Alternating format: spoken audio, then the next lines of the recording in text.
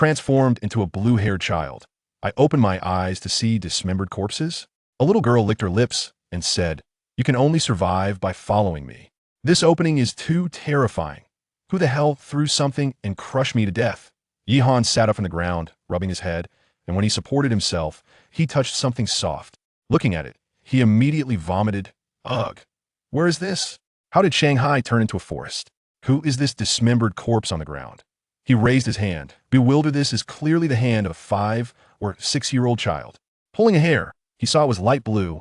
This isn't dyed, it's natural. He crossed over, and he's a blue-haired little ghost. Yihan, you're not dead? What a pleasant surprise. A little girl in a black short-sleeved shirt and shorts walked out from behind a tree. With long black hair, snow-white skin, and cold black eyes. Seeing the dismembered corpse on the ground, she stuck out her little tongue and licked her lips, her smile both wicked and bloodthirsty. Yihan's leg went soft. This little girl is too brutal. Why are you still so cowardly? The little girl frowned. That why Yihan cursed inwardly. Ho, wouldn't be scared in this situation. Do you look like you don't recognize me? The little girl stared at the bump on his head. Did you get knocked silly? Suddenly, Yihan had a flash of insight. Who am I? Who are you? Who is that on the ground? The 3 questions left the little girl dumbfounded. That I don't remember anything. Yihan spread his hands. The little girl walked around him a few times and finally waved her hand. No matter if you're really stupid or pretending. If you want to live, follow me. Yihan had no choice but to follow her. What exactly is this little girl? Did she kill the dismembered corpse on the ground? Can Yihan survive by following her? This plot gives me chills down my spine, but I can't help but want to know what happens next. The little girl single-handedly kills century-old soul beasts and even lets the Transmigrator absorb soul rings.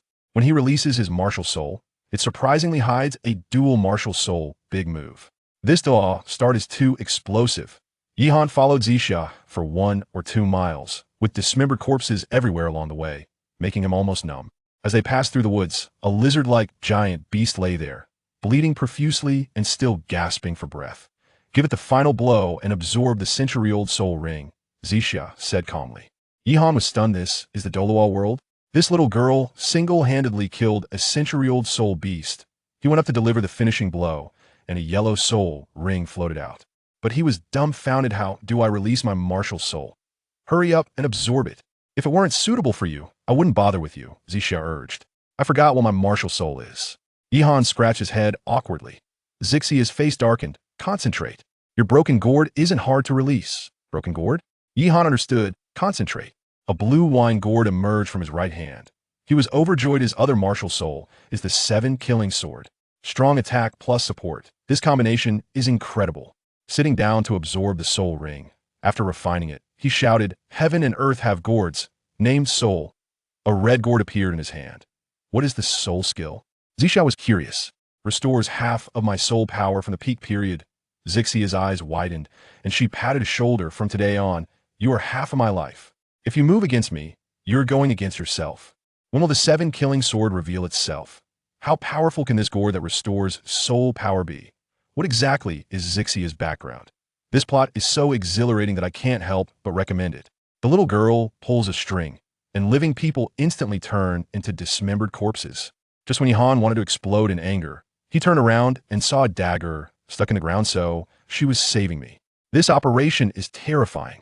Just as Yihan created the gourd that restores soul power, it was snatched away by Zixia. Let me have a taste. She gulped it down, her eyes lighting up as her soul power fully recovered. Yihan created another one, just about a drink, when Zixia kicked him away. That a man can be killed, but not humiliated. You're going too far. Yihan roared as he tried to get up. The next second, he froze. Zixia had a person tied with the string in her hand, and with a tug, that person instantly became a dismembered corpse. Ugh. Yihan vomited again. This wasn't kicking him, it was saving him.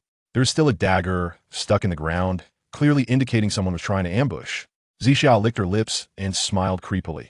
Take the dagger, will be useful later. Why Yihan obediently picked it up, cursing inwardly. What does a support do with a dagger? After walking 4 or 5 miles, Zixia suddenly grabbed him, her face showing an excited smile that why Yihan understood in a second and hid behind her. She was going to kill again. Yaya. Zixia stuck out her tongue, and a cold line appeared in her right hand that a yellow soul ring lit up. First soul skill, line blade slash. An invisible slash flew out.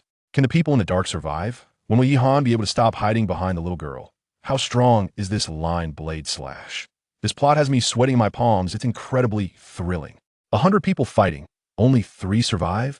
The little girl forces the weak Yi Han to kill, and as he vomits, he actually starts to love this feeling.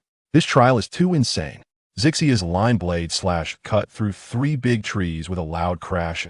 As the fleeing shadow just leapt out, she ensnared its legs with her line, yanked it, and it fell with a scream, its feet completely severed.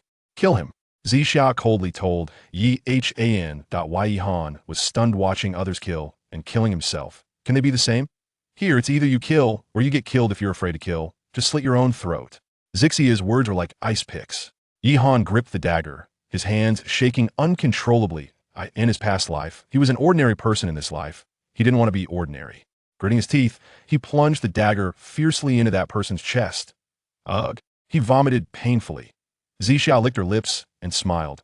You'll get used to it. As you vomit, you'll come to love the feeling of controlling life and death. Yi Han cursed inwardly, or a little pervert. We're playing a game of survival to the last, Zixia said. 100 people, 10 new soul masters, 90 soldiers. Only 3 will survive. She smiled even more excitedly. Kill everyone we encounter until they're all dead. Yi Han's face turned pale. How long will this last? We're merely pawns forcibly brought here, Zixia said, her pupils contracting. Even if they survive, could they still be manipulated? Who will Yi Han have to kill next? Who is behind this trial? Pulling the strings. This plot is dark to the point of suffocation, but I can't help but want to know who will survive to the end. Daring to challenge the little pervert with a 10-year soul ring? Yi Han ambushed at the valley entrance, but was instead ambushed himself. This twist came too suddenly. Zixia licked her lips. Go ambush at the exit, kill whoever comes. Yi Han followed for 7 or 8 days before finally seeing the valley entrance. So this forest was in a valley. If they guarded the entrance, no one could escape. Be careful, others might also be lying in wait, Yi Han warned. Zixia laughed, Yaya, and the knight behind her could imagine her sticking out her tongue. Just as they approached the valley entrance, an arrow shot from behind towards Zixia. Zixia seemed to have eyes in the back of her head. She turned and flicked out her line blade, firmly wrapping around the arrow. Clap, clap, clap. Applause erupted, and 2 children walked out. Strong Jean Li and Petite Tai Yun, whose left hand only had 2 fingers left clearly. It was Zixia's doing. Zixia, this time you're dead for sure. Tai Yun sneered, a white soul ring rising around her. I have a soul ring now. Knight Han covers his face in the cold 19-year soul rings, daring to show off. This little lowly is going to act cool again. Zixia curled her finger. If you have the guts, come and try. What is Tai Yun's soul skill like? What is Jean Li's martial soul? Can Knight Han help? This fight is too suspenseful. I bet the little lowly will take them out in seconds. 10-year soul rings daring to shout at 100-year soul rings? Knight Han unexpectedly bumped into a 3-person team behind a tree. The scene of the mantis catching the cicada, while the yellow warbler is behind, is too thrilling. A yellow soul ring rose around Zixia, licking her lips and smiling. So there are also white soul rings. Tai Yun's face turned green with anger. The white soul ring lit up. First soul skill triple strike. 3 arrows of soul power shot towards Zixia, and with a flash of her yellow soul ring, line blade slash. Thin lines cut through, severing all the arrows, and they charged straight towards Tai Yun. Jean Li immediately stood in front, his martial soul, the Xiangui, activated, and his yellow soul ring lit up Xiangui body. The turtle shell grew larger and turned blue with a clang. The line blade slash hit it, but did not break through. You can't hold on forever. Zixia smiled ominously. Tai Yun suddenly turned and shot at Knight Han. Triple strike. What did I do to provoke you? Knight Han cursed, suddenly falling back, doing a back bridge to dodge the attack. Zixia was surprised. That's not bad. Knight Han rolled behind a tree, just catching his breath when he caught a glimpse of 2 people on either side staring at him. There were ambushers. Shadows on the ground showed there was another one behind. A 3-person team. There are 3 spots to survive. I'm a food system soul master. Useful. Knight Han hurriedly shouted. Do you have a first soul ring? The other side asked out of course, 100-year one. Knight Han released his green gourd martial soul, sweating nervously as a dagger slid into his hand. Would these 3 believe him? Can Zixia handle Tai Yun and Jean Li? When will Knight Han's 7 kill sword come out? This plot is so intricate. My heart is racing. Using the gourd that restores soul power as bait, the 5th-rate Knight Han unexpectedly stabbed 1 person to death. Just after fooling 2 teammates, the little lowly sliced someone into pieces? This twist is simply unpredictable. First soul, skill soul, wine. Knight Han created 2 purple gourds, can restore half of the soul power. The eyes of the 3 lit up, but then they revealed killing intent spots were full. Keeping him alive would be a disaster. Night Han pretended to be out of soul power. Wait for me to make 2 more ITLL be a sure win. Taking advantage of their attention being drawn to the gourds, he suddenly turned around and stabbed the person behind him in the chest. Thud! The dagger plunged in, and that person died on the spot. Night Han grabbed the corpse as a meat shield. Dare you use soul skills? Aren't you afraid of being discovered by the people outside? The two indeed froze. If exposed, they would be wiped out by Xia and the others. We have a common goal. We all want to be among the 3 who survive. Night Han pressed on. With my support, future team missions will be more stable. The 2 were persuaded. Night Han, level 13 support, martial soul gourd of wine. Zhang Zhong, level 12 strong attack, martial soul Chimay staff. Kong Chi, level 13 control, martial soul green vine. Just as they finished introducing their teammates, a laugh sounded. Xia walked over, her clothes torn, her arm bleeding, but Zhang Zhong had already been tied up like a rice dumpling. Just 2 useless people, is it hard to kill them? Xia scoffed, pulling, and Zhang Zhong was sliced into pieces. Can Kong Chi survive? How long can Night Han's deception hold? How strong is this little lowly? This plot made my heart stop. It's so intense I want to shout for help. To survive, he has to be a son-in-law. The masked man took Night Han and the perverted little lowly away, and his new identity turned out to be a fake from Gourd Village. This operation left me dumbfounded. Xia licked her lips and smiled. I also want to join the ranks of those who laugh last. Kong Chi looked at Zhang Zhong cut into pieces, letting out a horrified scream. Collapsing on the ground, this death was too frightening. He broke down. Clap, clap, clap. Applause suddenly erupted. Night Han instantly gripped his dagger tightly as 3 black-clad figures with silver masks emerged. Bear mask, eagle mask, tiger mask, their aura making it hard to breathe. Congratulations on surviving. Tiger Mask spoke. Xia and Kong Chi exchanged complex glance, gritting their teeth in hatred, yet unable to fight back. You come with me. Tiger Mask pointed at Night Han. This perverted little girl belongs to me. Eagle Mask grabbed Xia. Bear Mask took Kong Chi away. Night Han turned to look at Xia and noticed a long gun tattoo on her arm. Xia looked at him too, sticking out her tongue to lick her lips. The 3 groups quickly disappeared from each other's sight. 3 days later, Night Han was brought to Gourd Village. You are Night Han of the Yunjiao family from the Star Luo Empire. Your family is in our hands, Tiger Mask said. Night Han rolled his eyes. If you listen, your family will be fine. If not, they'll die, right? Tiger Mask smiled. Smart man. Complete the mission, and it'll give you status and power. He pointed at the village. Everyone here has the Gourd martial soul, a waste martial soul. But a genius, Tai Shixing, has come from here. You will be his brother, Tai Shiming. What does this masked man want to do? What will happen to Xia taken by Eagle Mask? Can Night Han deceive the people of Gourd Village? This plot is too deep and all in. Just after surviving, he has to be an undercover son-in-law. The whole village was silenced, and Night Han lay in a pool of blood. This was the routine of leaving no evidence. To act like a person, you need to know their personality and habits, right? Night Han panicked. Tiger Mask coldly replied, remember, your brother is Tai Shixing, and you are Tai Shiming. Nothing else matters. Soon, a girl will come. You'll go with her, become a son-in-law, and report on her family's matters as an undercover. Night Han was stunned. Are they making me an undercover son-in-law? Before he could react, a pain shot through his head, and he passed out. Half a day later, a voluptuous snake queen brought Su Gu to the village. Su Gu, will Xing guest brother have innate soul power? The snake queen frowned. The chance is 0. Gourd Village has only produced 1 genius. Tai Shixing, Su Gu replied.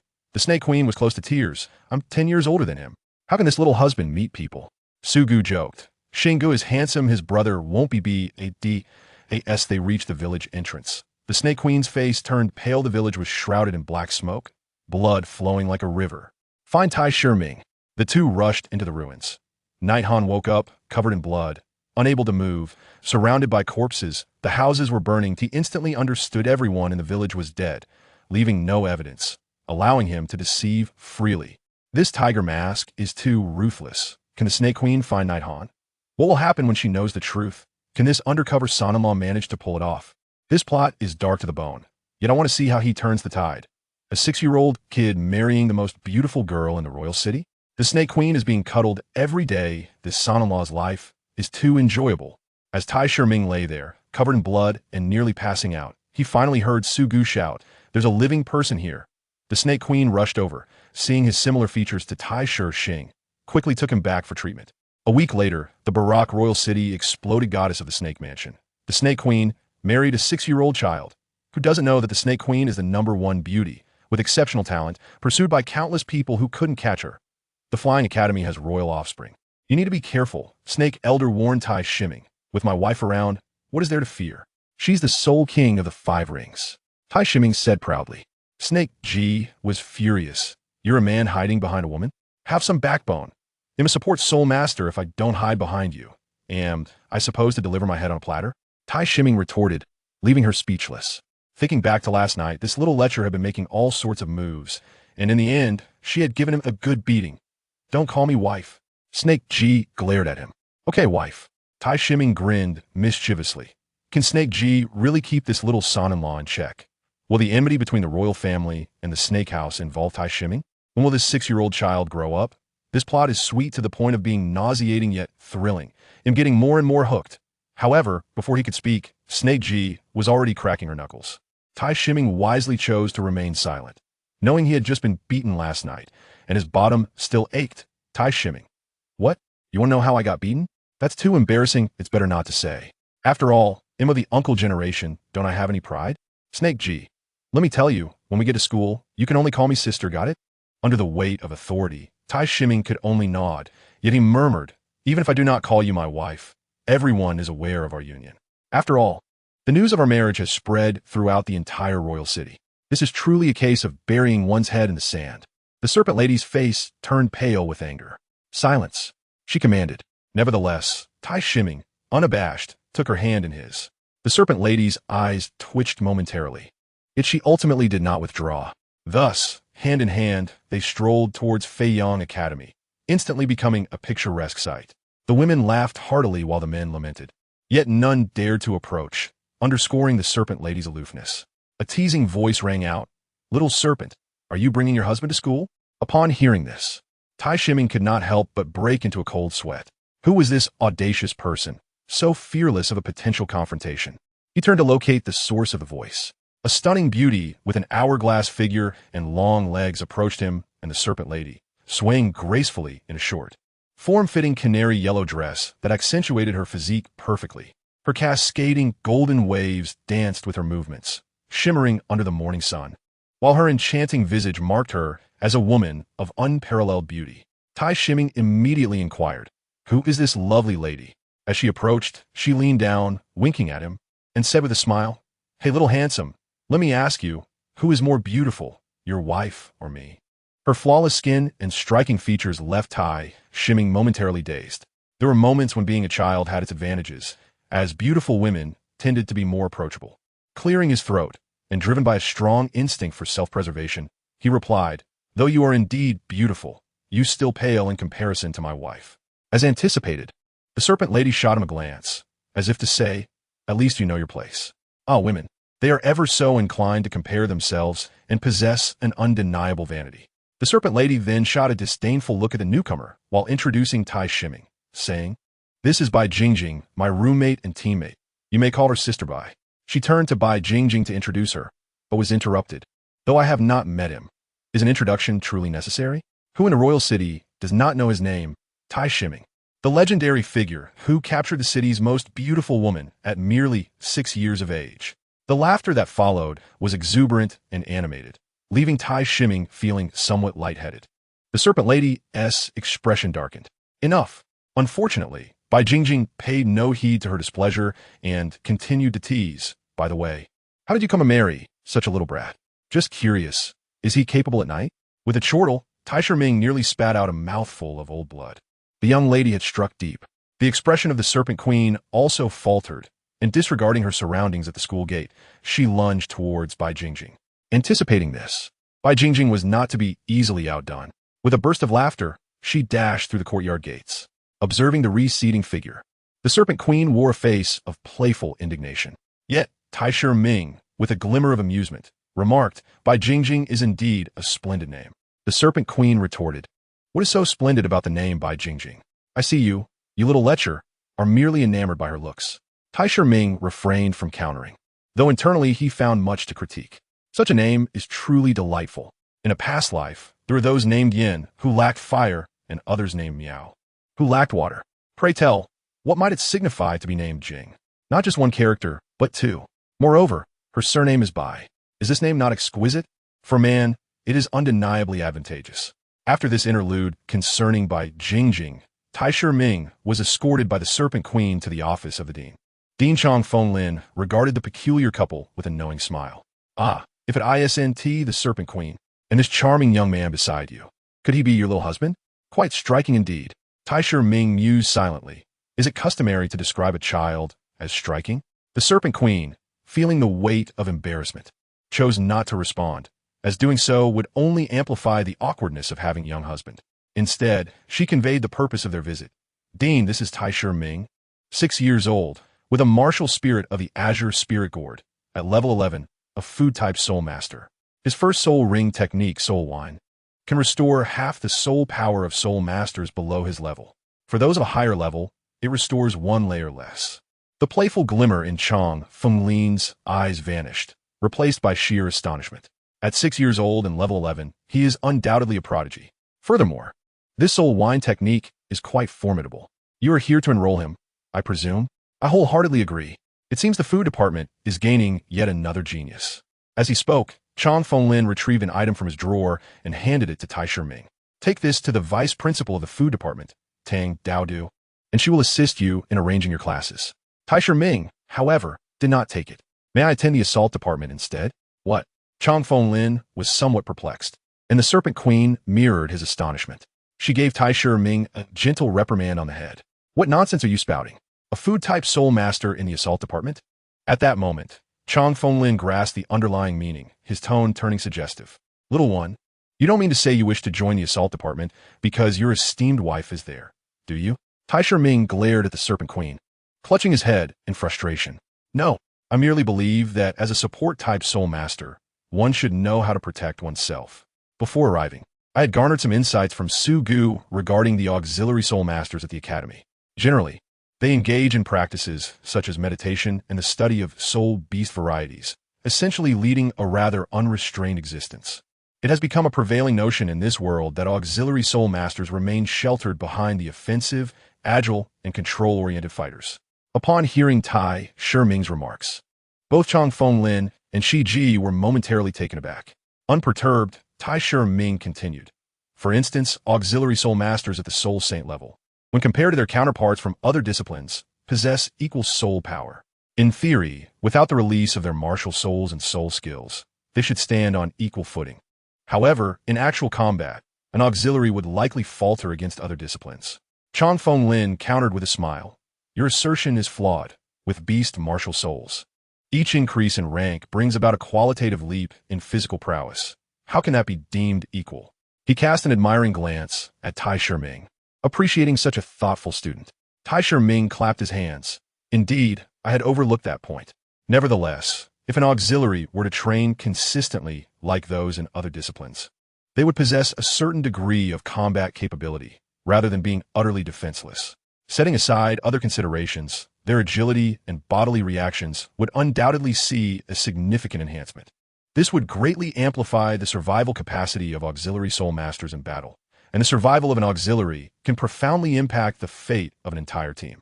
In truth, Tai Ming was merely engaging in banter, for he himself wielded the Seven Fiends' sword martial soul. He did not pursue a path of brute force, or perhaps the path of agility and swordsmanship. Of course, his playful remarks were not entirely unfounded. They were inspired by the words of the master to Oscar in the original narrative. Chang Fenglin fell into contemplation. Was Tai Ming incorrect? Having endured countless battles, he understood well the significance of an auxiliary in a team. While an auxiliary, trained similarly to other disciplines, might still fall short in strength due to their martial soul, a soul saint level auxiliary, endowed with combat skills rivaling those of the strongest fighters, combined with formidable soul power, should indeed possess capabilities comparable to those at the 3rd or 4th rank of other disciplines, even if untested. After all, the soul power of a soul saint stands as a formidable asset. Even if a soul saint only matched the 3rd or 4th rank in strength, their enhanced survival ability in combat would undeniably benefit the entire team. He pondered whether to amend the rules governing auxiliary classes, perhaps to facilitate a notable enhancement across all teams at the academy. However, rules are rules. They cannot be altered at whim. Perhaps he could allow this young man to serve as a model. Once he had trained and demonstrated his results, he could propose the rule changes, thereby providing a valid rationale. Nodding in agreement, he declared, Very well. Upon hearing this, Tai Ming beamed. Splendid. By the way, there's no need to arrange dormitory accommodations for me. I'll be sharing a bed with my wife. With a soft chuckle, Chong Fenglin nearly spat out a mouthful of blood upon hearing the revelation. Indeed, your pursuit of the assault system was merely a ruse to be with your spouse, not for the sake of sharing a bed. All those prior declarations were nothing but deception. Although the deception held a semblance of reason, it remained deception nonetheless. The face of Shi Ji flushed crimson, whether from embarrassment or anger remained unclear. Regardless, she could not bear to remain in the presence of the dean any longer.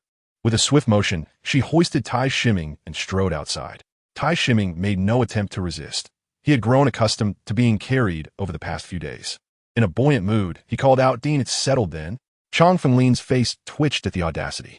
"What do you mean it's settled? Did I ever consent?" Yet, the matter of whether this young couple shared a bed was beyond my jurisdiction. Let them do as they please. Upon exiting the dean's office, Shi Ji's expression darkened to the point of threatening to drip with water. "Tai Ming, do you wish for death?" Tai Ming retorted, "Are you plotting to murder your husband?" The sound of her fists cracking echoed ominously. Tai Ming quickly conceded, "My dear wife, I am in the wrong. From now on, whatever you say shall be law. If you direct me east, I shall not venture west. If you instruct me to catch chickens, I shall not chase dogs. What chickens and dogs are there in the academy?" Shi Ji found herself torn between laughter and tears. She had given up on reasoning with this incorrigibly mischievous child. Thus, she dismissed the earlier stipulation forbidding him from addressing her as wife or darling. Let be as it may. It was already too late. In the snake manor stood a young man adorned in opulent attire, facing the elder of the snake family. A fleeting glimmer of softness mixed with malice flickered in his gaze. The elder stepped forward and bowed. "I greet your highness, the second prince. I extend my congratulations on your acquisition of a suitable soul ring, marking your ascension to a true soul emperor." Yet, despite his words of congratulation, the disdain in his eyes was unmistakable. The second prince's eyelids twitched as he took a deep breath, struggling to quell the fury within and regain his composure. He regarded the elder coldly. "So your promise to marry Shi Ji to me upon my becoming a soul emperor was merely a delaying tactic." The elder returned the icy gaze. "Was I not compelled to employ delay tactics due to your relentless pursuit? I recall having turned you down countless times. Yet you remain fixated on Shi Ji." At his words, the second prince's murderous intent surged. "Are you not afraid that I will eliminate that wretch? I have heard he is merely 6 years old. Even if Shi Ji has wed him, her virtue remains intact. When the time comes, marrying me as a princess would not be inappropriate." The elder, surprised, inquired, "Hasn't anyone informed you of your grandson-in-law's name?" The second prince scoffed coldly, declaring that the man's surname was of no consequence, for he intended to kill him, and no one could stop him. The old serpent replied, "His surname is Tai with the given name Ming. The second prince momentarily froze before erupting in fury, bellowing, "Old fool." In an instant, he unleashed his martial spirit, sprouting a pair of eagle wings from his back, his eyes transforming into those of a hawk. His legs were adorned with long, beastly fur, and a lion's tail gradually extended behind him. This was the royal martial spirit of the Baloch Kingdom, the Griffin. 6 soul rings, yellow, yellow, purple, purple, black, black, rose from his form, signaling a readiness for battle. The old serpent, undeterred, coldly remarked, "Seeing you so enraged, it seems you have guessed who Tai Ming is. Let me be perfectly clear. Your speculation is entirely correct. He is the younger brother of Tai Shing, and in this world, you cannot slay the kin of Tai Shing." The second prince took a few deep breaths, forcefully suppressing his wrath, and fixed a piercing gaze on the old serpent. "I must admit, old serpent, you truly understand me. Indeed, Tai Shing is my most trusted subordinate and best brother. I would never harm his younger brother. 4. Tai Shing's brother is my brother, and from now on, Shi Ji will be my sister-in-law. I shall no longer harbor any ill intentions. However, mark my words, all debts will be settled upon your head. I hope your old bones can withstand it." The old serpent replied, "As for my old bones, you needn't concern yourself just yet. Let me inform you that when the serpent house found Tai Ming, his entire village had been annihilated." At this point, the old serpent exhibited a look of relief. "Fortunately, we were not too late. We managed to rescue the dying Tai Ming. Do you know? It was a mere moment's difference. Had we arrived a few minutes later, his blood would have drained entirely." Upon hearing this, the second prince's expression changed dramatically. His chest heaving rapidly, clearly pushed to the brink of fury. I understand your meaning. In this regard, I share a common goal with your serpent house. We must locate this person. Otherwise, after my demise, I shall have no face to meet Tai Shixing. With that, he turned and departed. After the second prince left, Su Gu emerged from an unseen corner, observing his retreating figure. Old serpent, I sensed 3 formidable presences nearby just now. Were it not for the connection with Tai Shixing, we might have had to engage in battle today. Indeed, your decision to force Shi Ji to marry Tai Shixing was wise. Otherwise, the serpent house might have faced ruin today. The old serpent felt a pang of guilt. Alas, I feel remorse for Tai Shixing. He has shown me kindness, yet I have entangled Tai Shixing in this turmoil.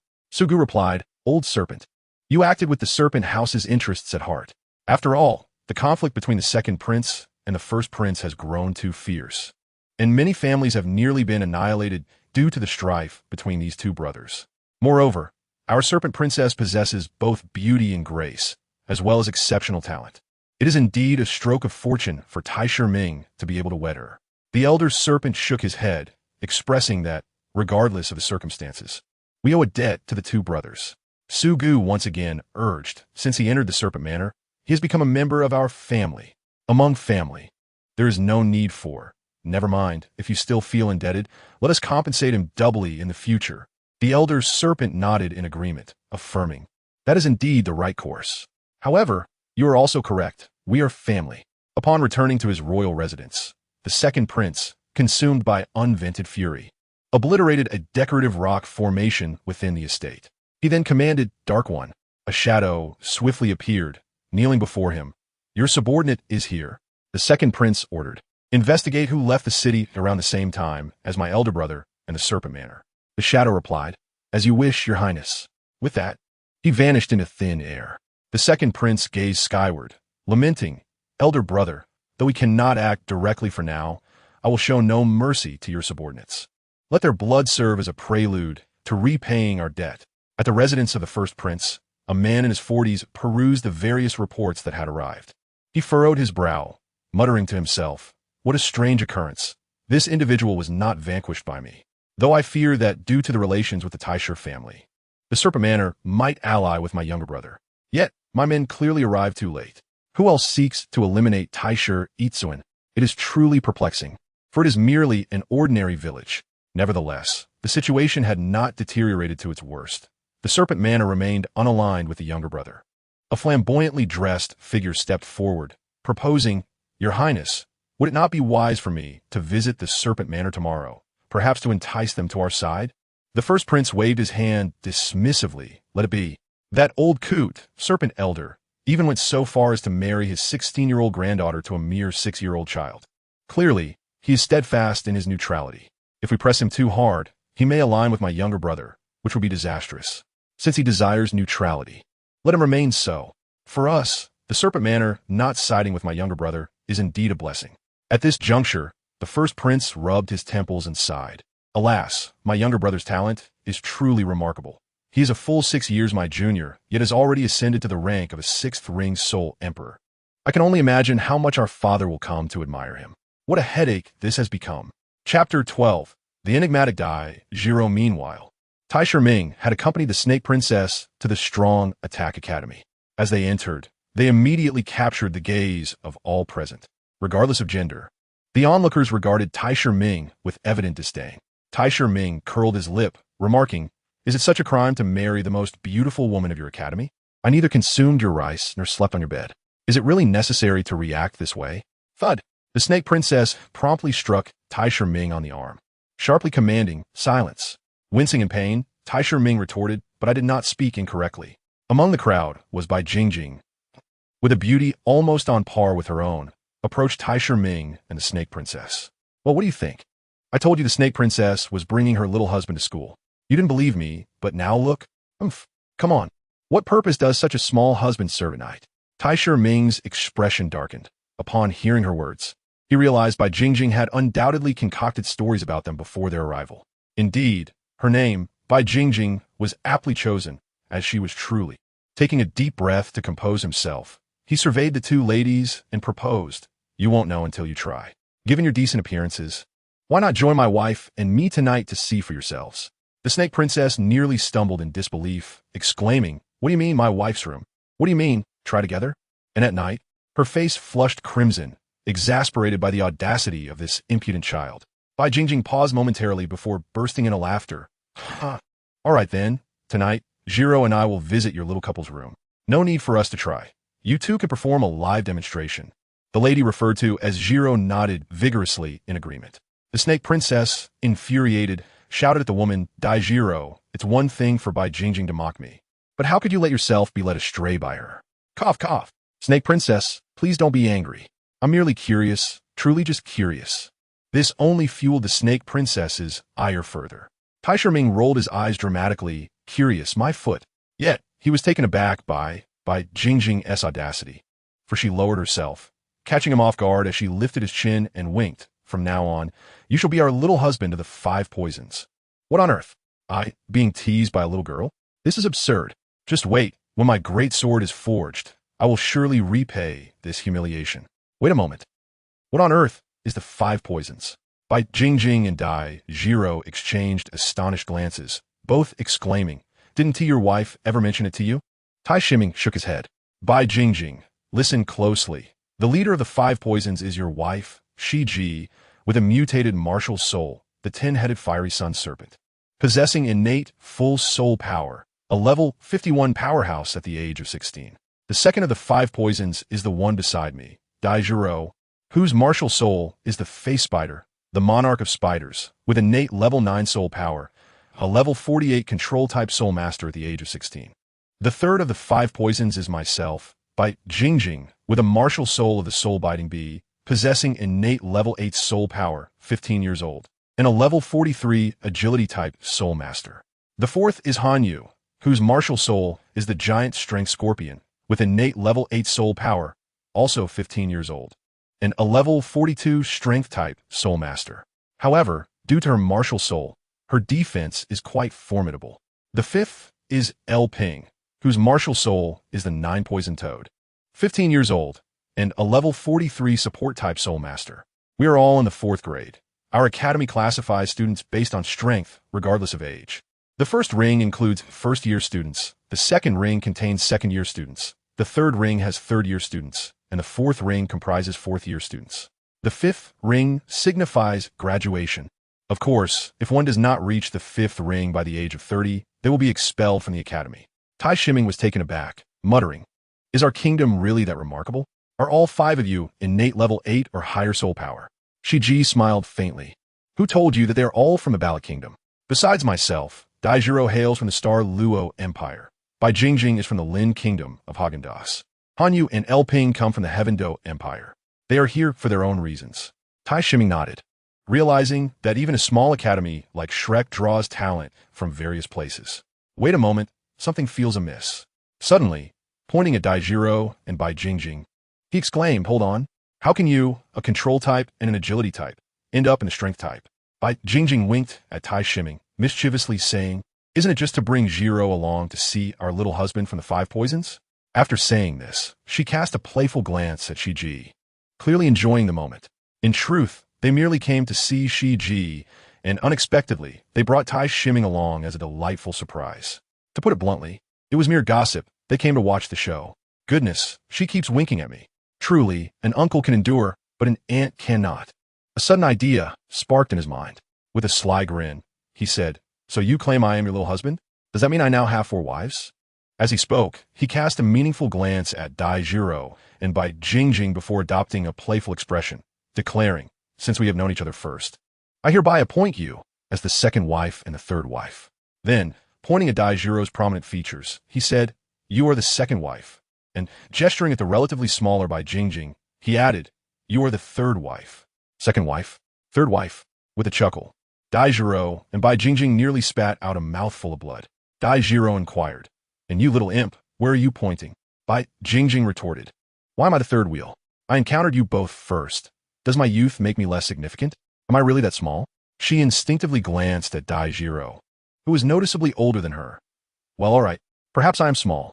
She quickly turned her gaze towards the snake princess, seeking solace. However, it seemed that her elder had grown even more formidable, nearly matching Dai Jiro's ample figure. How could this be? Alas, fine, y concede. I am indeed the smallest. Little 4, little 5, where are you? It seems I am in dire need of your company. Come back quickly. I can no longer frolic merrily with these two. Enough of this nonsense. I must take him to meet the vice dean.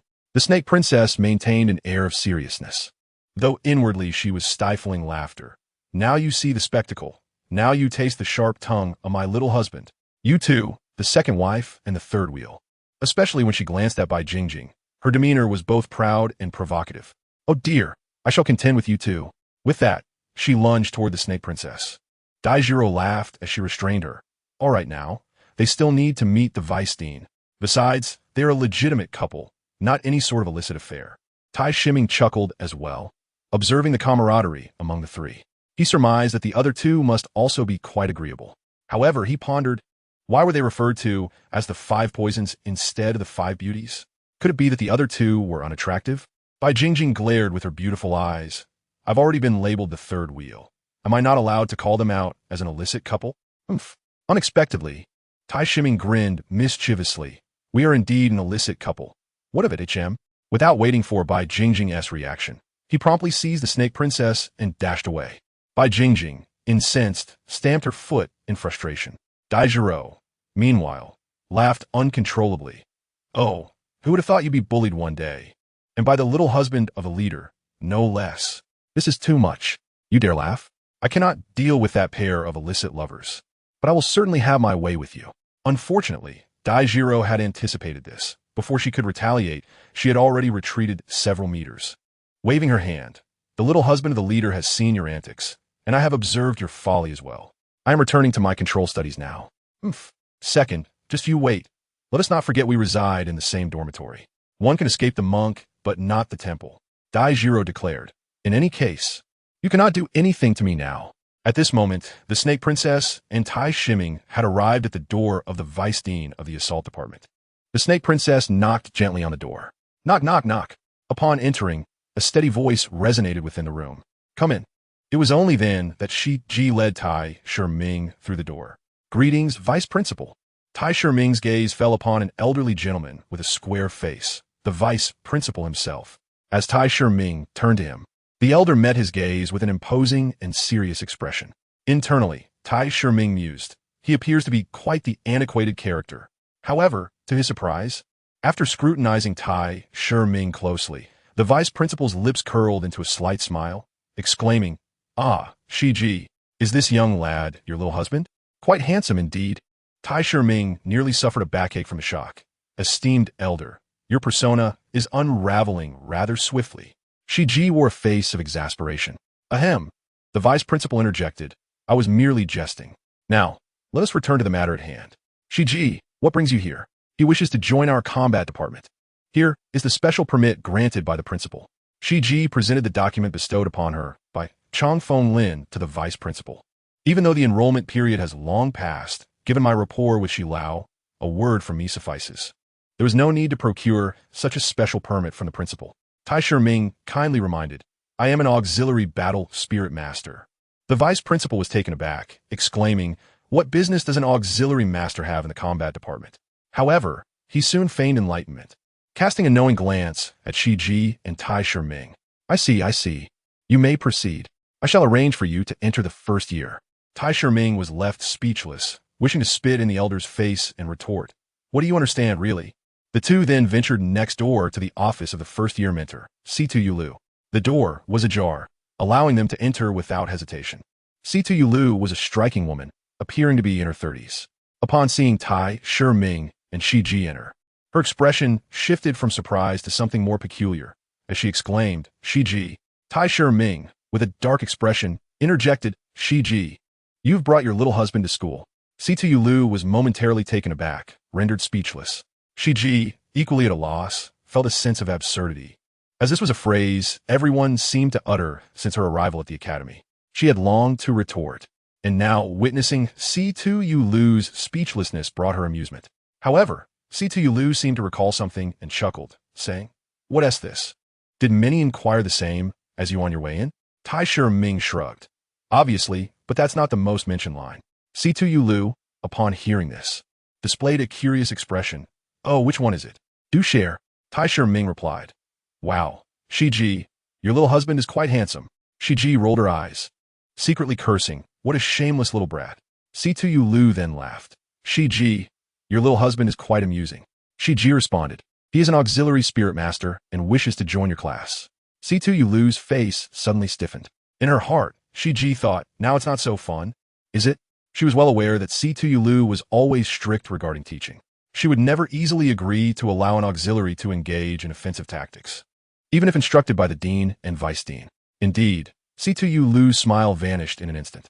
Coldly addressing Tai Ming, she stated, Little one, this academy is not a place for play. As an auxiliary spirit master, you should be studying in the auxiliary department. Tai Ming spread his hands. Then may I ask, mentor, what can be learned in the auxiliary department? Meditation or information about soul beasts? Aren't those two things also found in the offensive department? Situ Lu was momentarily speechless. Indeed, those are the only two subjects taught there. However, both could also be learned in the offensive and agile departments. Hey, you little brat.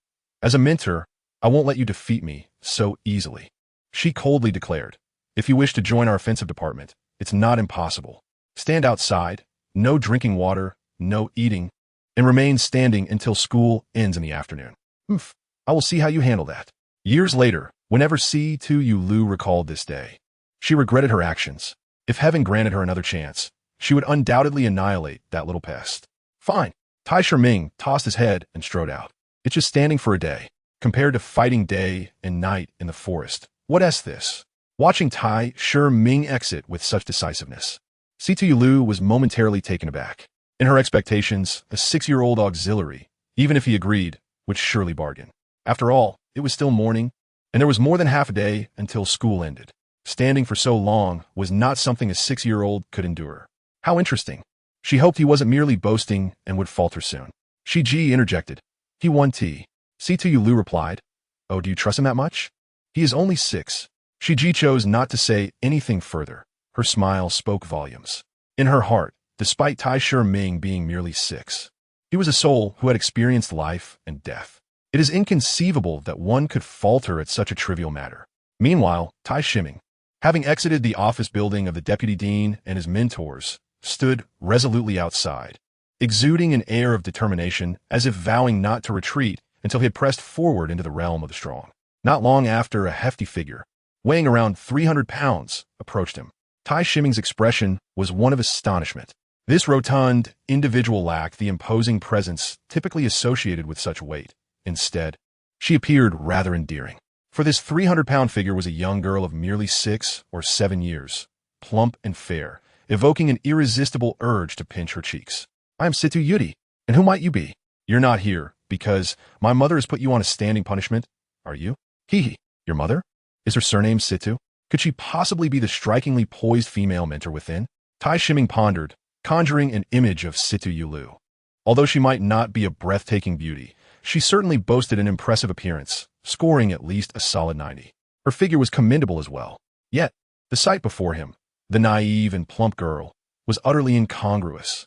Thus, his earlier assumptions were swiftly extinguished, and he inquired with a hint of skepticism. Your mother Wu Ti happened to be Situ Lu, would she? To his surprise, the girl nodded vigorously yes. My mother is indeed Situ Lu. Tai Ming was taken aback. Could this genuinely be the daughter of Situ Lu? It seemed utterly implausible, given her mother's alluring figure. How could this 300-pound girl resemble anyone else? After a moment's contemplation, he mused, if she doesn't take after her mother, then perhaps she resembles her father. Could it be that Situ Lu's husband is a 600-pound colossus? The image of Situ Lu alongside a 600-pound man flashed in his mind, a rather jarring vision. It was akin to a prime cabbage being courted by a pig. A sigh of regret escaped Tai Ming's lips. Situ Yudi, however, was baffled by his expression. What is wrong with you? I merely asked who you are, and you have this bizarre look on your face. With an eye roll, she turned and headed towards her mother's office. Shortly thereafter, Shiji emerged, casting a glance at Tai Ming, who stood rigidly. With a subtle smile, she remarked, I can assist you only to this extent. The rest is up to you. Tai Ming rolled his eyes as he watched Shiji gradually depart. Time passed, and soon the morning slipped away, yet he maintained his composure. At that moment, the deputy dean had arrived at Situ Lu's office. observing that the little one was still standing there. Surely, wouldn't he genuinely expect her to stand all day long? With a gentle smile, Situ Yulu remarked, "To be honest, I initially intended merely to impose a penalty on him, waiting for him to falter and seek respite. However, now I am genuinely curious to see if he can endure until the end." A glimmer of admiration flashed in her eyes. It is worth noting that she taught the first-year students of the battle department. Initially, she had required all the students to stand for an entire morning to assess their perseverance. The outcome was disheartening, as not a single child managed to endure for 2 hours. In contrast, Taisha Ming stood for a full 4 hours, maintaining an upright posture akin to a steadfast pine tree. At least in terms of tenacity, he had surpassed all the first-year students. The vice dean, upon hearing this, smiled faintly. "That is commendable. Taisha Ming is already at the 11th level and merely 6 years old. Such talent is quite remarkable." Situ Yulu's eyes brightened at this revelation. "I did not realize he was a genius." But then she shook her head, a look of regret crossing her face. What a pity he is merely a support type. If only he possessed a battle-type martial spirit. I could surely cultivate him into the Academy's new emblem. The Vice Dean replied, "Can a support type not also become the Academy's new emblem?" After speaking, he turned and departed from Situ Yulu's office, leaving her in contemplation. As time passed, the afternoon dismissal approached. Taisha Ming remained standing straight, yet his body was drenched in sweat, his complexion pale. Clearly, the day's endurance had taken a significant toll. Nevertheless, a smile adorned his face, for at that moment, Situ Yulu had emerged. Following her was a hefty figure weighing 300 pounds. "Starting tomorrow, you will be a member of my class," she declared, handing Taisha Ming the 4 books she had been holding. These volumes were the essentials of the assault department: meditation, compendium of soul beasts, utilization of soul power, and fundamentals of combat. Be sure to study them well. Taisha Ming was elated, exclaiming, "Thank you, mentor." Observing Taisha Ming's pallid visage, Situ Yulu felt a pang of compassion. "Come, let me escort you home." "No need." Taisha Ming raised a hand. "First soul ring ability, soul wine." A crimson gourd materialized in his grasp. Without hesitation, he consumed the contents, after which the gourd vanished. Instantly, his pale complexion transformed into a healthy flush. Situ Yulu expressed her astonishment. "It seems your first soul skill is quite impressive." Taisha Ming smiled and waved to the hefty figure standing behind Situ Yulu. "Fei Fei, see you tomorrow." The 300-pound figure, incensed, retorted, "You're the one who's fat. Your whole family is fat. I am merely plump and well-rounded. Do you understand?" "Oomph," exhibited no maternal awareness and burst into laughter. "Puff. Fatty? What a delightful nickname. Henceforth, it shall be your little name. Fatty." Initially infuriated to the point of resembling a puffer fish, with a face as dark as a storm cloud, she glared at, "Are you truly my mother?" Observing Fatty's anger, remained undaunted, her joy unabated. "It's merely a phase of these past few years, in our family, due to our ancestral martial spirit. Were we not all like this before the age of 10? I wonder what their martial spirits might be." Fatty retorted vehemently. "I am not fat," replied. "You are round as a ball, and still deny it." Fatty exclaimed, "I shall not back down." Upon exiting the courtyard, S eyes immediately fell upon the serpent lady waiting for him, stirring a wave of emotion within him. "My esteemed wife." He dashed towards her and emerged from the side. Teased, he, "Still calling her esteemed wife? Little rascal, do you have no shame?" Responded, "Oh, aren't you the second and third wives? What brings you here?" Both rolled their eyes in unison. The serpent lady interjected, "Enough of this nonsense. I shall take you to your private quarters." Inquired, "Private quarters?" The serpent lady replied, "The serpent house holds a certain status. Acquiring a private residence within the academy is not a challenge." Paused, realizing that the serpent lady still resided in a communal dormitory. "Here, my little husband. This is a gift from your second wife.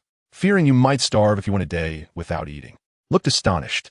Added, "No need to thank me. It was your wife's directive. I'm merely running errands." In a private residence within the academy, and stood in stunned silence as they observed. This audacious little rascal clung tightly to the serpent lady's leg, refusing to let go. The serpent lady, with a furrowed brow, demanded, "Let go." Shook his head defiantly, "I will not." With a huff, the serpent lady struck his head 3 times. The pain made grimace, yet he gritted his teeth and declared, "Even if it kills me, I shall not release you." The serpent lady, her face turning a shade of green with anger, asked, "What do you truly want?" Replied, "Wife, I am afraid of the cold tonight. If not tonight, then please stay. After all, you are my wife. It is only natural for us to sleep together. Moreover, we have already shared several nights at home. At this moment, and finally grasped the situation, bursting into laughter, nearly doubling over. Exclaimed, just give in to your little husband. Bai Jingjing exclaimed, oh dear, I cannot contain my laughter any longer. My sister and I shall take our leave, so as not to disturb this affectionate newlywed couple. With that, she tugged at Dai Jiro, and they hurriedly made their exit. However, Dai Jiro, being led away, managed to chime in with a teasing remark, sister, do hurry and warm the bed for your little husband. Ha ha ha ha. The Serpent Empress's face flushed crimson, her neck adorned with a rosy hue. Simultaneously, she realized that this mischievous little creature was truly beyond her control. An hour later, Tai Ming and the Serpent Empress had finished their meal and bathed. Now seated upon the bed, Tai Ming produced 4 tomes: Meditation, Compendium of Soul Beasts, Application of Soul Power, and Fundamentals of Combat. He began to delve into meditation, while the Serpent Empress elucidated the concepts for him. As the night progressed, Tai Ming finally grasped the essence of it and embarked on his inaugural meditation experience. Indeed, the adage that cultivation knows no passage of time proved entirely accurate. Tai Ming felt as though only a brief moment had passed before dawn broke, a truly astonishing revelation. However, he soon discovered that the Serpent Empress was no longer by his side. At that moment, the Serpent Empress re-entered the room, breakfast in hand. Clearly, she had just returned from procuring it, which warmed Tai Ming's heart. She offered him the meal, saying, here, eat up. After you've finished, you can head to the 1st grade. I must take my leave, as we in the 4th grade have other arrangements today. Tai Ming nodded, reassuring her, rest assured, I can manage on my own. Watching her depart, he savored the breakfast with delight. Soon after, he set off towards the 1st grade. Upon arriving at the domain of the 1st grade, he encountered a hefty figure weighing about 300 pounds, glaring at him with fury. Nevertheless, Tai Ming, being a polite lad, waved and greeted, hello, Fei-Fei. Fei-Fei was incensed, and the other students paused momentarily before bursting into laughter at the sight of the rotund Fei-Fei. I shall take you on, Fei-Fei bellowed, lunging at Tai Ming with outstretched claws. However, he was promptly intercepted by a hand. None other than Situ Yulu had arrived. All right, this morning, we shall commence with 3 rounds of basic boxing techniques as a group. Tai Ming, as the new student, follow along and gradually acclimate. The other students, along with Tai Ming, responded yes. Having practiced this boxing routine for 3 months, the students were quite familiar with it, thus feeling no pressure.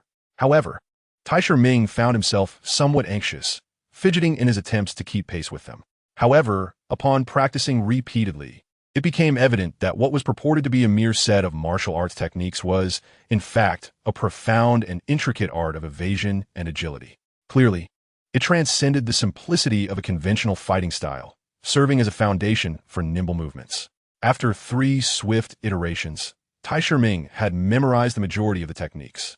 While others paused to rest, he persevered, continuing his practice relentlessly.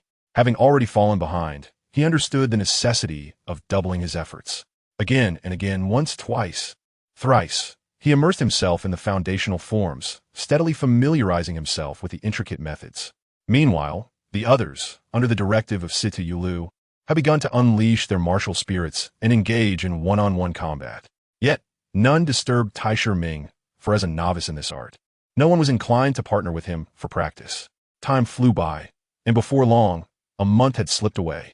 By the side of the Snake Lady, 2 more striking beauties had appeared, Dai Jiro and Bai Jingjing, both of whom possessed beauty surpassing 85 points, though they could not rival the Snake Lady.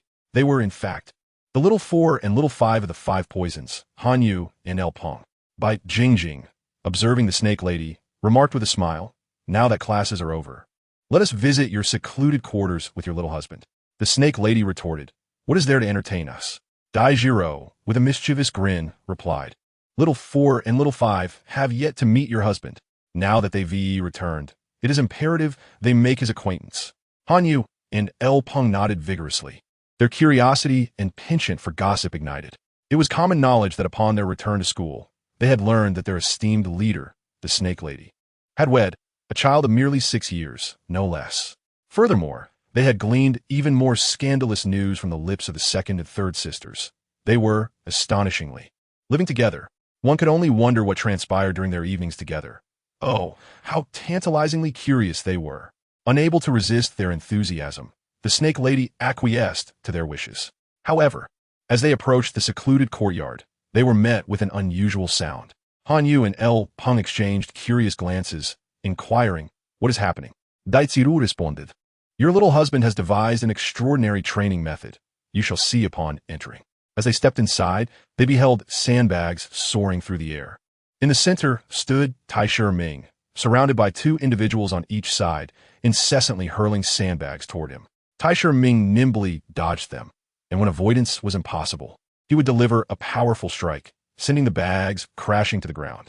Han Yu and El Peng exchanged knowing smiles, commenting, "This training method is indeed peculiar. Though there is a playful undertone to this, it must be acknowledged that it indeed serves to enhance a person's reflexes and evasion skills." At this moment, Taisher Ming also caught sight of Snake Lady and waved his hand, causing those around to halt. One should not underestimate these four individuals.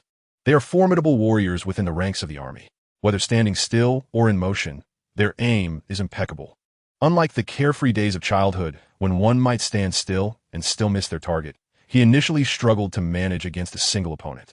However, through relentless practice and familiarization, he has now honed his ability to simultaneously contend with the projectile assaults of 8 adversaries from various directions. It is undeniable that his physique possesses a remarkable aptitude for combat, exhibiting rapid growth. Taisher Ming approached Snake Lady with a beaming smile and exclaimed, "My dear, you have returned." This declaration elicited peals of laughter from Han Yu and Lu Ping, who were beside Snake Lady. Taisher Ming continued, "These two are my wives." Han Yu, with a carefree demeanor, responded, "Little Bean, I am Han Yu. Just call me fourth sister."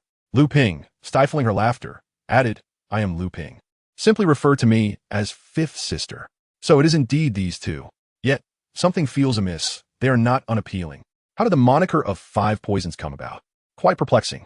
Nevertheless, judging by their mannerisms, Han Yu's name is quite elegant, yet she possesses a rather tomboyish nature.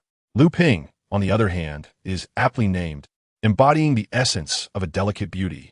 With the inclusion of these two, Taisher Ming's solitary abode became even more lively. The following day, Snake Lady and Taisher Ming parted ways, heading toward the 1st and 4th grades, respectively. Just as Taisher Ming was about to reach the 1st grade arena, the adorable Fei Fei, accompanied by 3 little companions, blocked his path. Taisher Ming was somewhat taken aback. "I can accept that Si Tingxian, Hua Qingluo, and Xing Xiang have come to trouble me, especially since I gave her a nickname. But what do you 3 intend?" Si Ting Xuan retorted, "Aka e mipiaka. Fei, Yudi is our big sister. If you cross her, you cross us." Hua Qingluo and Xing Xiang nodded in agreement. "Big sister?" Taisher Ming chuckled, sensing an air reminiscent of primary school confrontations. "So, what do you wish to do?" Si Tingxian declared, "Of course, we intend to teach you a lesson." With that, a long staff materialized in his hand. This is Si Tingxuan's martial spirit, the Qitian staff. It is undoubtedly a formidable martial spirit, as Si Tingxian possesses a 7th level innate soul power and, having awakened for 6 months, has cultivated it to 9th level soul power. He is one of the most gifted individuals in the 1st grade of this realm. Taisher Ming found amusement in the situation. It appeared that a fight was indeed on the horizon. Without hesitation, he beckoned, "Come, let me teach you." City Xian was infuriated by Taisher Ming's arrogant demeanor. "You, a mere support. How dare you act so haughtily? Just watch as I knock you down with a single strike." With that, City Xian advanced 2 swift steps, wielding the Qitian staff like a spear aimed at Taisher Ming. The techniques of the staff involve swinging, chopping, thrusting, flicking, and dazzling, each with its own emphasis on force, speed, and skill. City Xian chose to thrust, his speed commendable. However, in the eyes of Taisher Ming, who had evaded being hit while surrounded by 8 opponents throwing sandbags, it was simply too slow. Taisher Ming stood still, and as the Qitian staff was about to make contact, he deftly sidestepped to the left, evading the blow effortlessly and delivering a kick that struck City Xian's leg. City Xian fell to the ground. Taisher Ming turned to Fei Fei and Hua Qingluo, gesturing with his finger. Next, Fei Fei, witnessing Taisher Ming's arrogance, felt herself brimming with indignation. Yet, with her inept subordinate, what could she do? Hua Qingluo pulled City Xian aside as Xing Xiang stepped forward. Do not revel in your triumph. City Xian was merely careless, which allowed you to take advantage. Now watch me." With a flourish, Xing Xiang summoned his martial spirit. and a formidable black-spotted white leopard materialized behind him. A yellow soul ring ascended from his form, catching Tai Ming's attention. Xing Xiang, innate soul power level 8. Martial spirit gale, snow leopard. Ha! Truly worthy of the title 4 great attackers. Of course, this title was self-bestowed by the 4 young fighters. With a look of pride, Xing Xiang declared, "You should concede. I have already acquired the soul ring and its skills. You stand no chance against me." He cast a disdainful glance at Tai Ming, adding, "Although you possess soul skills, they are merely support skills, ineffective in a one-on-one confrontation." Yet, Tai Ming did not falter. Instead, he appeared exhilarated. "You truly are stubborn. Today, I shall teach you a lesson." As he spoke, his soul ring illuminated. First soul skill, leopard charge. Xing Xiang's speed surged, and in an instant, he was before Tai Ming, his elbow lunging like a bullet towards Tai Ming's chest. Tai Ming, with a smile, halted momentarily, grasping Xing Xiang's elbow with one hand and his waistband with the other, leveraging the force to execute a dramatic 180-degree throw. The impact resounded sharply. Xing Xiang was thrown to the ground, grimacing in pain and unable to rise for a moment. Fei and Douluo exchanged glances, utterly astonished that even Xing Xiang, who had become a spirit master, had been so easily defeated by Tai Ming. They found themselves at a loss for what to do next. Fei, resolutely unwilling to unleash her martial spirit, remained a mystery to everyone, while Douluo, whose martial spirit was the setting sun bow, understood that once she drew her bow, the arrow she released could not be recalled, akin to water spilled from a vessel. Thus, she was prohibited from using her martial spirit and soul skills in the absence of their instructor to prevent unforeseen mishaps. With a mischievous grin, Tai Ming approached Fei and Douluo, stating, "To be honest, I wanted to pinch your cheeks for quite some time." "No way," Fei exclaimed, covering her face with her hands and retreating in haste. Sensing the urgency, Douluo quickly pulled Fei away, with Si Tingxian trailing closely behind. Only Xing Xiang lay there, lamenting, "Sister, don't forget about me." Fortunately, Tai Ming had not been overly harsh, and after a few seconds, Xing Xiang managed to recover and stood up, joining the pursuit of Fei and the others. Tai Ming couldn't help but chuckle at the sight of the 4 fleeing, feeling as though he were playfully tormenting young children. Suddenly, a round of applause erupted. "Who's there?" Tai Ming's expression shifted, and he became alert. A figure shrouded in black robes and wearing a silver mask emerged from the shadows. "Tiger face," Tai Ming thought to himself, surprised at his arrival. Yet he maintained a facade of respect. "My lord, I have been at the academy. The intelligence regarding the Serpent Manor has not," before Tai Ming could finish.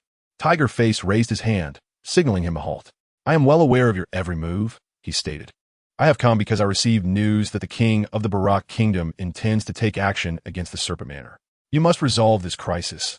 Otherwise, should the Serpent Manor fall, your value will cease to exist.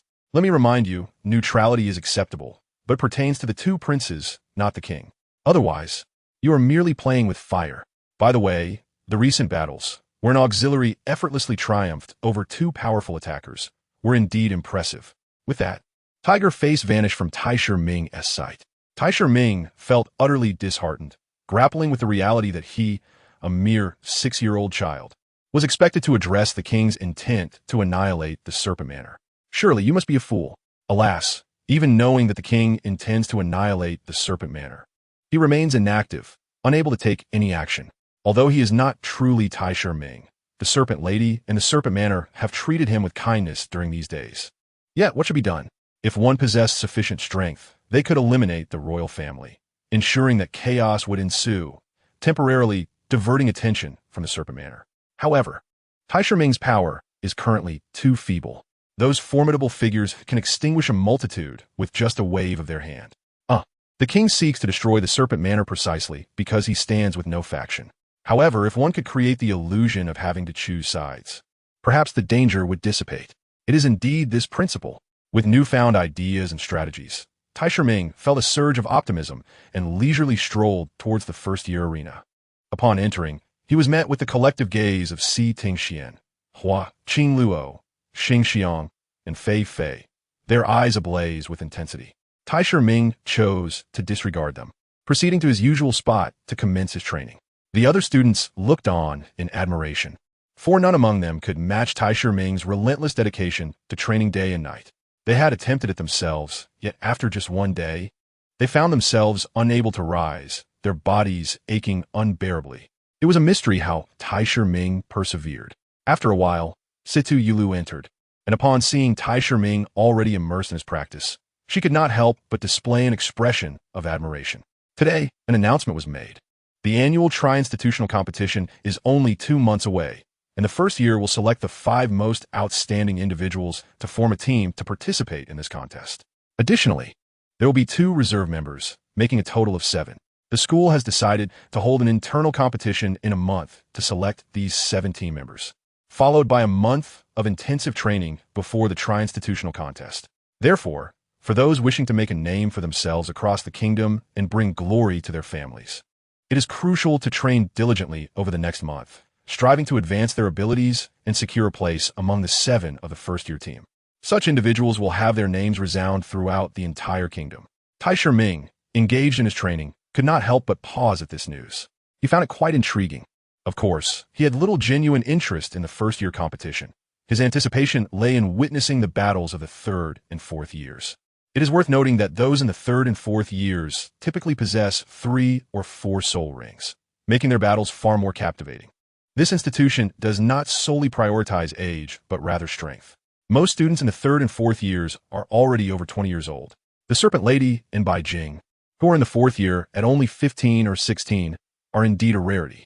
In the first year, there exists but a singular soul skill, reminiscent of a child's play. In contrast to Tai Shiming, the other students are brimming with excitement. There stand Si Tingxian, Hua, Qingluo, and Xing Xiang, their faces alight with joy, waving at Tai Shiming as if to declare their claim on this opportunity. Tai Shiming, however, thinks to himself, I had no intention of joining your game. Rather than squander my time with you, I would prefer to dedicate myself to further training. Yet, he muses, it is perhaps time to practice his swordsmanship. Meanwhile, Fei Fei appears despondent, murmuring to himself, when will this life come to an end? Why must our family's martial soul be so peculiar? I am too embarrassed to unleash it. I long to participate as well, alas. That evening, within the second prince's residence, the second prince gazes in disbelief at the gift in his hands. He turns to an E and inquires, you say this was sent by Tai Shiming's younger brother? An E replies, indeed, your highness, it was sent under the auspices of the Snake House. However, given the previous hostility of the Snake House, I harbored doubts. I discreetly followed the gift-bearer, only to discover it was indeed sent by Tai Shiming from the academy. The second prince chuckles, what does this little fellow intend? After a moment's contemplation, an E suggests, perhaps he is aware of your relationship with his brother, Tai Shiming, and wishes to express his regard. Shaking his head, the second prince counters, that cannot be. If he knew, he would come to visit directly. Sending a gift under the guise of the Snake House is quite peculiar. There is something amiss here. An E, investigate this matter. Yes, your highness. And he exclaims, vanishing into thin air. The second prince furrows his brow, his fingers instinctively tapping the armrest of his chair. An air, another figure appears. Your highness, from this moment forth, you are to secretly protect this young fellow. Ensure he encounters no mishaps. Yes, your highness. An air promptly disappears as well. At this very moment, within the academy, a guard, adorned in a servant's attire, stands before Tai Shiming, delivering a report. Master, your gift has been successfully delivered. Excellent. Tai Shiming responds, retrieving a bulging pouch from his pocket and handing it to the guard. This represents my allowance for the past few months. You need not return here for the next few days. Simply use this money to procure suitable items.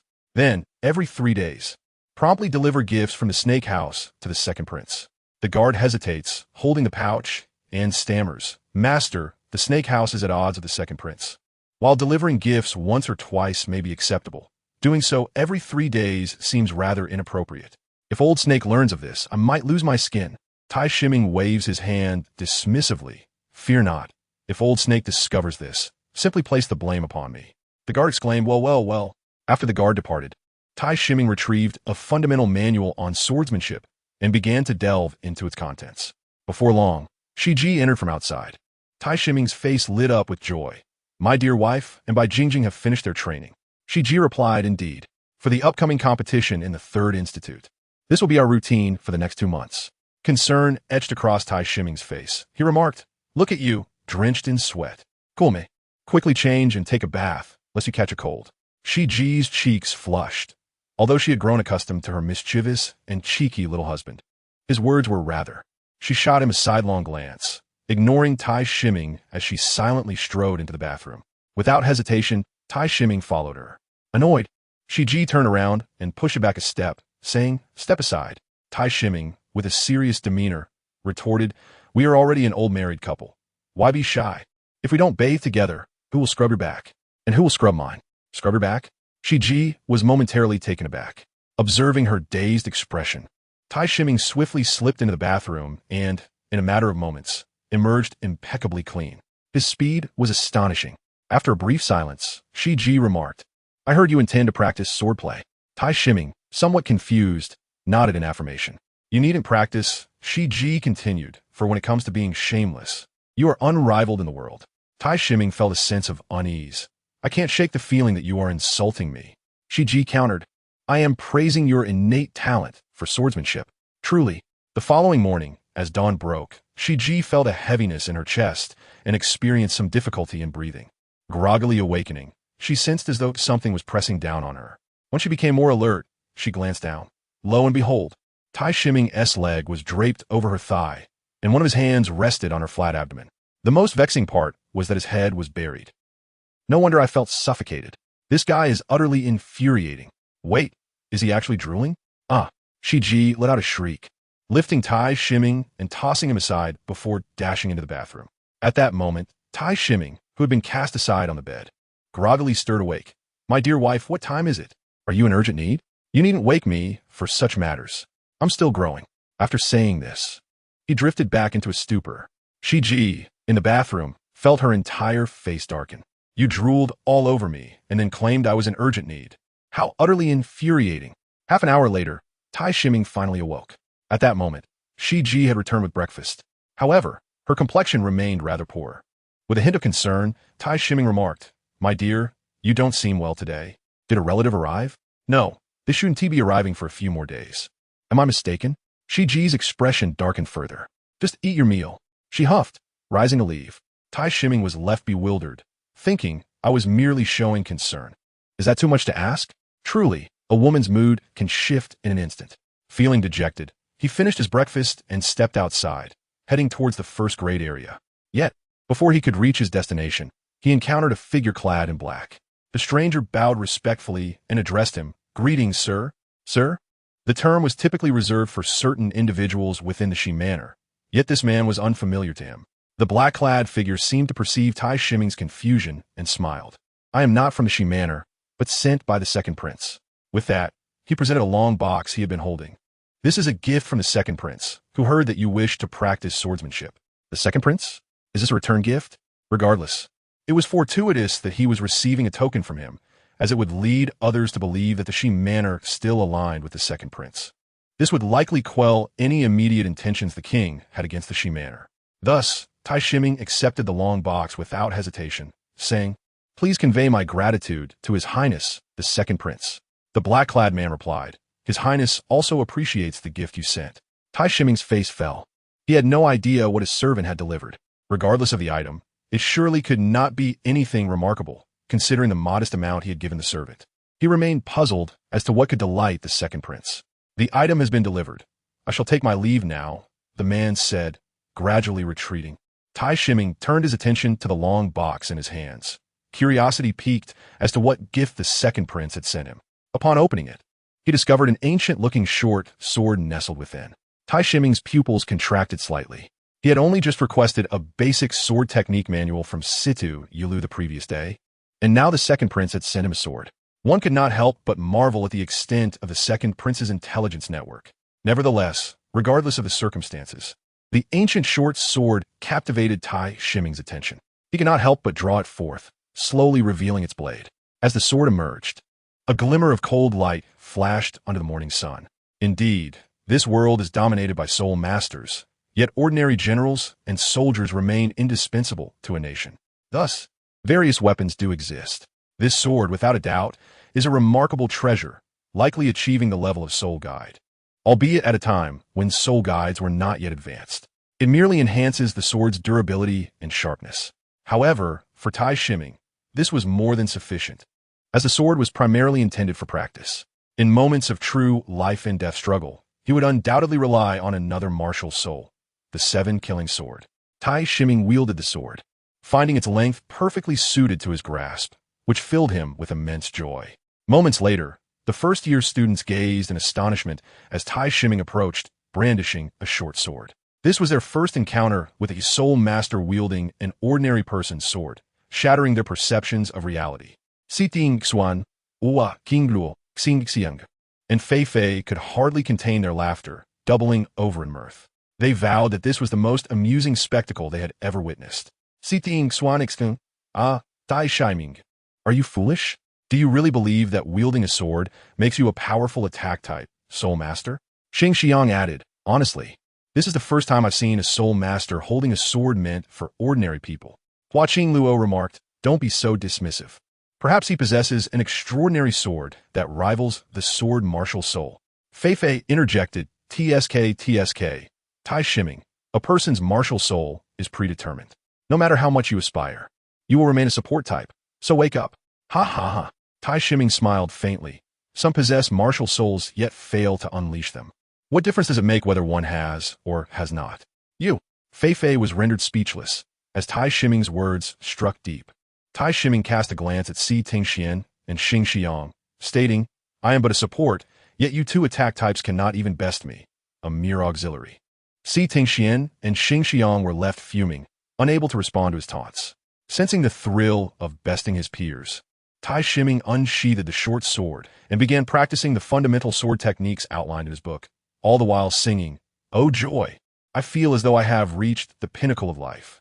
Just then, Situ Yulu happened to overhear him, observing her daughter and her friends, all puffed up with indignation.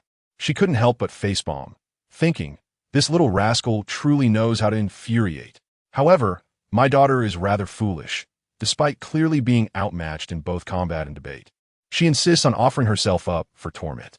I now find myself questioning whether she's truly my flesh and blood, for if she possesses such intelligence, how could she have inherited none of it? Time has flown by, and soon half a month has passed. Within the arena of the royal city, an exceptionally unique visitor has arrived. Unlike ordinary soul masters, he has come to register while wielding a simple sword intended for commoners. Truly astonishing. Chapter 19. The might of the 5 poisons. The young lady at the reception for the defeated was utterly bewildered, mistaking him for a naive child. With a smile, she said, Little one, this is not a place for playing house. Perhaps you should find somewhere else to amuse yourself. Tai Shiming felt quite helpless. Was it so outrageous simply to carry a sword? He was not inclined to engage in unnecessary dialogue and promptly revealed the soul ring that signified his status as a soul master. The young lady's expression shifted from surprise to confusion. You truly are a soul master. But why wield a commoner's long sword? Tai Shiming introduced himself. I am Tai Shiming. Age 7, with the martial spirit of the Azure Spirit Gourd. Level 18, a food-type support soul master. Level 18, at just 7 years old, a food-type support soul master? The young lady's eyes widened in disbelief. She had failed to recognize the genius before her. Yet, she pondered, why would a mere support type carry a sword? Nevertheless, as he was indeed a soul master, he had the right to enter the soul combat arena. Please select a code name. Tai Shiming replied, Drunken Sword Immortal. Please hold on. After a brief moment, she handed Tai Shiming an iron soul badge, stating, This badge represents your strength and identity here. Do not lose it. Tai Shiming nodded and then said, Now, arrange a one-on-one match for me. The young lady appeared perplexed. One-on-one? Do you think that simply carrying a sword qualifies you as a strong attacker? Yes, one-on-one. What's the problem? She responded, It's not that it can't be done, but I've never encountered such a situation before. I need to ask someone. Please wait a moment. At that moment, 5 stunning women entered the hall, instantly illuminating the entire space. Oh, how is it them? Is there a more suitable venue for practical training than the soul combat arena? Tai Shiming waved dismissively and said, Go ahead and inquire. I will observe the matches first and return. You must arrange a one-on-one match for me. Without waiting for her response, he headed towards the 5 enchanting women, cheerfully calling out, Wife, second wife, third mistress, fourth mistress, fifth mistress. What a delightful coincidence to see you all here. Indeed, the newcomers are the Serpent Princess, Daijiro, Bai Jing, Han Yu, and Lu Ping. The 5 of them were initially taken aback upon seeing Tai Shiming. but their expressions quickly darkened. "Listen to what this brat is calling us," said Han Yu, with a decidedly masculine demeanor, as she strode forward and lifted Tai Shiming off the ground. "I told you to call me fourth sister. If you dare to call me little fourth again, I'll teach you a lesson." Tai Shiming's face darkened as well. Being hoisted in public was quite the affront to his dignity. He cast a resentful glance at the Serpent Princess, realizing that this troublesome habit had originated from her. Coughing awkwardly, the Serpent Princess felt a flush of embarrassment at Tai Shiming's reproachful gaze. Meanwhile, Dai Jiro, Bai Jing, and Lu Ping could hardly contain their laughter.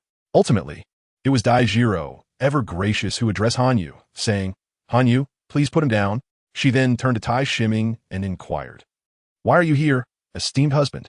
"Of course, I came specifically to watch your match," Tai Shiming replied, casting a glance at the silver battle souls adorning the chests of the five ladies. "Quite impressive," the Serpent Princess remarked with a hint of admiration. "You certainly have a thoughtful side." Tai Shiming stepped forward and took her delicate hand, saying, "I have always been considerate." Daitsiru interjected, "I feel compelled to find myself a little husband too. Otherwise, witnessing their daily antics might drive me mad." Bai Jing and Lu Ping nodded in agreement. "Perhaps it's better to just raise a dog than seek a man," Han Yu quipped, eliciting laughter from Dai Jiro, Bai Jing, and Lu Ping. Bai Jing teased, "Oh dear, esteemed husband, it seems little fourth is subtly suggesting that you're even inferior to a dog." Tai Shiming could only respond with silence.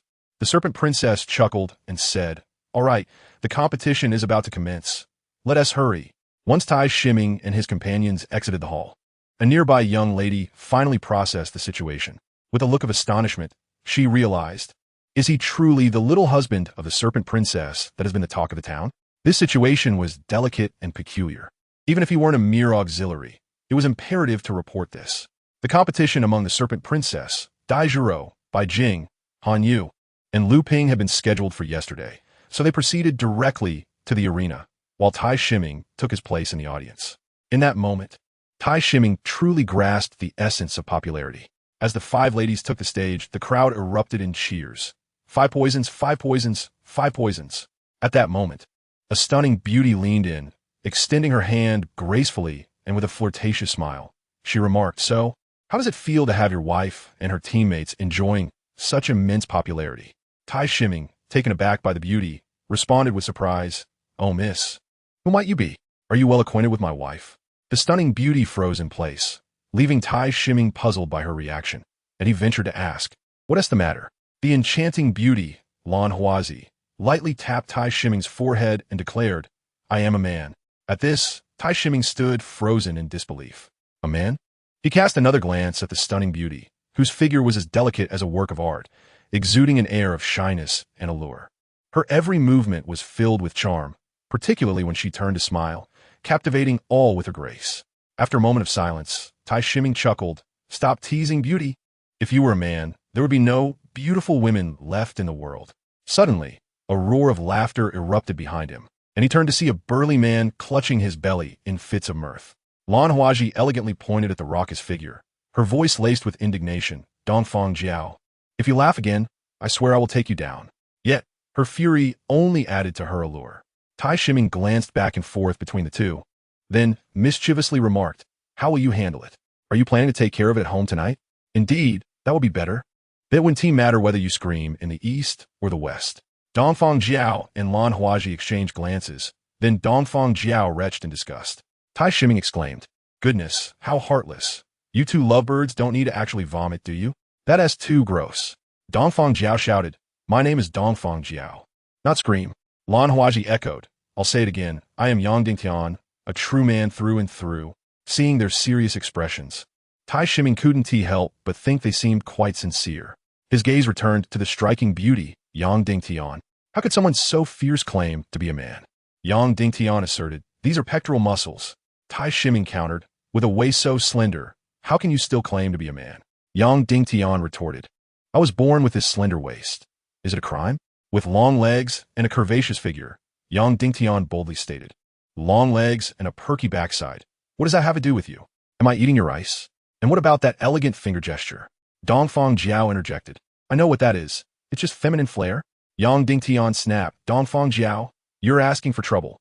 Dongfang Jiao replied, "I recall you were merely a support character." Do you think you could defeat me? Yang Dingtian was momentarily at a loss for words. Tai Shiming, gazing at Yang Dingtian, found himself speechless. How could such an enchanting individual truly be a man? Dude, you should change your name. Yang Dingtian doesn't suit you. Honestly, with that demeanor, you'll probably only be on the receiving end for life. Meanwhile, he turned his attention to the competition stage, where the opponents of Shi Ji and her companions had also taken their positions, a combination of 3 men and 2 women. The host announced, both sides have now entered the arena. I shall now provide a succinct introduction to both parties. To my right, we have a renowned genius team from Wansheng, the 5 Poisons. Within the span of half a month, they have ascended from Iron Rank to Silver Rank. This battle will mark their final confrontation at Silver Rank. For should they emerge victorious, they will ascend to Gold Rank. The 5 Poisons team, Captain, Lai Yang, Martial Spirit, 10-headed Fiery Serpent, a level 56 offensive Soul Master. Soul Rings, 2 yellow, 2 purple, 1 black. Vice Captain, Zhu Huang, Martial Spirit, Human Phase Demon Spider, a level 51 Control Soul Master. Soul Rings, 2 yellow, 2 purple, 1 black. Team Member, Feng In Lang, Martial Spirit, Soul Devouring Bee, a level 47 Agile Offensive Soul Master. Soul Rings, 2 yellow, 2 purple. Team Member, CMA Ren, Martial Spirit, Giant Power Scorpion, a level 47 Strength Soul Master. Soul Rings, 2 yellow, 2 purple. Team Member, Gui Jiancho, Martial Spirit, 9 Poison Toad, a level 46 Support Soul Master. Soul Rings, 2 yellow, 2 purple. Tai Shiming stroked his chin, pondering. Lai Yang, Zhu Huang, Feng In Lang, and CMA Ren are all formidable with their martial spirits. But what the last one, Gui Jiancho? The host on stage, however, remained oblivious to Tai Shiming's confusion and continued, directing attention to the left. On the left side stands the Beast Army team. Captain, Xiong Wang, Martial Spirit, Mad Bear, a level 55 Offensive Soul Master. Soul Rings, 2 yellow, 2 purple, 1 black. Vice Captain, Du Lang, Martial Spirit, 3-eyed Lone Wolf, a level 53 Agile Offensive Soul Master. Soul Rings, 2 yellow, 2 purple, 1 black. Team Member, Xiong Shi, Martial Spirit, Thunder Demon Lion, a level 53 Offensive Soul Master. Soul Rings, 2 yellow, 2 purple, 1 black. Team Member, Bao In, Martial Spirit, Shadow Mirage Leopard, a level 51 Agile Offensive Soul Master. Soul Rings, 2 yellow, 2 purple, 1 black. Team Member, Feng Tu, Martial Spirit, Long-Eared Mad Rabbit, a level 52 Agile Offensive Soul Master. Soul Rings, 2 yellow, 2 purple, 1 black. Although the average age of the Beast Army team exceeds 35, significantly surpassing that of the 5 Poisons, their innate talent may be considered inferior. Nevertheless, they are a well-established silver rank team in our Soul Battle Arena, and in terms of strength within this tier, they are not outmatched by anyone. Their battle experience further consolidates their dominance within this rank, rendering them incomparable to emerging teams like the 5 Poisons. More importantly, they are an all-soul king team, which grants them an undeniable advantage. Thus, this match represents a clash between seasoned combatants and prodigious talents. Let us witness the thrilling confrontation that lies ahead. I hereby declare that the battle will commence in 1 minute. This minute is allotted for both teams to unleash their martial spirits. As the host's words fell, the call resounded. Martial spirits, activate. Both sides instantaneously unleashed their martial spirits. The illustrious Serpent Empress, with her eyes transforming into serpentine slits, exuded an aura both frigid and regal. Simultaneously, 10 serpent heads sprouted from her shoulders, entwined like a necklace around her neck, an extraordinary and striking sight. The graceful Lady Dai, adorned with 8 elongated, blade-like legs sprouting from her back, had her original legs vanish, replaced by a spider-like abdomen, while her upper body remained unchanged, creating a half-human, half-spider visage. At this moment, the Bee Maiden, by Jingjing, unfurled a pair of wings and, with a gentle flutter, ascended into the air. The Scorpion Beauty, Han Yuru, underwent the most dramatic transformation, not only growing a long scorpion tail from her back, but also possessing hands that radiated a metallic essence, capable of crushing even true metal. The ghostly green peony, Gui Jiancho, experienced the least alteration, merely enveloped in a faint, iridescent glow.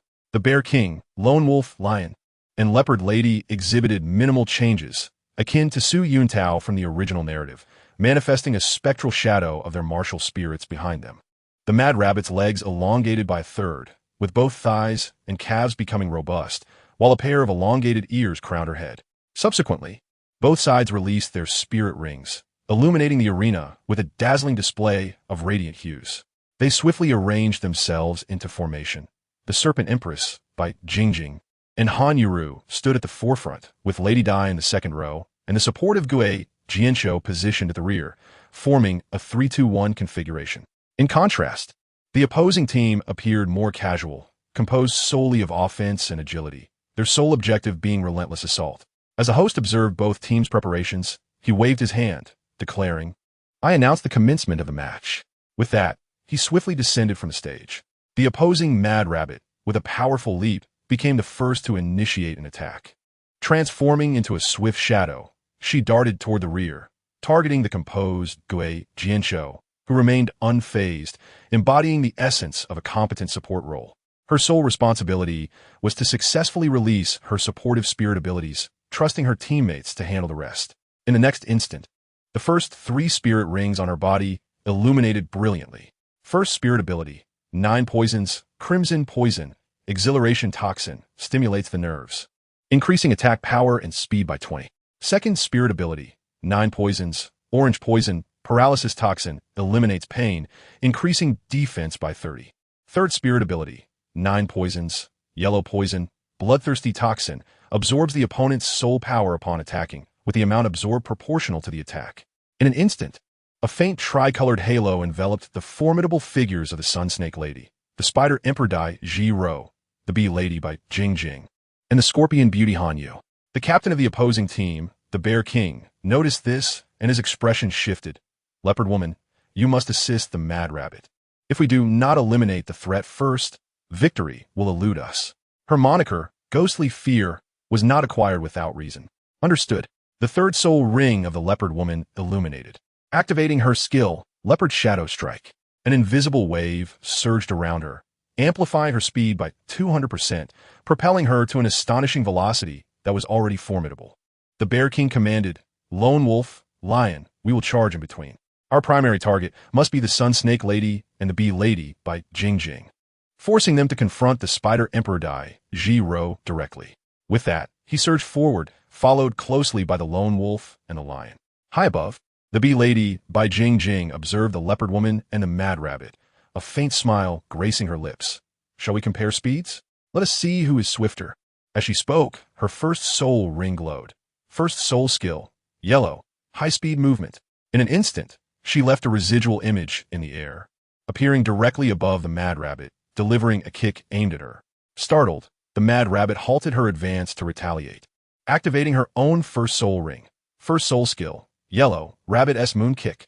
With a swift maneuver, she flipped and braced herself, her strong legs meeting the oncoming kick with remarkable speed. However, at that moment, the Bee Lady by Jing Jing had already withdrawn from her attack. Vanishing just as the Mad Rabbit countered, she reappeared above the Leopard Woman, launching another kick. How infuriating! Both the Leopard Woman and the Mad Rabbit, seasoned combatants, quickly discerned that the Bee Lady by Jing Jing's intent was not a genuine assault but a feigned one.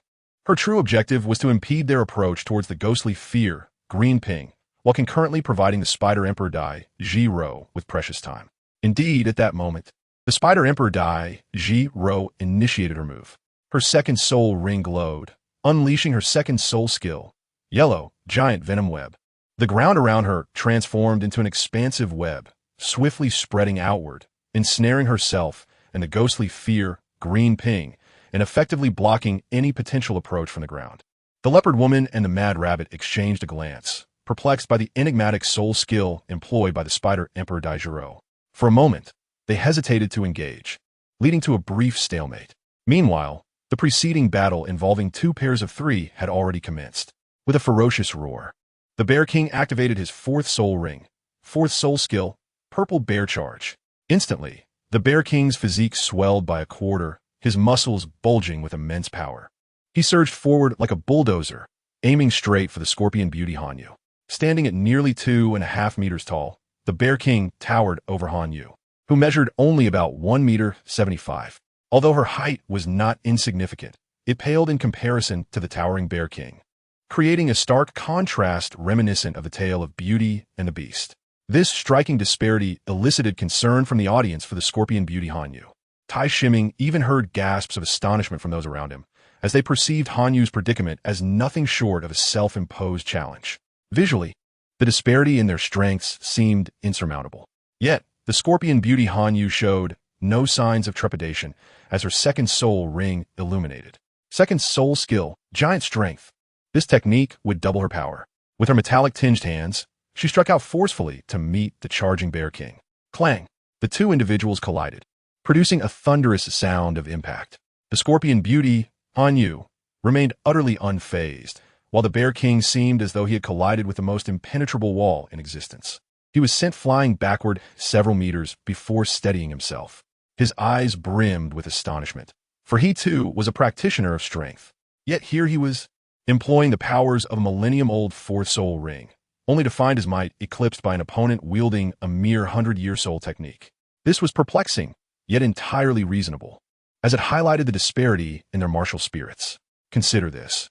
If one possesses a strength of 100 and a soul technique doubles it to 200, whereas another has a natural strength of 200, even a modest enhancement of 5 levels would elevate their power to 300. In strength-based combat, the potency of one's martial spirit fundamentally determines the extent of enhancement upon manifestation. The audience fell momentarily silent, only to erupt into applause. It was a breathtaking spectacle. They had not anticipated that in this fierce confrontation, the delicate beauty would emerge as the clear victor. Meanwhile, the fiery serpent empress faced off against the lone wolf and lion king with even greater ferocity. Before her adversaries could close the distance, she initiated her attack. Her first soul ring illuminated, unleashing her initial technique, yellow fire line shot. The 10 serpent heads adorning her neck came to life, raising themselves to target the lone wolf and lion king. With a swift motion, they unleashed jets of flame, dividing into 2 streams aimed at each foe. Yellow fire line shot emitted linear flames from the mouths of the serpents. With 10 heads, the soul master could choose to unleash between 1 to 10 streams, directing them in various trajectories. Moreover, until her soul power was depleted, she could fire them indefinitely. The audience, including Tai Shiming, was left in awe, his eyes wide open. It was his first time witnessing his beloved unleash her might. In that moment, he comprehended the extraordinary nature of the Serpent Empress's martial spirit, which transformed what should have been a singular attack into a controllable, all-encompassing area of effect assault.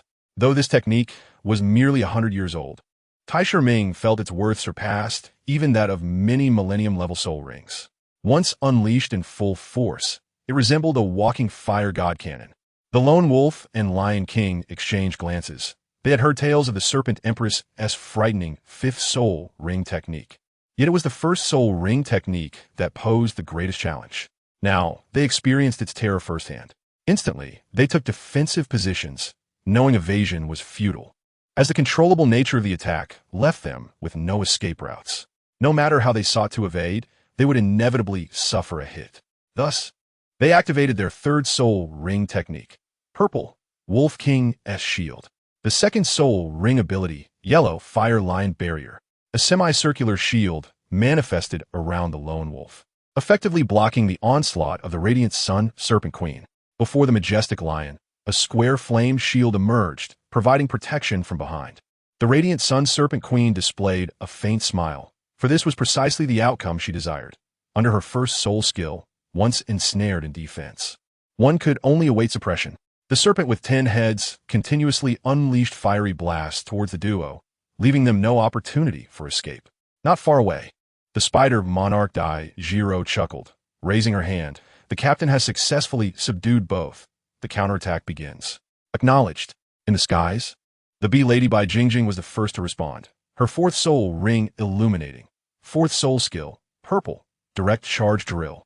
Bai Jingjing transformed into a whirlwind in the air, tracing a graceful arc as she charged towards the already suppressed lone wolf and lion.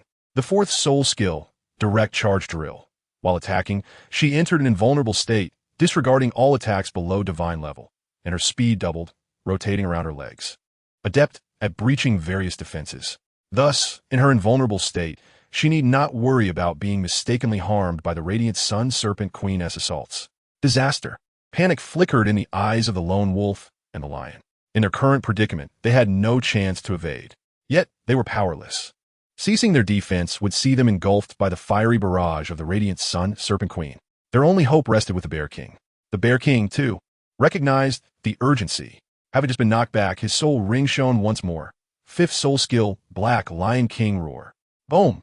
A beam of light, 1/2 meter in diameter, erupted from the mouth of his martial soul, aimed directly at the airborne bee lady by Jingjing. TSK, your opponent is me.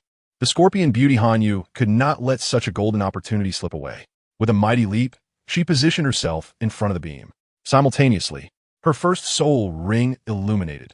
First soul skill, Yellow Double Claw Shield. Her hands transformed into colossal scorpion pincers, effortlessly shielding herself behind them. Boom! It must be said that the soul skills possessed by the everlasting soul ring are indeed formidable. The Scorpion Beauty, Hanyu, was sent flying by a single strike. Even while in a state of defensive soul skills, she sustained injuries. However, it was all worthwhile, as she successfully evaded the attack from the Bee Lady by Jingjing, which diverted the blow. The Bee Lady, by Jingjing, first collided fiercely with the lone wolf, shattering his defenses. Yet, undeterred, she continued her onslaught, crashing into the lion, once again breaching his defenses. In an instant, both were enveloped by the subsequent barrage of fiery attacks, rendering them devoid of combat capability. Meanwhile, the leopard woman and the frenzied rabbit found themselves with no options left. Upon attempting to take a step forward, they discovered that the spider silk woven by the spider monarch, Douluo, was imbued with a potent corruptive force. As soon as their feet touched the ground, their shoes began to emit wisps of green smoke, causing them to hastily retract their steps. At that moment, the lone wolf and the lion fell in succession. The Bear King now faced the combined assault of the Sun Serpent Queen, the Bee Lady, by Jingjing, and the Scorpion Beauty, Hanyu. Should they fail to decisively defeat the Spider Monarch, Douluo, alongside Gei, Jianqiu, and Lu Ping, the situation would become dire. If the Bear King were to fall as well, it would be a 2-against-5 scenario, with no hope of victory. The two exchanged a glance, then leaped in unison, attempting to clear the spider silk on the ground to directly attack the Spider Monarch, Douluo, and Gui, Jianqiu, Lu Ping. However, as they soared through the air, the Spider Monarch, Douluo, and Gui, Jianqiu, Lu Ping revealed smiles of triumph. This was precisely the outcome they had anticipated. The soul rings on Douluo and Gui, Jianqiu, Lu Ping illuminated simultaneously. The first soul skill, Yellow, Paralytic Spiderweb. The fourth soul skill, Purple, 9 poisons green poison, hallucinogenic venom. A web infused with paralyzing venom and a mist containing nerve stimulants that induce hallucinations surged toward the airborne duo. Instantly, the expressions of the leopard woman and the frenzied rabbit darkened, for in that moment, they realized they had been ensnared. In the air, they found themselves with no means of evasion. In an instant, one was ensnared by a web and rendered immobile by its paralyzing venom, plummeting directly to the ground. Lying there motionless, the other also fell from the sky, yet upon landing, her gaze was vacant, clearly entrapped in a hallucination. Both had utterly lost their combat capabilities, leaving only the Bear King standing. At this moment, his expression was somewhat dazed, as he had always believed in the commendable strength of his Beast Warriors team. He had entered this battle with unwavering confidence, aspiring to emerge triumphantly. After all, in their view, no matter how talented a genius might be, they still required time and experience to hone their skills. However, reality now unveiled the formidable prowess of these geniuses, far surpassing his expectations. From the very beginning, they had fallen into the adversary's premeditated strategy, each step meticulously orchestrated against them. The combat commenced, and within a mere 3 minutes, 4 of his teammates had succumbed to incapacitation. It was nothing short of a crushing defeat. At that moment, the Sunfire Serpent Princess, Spider Emperor Douluo, Bee Lady by Jingjing, Scorpion Beauty Hanyu, and Ghostly Gloom Lu Ping surrounded the Bear King, their gazes laden with ill intent. The Bear King could only muster a wry smile. We concede. With his concession, several individuals swiftly approached from the sidelines, bearing away the incapacitated lone wolf, lion, leopard woman, and mad rabbit. Additionally, one individual attended to the lightly injured Scorpion Beauty Hanyu. The host then approached, declaring, "I hereby announce that the 5 poisons have emerged victorious in this match. Congratulations to them for becoming a part of the Gold Doe. Furthermore, I must express my admiration. She truly lives up to her reputation as a renowned genius throughout the entire royal city. What was initially presumed to be a fiercely contested battle turned out to conclude in a complete rout by the 5 poisons. It is utterly astonishing. I eagerly anticipate the miracles they will unveil in their future battles at the Gold Doe level. A round of applause erupted from the audience, momentarily stunned by the unexpected turn of events. As the shock subsided, they fervently applauded, for although this battle was brief, it was undeniably exhilarating. Even Tai Shiming looked on in astonishment, murmuring, "It seems my wife is quite formidable. I truly underestimated her and her teammates." In a lavish office within the Battle Spirit Arena, a middle-aged noblewoman sat gracefully, sipping wine while listening to a report. Had Tai Shiming been present, he would have immediately recognized her as the receptionist who had greeted him. The noblewoman savored the wine thoughtfully, expressing her surprise. "Are you saying that a support genius is to engage in a one-on-one match?" The attendant replied, "Yes, Your Highness, the Grand Princess. The noble lady is the elder sister of the kingdom's king. The Seoul Duel Arena is an excellent venue for discovering and attracting talent, which is why this most trusted elder sister has been appointed to oversee it." The Grand Princess remarked, "He is still the little husband of the Snake Queen." "Indeed, Your Highness," replied the young lady. The Grand Princess took another sip of wine, a smile gracing her face. "What an amusing little fellow. Please recommend and collect." Chapter 23. The eerie Grand Princess delivered this message to the first prince. The young lady hesitated for a moment before promptly responding, "Yes, I shall attend to it immediately." She savored another sip of fine wine and then spoke leisurely, "Remember, it must appear unintentional rather than deliberate. I do not wish for the second prince to come seeking me, his aunt, for a heart-to-heart." A shiver ran through the young lady's heart. She felt as though she had inadvertently become embroiled in a significant event. Yet, given her status, she had no right to refuse. Thus, she quickly stated, "Understood. I did not come here today." The Grand Princess nodded in satisfaction, appreciating such cleverness. Quick to understand and not overly inquisitive. Excellent. It seems this young attendant could be nurtured further. The Grand Princess waved her hand. "You may leave." The attendant bowed and departed. She was a clever individual. Since she needed to inform the first prince, she naturally had to allow him time and opportunity to respond. First, she must postpone Tai Shiming's one-on-one match to the day after tomorrow. Otherwise, if he were to face a brutal defeat today, he might lose interest in participating.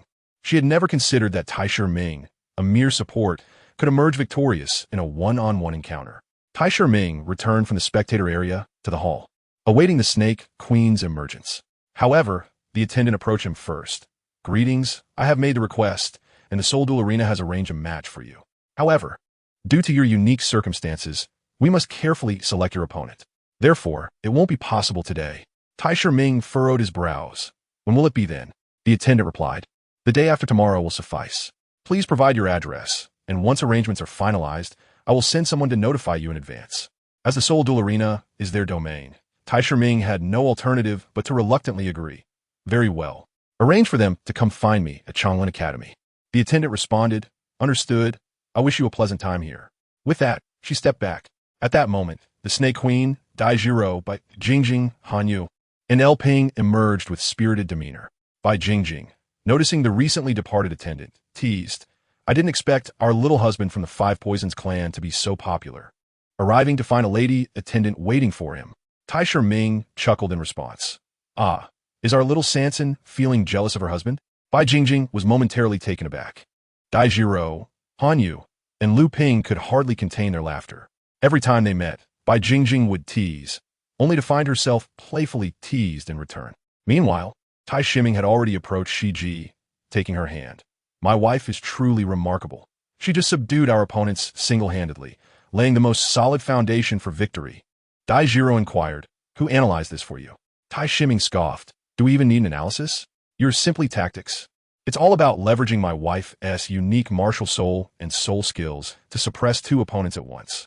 Then, second wife, Xiao Si, and Xiao Wu just need to hold back 1 each, with aerial superiority and without the interference of the opposing Xiao San. We could decisively render the 2 subdued by my wife incapable of fighting back. This will create a 5-3 advantage in the arena. However, I did not anticipate that the opponents would be so foolish. that leopard and little rabbit actually fell for the second wife's ploy.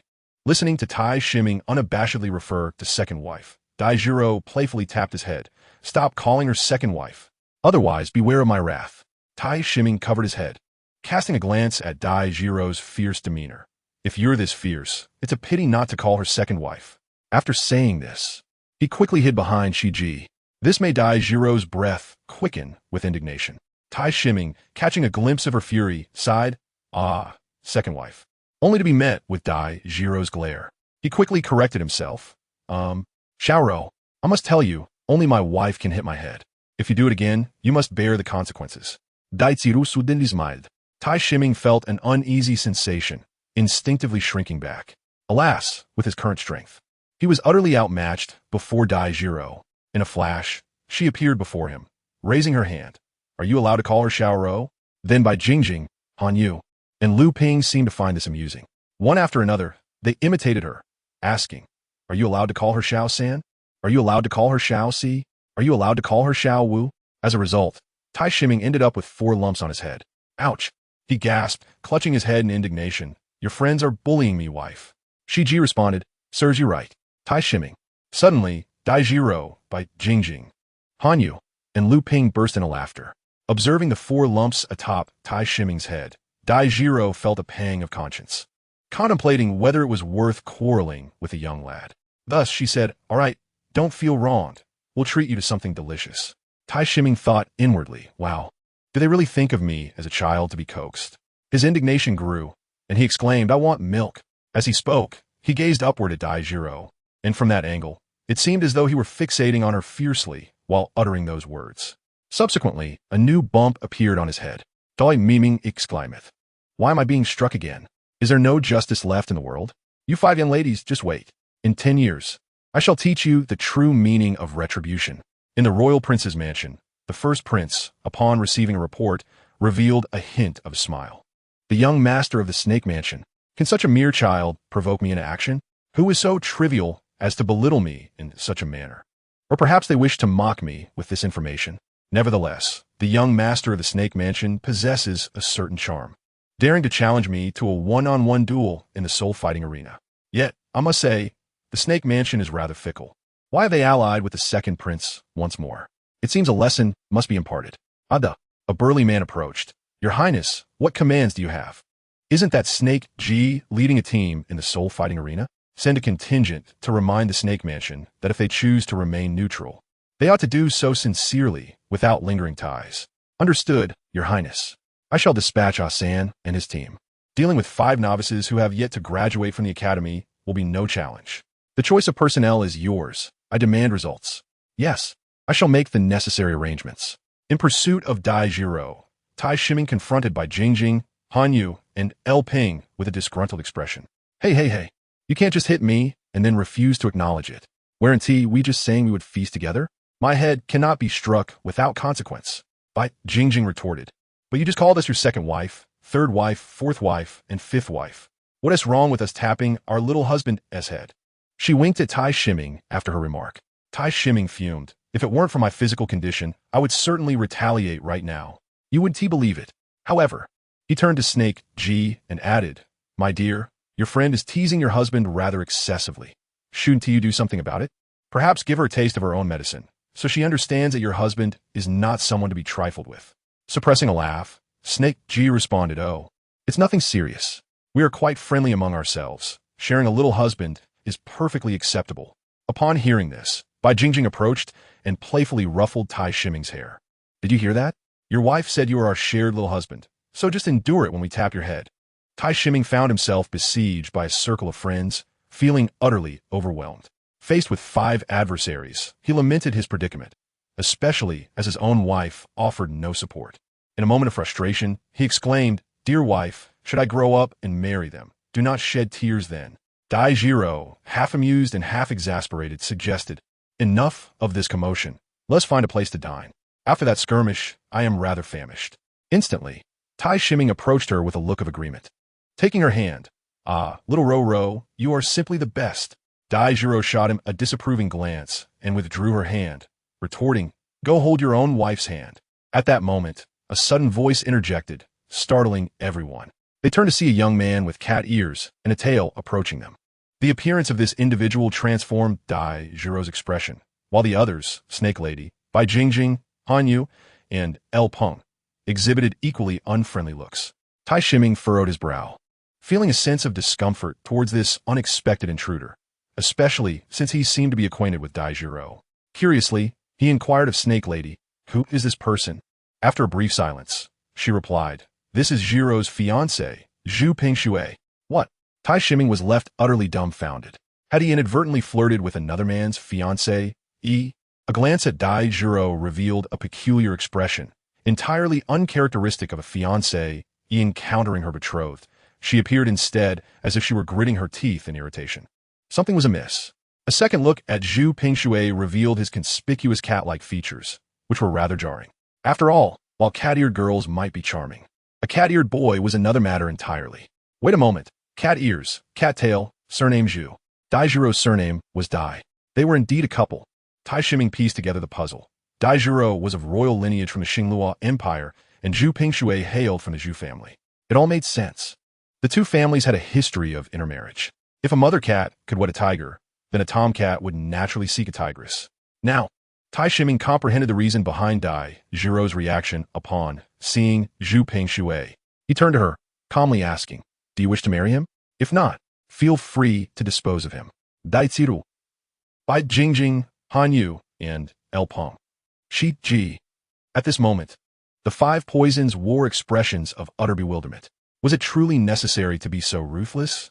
The opponent merely intended to incapacitate one of their hands, yet one was ready to eliminate the other entirely. However, it was you who had taken the hand of the opponent's fiancé. The fault lies with you. Must one be so obstinate? Zhu Pingshui was also taken aback. He had previously laughed, his 2 yellow and 1 purple soul rings rising, glaring fiercely at Tai Shiming, as if he intended to annihilate him on the spot. Yet despite his intent, he lacked the power. For, in the instant he revealed his soul rings, Shi Ji had already stepped in front of Tai Shiming, also releasing her soul rings, 2 yellow, 2 purple, and 1 black, instantly suppressing him. Zhu Pingshui took a deep breath and chuckled. I was merely joking. How could I possibly hold a grudge against a child of 6 or 7? This sudden change in Zhu Pingshui left Tai Shiming momentarily stunned. He mused, it seems this fellow is not entirely devoid of wit. However, if Dai and I were to marry him, it would be akin to a beautiful flower blooming amidst dung. No, he isn't even worthy of being called dung. I must ensure that Dai and I does not fall to such a wretch. Thus, Tai Shiming stepped out from behind Shi Ji, smiling as he said, "You are joking, but I am not. I truly do not understand what gives you the audacity to come here." Zhu Pingshui retorted, "What do you mean?" Tai Shiming looked at him with disdain. "What do I mean? Judging by your face, you should be older than Dai Er. Cough, cough. Dai Jiro by several years. Yet, even so, you are merely a 3-ring soul master, while Dai Jiro, who is a few years younger than you, has already attained the rank of a 4-ring soul sect. If I were you, I would have already dashed myself against the southern wall in embarrassment, rather than showing my face here." Zhu Pingshui's eyes instantly turned icy. This is not a choice made by either her or me. Otherwise, no matter how extraordinary her talent, I would never have selected her as my fiancée. She is merely the daughter born to His Majesty after a night of revelry with an unknown woman. Her martial soul is not even the evil white tiger. She lacks even the qualifications to form a fusion martial soul technique with me. Do you comprehend how greatly having such a fiancée affects my pursuit of the family leadership? Tai Shiming paused for a moment. He finally understood why Dai Jiro, though a member of the Dai family, did not possess the evil white tiger martial soul. It must have been inherited from her mother. Yet, the Spider Queen martial soul was not something just anyone could possess. It seemed that the mysterious woman mentioned by Zhu Pingshui was no ordinary person either. At this moment, Dai Jiro, who had been maintaining a composed silence, was suddenly filled with fury. She could endure the cold mockery directed at her, but she absolutely could not tolerate Zhu Pingshui's disdainful tone regarding her mother. With anger, she exclaimed, "Get lost. I no longer wish to see you. Otherwise, do not blame me for my rudeness." Zhu Pingshui scoffed, "Humph, do you think I desire to come here?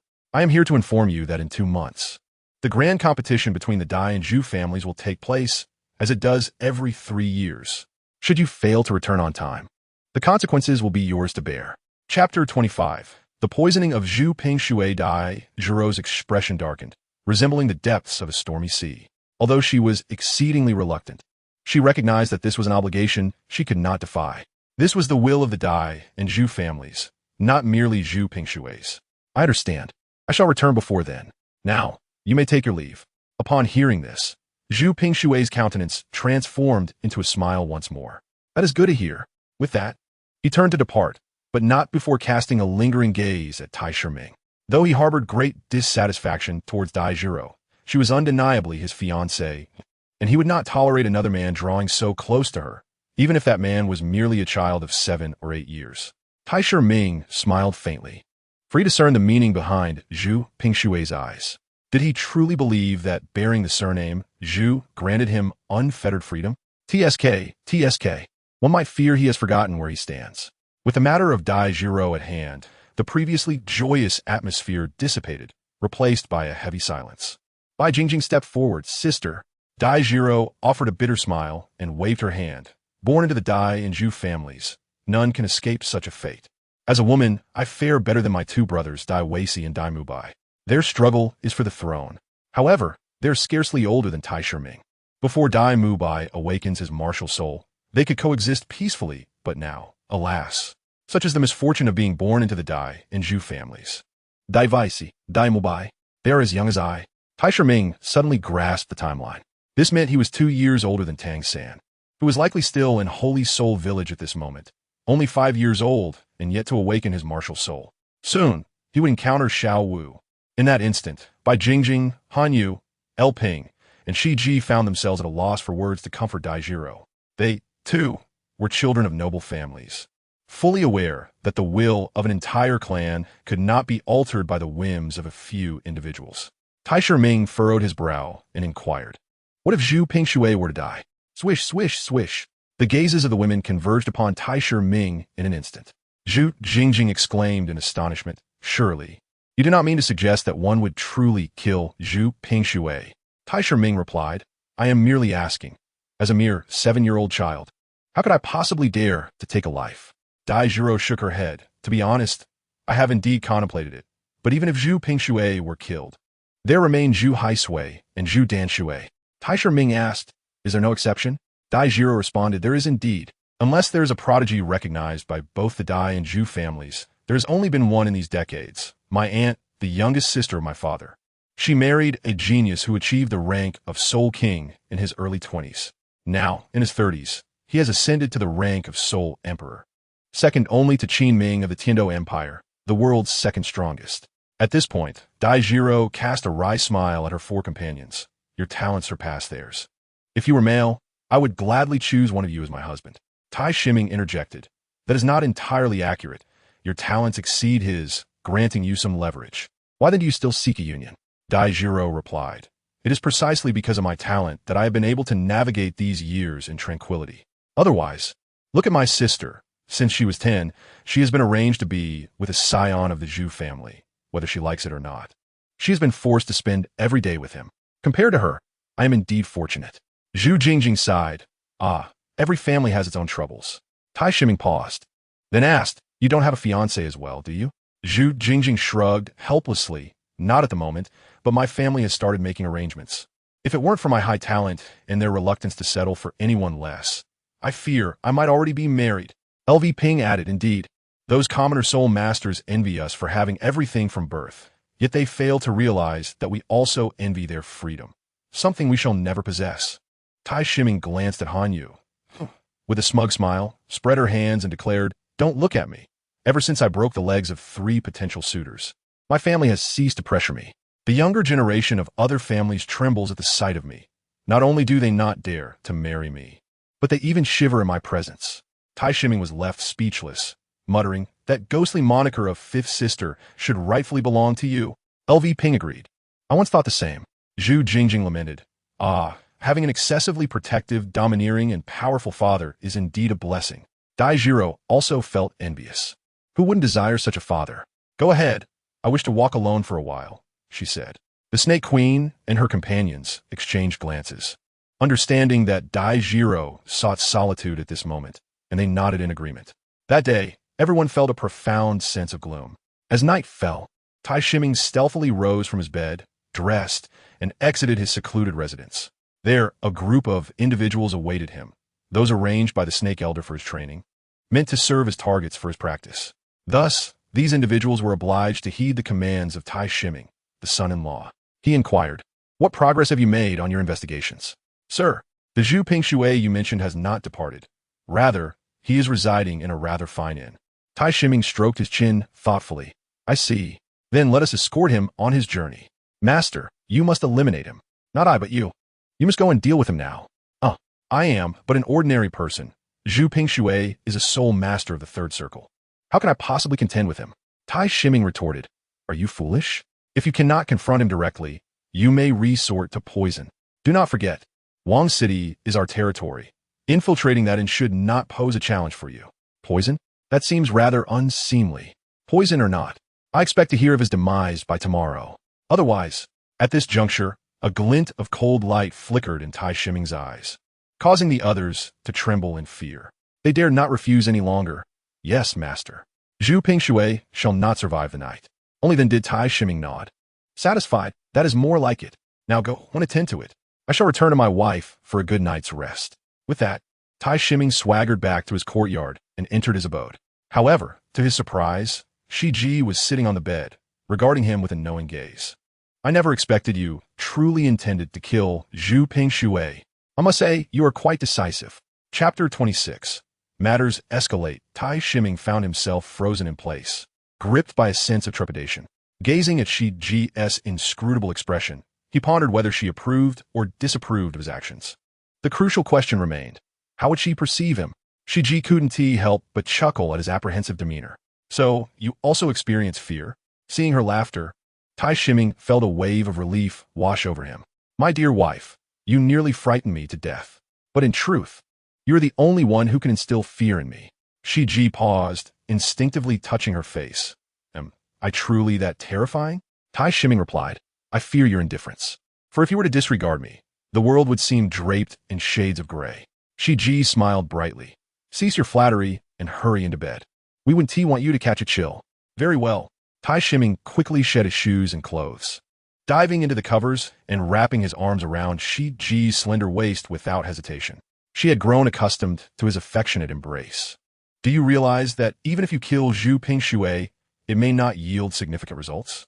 After all, as Dai Zhiro mentioned, Zhu Pingshui's death does not negate the existence of Zhu Danshui or Zhu Haishui." Tai Shiming countered, "One cannot say that. You witnessed Zhu Pingshui's demeanor towards Dai Zhiro earlier today. If the second mistress were to be granted the status of a true wife, he would surely enjoy a prosperous life. Eliminating him now, even with the alternatives of Zhu Danshui and Zhu Haishui, is still beneficial. It is unlikely that one could harbor such disdain for Dai Ernai as Zhu Pingshui does. Well, even if Dai Ernai encounters misfortune once more, and the Dai family arranges for her to be paired with someone akin to Zhu Pingshui, we have at least managed to procure some additional time for her, extending her moments of freedom, albeit slightly. Thus, the act of eliminating Zhu Pingshui has proven worthwhile." Sheiji, swayed by the argument, nodded in agreement.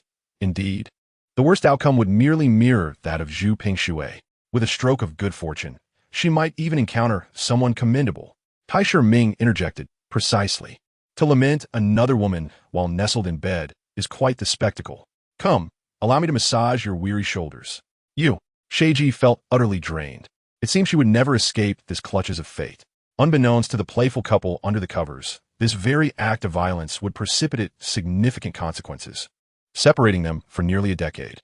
The following day, at the second prince's residence, the second prince furrowed his brow in irritation. This scoundrel had audaciously orchestrated the demise of someone from the Zhu family. The Zhu family, entwined with the imperial lineage of the Xinglua Empire through generations. Even I would not dare to offend them lightly. Yet he, without a second thought, has taken a life.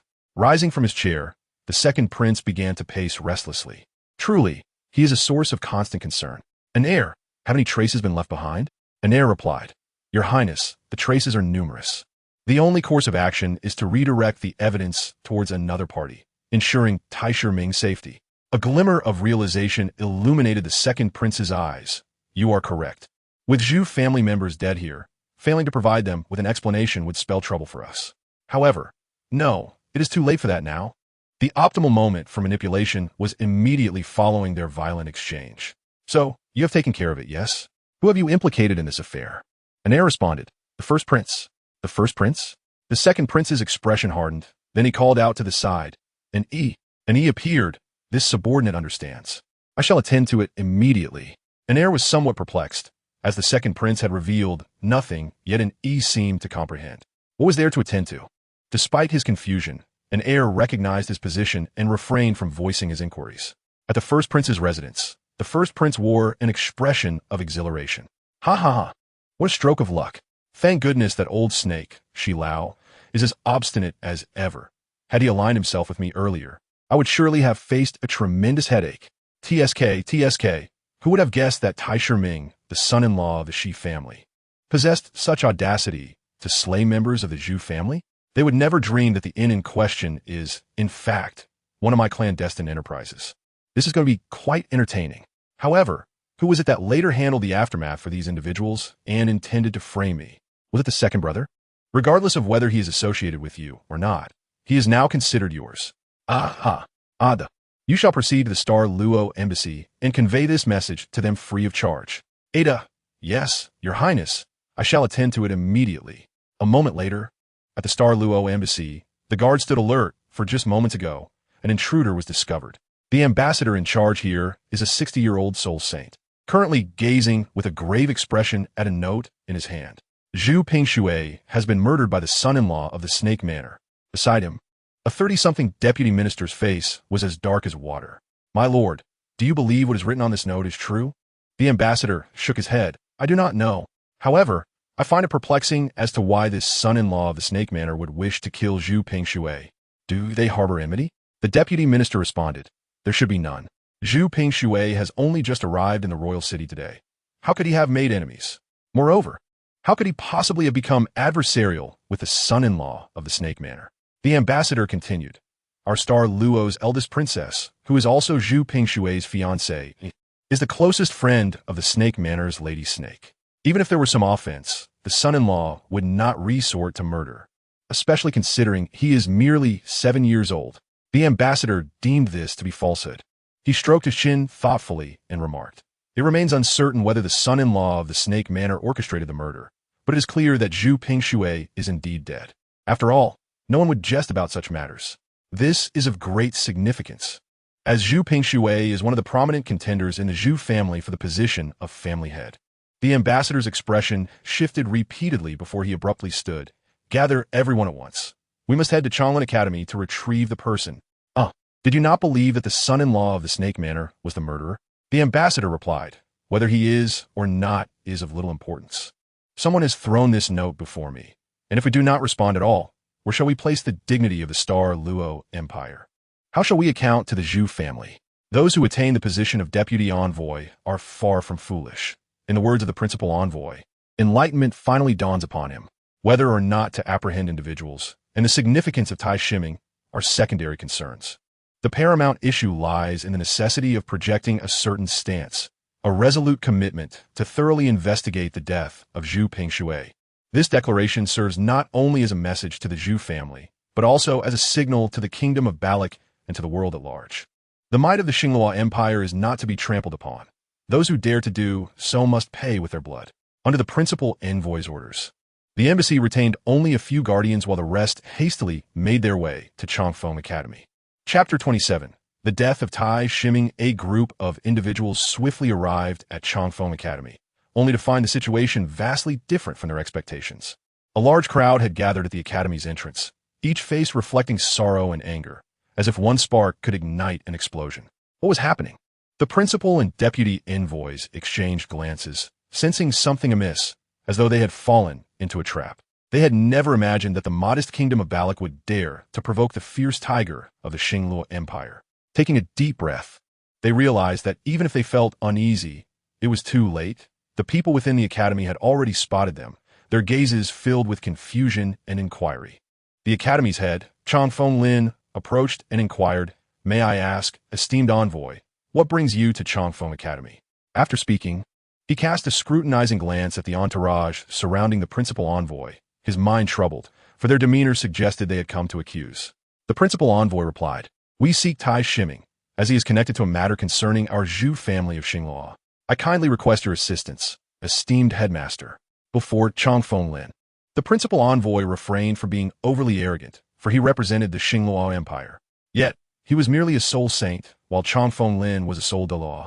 Upon hearing this, Changfeng Lin's expression hardened. "You claim that Tai Shiming is involved in a case concerning your Zhu family? Pray tell, what kind of case is it?" The principal envoy responded, "The Zhu family's next head, a formidable contender named Zhu Pingshui, has been confirmed deceased by my men at the inn." At this revelation, Changfeng Lin struggled to contain the fury rising within him, exclaiming, "So, you resort to murder as retaliation, without even asking for an explanation?" Instantly, the crowd within the academy turned their attention to them, their eyes ablaze with indignation, as if they could kill with mere glances. The principal envoy felt as though he had faced death several times over. The momentum of their accusatory march dissipated, and he quietly questioned, "Headmaster, what do you mean? We merely seek to question someone. What murder? Who has died?" "To'ee memeing." The principal envoy, incredulous, exclaimed loudly, "What?" The deputy envoy, momentarily at a loss for words, understood that they may have unwittingly fallen into someone's trap. Dai Jiro emerged from among the students, standing before the principal envoy with an icy gaze that sent a shiver down his spine. "Your Highness," he stammered. Dai Jiro retorted, "So you still recognize me as a princess? When it comes to meddling with my best friend's husband, shouldn't you have informed me first?" The principal envoy replied, "Your Highness, I assure you it was not us." The deputy envoy immediately produced a note and handed it to Dai Jiro. "Your Highness, we are not the ones who committed the murder. This was delivered to us not long ago, and upon verification, it is indeed true that Zhu Pingshui has died. Therefore, until we ascertain the facts, it is impossible for us to have harmed Tai Shiming. We implore you to see reason." Dai Jiro glanced at the note and exchanged a solemn look with Changfeng Lin, both sensing the gravity of the situation. It was becoming increasingly complicated, and capturing Tai Shiming's assailant would likely prove to be a formidable challenge. Dai Jiro declared, "The death of Zhu Pingshui is unfortunate, yet must be thoroughly investigated. Otherwise, I shall have no explanation to offer my friend. What does one death is just one death mean? Is the life of a member of the Zhu family, a direct descendant, less important than that of a friend as husband?" The principal and deputy envoys could only swallow their astonishment, refraining from displaying their emotions outwardly. Internally, they chanted, "I did not hear anything. I have heard nothing at all." They were acutely aware of the princess's formidable talents and her undeniable future in the Starfall Empire. It was wise to avoid offending her, for one could never predict the consequences. Simultaneously, he signaled to the deputy envoy, who was well versed in the appearances of various personnel from the Barak kingdom. The deputy envoy nodded in understanding, despite the distance. His keen eyesight allowed him to clearly discern the face of the corpse sprawled on the ground. It was undeniably Tai Shiming.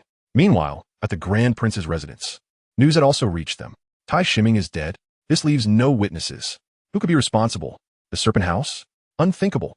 Though he held a strong disdain for that old scoundrel, it was inconceivable that he would stoop to such treachery. The second prince? Equally implausible. After his departure, it was my people who took action. He could not possibly be aware of it. Then who? Could it possibly be our father? Fearing repercussions for our diplomatic relations with Starfall, the crown prince paced solemnly within his chamber, the sensation of being out of control gnawing at his spirit. Meanwhile, the serpent lady, tears streaming down her face, cradled the lifeless body of Tai Shiming, taking slow, measured steps towards the serpent manor. Daitsiru, Bai Jingjing, Anyu, and Elping followed at a distance, their eyes brimming with sorrow and concern. Their time spent with Tai Shiming had fostered a close bond, despite his frivolous demeanor. They had come to regard him as a younger brother.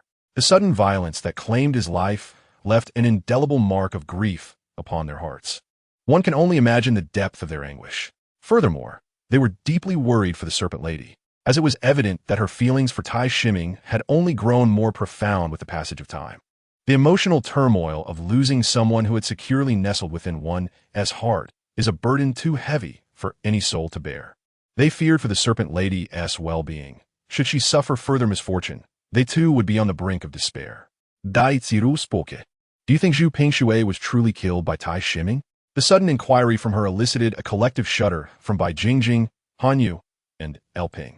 They understood well that if Tai Shiming had indeed taken Zhu Pingshui's life, then his own demise would undoubtedly be intertwined with this event. The roots of his tragic tale would lead back to Dai Jiro herself. A sigh of shared sorrow escaped their lips. It was clear that Dai Jiro's heart was in turmoil. The impact of Tai Shiming's death on her was likely no less profound than that on the Serpent Lady. However, they could not voice such sentiments aloud, for it would complicate Dai Jiro's future interactions with the Serpent Lady. Bai Jingjing gently urged, "Sister, it is evident that someone has orchestrated a scheme against the Serpent Manor and your Star Luo embassy."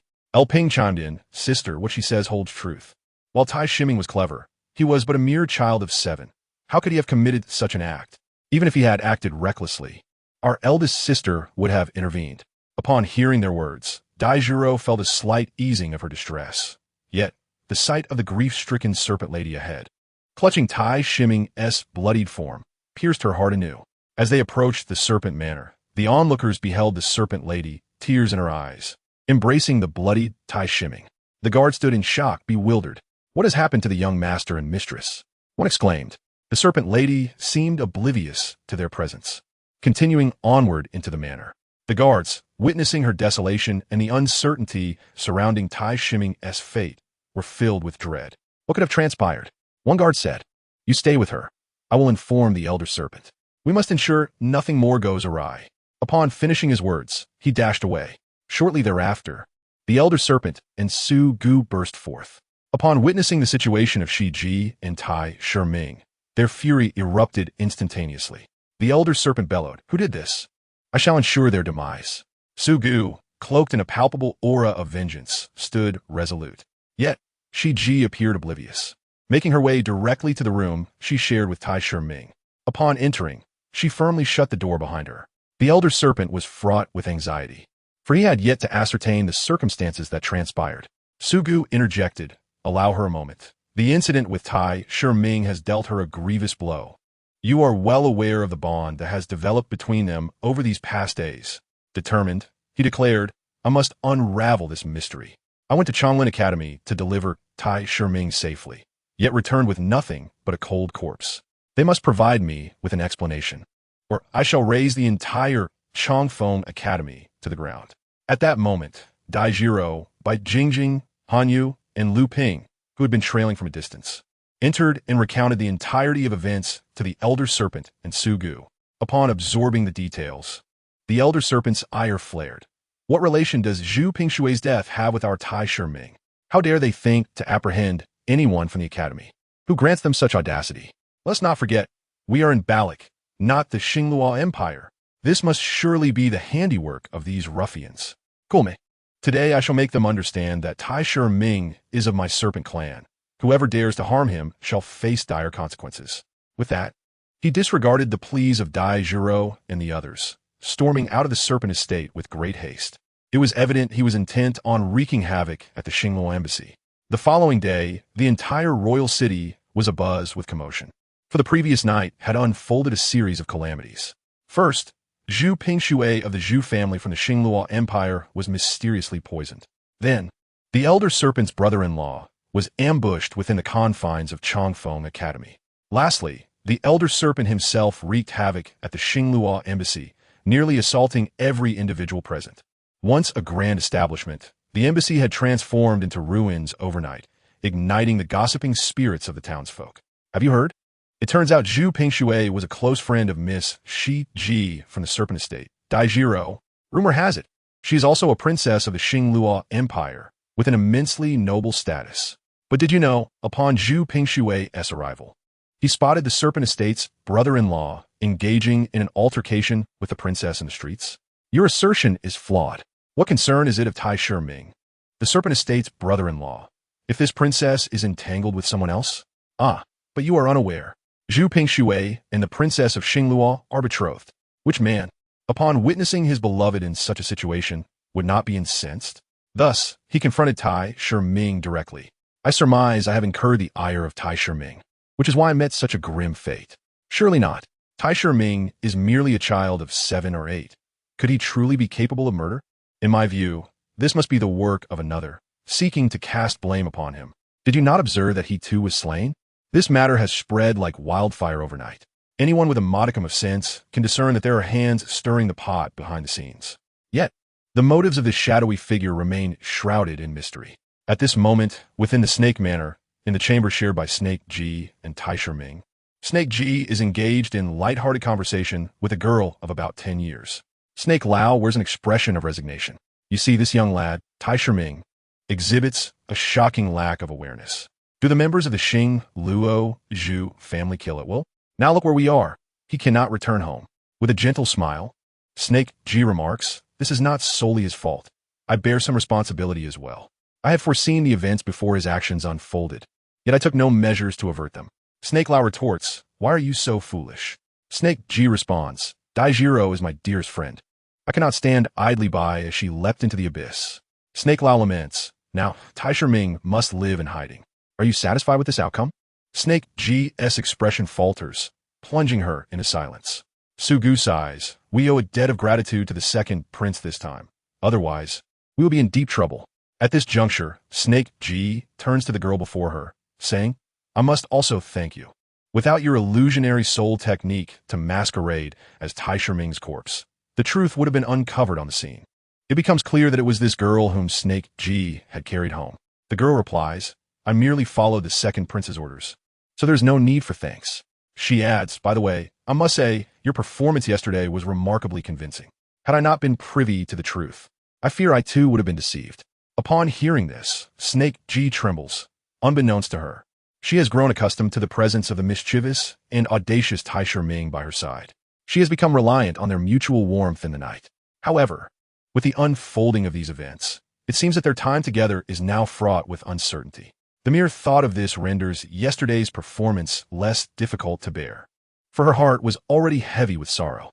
At the second prince's residence, the second prince gazes helplessly at Tai Ming, who is indulging in a lavish feast, seemingly unaffected by the events of the previous night. You must not act so impulsively in the future. Had I not taken the initiative to arrange for a covert operation, you would surely have met with disaster. Tai Ming muses internally. It would have made no difference had you not come. Had you not sent someone to feign my demise, I would have orchestrated a plan of my own. The longer I spend with Snake G, the more I find myself unable to let go. Yet, we must not forget that his arrival was orchestrated by others. As long as he remains, he poses a constant threat to the Snake Manor. To bring an end to it all, death is the only solution. Thus, deceiving the enigmatic figure with a tiger's face becomes paramount. In a few years, once he matures and undergoes significant changes in form and appearance, he can return to the side of the Serpent Princess. At that time, they can be together openly and without restraint. Of course, the assassination of Zhu Pingshui is also for the sake of Daijiro. Otherwise, he would need to wait a while longer to execute this plan. Although this occurs much earlier than he had anticipated, it could be considered a double victory. Indeed, this is his scheme, to divert all attention to the death of Zhu Pingshui, thus providing a rationale for his own demise. In this way, his death can be shrouded in mystery, allowing him to escape unscathed. The only unforeseen element is the intervention of the second prince. Nevertheless, the outcome aligns with his expectations, satisfactory indeed. Chapter 29. Accompanying Daijiro's second prince. What are your plans now? Tai Ming. To journey to the Xingluo Empire. Zhu Pingshui has been dealt with, yet the matter concerning Daijiro remains unresolved. Hence, I intend to finalize it thoroughly. Second prince, with an inscrutable expression, you, my friend, do not harbor feelings for Daijiro, do you? Tai Ming, momentarily taken aback. How could that be, apart from her imposing stature? She pales in comparison to my own wife. Second prince, haha, young lad, you are clearly enamored by her imposing presence. Admit it. Tai Ming, stifling a laugh. Oh heavens, I truly harbor no such intentions. My journey to the Xingluo Empire is motivated by two reasons. Firstly, the identity of the individual behind the tiger's face remains unknown, and I believe keeping a safe distance is prudent. Secondly, since I must depart, having a trustworthy companion with considerable strength will enhance both safety and convenience. Second prince, very well. I must admit, you and your wife share an uncanny understanding. She, too, is uneasy about being alone, which is why she insisted you accompany Daijiro back to the Xingluo Empire. However, exercise caution, for the embassy personnel are acquainted with you. Should any of them return to the Xingluo Empire, you may find yourself in peril. Tai Ming, fear not. I have already devised a plan in my mind. Second prince, That is reassuring. Upon uttering this, a peculiar smile graced his face. Oh, and good luck to you. Tai Shiming, what on earth? As the second prince exited, a graceful figure entered. It was Dai Jiro. My goodness. Observing the dark expression on Dai Jiro's face, Tai Shiming could only manage a dry laugh. Although he had long contemplated how to confront her after the deception, he had not anticipated such a sudden encounter. Dai Jiro's eyes were ablaze with fury. From a moment she beheld Tai Shiming's lifeless body, she had not found a moment's rest. The thought that he had perished for her sake consumed her with guilt, remorse, and sorrow. However, just an hour ago, after Snake Lady divulged the truth, her emotions grew even more intricate. Anger at the deception, relief and joy at Tai Shiming's survival, and gratitude for the sacrifices made by both Snake Lady and Tai Shiming on her behalf. Yet now, gazing upon Tai Shiming, she found him utterly detestable. She resolved to give him a good thrashing first. Tai Shiming coughed to him. Diurnai, may I have a moment to explain? Stop, stop, stop. Ouch. A moment later, under the force of Dai Jiro's ire, Tai Shiming's head resembled a hairstyle of a certain revered figure. He clutched his head, exclaiming, Diurnai, you are being rather harsh. I deceived you for your own good. This truly saddens me. With much of her anger subsiding, Dai Jiro finally calmed down. Thank you. Since the day I was born, no one has ever considered me as you and Snake Lady have. To them, I'm merely a pawn, a tool, not a living being. At this juncture, she suddenly chuckled. Perhaps I should truly become your second wife. It would be preferable to another forced marriage. Tai Shiming, taken aback, replied, but I am your best friend's husband. How could you think that way? Such a notion is immoral. No wonder people say to guard against fire, thieves, and best friends. Dai Jiro almost spat out a mouthful of blood upon hearing this. She delivered another sharp knock to Tai Shiming's head. Who keeps calling me Diurnai? Tai Shiming retorted, I also refer to Bai Jie and the others as the third, fourth, and fifth wives. Dai Jiro shot back. Then you should just take them all. Tai Shiming responded, are you encouraging me to have a harem? Let me tell you, I am a loyal. Hey, what are you doing? Get away from me. Dai Jiro leaned closer, her demeanor fierce. Goodness, she was almost making his nose bleed. Tai Shiming exclaimed, you dare to tease me? Just wait. With that, he produced a box he had prepared earlier and presented it to Dai Jiro. She looked perplexed. Was he gifting her after such teasing? This was not typical of Tai Shiming. Upon opening it, she discovered a remarkably beautiful cloak. Eager to try it on, she found it splendid. Seizing the moment when she was distracted, Tai Shiming draped himself over her, his legs around her waist, and his head buried into. Her face flushed crimson. What are you doing? Get down, get down. Tai Shiming coaxed. We are about to leave the city. There are numerous spies from various embassies within, and to avoid detection, we must resort to this. In a final display of shamelessness, he added, moreover, it was you who presented the opportunity for me to engage in this act. I am merely fulfilling your desires. Cannot you see how considerate and understanding I am? Why then, would you wish for me to withdraw? Typically composed, Dai Jiro found herself momentarily at a loss for words. You. Enough with the use. Quickly, pull the cloak up and see what can be discerned from the outside. Oh, at that moment, Dai Jiro's mind felt sluggish, and she unwittingly complied, pulling the cloak up.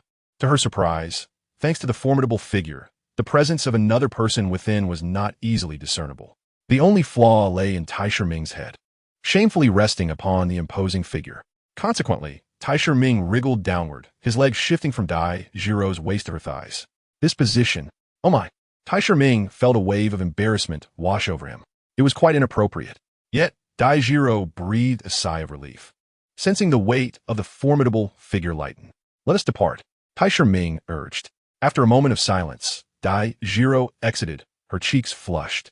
The second prince, witnessing her solitary emergence, was initially taken aback, but quickly regained his composure, wondering where Tai Shiming had vanished.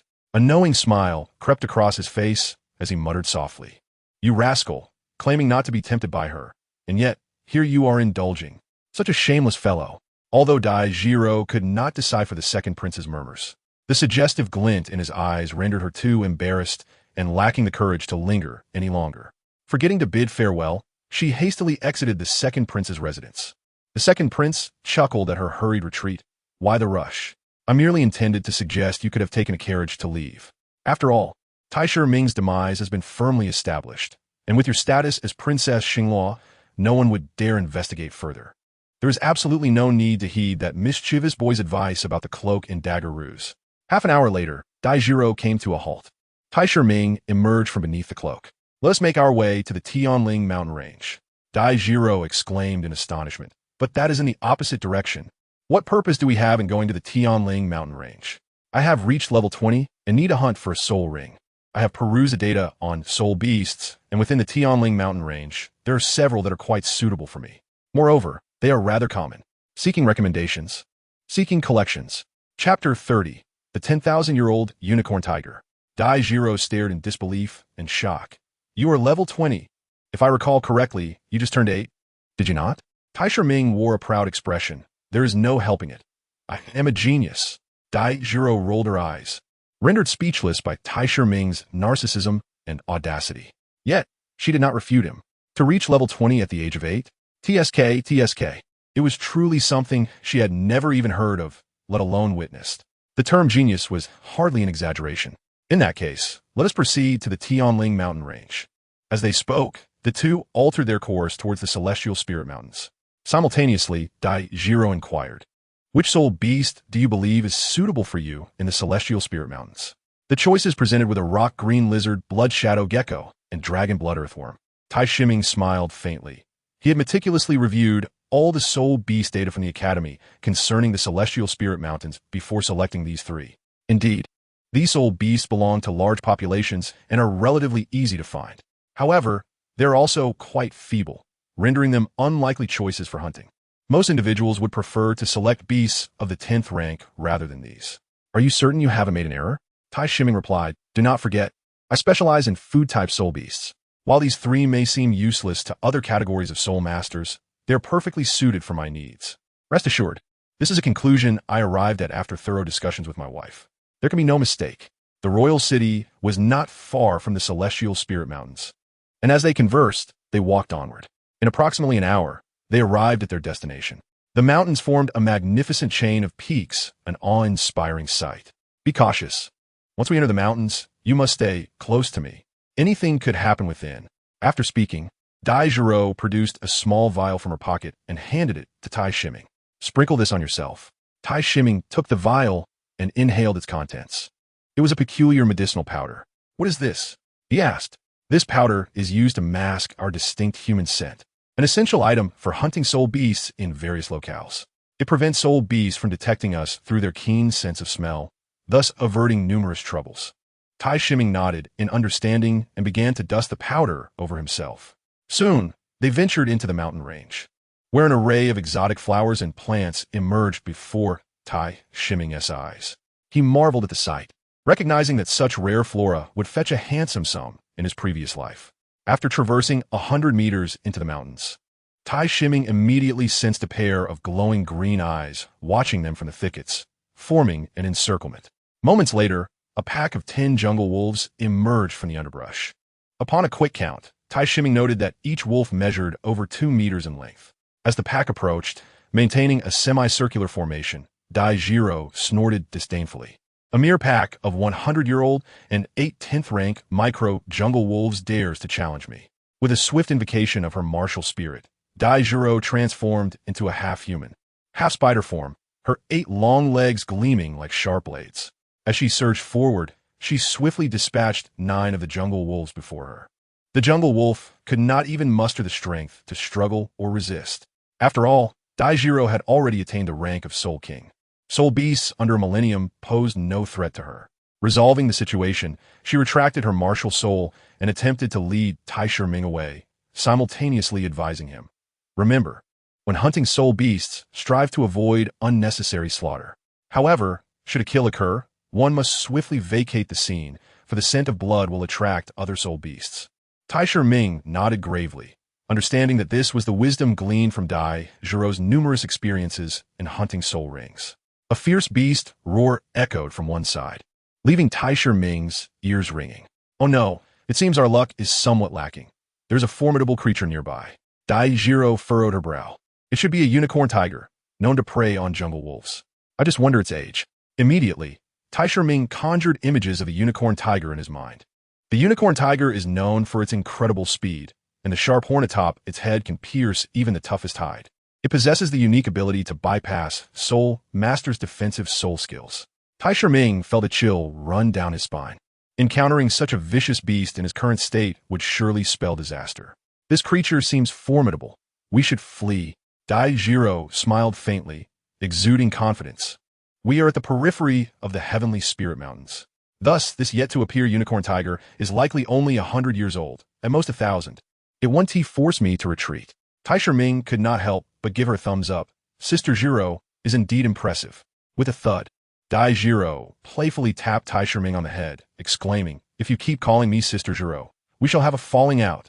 From now on, refer to me as Sister Jiro or Second Sister." Suddenly, a rustling sound arose from the branches, leaves, and the grass beneath. A colossal beast, measuring a full 10 meters in length, appeared before Dai Jiro and Tai Shiming. Dai Jiro's expression changed instantly. Although she remained confident in her ability to vanquish it, she could not help but curse. What on earth?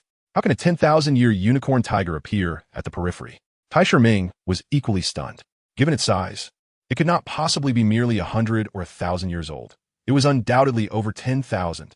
To encounter a 10,000-year unicorn tiger at the fringes of the mountains was sheer misfortune. However, Tai Shiming, with keen observation, noticed a wound on the beast's hind leg. It must have been pursued here by a soul master or fled to escape other soul beasts.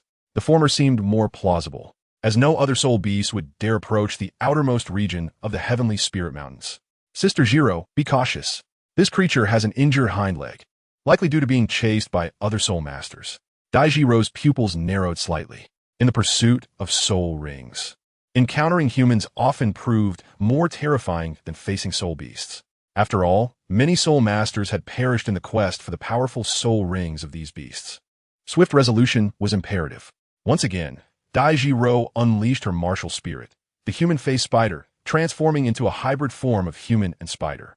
5 soul rings, 2 yellow, 2 purple, and 1 black, ascended from her being. Opposite her, the 10,000-year-old unicorn tiger, drawn by the scent of its favorite prey, the blood of a forest wolf, was in dire need of sustenance to replenish its strength. However, it was taken aback to find 2 humans present. It could not tolerate this affront and charged directly at Dai Jiro and Tai Shiming. Dai Jiro, undeterred by the approaching beast, stood her ground. Her 4th soul ring shimmered to life. 4th soul ring skill, 1,000 cuts. As the soul skill activated, 8 spider legs extended from her form, slicing through the air like blades, creating a curtain of deadly arcs before her. Clang, clang, clang. The unicorn tiger's horn was remarkably resilient, and Dai Jiro's razor-like legs struck against it, failing to inflict any damage. The sounds resonated like metal clashing.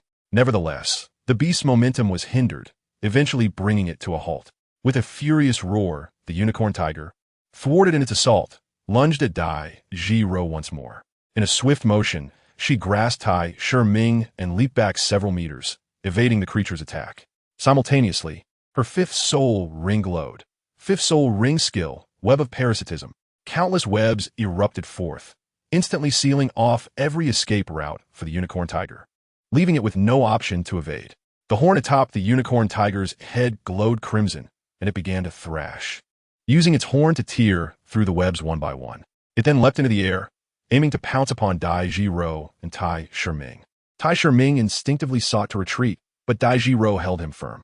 Confusion flickered across his face, yet in the next moment, comprehension dawned. As the unicorn tiger soared through the air, it let out a dreadful cry before crashing to the ground and rolling uncontrollably. Tai Shiming watched in horror as numerous swollen lumps formed upon the beast's body, grotesquely pulsating as if something lurked within. Pop, pop, pop. One by one, the bloated masses erupted, releasing a swarm of spiders. In mere moments, the once mighty unicorn tiger was left riddled with wounds.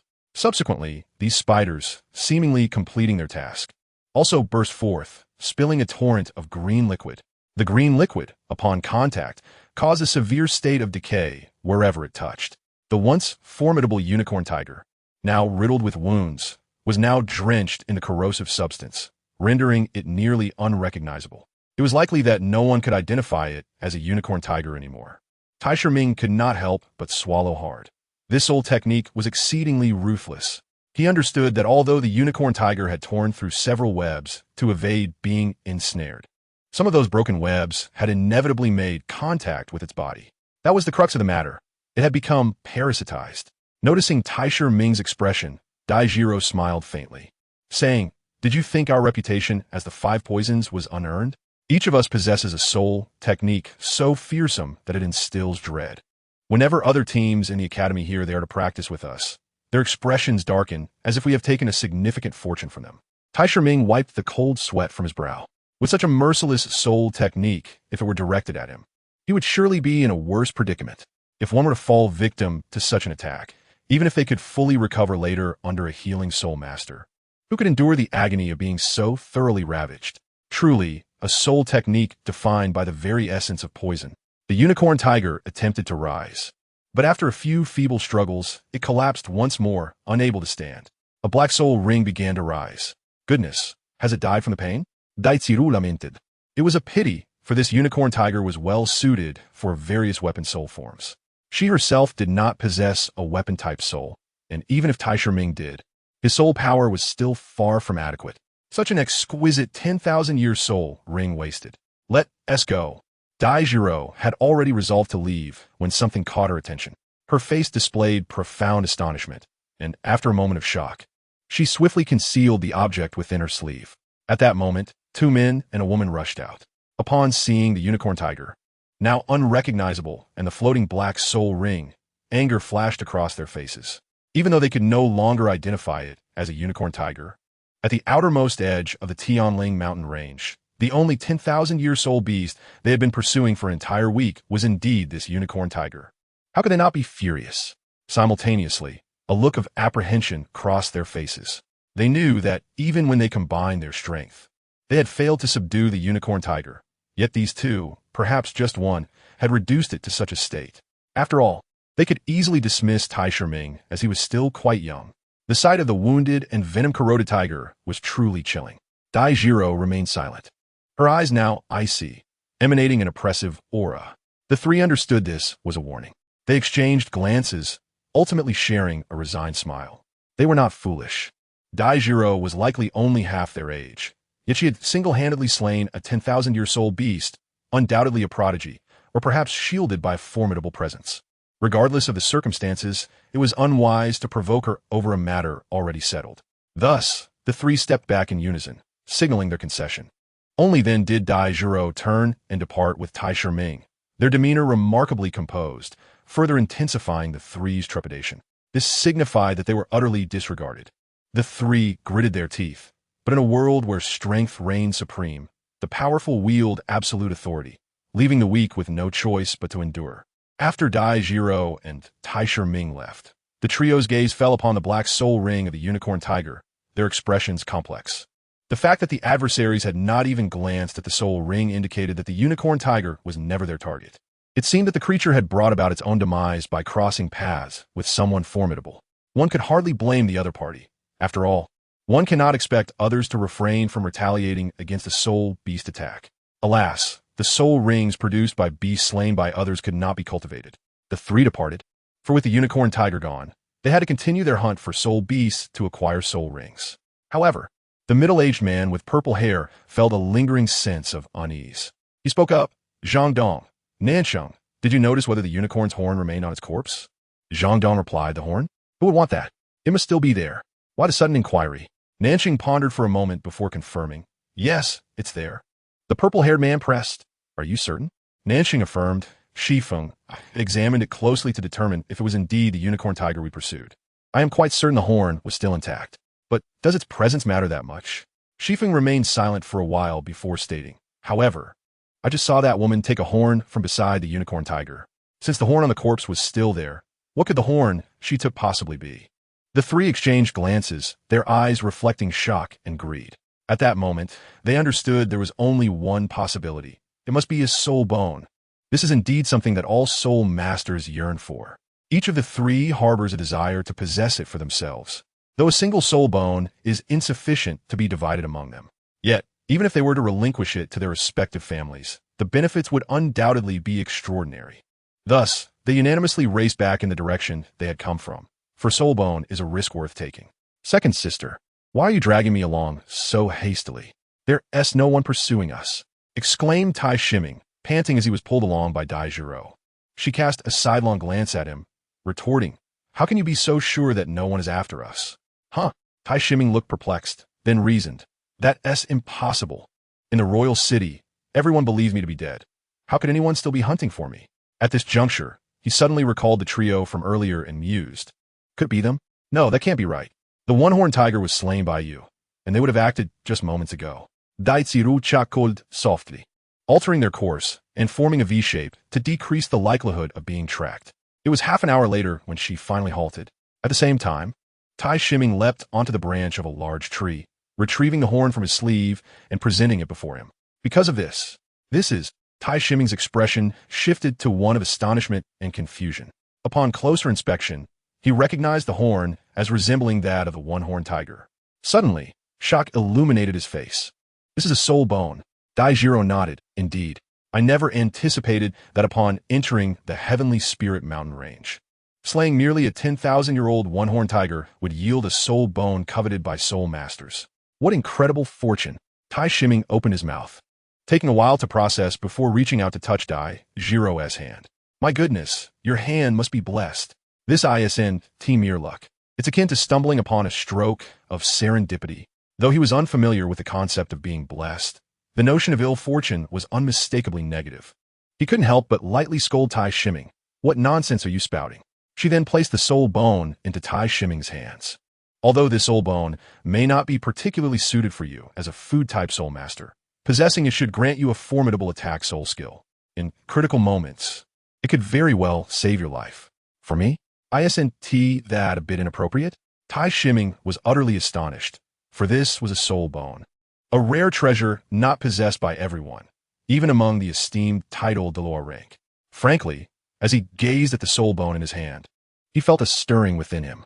After all, he had yet to acquire any offensive soul skills. However, its immense value made him hesitate. Daitsiru remarked, "What is so bad about it? Compared to what you and the snake lady have done for me, a soul bone is nothing." Tai Shiming looked at the soul bone in his heart, ultimately unable to resist its allure. He chuckled, "Fine, I shall shamelessly accept it. In return, I will dedicate myself to you." Yet, he simultaneously resolved to assist Dai Jiro in mastering her own destiny, free from any forced unions. Dai Jiro gave him a sidelong glance. Dedicate yourself? Are you repaying me, or merely taking advantage?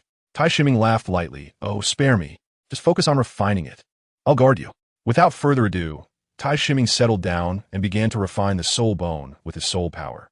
Given that this soul bone was of a 10,000-year grade and he was only at level 20, having yet to obtain a second soul ring, the task was no easy feat. It took him a full hour to successfully refine it. The moment Tai Shiming opened his eyes, he noticed Dai Jiro watching intently and immediately inquired, "How is it?" His face radiated excitement as he replied, "It's an exceptional soul skill." Hearing this, a smile spread across Dai Jiro's face. That's wonderful. After a moment of hesitation, Tai Shiming raised his left hand, causing a long sword to materialize in his grasp. Dai Jiro, upon seeing the sword, momentarily lost her ability to speak. Tai Shiming declared, "This is my second martial soul, the 7 killing sword." Second martial soul? Although she had surmised something upon witnessing the sword, disbelief coursed through her, for the revelation was utterly shocking. Tai Shiming added, "You are the first to know, aside from my wife, the snake lady." Dai Jiro responded, "Since you've kept it hidden, why reveal it to me now?" Tai Shiming pondered for a moment before earnestly stating, "I trust you." He genuinely meant it. If he had harbored any reservations before, Dai Jiro's generous gift of the invaluable soul bone, without a hint of hesitation, had completely dispelled them. Furthermore, they were to spend a considerable amount of time together, during which he would inevitably need to hunt soul rings for the 7 killing sword. If he couldn't rely on others, he could only count on Dai Jiro to accompany him. Hence, it was better to disclose the truth sooner rather than later.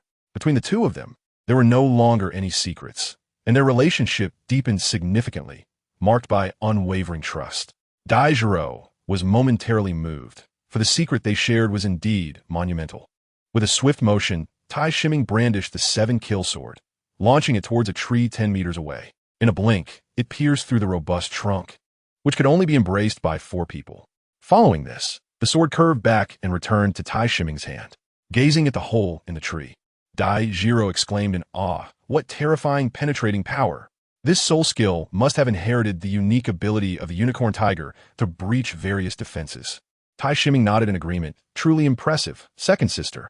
You guessed it right. Dai Jiro chuckled lightly. Enough with the flattery. Tai Shiming cast a mischievous glance at her. I would love to flatter you more, but I fear you might not allow it. Dai Jiro's cheeks flushed. You little rogue. Now that you have a wife, you still dare to tease me. Be careful, or I might just hold on to you until you can no longer see you beloved snake lady. Tai Shiming replied, Oh no, we can coexist peacefully. Coexist my foot. Dai Jiro raised her hand to strike Tai Shiming again, but this time he evaded and leapt down from the tree. He then stated, All right, no more jokes. In fact, my soul skill has two applications. What I demonstrated earlier was merely one of them. Now, let me show you the second. He held the sword aloft, and his form shot forward like a swift arrow, halting only at a distance of 15 meters. This was not the second application, but rather a thrusting technique that increased his speed by 50%, rendering him invincible during the dash, impervious to any damage below divine level. Dai Jiro paused for a moment, recalling her battle with the unicorn tiger, where she had employed her fourth soul ring technique. 1,000 slashes, only to find it barely scratched the beast. No wonder her spirits lifted, for this technique not only served as a powerful attack, but also allowed her to adopt an invincible stance, evading all harm in critical moments. Thus, Tai Shiming's survivability was significantly enhanced. She couldn't help but praise. Truly remarkable. This soul bone comes from the legendary unicorn tiger. Indeed, Tai Shiming replied sincerely. For this soul bone was not an ordinary one, but rather a special external bone. Dai Jiro continued. Now we should proceed to find you the soul beast for your second soul ring. Tai Shiming smiled and pointed to a patch of grass not far behind Dai Jiro. Second sister, look over there. Dai Jiro felt a twinge of confusion, but turned to see merely an ordinary patch of grass, which only deepened her bewilderment. She glanced back at Tai Shiming, seeking clarification. Tai Shiming urged, Second sister, take a closer look at that patch of grass. Doesn't the soil beneath seem particularly loose?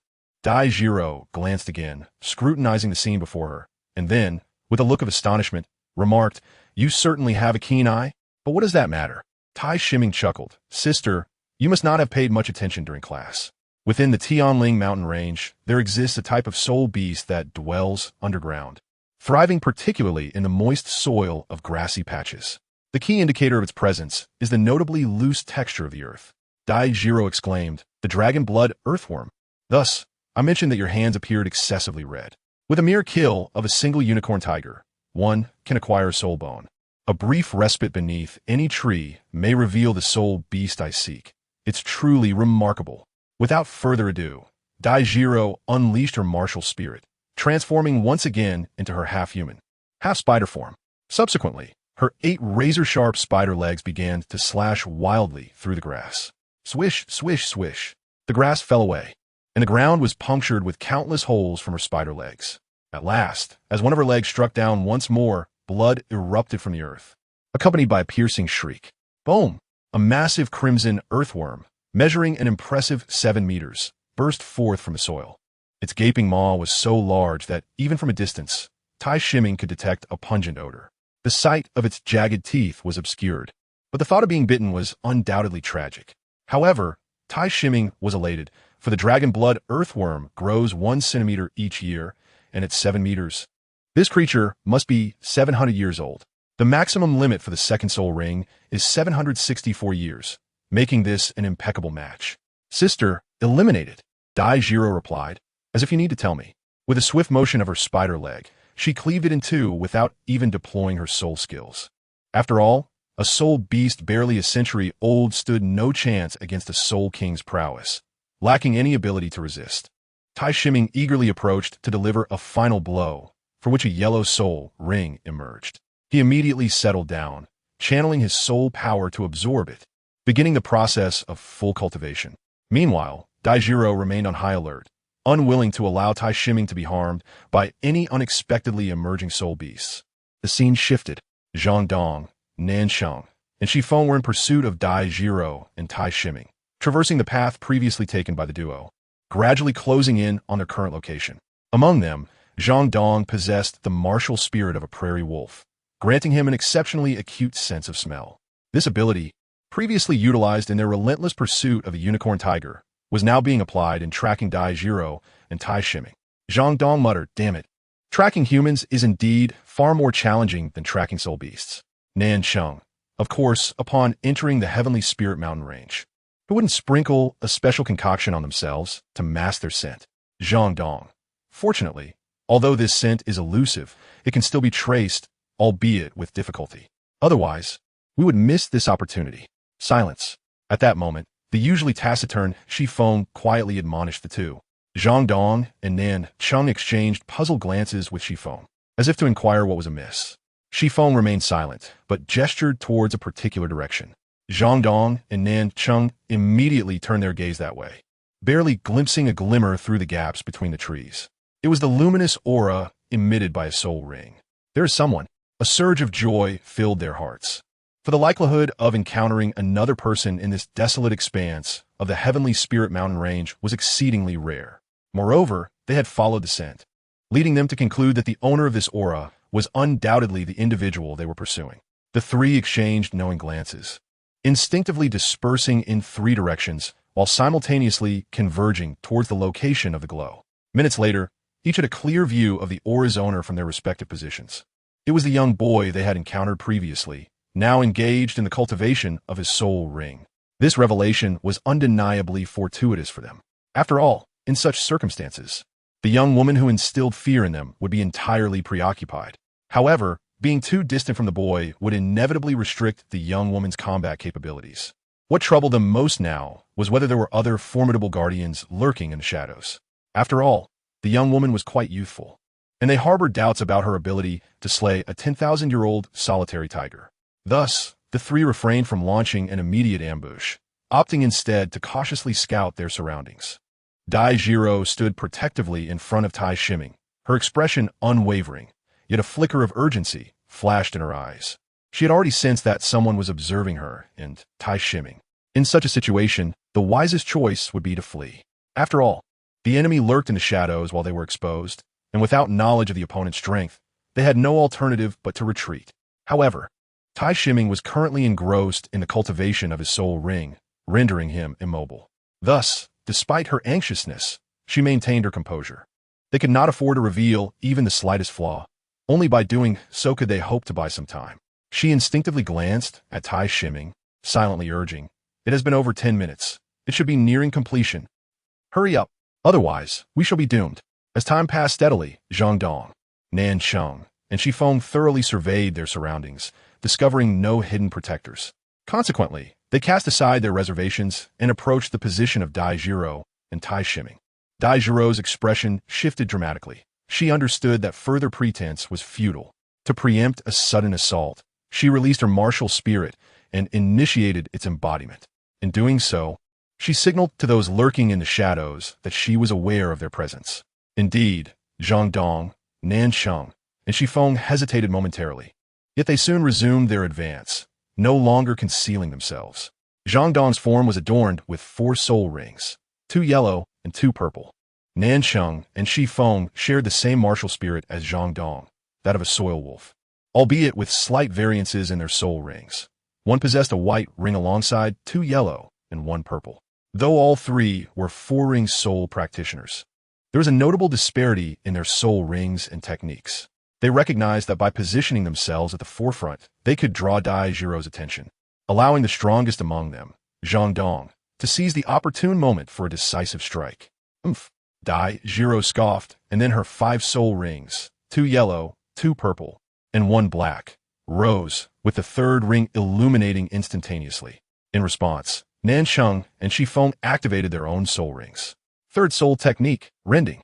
Nan Sheng transformed into a swift shadow, racing toward Dai Jiro with hands morphed into wolf claws, their sharp tips akin to daggers.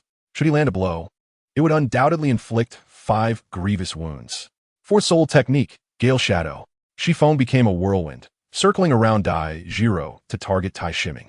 Meanwhile, Zhang Dong had revealed himself, taking a position directly behind Dai Jiro, forming a triangular assault formation alongside Nan Sheng and Shi Feng.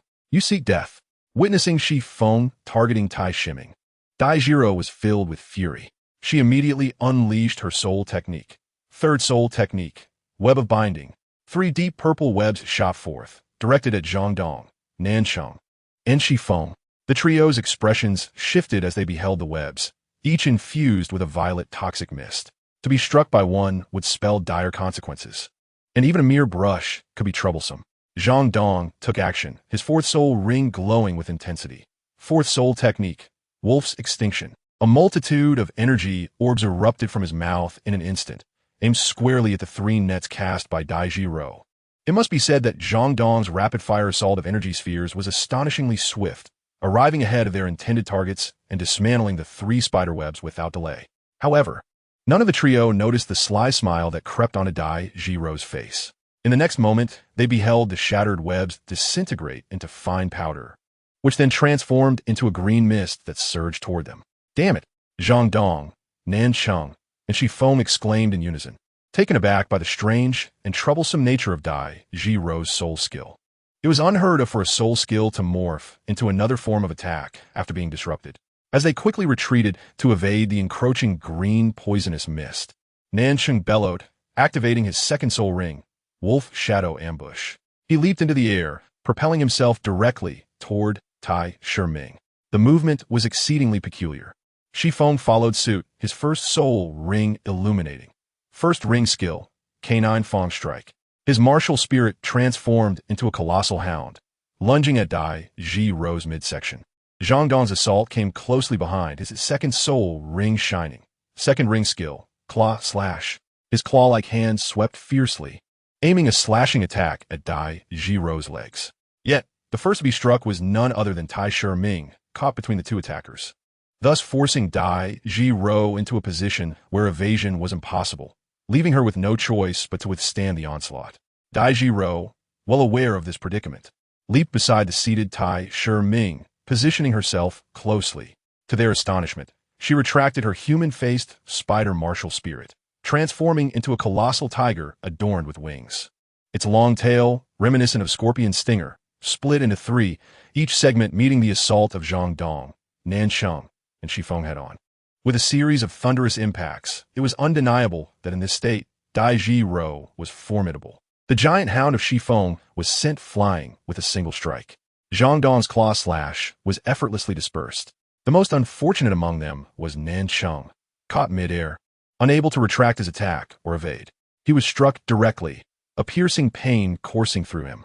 Blood spurted from his mouth, his eyes wide with shock and despair. A profound confusion etched on his features. Your martial spirit is a human-faced spider, isn't it? How did you transform into a winged? His words faltered, and with a tilt of his head, he succumbed to silence, his eyes remaining wide open, seemingly unable to close in death. Nan Cheng. Upon witnessing the demise of their comrade, Zhang Dong and Shi Feng were engulfed in profound sorrow, simultaneously gripped by an overwhelming dread of Dai Jiro. Regret washed over them, an undeniable sentiment. Yet, in this world, there exists no remedy for regret. Dai Jiro, undeterred by their remorse, would not grant them mercy. With a sudden flick of her tail, she hurled the lifeless body of Nan Cheng towards Zhang Dong. Following this, 3 scorpion tails lunged forth like lightning, piercing directly towards Shi Feng. His countenance shifted dramatically as the 4th soul ring illuminated. 4th soul ring technique. Canine King's Golden Shield. An arc-shaped barrier materialized instantaneously, enveloping him within its protective embrace. The sound of impact echoed as the first 2 strikes shattered the protective barrier that shielded Shi Feng, while the 3rd penetrated the remnants of the destroyed shield, driving forcefully into his abdomen. A pained cry escaped Shi Feng's lips as he staggered back 10 meters, clutching his wound, yet unable to staunch the flow of blood that gushed forth. Zhang Dong, hurry, he gasped. I cannot flee. However, no response met his plea. Desperation compelled him to glance at Zhang Dong, who was cradling the corpse of Nan Cheng. It was evident that Zhang Dong had caught the body when Dai Jiro had flung it. Yet, at that moment, blood poured incessantly from Zhang Dong's mouth, his complexion pale, and his eyes were filled with confusion and despair. Not only could he not escape, but it appeared he was also gravely injured. At that instant, Tai Shiming, who had previously been refining his soul ring, rose from the ground, brushing off the dust with a soft murmur. He cannot run. Indeed, as Dai Jiro had tossed Nan Cheng's body towards Zhang Dong, Tai Shiming had awakened. Thus, How could he let such an opportunity slip away? Seeking recommendations and collections. Chapter 35. The Dark Demon, Evil God Tiger. For the first reward of this book, a fellow reader has made a heartfelt sacrifice, and I express my gratitude once more. Consequently, he swiftly unleashed his soul offensive soul technique. Sur bonne technique soit trust. The martial spirit, 7 fiend sword, shot forth directly, concealed beneath Nanchang's body. Having focused solely on refining his soul ring, Zhang Dong had not the slightest inkling of the impending threat. Moreover, the nature of the attack was so unexpected and well concealed. Zhang Dong fell victim to the ambush, as the 7 fiend sword pierced through his body. Thud! Embracing Nanchang, Zhang Dong struggled for a few seconds before they both crashed to the ground. Taisher Ming extended his hand, and the swiftly launched 7 fiends' sword made an immediate turn. Returning to his grasp, he looked at Dai Jiro with a hint of astonishment. At that moment, Dai Jiro transformed from her dual-winged tiger form into that of a bird-human, adorned with a pair of wings and a scorpion tail. What had previously been a soul skill now revealed the true appearance of her second martial spirit. Her fitted top accentuated her curves, while her long legs were clad in a strikingly short, pale yellow mini-skirt, further enhancing her already alluring figure. Her voluptuous form was nothing short of devilishly captivating. Complemented by her cascading golden waves of hair, she exuded an aura of maturity, despite her youthful visage. The combination of wings and scorpion tail imbued her with an air of wickedness, presenting a tantalizing allure that captivated men. Taisher Ming, a man with the psychological age of over 20, yet still a naive virgin, could not suppress a gulp. He inwardly cursed. This enchanting creature was already tempting. Now, she is positively lethal. Dai Jiro, noticing his intense gaze, mistakenly believed he was angry. A sense of guilt washed over her, as Taisher Ming had previously confided in her about his second martial spirit without reservation, while she had withheld her own secrets. Unbeknownst to her, her expression of remorse only served to amplify Taisher Ming's desire. With a mischievous grin, he teased, "Sister, do you have something to say to me?" Clearing his throat, Dai Jiro felt a pang of anxiety. Changing the subject, she asserted, "Now is not the time for such discussions. We still have an enemy to face." As soon as her words fell, the 7 fiends' sword shot forth from Taisher Ming's hand.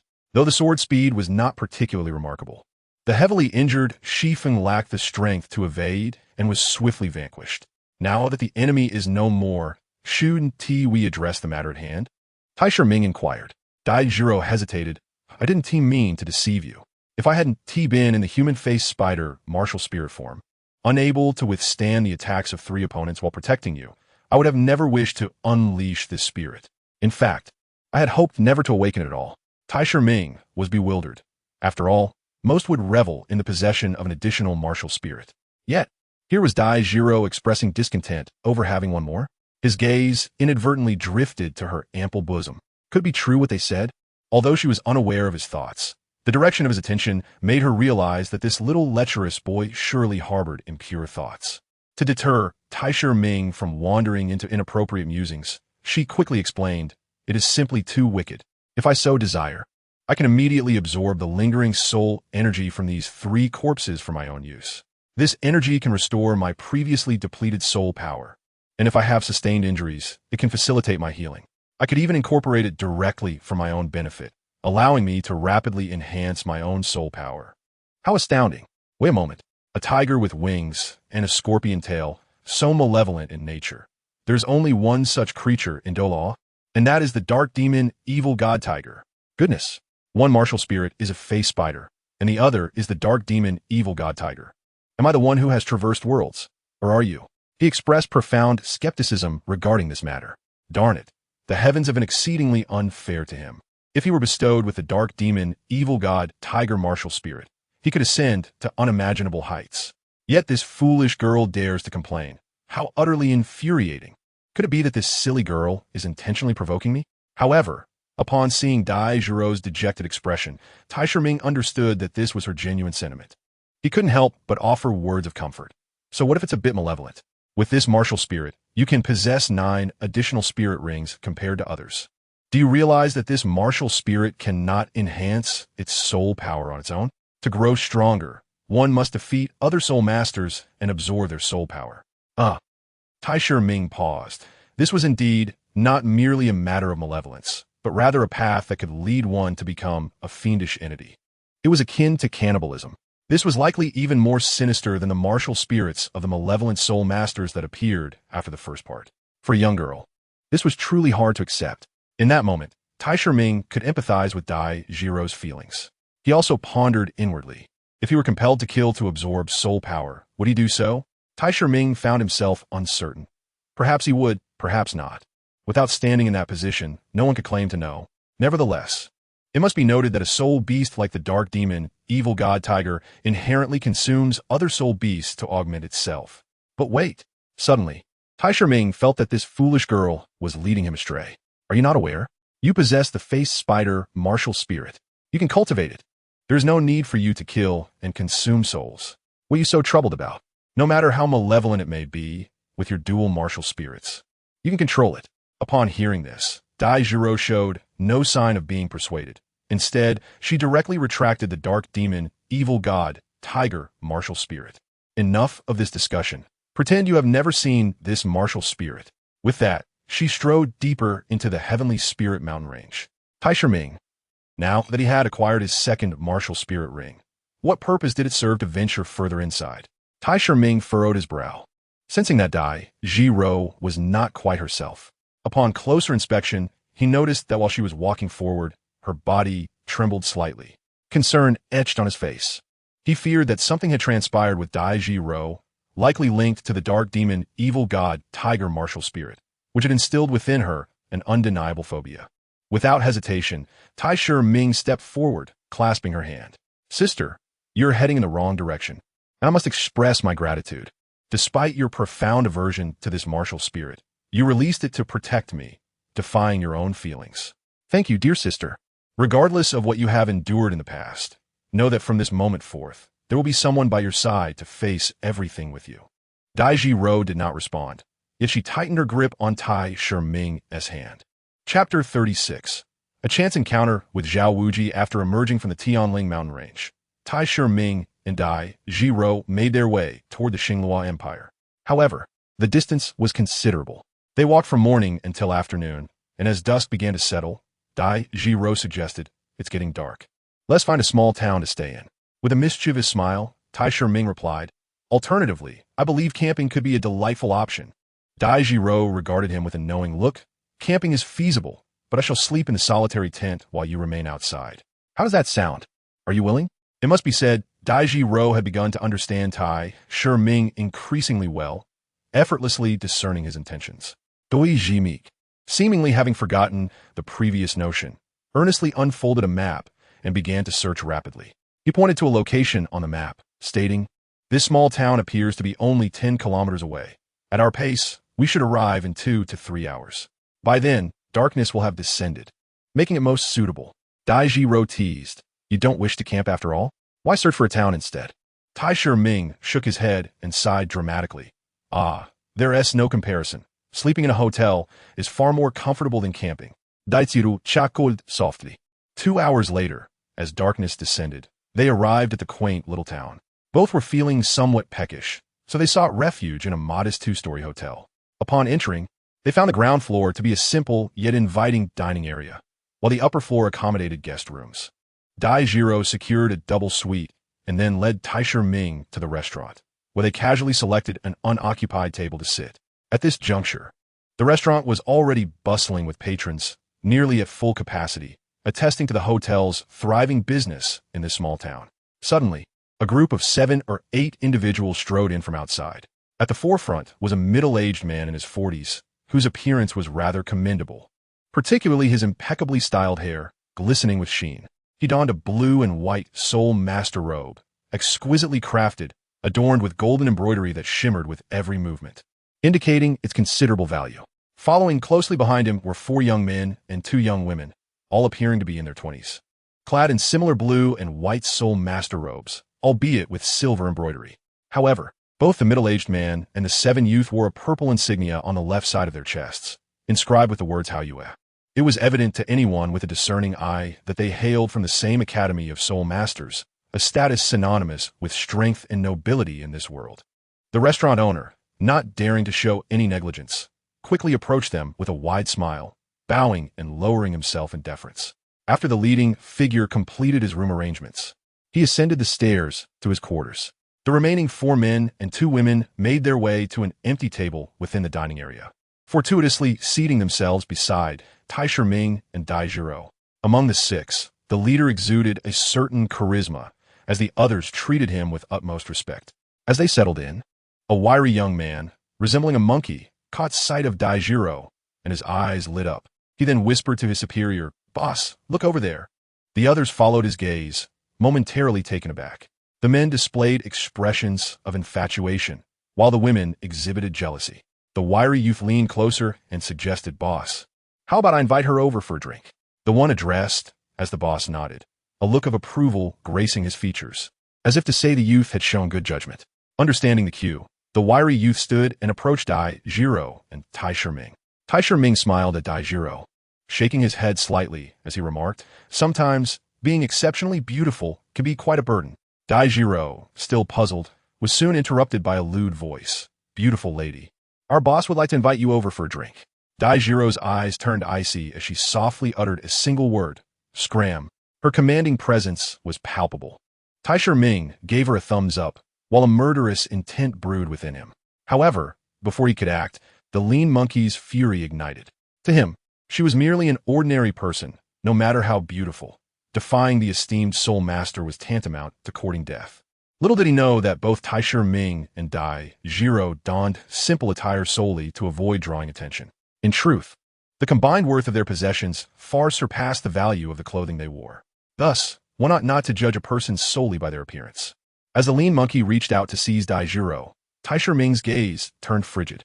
A chopstick snapped in his hand, and in the next moment, he was poised to incapacitate the lean monkey's hand. Yet, someone intervened first.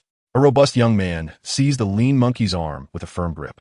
With a single forceful motion, the lean monkey's face contorted in agony, accompanied by a piercing scream. "Ah, have I encountered a hero?" Taisher Ming was momentarily taken aback, but as he glanced over, his astonishment deepened. For beside the brawny young man stood a man and a woman. The man was even more imposing, appearing to be in his 40s or 50s, while the woman was youthful and striking, with a commendable figure.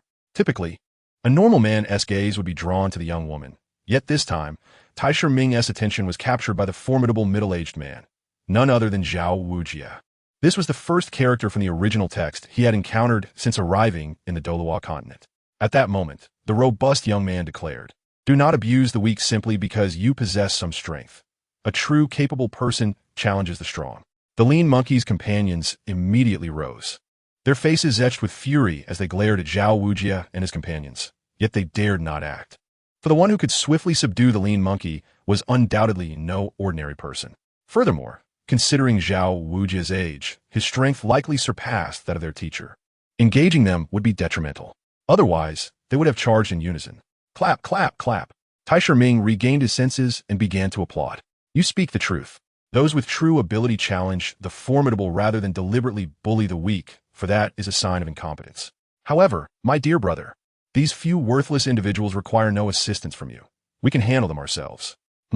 Both parties turned to look, observing the calm demeanor of Dai Jiro and taisher Ming. Seemingly unperturbed, Zhao Wujia smiled faintly. "It appears our intervention was unnecessary." As he spoke, he took a seat at an empty table, keenly observing taisher Ming and Dai Jiro. The burly young man released the thin monkey and, alongside Zhao Wujia and another young woman, settled beside Zhao Wujia. It was only then that taisher Ming redirected his gaze towards the thin monkey, coldly remarking, "Incompetent fool. Today, I shall teach you a lesson. Do not flaunt your arrogance without the strength to back it up." With that, taisher Ming snapped the chopsticks in his hand, transforming them into 2 projectiles that were swiftly launched. Whoosh whoosh. Before the thin monkey could react, the hand that had just attempted to seize Dai Jiro was pierced through. A scream erupted from the thin monkey's lips.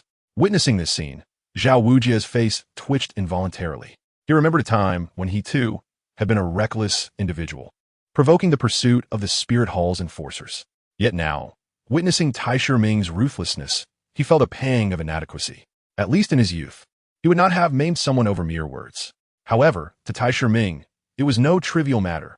Had these been ordinary individuals, the outcome would have been dire. Thus, He showed no mercy towards such people. On the other hand, the Thin Monkey-S faction, seeing Zhao Wujia and his group seated without making a move, remained cautious. The leader, possessing some sense, understood that their inaction did not imply future restraint. He signaled to one of his comrades to summon their teacher and, simultaneously, stood up to pull the Thin Monkey back. He then addressed Tai Shiming. "You little brat, are you courting death?" "Courting death?" Tai Shiming rose as well. The short sword bestowed upon him by the second prince unsheathed. "Feel free to try." The opponent, initially taken aback, burst into laughter, exclaiming, "Ha ha! Do you think this is a game? You wield a mere ordinary sword. Since you are no spirit master, what gives you the audacity to harm one?" With that, he lunged at Tai Shiming, throwing a punch aimed directly at his face. "Fool!" Tai Shiming's sword sliced through the air, meeting the opponent's arm with a chilling gleam. He then delivered a powerful kick. Crash! The opponent was sent flying, crashing into a cluster of tables and chairs, shrieking in agony. Gazing at the grievous wound on his arm, fear flickered in his eyes. Had he not reacted swiftly, he might have lost the entire limb. Tai Shiming declared, "Incompetent fool. Do you not understand that even a lion uses its full strength when hunting a rabbit? You're courting death. I will kill you all." The individual rose from the ground, and 3 soul rings, 2 yellow and 1 purple, illuminated around him. The 2 companions nearby promptly unleashed their martial spirits and soul rings, both possessing 2 yellow rings. However, the slender figure resembling a frightened monkey recoiled in terror, retreating to a safe distance. Yet before they could successfully activate their soul skills, Tai Shiming had already seized the moment to employ his soul bone technique, sword thrust. With a swift motion, he charged forward, his speed akin to lightning. By the time his adversaries reacted, Tai Shiming's sword was already poised against one opponent's neck, leaving a deep wound from which blood flowed incessantly. The opponent stood frozen in place, paralyzed by fear, while the others dared not make a move, merely casting furious glances at Tai Shiming. "Do you know who our leader is? He is a genius from the Haoyue Academy. If you dare to harm him, our academy's mentors will undoubtedly not let you off easily." With a chuckle, Tai Shiming retorted, "A 20-something soul master with merely 3 rings is considered a genius? A 3-ring soul master defeated by an 8-year-old child like me is deemed a genius? Do you harbor some misunderstanding regarding the term genius? Or perhaps your Haoyue Academy is so mediocre that even the most unremarkable can be hailed as geniuses?" His words elicited amusement from the girl beside Zhao Wujia, while Zhao Wujia and the burly young man also smirked as they shared the same sentiment. Tai Shiming turned his head and winked at the girl. "See? Even this young lady agrees with me. Who is this little brat, daring to strike someone from Haoyue Academy?" The mentor who had just ascended the stairs began to descend slowly, accompanied by a student who had come to report. At that moment, he wore a smug expression, as if the mere arrival of a mentor guaranteed their overwhelming victory. The individual with the 7 fiends sword at his throat wore a scornful visage. He believed that once the mentor arrived, Tai Shiming would not dare to act against him. Tai Shiming's eyes twitched slightly, pondering how such a low intellect had managed to survive thus far. He muttered a curse under his breath. "Fool!" With a swift motion, he brought the 7 fiends' sword down, carving a massive wound across the opponent's chest. Then, with a flourish of the sword, he severed the thumbs of the other 2 adversaries. He then retreated a few steps, declaring, "Consider this a lesson. Even if a mentor were present, it would be of no consequence." The Haoyue Academy mentor was momentarily taken aback. He had not anticipated that Tai Shiming would dare to act following his arrival. His fury surged, and with a leap, he descended from the stairs, unleashing a palm strike aimed directly at Tai Shiming's face. "Do you think I am a mere bystander?" At this moment, Dai Jiro, still seated and indulging in her meal, suddenly sprang to her feet, her graceful figure rising with elegance. She unleashed a powerful punch that met her mentor's palm head-on. The impact resounded, and Dai Jiro stood defiantly while her mentor was sent tumbling back 3 to 4 meters before he landed. At that moment, his gaze toward her was filled with trepidation. He had never anticipated that this young woman possessed strength equal to his own. Zhao Wujia and the others were equally astonished, as they had been prepared to assist, only to be taken aback by Dai Jiro's unexpected breakthrough. After a brief moment, Zhao Wujia chuckled at himself, realizing that an 8-year-old child could dominate a group of individuals in their 20s, all of whom were soul masters with 2 or 3 rings. It was evident that this 16 or 17-year-old woman was no ordinary contender. Where had these 2 extraordinary beings emerged from? They were even more remarkable than the two prodigies beside him. He then glanced at the man and woman beside him, acknowledging the existence of individuals beyond their comprehension. The two nodded in agreement, recognizing that even Tai Shiming was not a match for them, as they had lacked the prowess to defeat a three-ring Soul Sovereign at the age of 8. Meanwhile, the other academies were utterly dumbfounded, unable to believe that they were confronting a formidable force capable of challenging their mentor. Just moments ago, they had contemplated inviting her for a drink, an act that now seemed utterly foolish. Mentor Hao Yue furrowed his brow and inquired, "Who are you two? Really?" Dai Jiro replied with a cold smile. "If you wish to fight, then fight. What does it matter who we are?" Mentor Hao Yue's expression grew stern. Merely testing strength did not imply that her power surpassed his. "Young lady, do not be so arrogant." With that, 5 soul rings, 2 yellow, 2 purple, and 1 black, rose around him. He refused to believe that this seemingly 16 or 17-year-old girl could possess the same 5-ring power. However, to his astonishment, Daijiro's own soul rings, 2 yellow, 2 purple, and 1 black, also emerged. This was utterly inconceivable. Mentor Hao Yue's mouth fell open in disbelief, his words faltering. At 48 years of age, he was confronted by a girl who appeared to be merely 17. What extraordinary talent this was. The mentor Hao Yue clenched his fist. The sound of his knuckles cracking echoed in the air. He cast a glance at his students, noting that even the least injured among them had suffered a severed finger. If he were to seek retribution for them, he would likely lose all authority in their eyes. Furthermore, upon returning to the academy, he would struggle to explain the situation to the institution and the families of these students. Contemplating this, his gaze turned icy as he looked at Daijiro. "Even though you and I are both Soul Kings, my decades of combat experience far surpasses that of a mere girl. Apologize to my students and sever a finger yourself, or I shall take it upon myself to discipline you on behalf of your parents."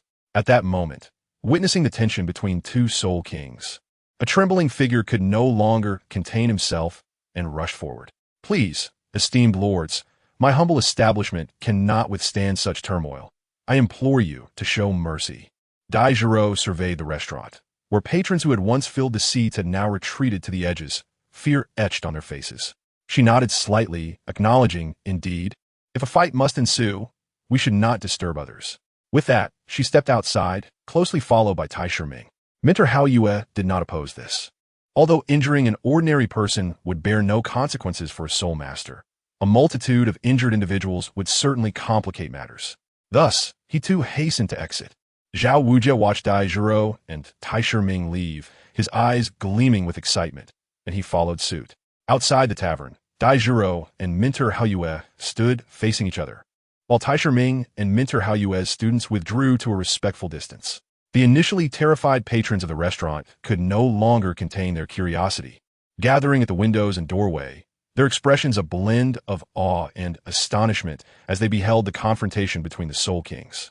For ordinary folk, especially those from a small town without a spirit battle arena, witnessing a clash between Soul Kings was a once-in-a-lifetime occurrence. How did that girl cultivate? How can she, at such a young age, rival individuals in their 40s or 50s?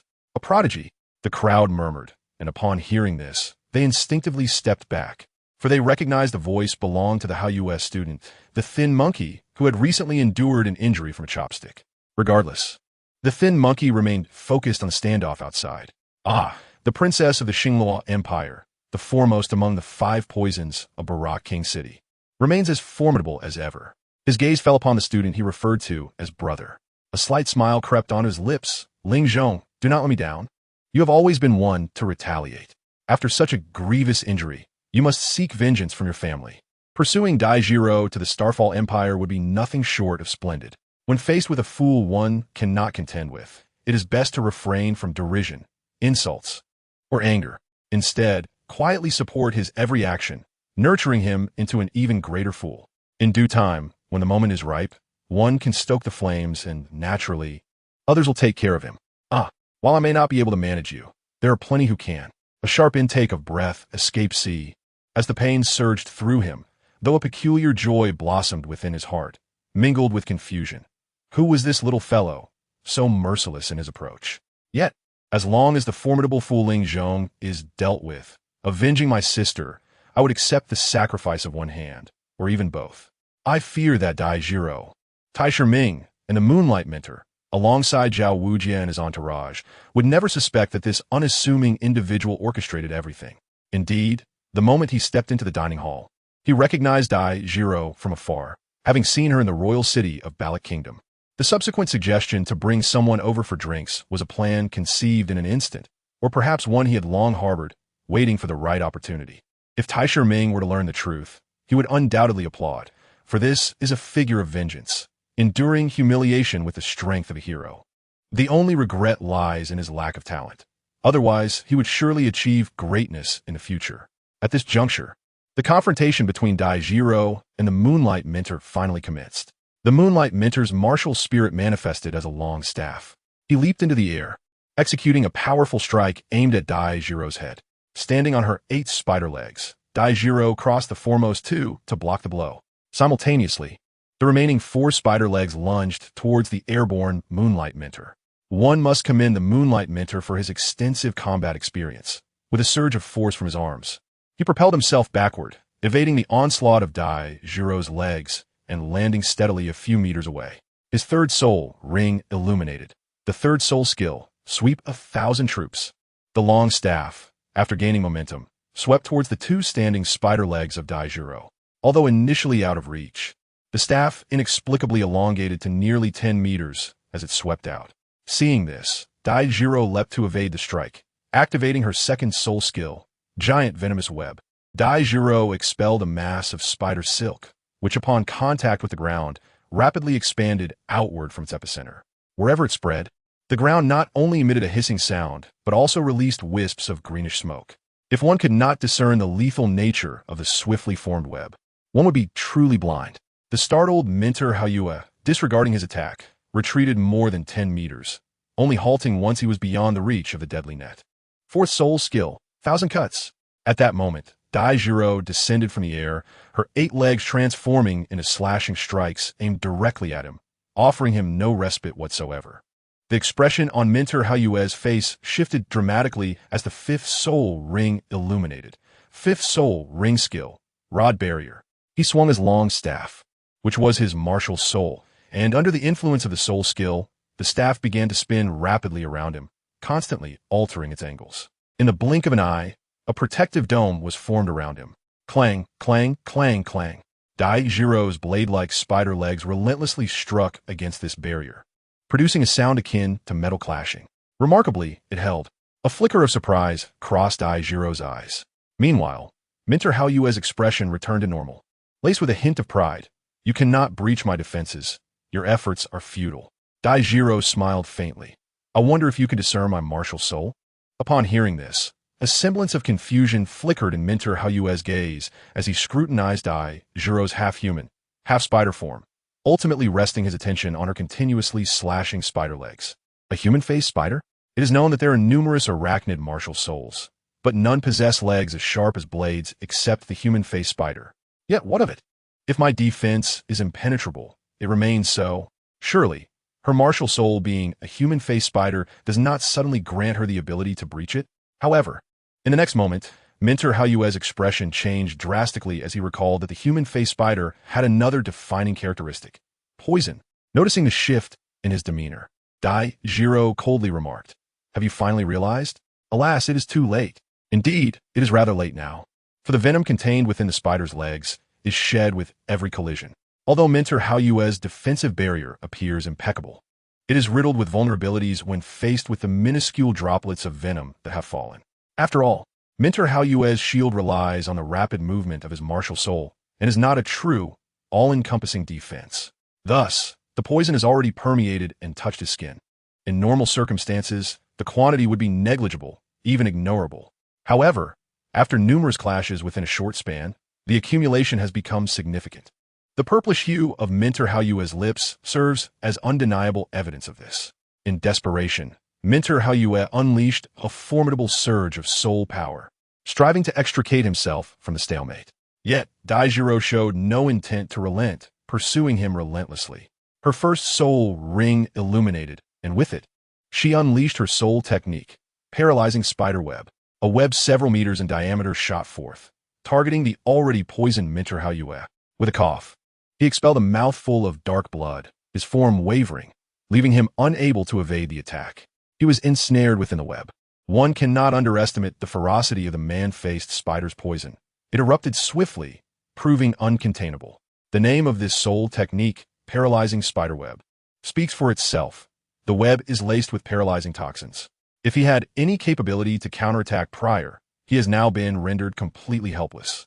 His entire body is paralyzed, and not only can he not break free from the web, he cannot even move a muscle.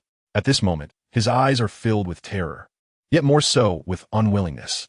Despite both being soul kings of the fifth ring, he senses that his soul power surpasses hers significantly. Decades of combat experience stand as testament to his superiority. One could say he fought with a considerable advantage. Yet he still faces defeat, defeated by a young woman no older than 17 or 18, a humiliation beyond measure. Alas, he will never have the chance to redeem himself, for she possesses such strength now that should they meet again, he would likely find himself gazing up at her in awe. Sighing, Minter Haoyue closed his eyes, resigned to whatever fate awaited him, be it life or death. The outcome was sealed, and Dai Jiro subsequently withdrew her martial soul. Tai Shiming, ever obsequious, presented the soul liquor. Truly, my second lady is as formidable as ever. Hearing the term second lady made Dai Jiro too apathetic to contest it further. However, she thoroughly enjoyed Tai Shiming's attentiveness. She downed the soul liquor in one gulp, instantly replenishing the soul power expended in battle, while instinctively licking her lips. Savoring the exquisite flavor of this soul wine, one cannot help but exclaim how delightful it is. With each sip, there arises an insatiable desire for another draught. Tai Shiming stepped forward, taking her hand as they made their way to the inn, for they needed to retire early, given that a journey awaited them on the morrow. At that moment, a girl beside Zhao Wu glanced at the Minter Haoyue, who lay sprawled on the ground like a lifeless corpse, and felt a pang of sympathy, exclaiming, "Alas, grant them the antidote. Otherwise, they may perish." Dai Jiro did not respond directly, merely uttering, "Let me ask you, if we were but ordinary individuals today, what would be the consequence?" Observing their behavior, it is evident that this is not their first instance of bullying the weak. What those they have harmed? The girl stood momentarily speechless, unable to formulate a reply, for Dai Jiro's words rang undeniably true. Tai Shiming turned back to offer a knowing smile to Zhao Wuji, remarking, "It appears your student is oblivious to your illustrious past, Zhao Wuji. Had it not been for the presence of townsfolk, these miscreants would have long since met their demise by my sword. The world would be a purer place with each of their kind that departs, would it not, Zhao Wuji?" With that, the conversation ceased as the pair entered the inn. Zhao Wuji, tilting his head, murmured, "This lad seems familiar, yet I cannot recall where I might have encountered him. Could he be an acquaintance from the past?" His thoughts remained tangled in confusion. Meanwhile, the lean monkey, lurking nearby, wholeheartedly agreed with this sentiment. However, as Dai Jiro and Tai Shiming entered, he immediately rushed to the side of Minter Haoyue and unleashed his martial spirit. It turned out that his martial spirit was a rice ball, akin to Tai Shiming, a food-themed soul master. 2 yellow soul rings emerged, the second of which ignited instantaneously. The second detoxifying rice ball, a rice ball emanating a soft white glow, appeared in his hand, which he then administered to Minter Haoyue. Yet, due to the potency of the man-faced spider's venom, it took 7 or 8 rice balls before Minter Haoyue regained consciousness. Casting a glance at the assembled students, Minter Haoyue sighed, "Alas, the day has grown late, and traveling is no longer feasible. You must endure until we return to the academy tomorrow, where injuries will be treated by the instructors." The lean monkey feigned concern as he remarked, "Minter, we have merely lost a finger or perhaps suffered a hand's injury. But Ling Zhong is gravely wounded. I fear. Chapter 40. The weight of information is somewhat overwhelming. Minter Haoyue observed Ling Zhong, who was now in a daze, supported by others, and his brow furrowed in worry. Ling Zhong's injuries were severe, and without prompt treatment, there was genuine cause for concern. Moreover, such wounds necessitated a powerful healing soul master. Otherwise, little could be accomplished. Resigned, he concluded, "It seems we must travel through the night to return to the academy." Zhao Wujia hastened to catch up, positioning himself in front of Dai Jiro and Tai Shiming. The expressions on Dai Jiro and Tai Shiming's faces darkened. Zhao Wujia immediately donned a beaming smile, exclaiming, "Do not misunderstand. I am here to extend an invitation for you to join my esteemed Shrek Academy. However, Upon casting a glance at Daijiro, he swiftly amended his words. Of course, there's no need for this one. Her prowess has already surpassed the graduation standards of our academy. Yet, this young brother here is most welcome to join us at Shrek Academy. Trust me, you shall have no regrets. Tai Shiming was taken aback, never having anticipated that Zhao Wujia would employ such a tactic. However, upon reflection, it made sense. Exceptional students seek out exceptional mentors, and, conversely, distinguished mentors yearn for outstanding students. Nevertheless, what purpose would it serve for him to attend Shrek now? It was likely that apart from the chubby child raised in Shrek Academy, none of the original 7 monsters remained there. Tai Shiming shook his head, saying, "Thank you for your kind offer." Daijiro, however, was more direct. "We are returning to the Star Luo Empire. Subsequently, Tai Shiming will attend the Royal Academy of Star Luo, so we must decline." "Please, what is this Shrek Academy?" She had never even heard of it. The Royal Academy of Star Luo? Zhao Wujia smacked his lips, conceding that there was no comparison. Although, in terms of education, Shrek Academy was undoubtedly on par with any other institution. The conditions were a different matter altogether. The thought of his humble thatched cottage and the daily fare of pickled vegetables and steamed buns was disheartening. Tai Shiming, who held a favorable impression of Zhao Wujia, the man bold enough to confront the Spirit Hall, courteously bid farewell. Farewell. At the same time, he cast a glance at the young man and woman accompanying him. Each individual admitted to Shrek Academy was a prodigy. Even if these two did not measure up to Tang San and his companions, they would certainly not be lacking. Afterward, Daijiro and Tai Shiming ascended the stairs. Once they reached their room, Daijiro felt a flush creep to her cheeks. This was her first time alone in a room with a boy, albeit Tai Shiming was merely an 8-year-old child.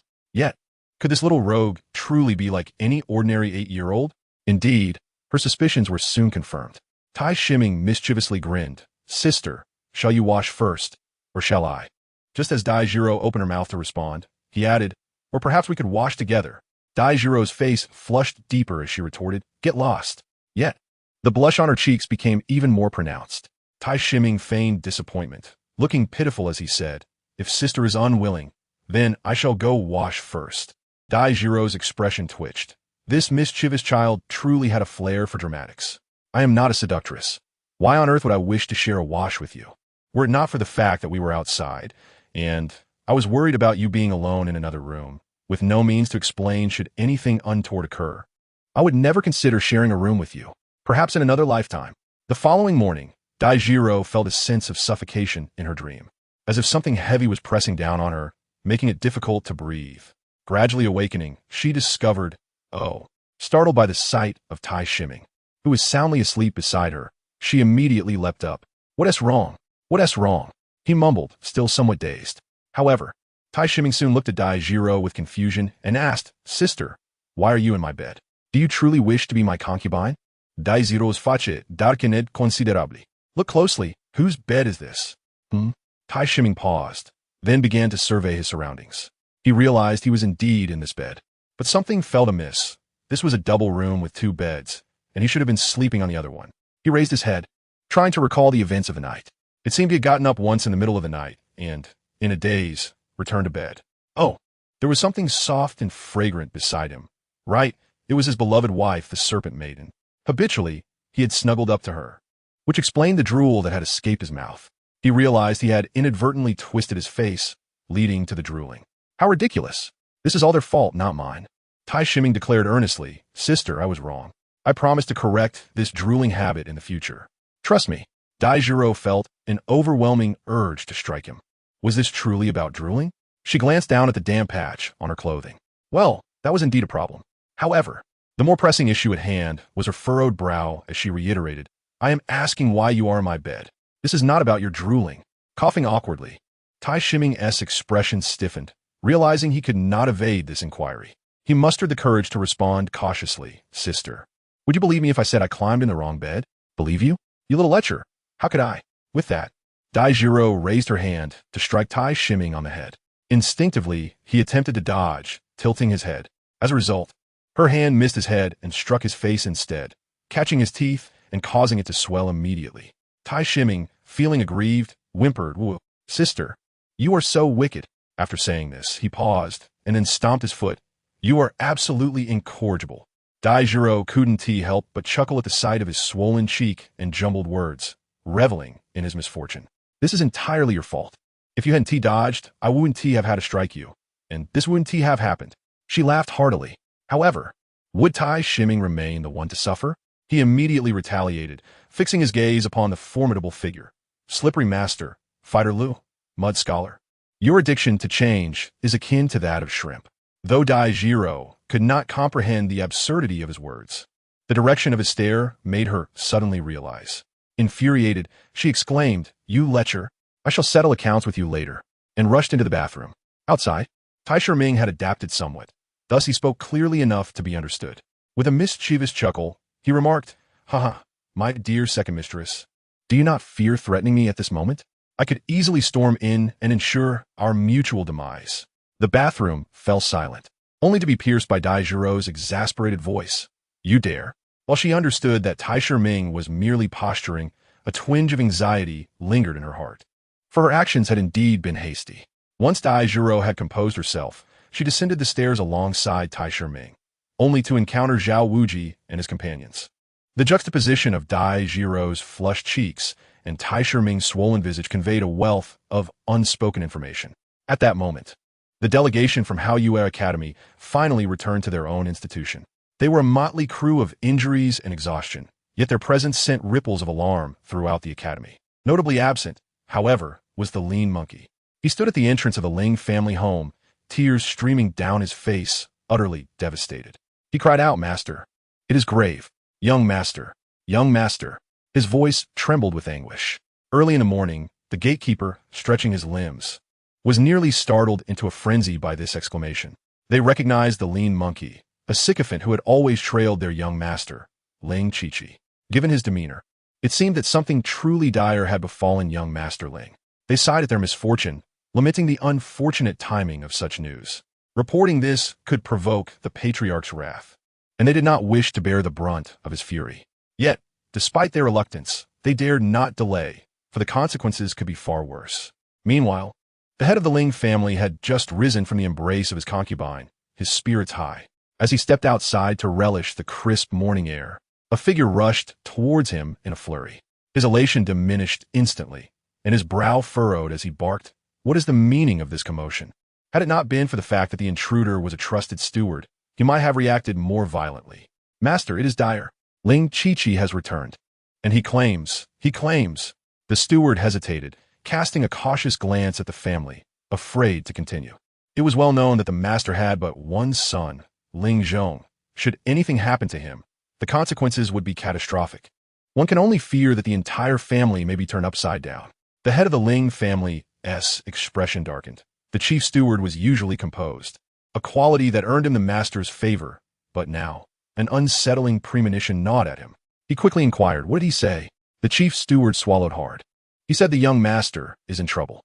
Furthermore, the gatekeeper reported that Ling Qiqi has one hand wrapped in bandages, stained with blood, and his entire hand hangs limply as if rendered useless. This matter is of great importance. Ordinarily, my subordinates should verify it, but fearing it might lead to complications, I came to report first, while also sending someone to bring him over. He should arrive shortly." "What?" The head of the Ling family's complexion changed drastically, a sense of panic creeping into his heart. If it were merely a trivial matter, Ling Zhong would have returned by now. "It's impossible. Bring Ling Qiqi here immediately." Before long, Ling Qiqi was escorted by the gatekeeper. Upon seeing the head of the Ling family, he immediately donned the guise of a dramatic actor, bursting into tears. "Master, you must seek justice for the young master. Oh, how terribly he has suffered." The head of the Ling family felt a surge of anxiety, coupled with a rising tide of anger. In this city of flowing clouds, who would dare to harm his son? They were courting death. Nevertheless, ascertaining the details of the incident took precedence. Suppressing his fury, he scolded Ling Qiqi, "Stop your lamentations. Speak plainly. What happened, and where is Ling Zhong now? How badly is he injured?" Ling Qiqi replied, "The young master is gravely injured. If it weren't for the timely intervention of his mentor, you might never see him again. Woe is me." The head of the Ling family exhaled a sigh of relief. As long as he was alive, that was what mattered. Yet, his worries persisted. He immediately commanded, "Let's go to the academy." "Master, although the young master is severely injured, he is under the care of the Academy's mentors. So he'll be safe. The crucial matter is that those who harmed him must not escape. The young master and I were attacked in Pingzhen, and now that a night has passed, we must dispatch someone immediately. We may still be able to catch up. If we miss this chance, it may be lost forever. My injuries are trivial, but the young master's wounds cannot be in vain. Upon hearing this, the head of the Ling family glanced at Ling Qiqi. You are quite loyal. After speaking, he fell silent, evidently deep in thought. Ling Qiqi, head bowed, his eyes flickering, mused, truly, one who can lead a family cannot be so easily deceived as his son, the fool. Moments later, the head of the Ling family queried, how many were there, and what were their identities? Ling Qiqi responded, Master, there were only 2 individuals. One was merely a child of 7 or 8 years, while the other, though stronger than the mentor, is still just a soul king. Moreover, they were dressed quite ordinarily, suggesting they are not from any significant power. His words contained a kernel of truth. Even if this family head were to inquire among other students at the academy, he would likely receive a similar account. The only detail he concealed was that the Soul King was, in fact, a young lady of 17 or 18 years. Moreover, she is the foremost among the 5 poisons of the royal city, and the esteemed princess of the Xinghua Empire. The Soul King? A trace of disdain flickered across the face of the head of the Ling family. Such strength was hardly worthy of his regard. His greatest fear lay in the possibility of formidable allies backing his opponent. Yet Ling Qiqi's words dispelled this apprehension. Typically, soul masters of considerable influence donned attire of remarkable quality, while only those without connections, the commoners, would dress in the ordinary. Regrettably, he could never fathom that the seemingly humble and loyal Ling Qiqi before him was deceiving him, intent on leading the entire Ling family down a path of destruction. Chief Steward, you shall personally attend to this matter. Listen well, bring them back alive. I desire to flay them before my son. With that, he strode away with purpose. For at this moment, his foremost concern remained his gravely injured son, Ling Zhong. The chief steward bowed respectfully to the departing family head, affirming, as you command, my lord. He then addressed Ling Qiqi. Come with me once more. I require your identification. I am duty-bound. For the young master, I shall ensure the chief steward retrieves them. The chief steward regarded him with admiration, exclaiming, well done. As a member of the Ling family, one must prioritize the family. Rest assured, the head of the family rewards merit abundantly. Once we secure our targets, your benefits shall be guaranteed. Ling Qiqi responded obediently. Then I implore the chief steward to provide ample guidance. The chief steward nodded, thoroughly pleased with Ling Qiqi's demeanor, yet oblivious to the slight curl of his lips. Subsequently, Ling Qiqi followed closely behind the chief steward, heading towards Pingzhen. Upon exiting the Ling estate, he cast a glance back, a glimmer of something sinister illuminating his eyes. Alas, even if you are the head of the family, with all your schemes and stratagems, you shall face ruin at the hands of this inconsequential figure. I am genuinely curious to witness your expression when the entirety of the Ling family crumbles to ashes before you. Will it mirror the nonchalance with which you regarded my sister's demise at the hands of your son 11 years ago? You likely do not even recall the tears I shed before my sister's lifeless body. Chapter 42. Encountering robbery indeed. How could a person of my humble stature ever catch the attention of the family head or the young master? Even this esteemed chief steward has probably long since forgotten me. Otherwise, how could you have permitted me to grow so close to that useless Ling Zhong over the past year? After departing the small town, Tai Shiming and Dai Jiro continued their journey towards the Xinghua Empire. As they traversed a small grove, they beheld 2 groups, one desperately pursuing, the other fiercely fleeing. What was the meaning of this? Tai Shiming felt somewhat bewildered. Dai Jiro pondered for a moment. Perhaps they have encountered a robbery. Robbery? Tai Shiming was utterly perplexed, for this term was one he had never encountered since his arrival in this world. However, it is reasonable to surmise that wherever there are people, such characters are bound to be present. As the 2 conversed, 2 groups of individuals drew closer. Tai Shiming could now discern their features clearly. The first group consisted of 3 women. The first woman wore a form-fitting white backless dress, her strikingly cold yet enchanting visage complemented by a seductive gaze, exuding a unique mature allure as she showcased her delicate, radiant back and flawless figure. The second possessed skin as pristine as snow, with eyes resembling tranquil pools of water. Her graceful demeanor captivated onlookers, instilling a sense of humility and reverence.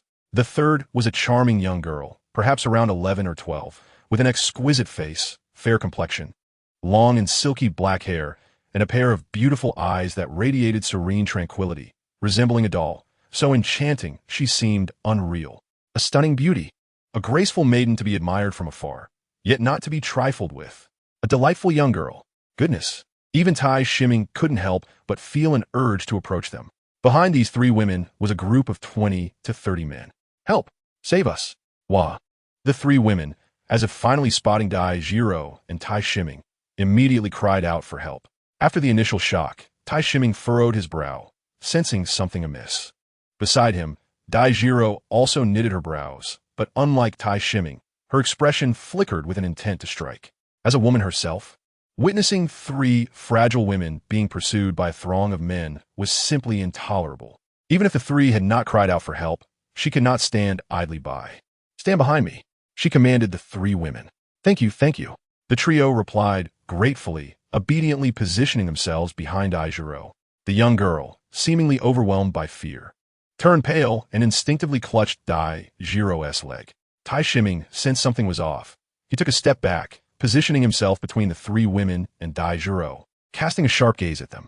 The little girl stiffened, retreating to stand beside the other two, looking at Tai Shiming with a pitiful expression. Dai Jiro regarded Tai Shiming's actions with confusion, but said nothing. Her intention to assist the women stemmed from humanitarian grounds. To her, they were mere strangers. Just then, the pursuers reached Dai Jiro and Tai Shiming. The leader of the group, a burly man, smiled at the sight of Dai Jiro and Tai Shiming standing protectively in front of the three women. Well, who would have thought another stunning beauty would appear? Indeed, fortune smiles upon us today, for we brothers have found another outlet for our frustrations. Before the words could fully escape, Tai Shiming, standing behind Dai Jiro, could no longer contain the fury within him. In an instant, the Seven Fiends' sword manifested in his grasp, and with a swift motion, he unleashed his soul bone technique. The sword darted forth, curving at a peculiar angle towards its target. "Soul Master!" The three women exclaimed in unison, their astonishment alerting the opposing group. Though they appeared surprised, there was not a trace of fear upon their faces. However, the swiftly launched Seven Fiends' sword reached the insolent individual before them in the blink of an eye. With a flick of his wrist, this man brandished his own martial soul sword, deflecting Tai Shiming's strike effortlessly. Upon witnessing this, Dai Jiro's expression shifted. While everyone possessed a martial soul, only a soul master could withstand the blow of another soul master. The distinction between a soul master and an ordinary person was profound. Moreover, with their numbers exceeding 20 or 30, how many among them were soul masters?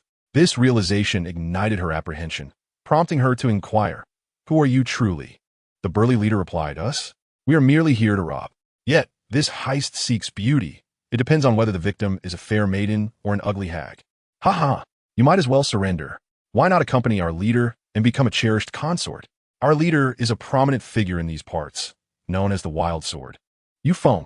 At that moment, Tai Shiming, standing behind her, let out a cold laugh. "Sister, let us eliminate them all. There is no need for hesitation.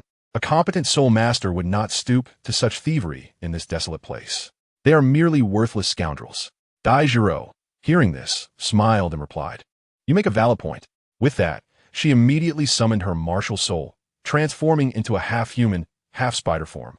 Without employing any soul techniques, she charged forward, her 8 razor-sharp spider legs slicing through the air as she advanced towards the crowd. "Brothers, let us engage," shouted Yu Feng, brandishing his sword. As he spoke, 3 soul rings, white, yellow, and purple, rose from his body. Among the 2 or 3 dozen individuals behind him, astonishingly, 7 or 8 also unleashed their martial souls and soul rings, albeit only possessing first and second rings. At that moment, their faces remained brimming with confidence, for they believed that Dai Jiro, merely 17 or 18 years of age, could at most wield a second or third ring. Their leader, Quangjin Yufeng, boasted a 3rd ring, and they held an undeniable numerical advantage, making victory seem inevitable. However, when Dai Jiro's arachnid legs struck, they realized the depths of their folly. Their soul skills proved woefully inadequate against the onslaught of the spider legs. One by one, they fell beneath the relentless assault. In the face of absolute power, unless one possessed exceptional qualities, their abilities had utterly diminished. It was reminiscent of Tang Hao's effortless defeat of Zhao Wujia in the original narrative. No soul skills were necessary. as the sheer force of his blows left one yearning for relief. In the wake of this display, the three women behind toSee Ming gasped in astonishment.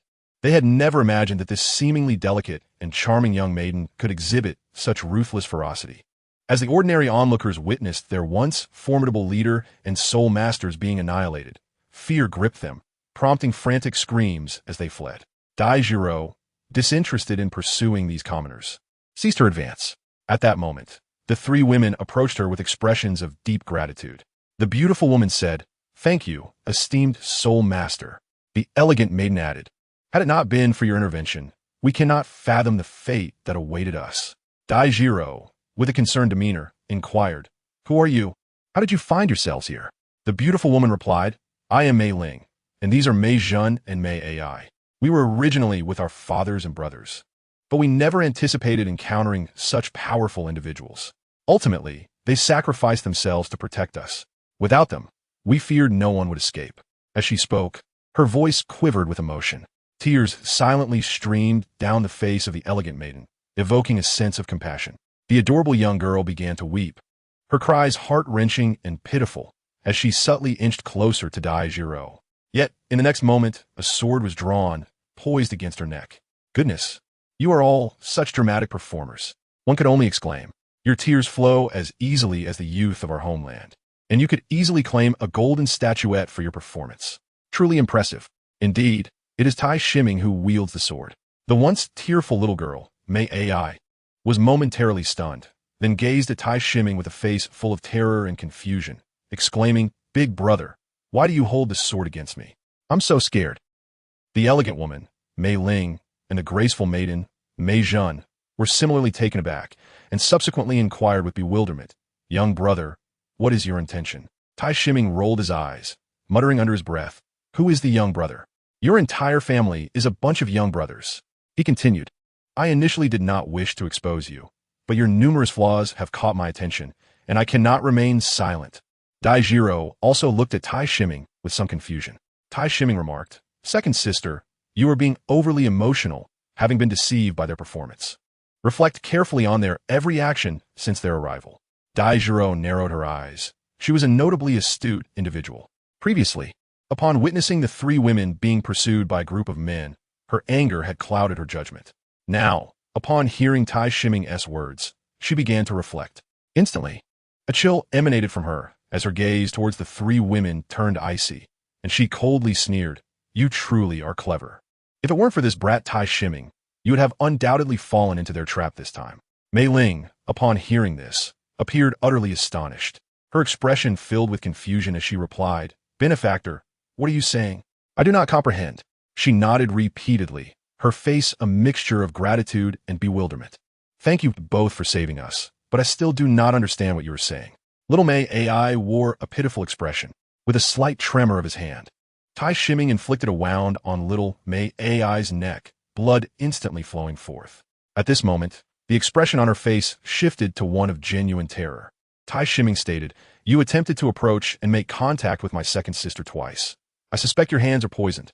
This is why my sword rests upon you, a child, rather than upon two adults. Now speak. Who instigated you to do this?" Little Mei Ai continued to feign ignorance. However, before she could finish, toSee Ming interrupted, his voice laced with menace. "Think carefully before you respond. If your words do not align with my expectations, my sword shall not hesitate to sever your head. You have only this one chance." Each word was pronounced distinctly, filled with unwavering conviction. Should little Mei Ai dare to utter a falsehood, he would undoubtedly strike. Mei Ling and Mei Zhen, witnessing this, felt the atmosphere shift around them. Their demeanor transformed from delicate and feeble to one imbued with lethal intent. Douluo's pupils narrowed.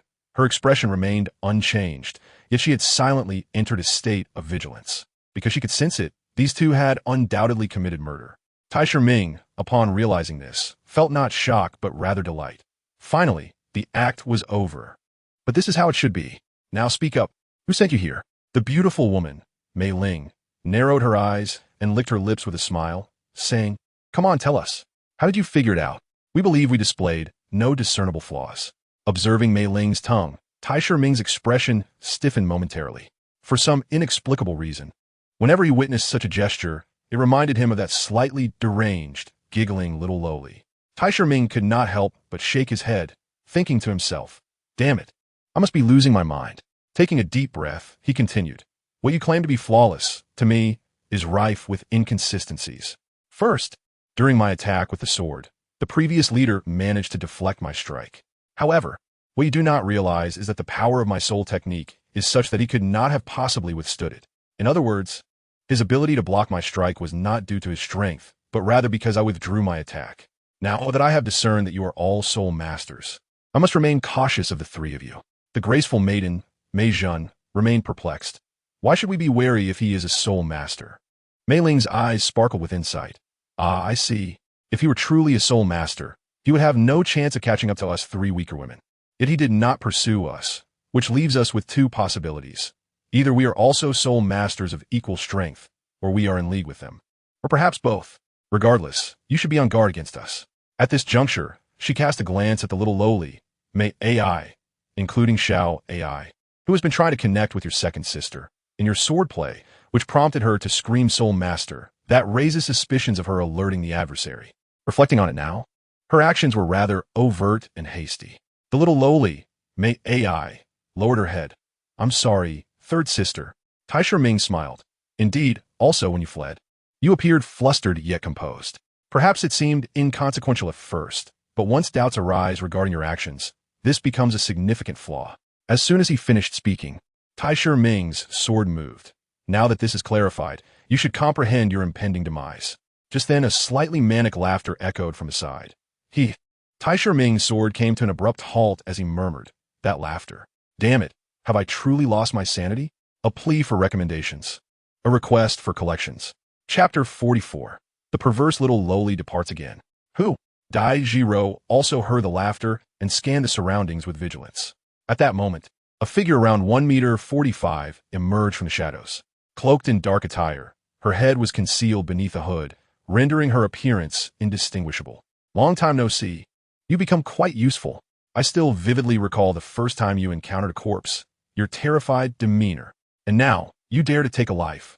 How amusing." Dai Jiro appeared somewhat perplexed and astonished. "You know each other?"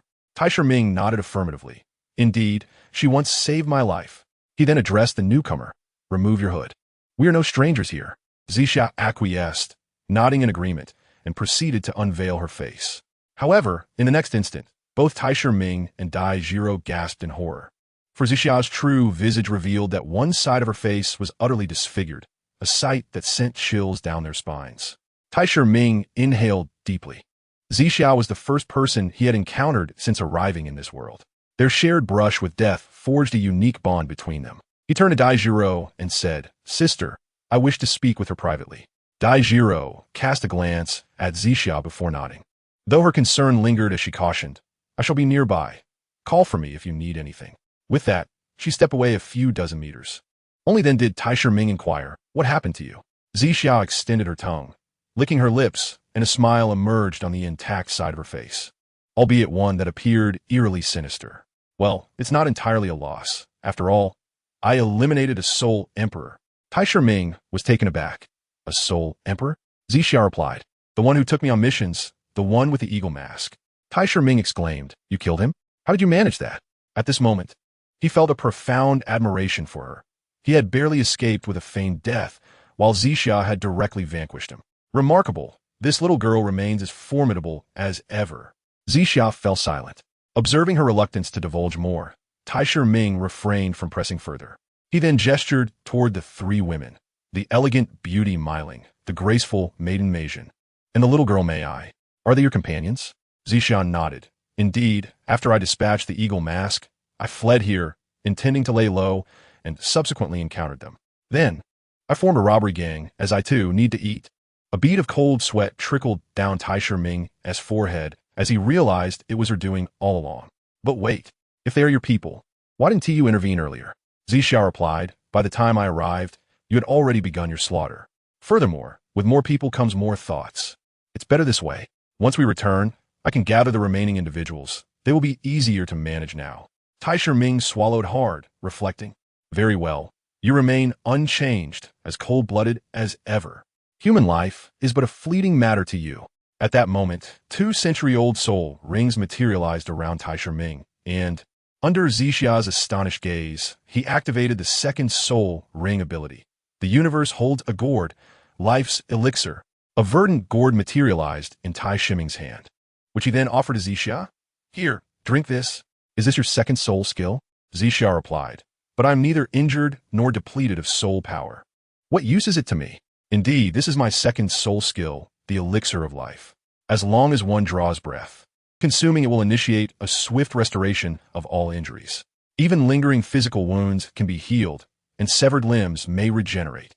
The rate of recovery is proportional to the soul power expended in creating the elixir of life. Upon hearing this, Zixia involuntarily shuddered. After all, she was a woman. Regardless of her icy demeanor and fierce nature, she could not be indifferent to her appearance, despite her facade of nonchalance. With a deep breath, Zixia steadied her racing heart, gradually accepting the gourd and taking a sip. Instantly, she felt a tingling sensation on her face, a delightful surprise. This indicated its efficacy. Though she had sought out healing soul masters before, they were only effective for fresh wounds. For her long-standing injuries, they were utterly powerless. Certainly, those formidable healing soul masters could accomplish such feats, but they were not within Zixia's reach. Before long, Zixia's face returned to its former beauty. Miling, the enchanting woman, Meijin, the graceful maiden, and Mei, the little lowly, were all elated at the sight. Little Mei rushed over, grasping Zixia's hand with excitement, exclaiming, "You're better now, Zixia, you're better." Instinctively, Zixia touched her face and discovered it was no longer uneven, but exquisitely smooth. Her hand trembled slightly. Then, with a serious expression, she looked at Tai Shiming and said, "This time, consider it a debt I owe you." Tai Shiming replied, "Then I owe you a life." Zixia shook her head. "That's different. Enough of this. You have nowhere to go. So why not accompany us to the Douluo Empire?" Zixia added, "No, I still have unfinished business. Farewell." With that, she began to walk away with Miling, Meijin, and Mei. Tai Shiming watched Zixia depart, muttering in disbelief.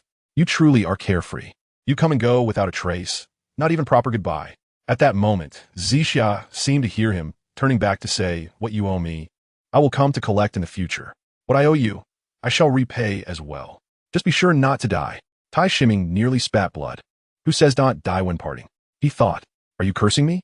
Yet, he could not foresee that when they met again, Zixia would plead for his assistance amidst peril. Just then, Daijiro approached and said, "She has left." Tai Shiming nodded slightly. He never anticipated that, aside from the Snake Lady, you also had a little paramour. I wonder, if the Snake Lady were to discover this, would she not slice someone up to feed the dogs? However, Daijiro seemed oblivious. Her expression somewhat peculiar as she uttered these words. Tai Shiming instinctively tightened his grip. Goodness, that S rather ruthless. Do not jest, she is my savior.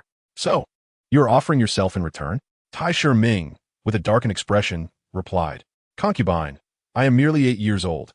How could I possibly offer myself?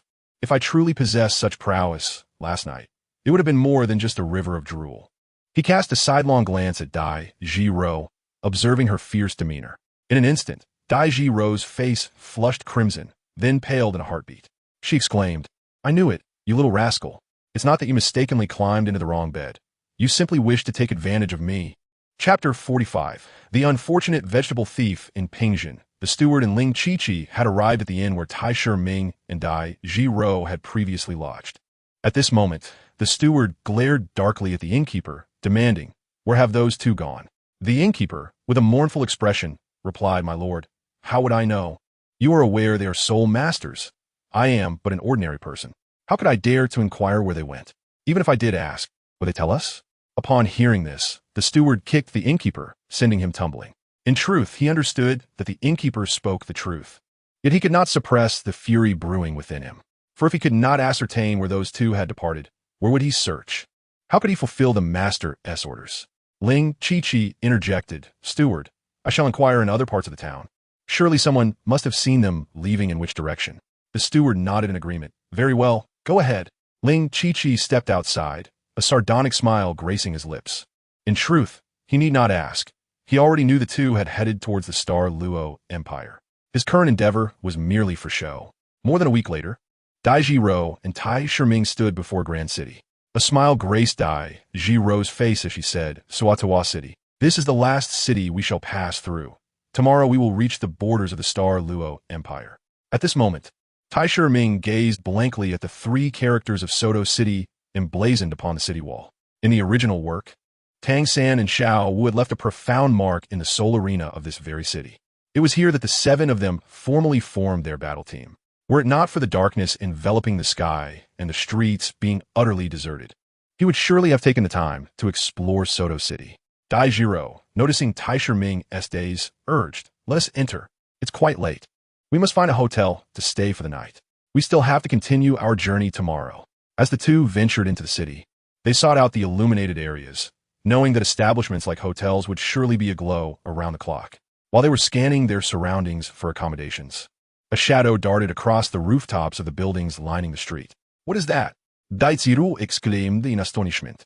Tai Shiming furrowed his brow. Sensing trouble, this fellow seems to be carrying someone. Dai Jiro leaned in closer for a better look, and indeed, it was true. "Let us pursue and uncover the mystery." Dai Ziru urged. "All right."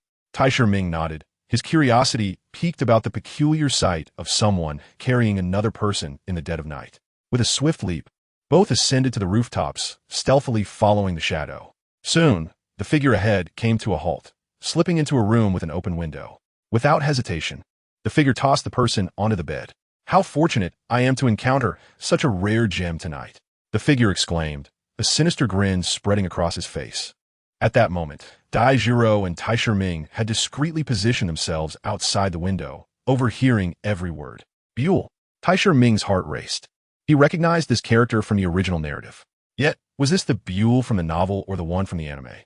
The distinction was significant. One wielded a martial soul known as the Fierce Beacon, while the other possessed the eerie Ghost Hand.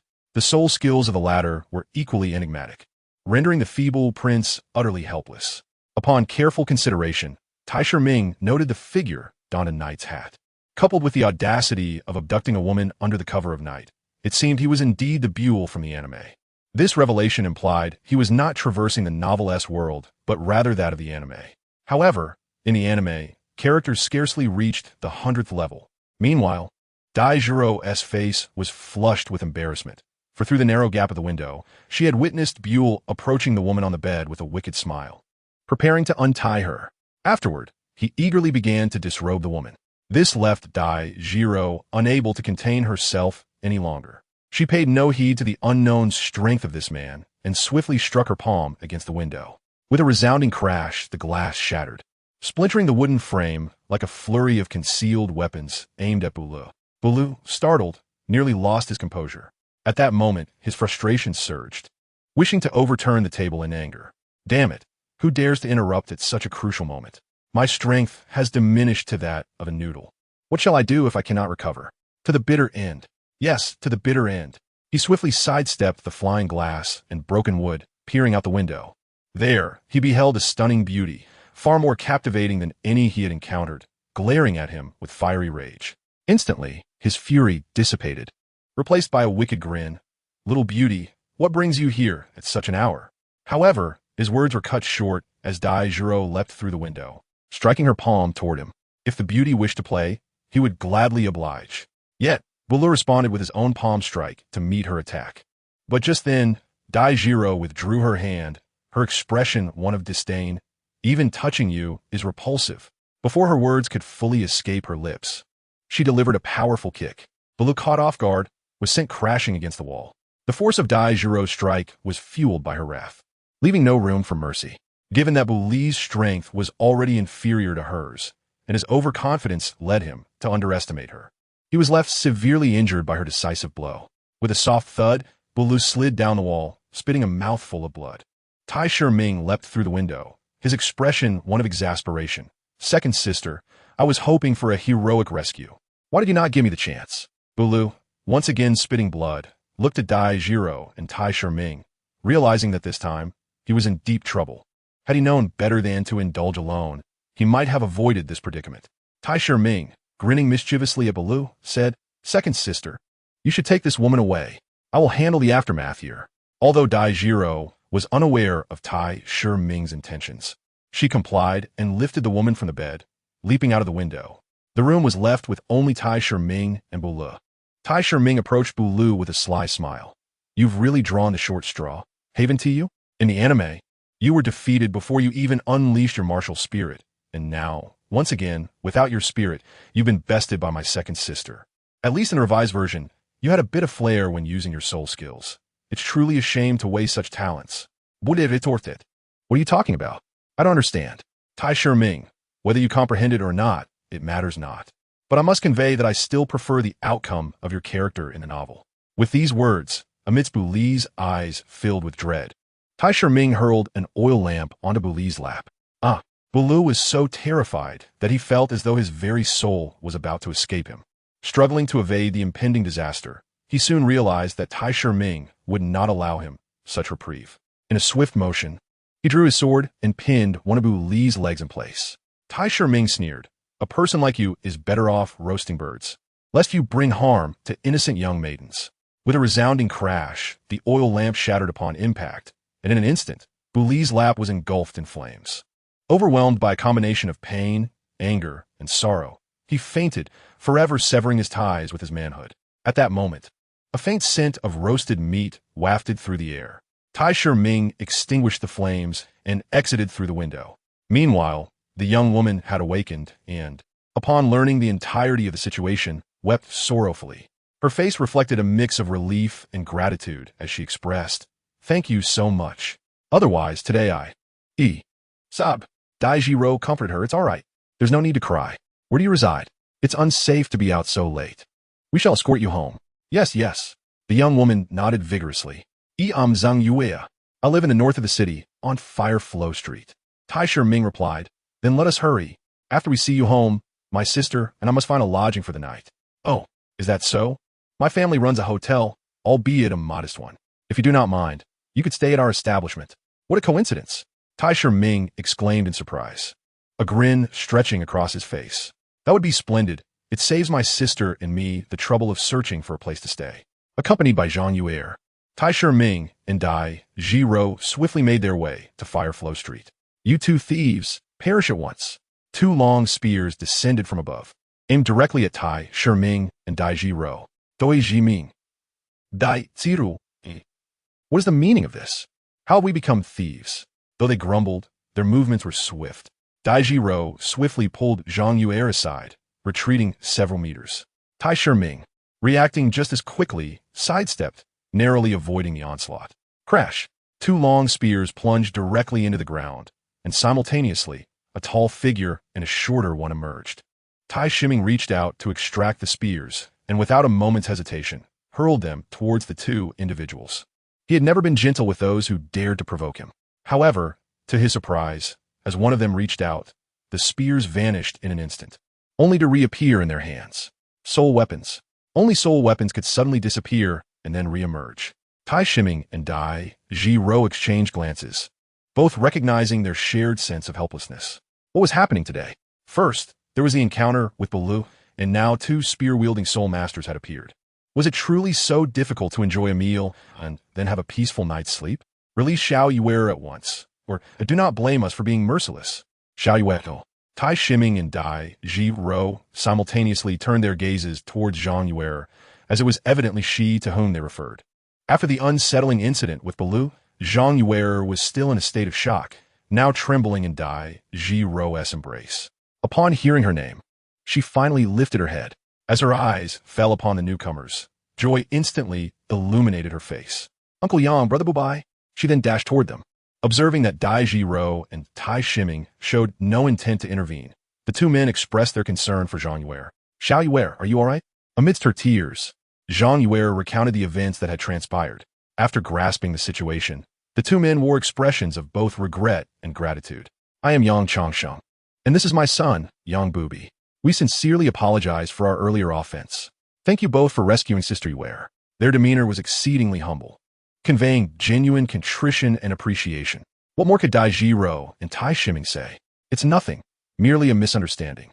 We were not harmed, so let us consider the matter closed."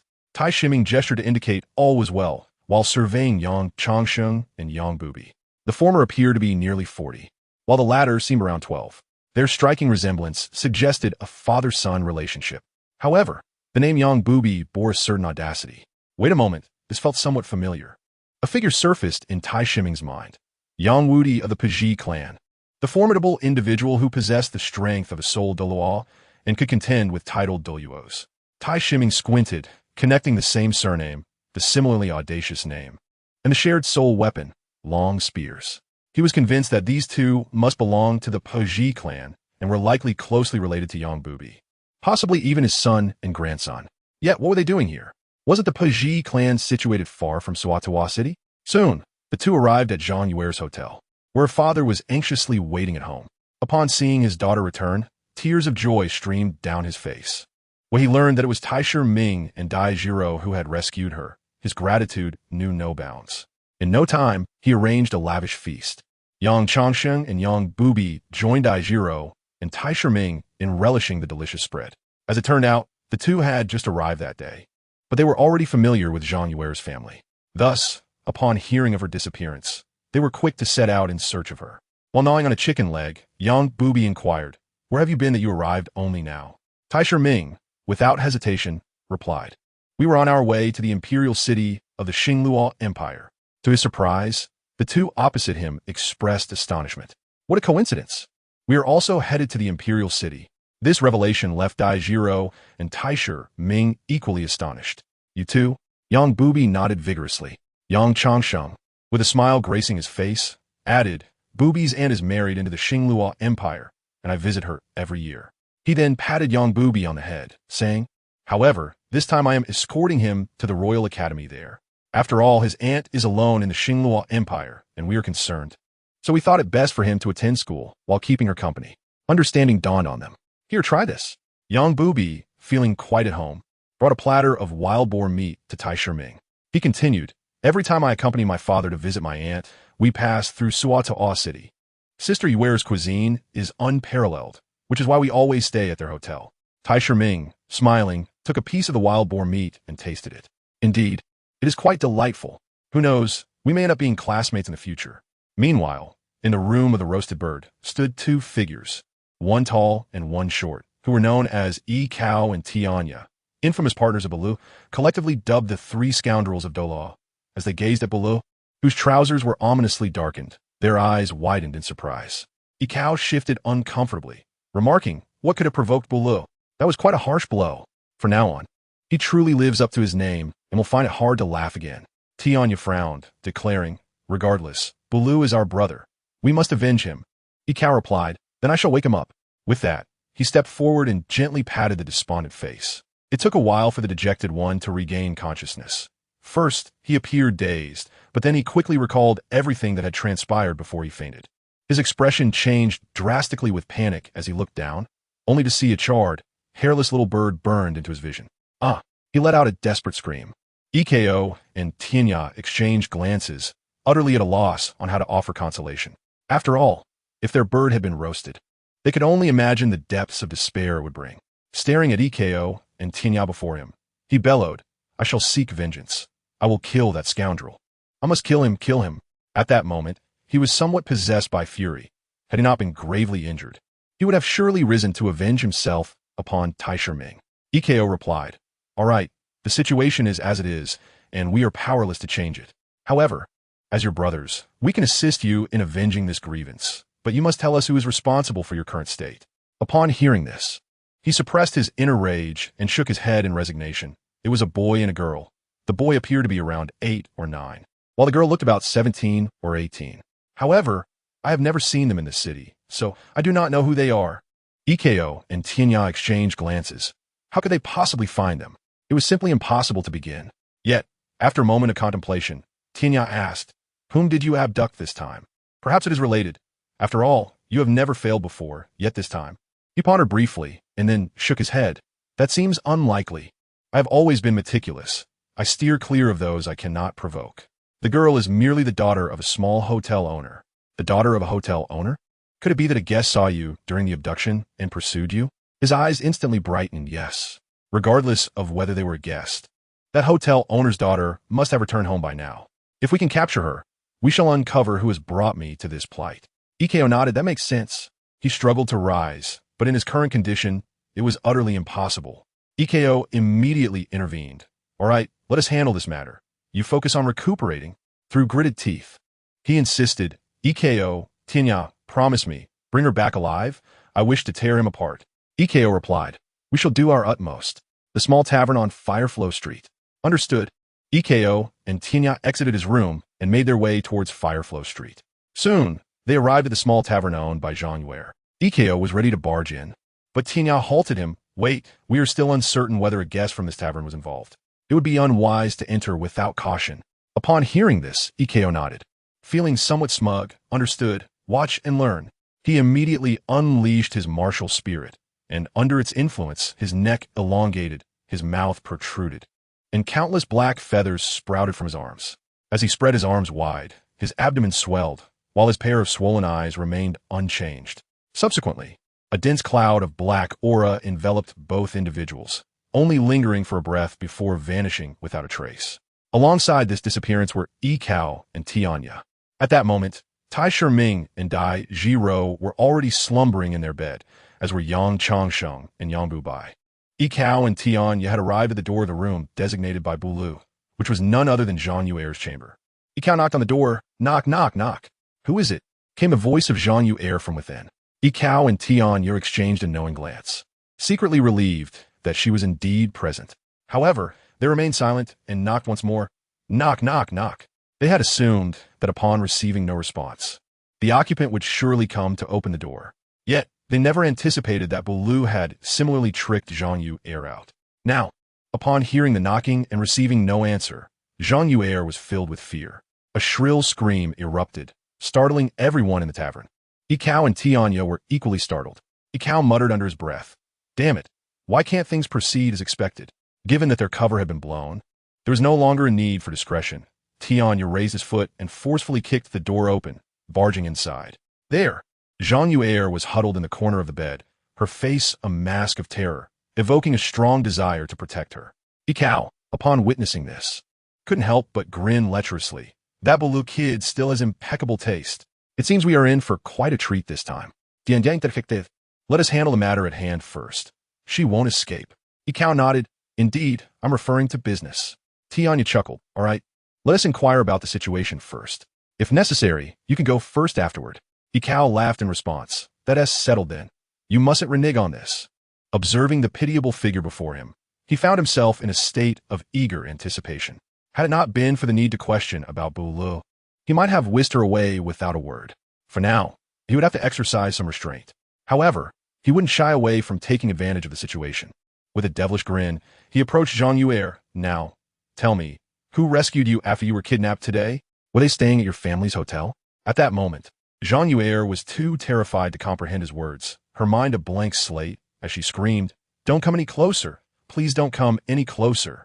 In the depths of the night, vigilance enveloped Tianya as he stood at the entrance, acutely aware of the uncertainty surrounding him. After all, he remained oblivious to whether among the guests of this hotel was the sole master who had previously intervened to save lives. Initially, Tai Shiming, Dai Jiro, along with Yang Changsheng and Yang Bubi, had already succumbed to slumber. However, the tranquility of the night was abruptly shattered by a piercing scream, instantly rousing them from their sleep. A sense of foreboding washed over them. Something was amiss. This was the immediate thought shared by the four, who swiftly donned their attire and dashed out of their rooms, racing towards the source of the scream. Tai Shiming and Jiro, being in closer proximity, arrived first at the doorway of Zhang Xiaoyu, just in time to behold Tianya standing there. A wave of anxiety gripped both Tai Shiming and Dai Jiro, as they surmised that Zhang Xiaoyu had likely fallen into the clutches of an adversary. Yet, despite their apprehensions, Dai Jiro called out assertively, who are you? And what are you doing here? Where is Xiaoyu? Upon seeing Dai Jiro and Tai Shiming, Tianya exhibited no signs of panic. Rather, an expression of exhilaration crossed his face. A boy and a girl. He appears to be around 7 or 8, while she's in her late teens. TSK, are you not the ones who have roasted the little bird? He taunted. Though young, you wield quite a fierce hand. Roasted little bird?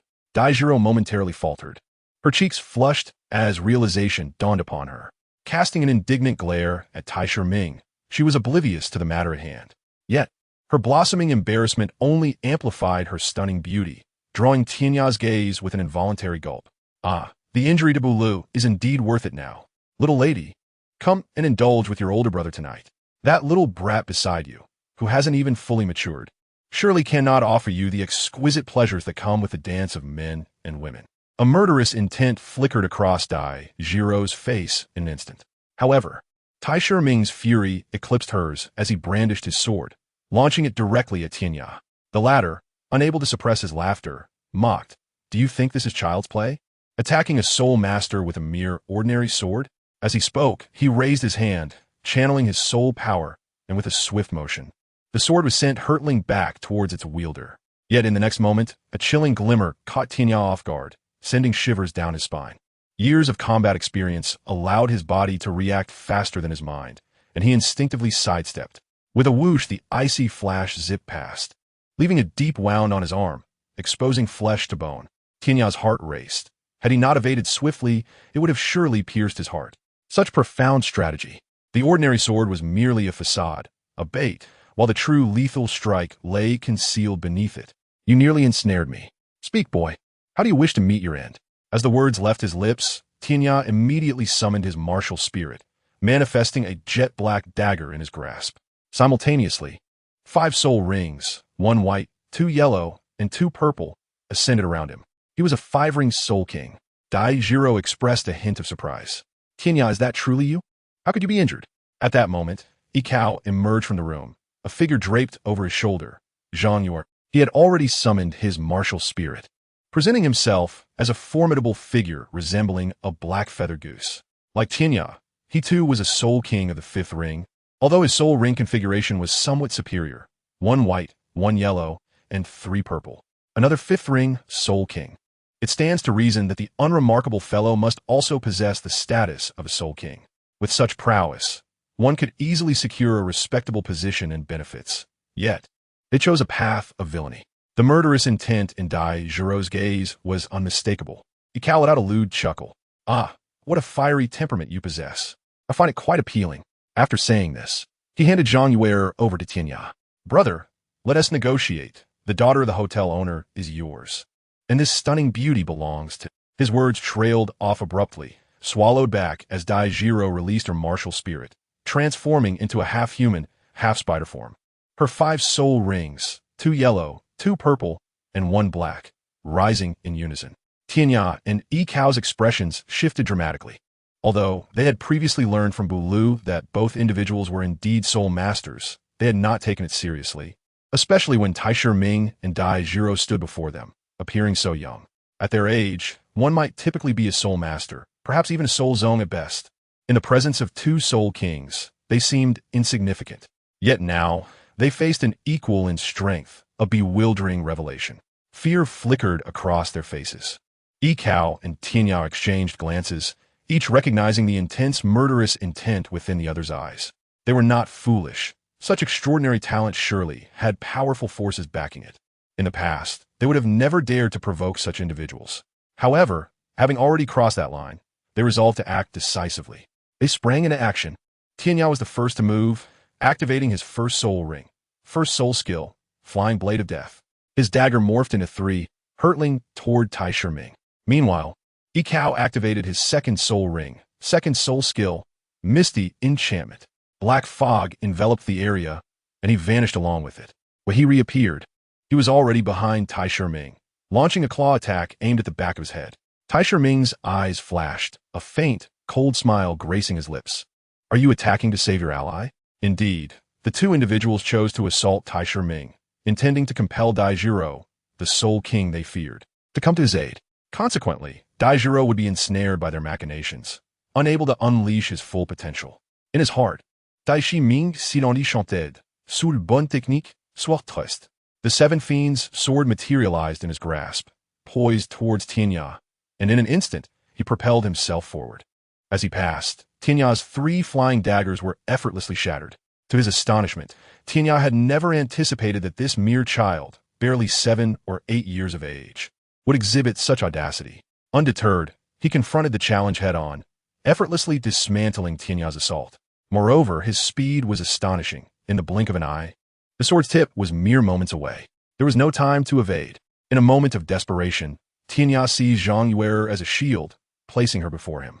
Taisher Ming, witnessing this, was compelled to halt his onslaught. However, with a swift movement, he darted into Zhang Yuer's chamber, effectively trapping Tianya and Yi Kao in the corridor. While Tianya found himself momentarily safe, Yi Kao was gripped by fear. He had intended to capture Taisher Ming in order to leverage against Dai Zhiro. Yet, he did not foresee that Taisher Ming would dart towards Tianya, leaving him to confront Dai Zhiro's frigid gaze that could freeze a soul. A bead of cold sweat appeared on his brow. The second soul ring around Dai Zhiro glimmered to life. Second soul skill, giant toxic web. It must be said, in such a relatively confined space, this technique was truly invincible. In a single breath, the ground of the entire corridor became ensnared in a web, leaving no room for evasion. Zizizizi. Both Tianya and Yi Kao were immediately engulfed in corruption, their shoes disintegrating, followed swiftly by their feet. The two cried out in unison. Observing this, Taisher Ming smiled faintly. He had anticipated Dai Zhiro would employ this move, which was another reason for his entry into the room. At that moment, the floor above was suddenly shattered. Two long spears descended from the heavens. Tadaguting Yang Changsheng and Yang Bubai. These two had followed closely behind Taisher Ming and Dai Zhiro.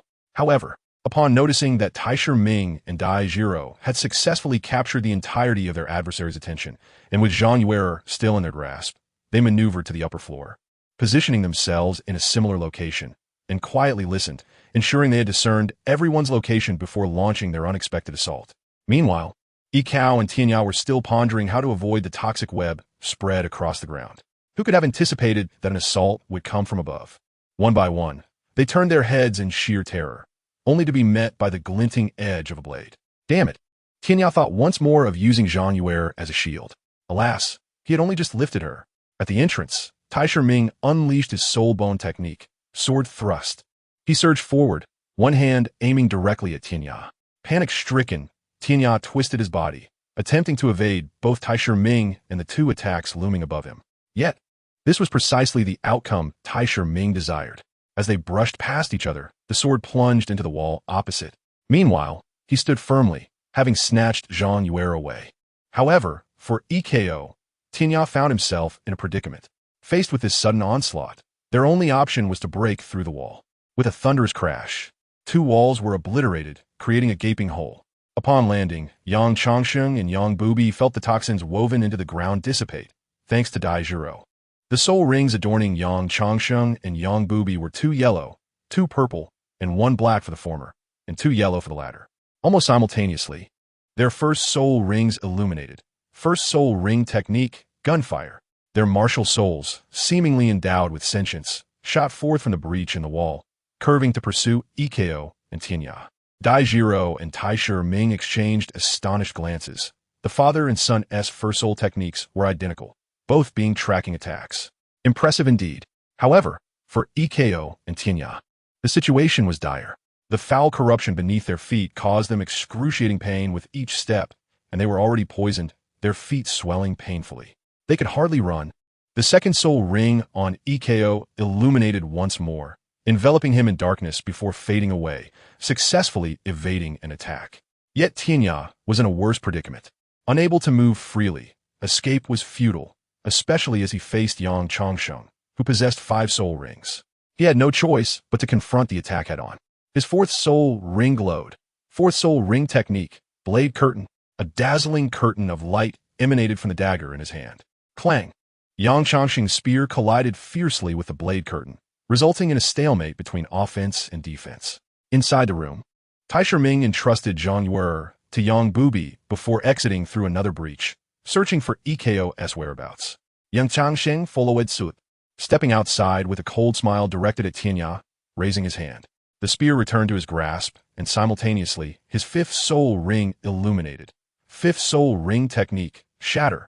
He propelled himself forward, the soul-breaking spear in his hand gleaming with an aura of exquisite sharpness, aimed straight at Tianya.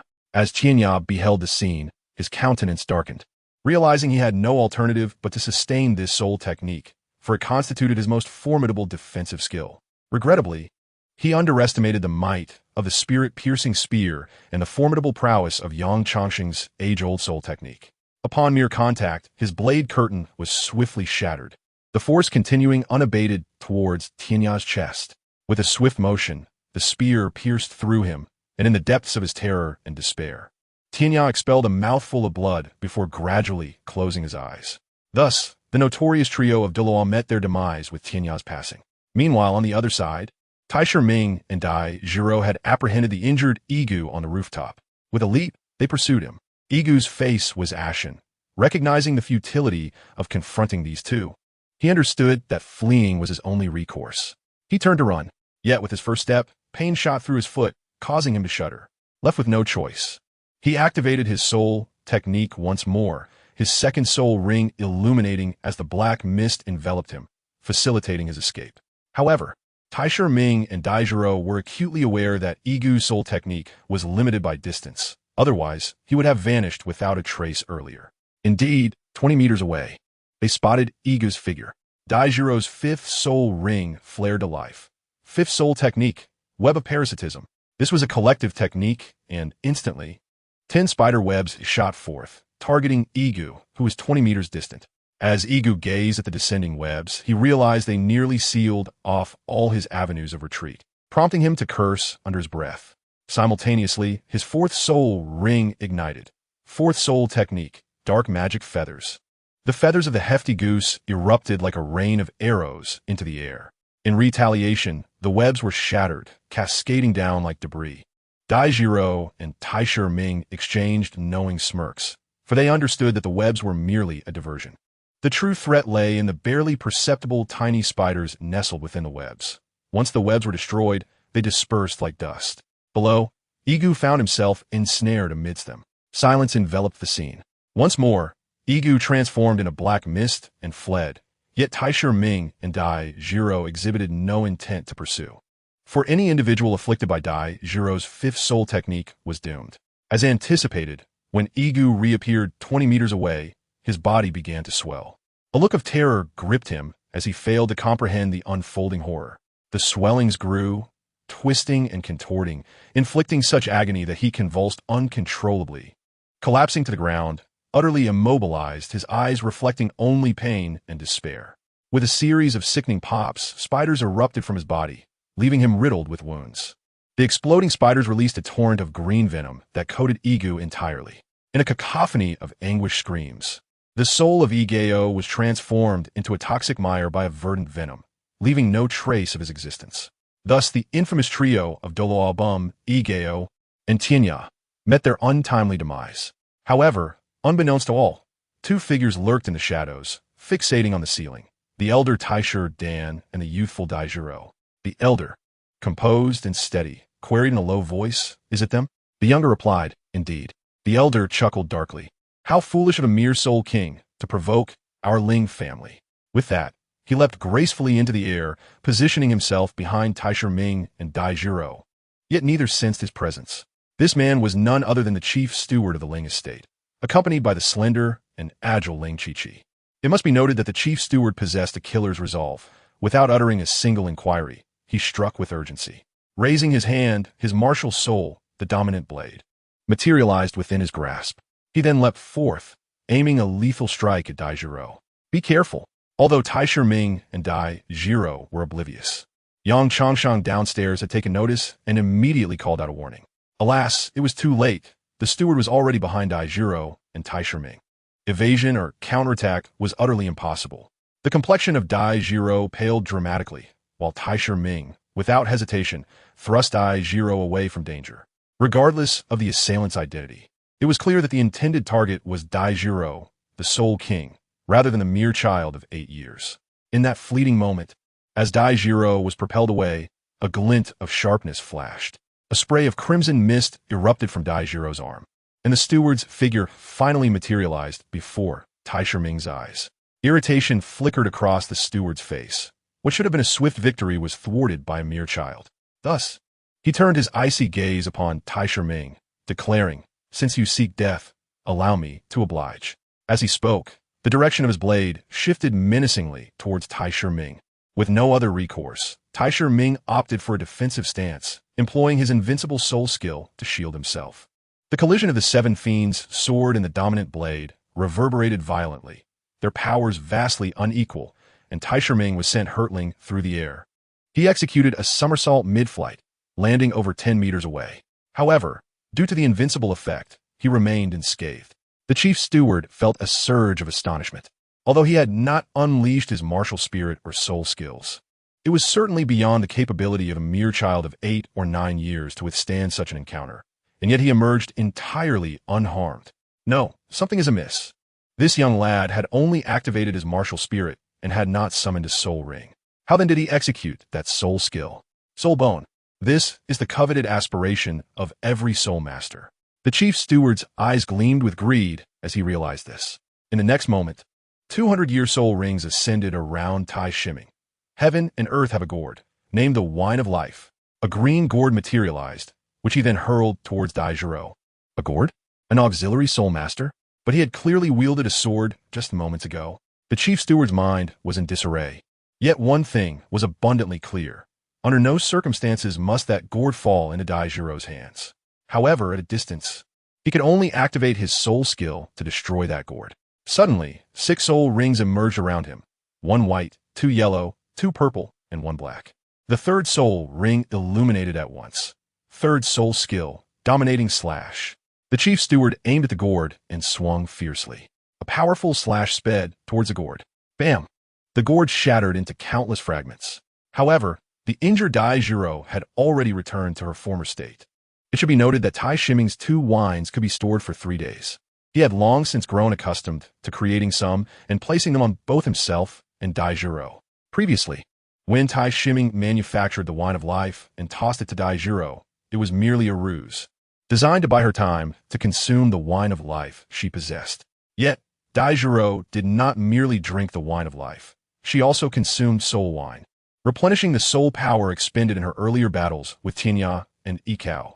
The chief steward, with his ample battle experience, instantly grasped the situation, and his expression darkened immediately.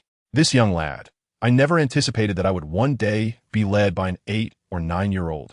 Nevertheless, in the face of absolute power, your struggles are futile. As his voice fell, his 6 soul ring glowed. 6 soul skill, rain of blades. Countless blades materialized behind the chief steward and under his control. They rained down densely upon Douluo and Taisher Ming.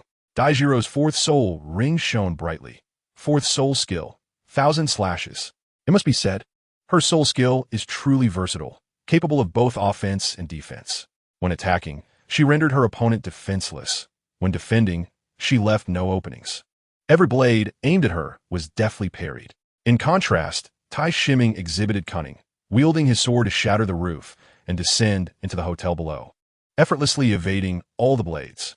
Simultaneously, he produced a gourd of soul wine and consumed it, having already expended considerable soul power with 3 previous sword thrusts. After drinking, he felt his soul power had only replenished by a third, prompting a sigh of disappointment. Indeed, the effects of his drink had diminished significantly. Reluctantly, he retrieved another gourd of soul wine, restoring his soul power to approximately 6 or 7/10 of its original capacity. With a powerful leap, he emerged just as the chief steward's assault had passed.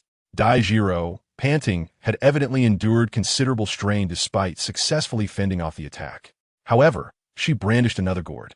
The chief steward's expression darkened. He had never anticipated that, as a soul emperor, he would find it so challenging to subdue a soul king and a great soul master. Furthermore, this relentless engagement seemed interminable. His gaze fixed on Taisher Ming as he coldly declared, "It appears you must be dealt with first." Indeed, by neutralizing the food-based support soul master, all constructs she had created would dissipate, allowing him to disregard how many gourds Douluo concealed. With a swift motion, the chief steward transformed into a blur, lunging at Taisher Ming, his blade poised to cleave him in 2. Yet at that moment, Yang Chongqing's voice rang through the air. "Do you take me for air?" His 5th soul ring illuminated. 5th soul ring ability, break. The chief steward's expression shifted dramatically. He recognized that voice. It belonged to the one who had previously warned him during his ambush. Aware that this individual was a soul king, he had remained vigilant. But he had not anticipated the man's ascent to the rooftop. How'd he gotten up there? Yet, he had no time for contemplation, for as he lifted his gaze, Yang Chongqing's blade was already before him. He instinctively raised his heavy sword in defense. Clang! Although he was a Soul Emperor, receiving the full force of a Soul King's might without activating a Soul technique was no trivial matter. Not only was his attack on Tai Shiming interrupted, but he was also forced back several paces. At this juncture, Daijiro had regained her composure, her third soul ring glowing with power. Third soul ability, spider web binding. In an instant, the chief steward found himself ensnared by a web of silk.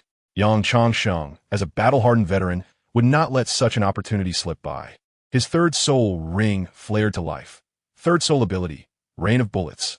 In an instant, dozens of long spears materialized behind him. Go! With a swift motion of Yang Chongsheng's hand, the spears hurtled directly towards the chief steward. The steward let out a disdainful grunt, his soul power surging forth. And the third soul ring on his body illuminated.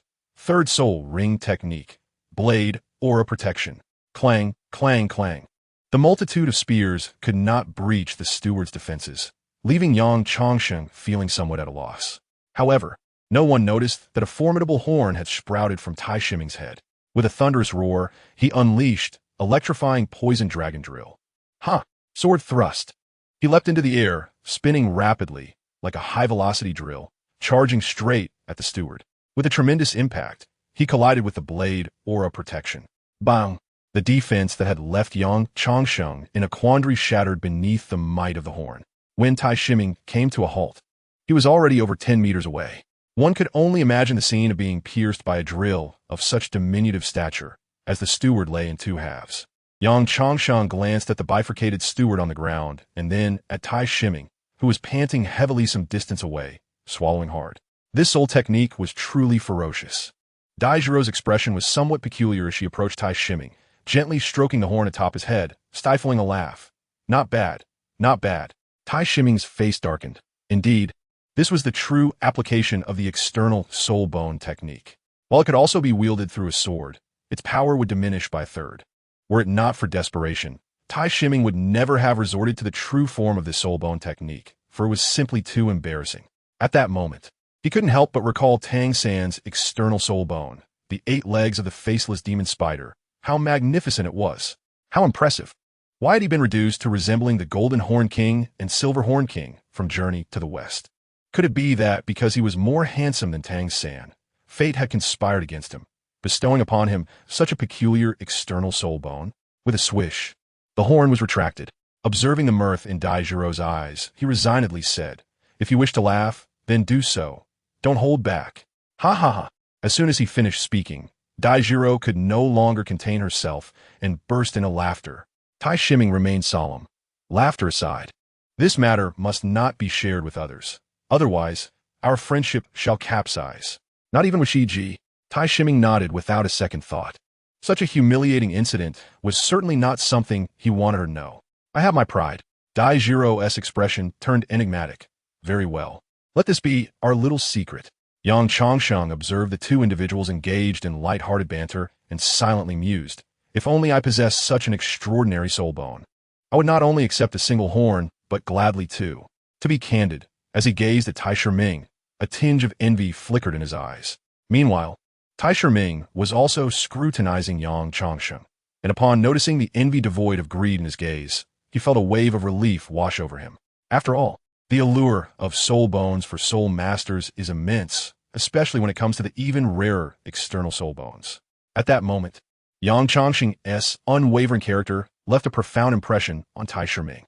Daijiro, too, having shared a moment of laughter, approached Yang Chongsheng and expressed her gratitude. "Thank you, Uncle Yang, for your timely rescue." Yang Chongsheng waved his hand dismissively. "It was nothing. After all, you also saved Zhang Yuer, did you not?" He then cast a deep glance at Tai Shiming. "In the future, refrain from using that technique until you have grown stronger. It may bring you trouble." His words were a well-meaning caution. Tai Shiming understood perfectly and replied with a smile. "I trust you, Uncle Yang. Everyone enjoys a compliment." And Yang Chongsheng chuckled in response. "You certainly have a way with words." Subsequently, he went to comfort Zhang Yuer and the startled guests, while Daijiro and Tai Shiming retreated to their room. Their expressions grave. Daijiro remarked, "This person clearly targeted us, and he is not affiliated with the other two. She pondered. Why would he wish to harm us? Tai Shiming grasped that she referred to Tianya and Yi Kao, and he too felt puzzled, murmuring, could it be that the Zhu family of the Star Do Empire is aware that I am still alive? No, that cannot be. They must not know my fate. After all, when the news of Zhu Pingshui's demise reached them, my own supposed death would have been conveyed simultaneously. Dai Jiro queried, then who could it be? I truly cannot fathom who would want me dead.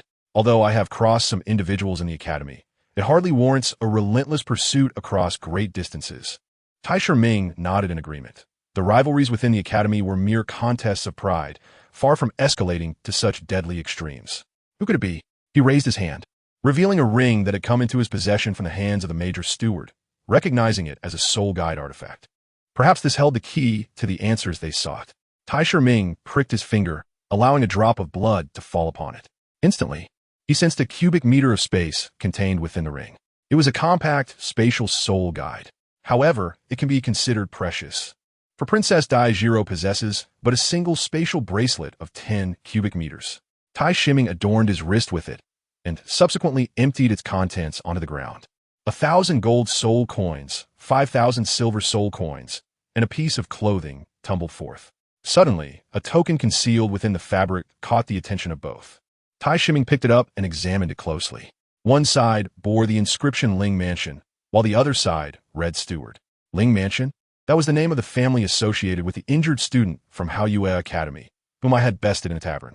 If it indeed belonged to his kin, it would explain their pursuit of us. Dai Jiro's eyes narrowed. How did this individual come to know of our identities? Tai Shiming's eyes sparkled with realization. Someone must have recognized us and provided a description. Before he could finish his thought, Tai Shiming rose to leave. Yet, he was halted by Dai Jiro's grasp. Where do you think you're going? Tai Shiming replied matter-of-factly. Since we are aware that others know, we must seek them out and eradicate them. Dai Jiro chuckled. If there are indeed others, why did he not appear just now? Why did he merely watch as we dispatch this one? Seeking recommendations and collections. Chapter 52. The War King's Mansion. Before Tai Shiming could respond, she continued. This indicates that he is merely a trivial character. Tomorrow, we shall arrive at the borders of the Xinghua Empire, and I will report this matter to the commander. At that time, whether it be the Ling Mansion or this insignificant rat, they shall cease to exist. Tai Shiming gazed at Dai Jiro with a foolish admiration, for at that moment, she truly embodied the demeanor of a sovereign princess. Indeed, those of elevated status approach matters with a perspective distinct from that of common folk. The following day, Tai Shiming and Dai Jiro departed. Initially, they intended to travel alongside Yang Chongsheng and Yang Bubi. However, to their surprise, Yang Bubi, being a glutton, was too enraptured by the delicacies at Zhang Yuer's residence to join them. Tai Shiming, both amused and exasperated, remarked, as long as you are happy. A fortnight later, a resplendent carriage made its way toward the royal city of Xinghua. The city guard halted it, yet their tone remained exceedingly courteous. Greetings. To enter the royal city, we must conduct an inspection. This is a standard procedure. We kindly ask for your understanding. It is indeed a necessary formality. Tai Shiming and Dai Jiro descended from the opulent carriage, which had been arranged by Dai Jiro to unveil her identity upon entering the borders. Not only was a coachman provided, but he was also a formidable protector. Once they alighted, Dai Jiro presented the token that signified her royal status.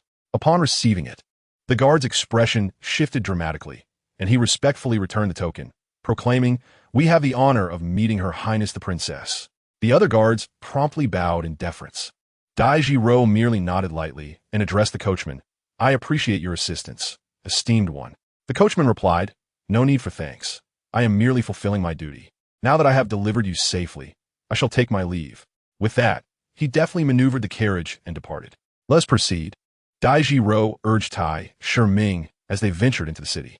"Where's the War King's mansion?" Tai Shiming inquired. Dai Jiro paused, taken aback by the question. "The War King's mansion? Why do you ask?" "Naturally. I wish to pay a visit to the War King before we head to the palace." "Visit the War King?" Dai Jiro furrowed her brow. "That is not the proper protocol.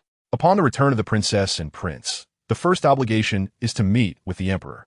A peculiar smile spread across Tai Shiming's face. "Do you not believe that your marriage has already been arranged anew? What will you do when the time comes, unprepared?"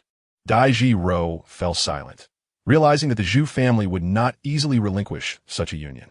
It was likely that arrangements had already been made with her father before her return, and she would only be consulted symbolically thereafter. The thought made her heart race. Tai Shiming took her hand reassuringly. "Fear not, for I am here. Consider my second soul skill." Dai Jiro's eyes sparkled with intrigue. "You had already planned everything when you hunted for your second soul skill." "Of course. I promised to assist you, so I had to be prepared. Otherwise, what would be the purpose of my visit? To merely stand by? My uncle, the War King, has always treated me well. This time, it will be mutually beneficial." Upon seeing a glimmer of hope, a smile graced Dai Jiro's face. They soon arrived at the gates of the War King's mansion. The guards, upon recognizing Dai Jiro, stepped forward. "This is the War King's mansion. Entry is prohibited without permission." Dai Jiro smiled softly. "What? Have you forgotten me after all these years?" As she spoke, she presented her royal token. The guard's expression shifted to one of realization. "Ah, it is Her Highness the Princess. How could I have missed that familiar presence? Please do come in." Dai Jiro reclaimed the princess token and led Tai Shiming inside. Another guard swiftly dashed in, evidently to deliver a report. They had scarcely taken a few steps when a young man, around 18 or 19, came sprinting towards them, exclaiming with excitement, "Is my dear Jiro's sister back?" Tai Shiming felt a twinge of annoyance. "Jiro's sister? Is that how you address her?" He remarked with a scowl, adding, "I recall that the War King had no sons. Who is this fellow?" Coughing slightly, the escort who was guiding them nearly lost his breath and explained, "This young man is the nephew of our War King." Tai Shiming responded, "Oh, in your Xinghua Empire, does anyone now refer to every Tom, Dick, and Harry as sister princess?" The guard swallowed hard and fell silent. Although the War King belonged to the royal lineage, his family was historically a minor branch among the nobility. Had it not been for the War King's extraordinary talents and military achievements, there would be no War King's residence. Now that the War King's lineage had risen, the established noble families within the royal city only acknowledged the direct descendants of the War King, namely the War King and his wife, along with their 2 daughters, who had attained the ranks of Soul Sage and Soul Douluo, as well as their offspring. As for others, well, a casual greeting sufficed, and if one were to show disdain, they would be utterly ignored. Dai Jiro regarded the displeased Tai Shiming with a faint smile. The newcomer, misunderstanding, believed the smile was directed at him and became overly excited. "Sister Jiro, the moment I heard you were back, I rushed over. You've become even more beautiful after all these years." However, a glint of greed flickered in his eyes as he spoke. It must be said that the 19-year-old Dai Jiro was indeed breathtakingly lovely. In an instant, the smile vanished from Dai Jiro's face as she coldly inquired, "Are you the son of the War King's brother?" "Huh? Sister Jiro, have you forgotten me? I am Dai Zhouyuan, the War King's nephew. We used to play together often as children," he stammered. Tai Shiming muttered under his breath, "Childhood sweethearts?" It was precisely this remark that darkened Dai Jiro's expression entirely. "Scram, you are not worthy to stand before me."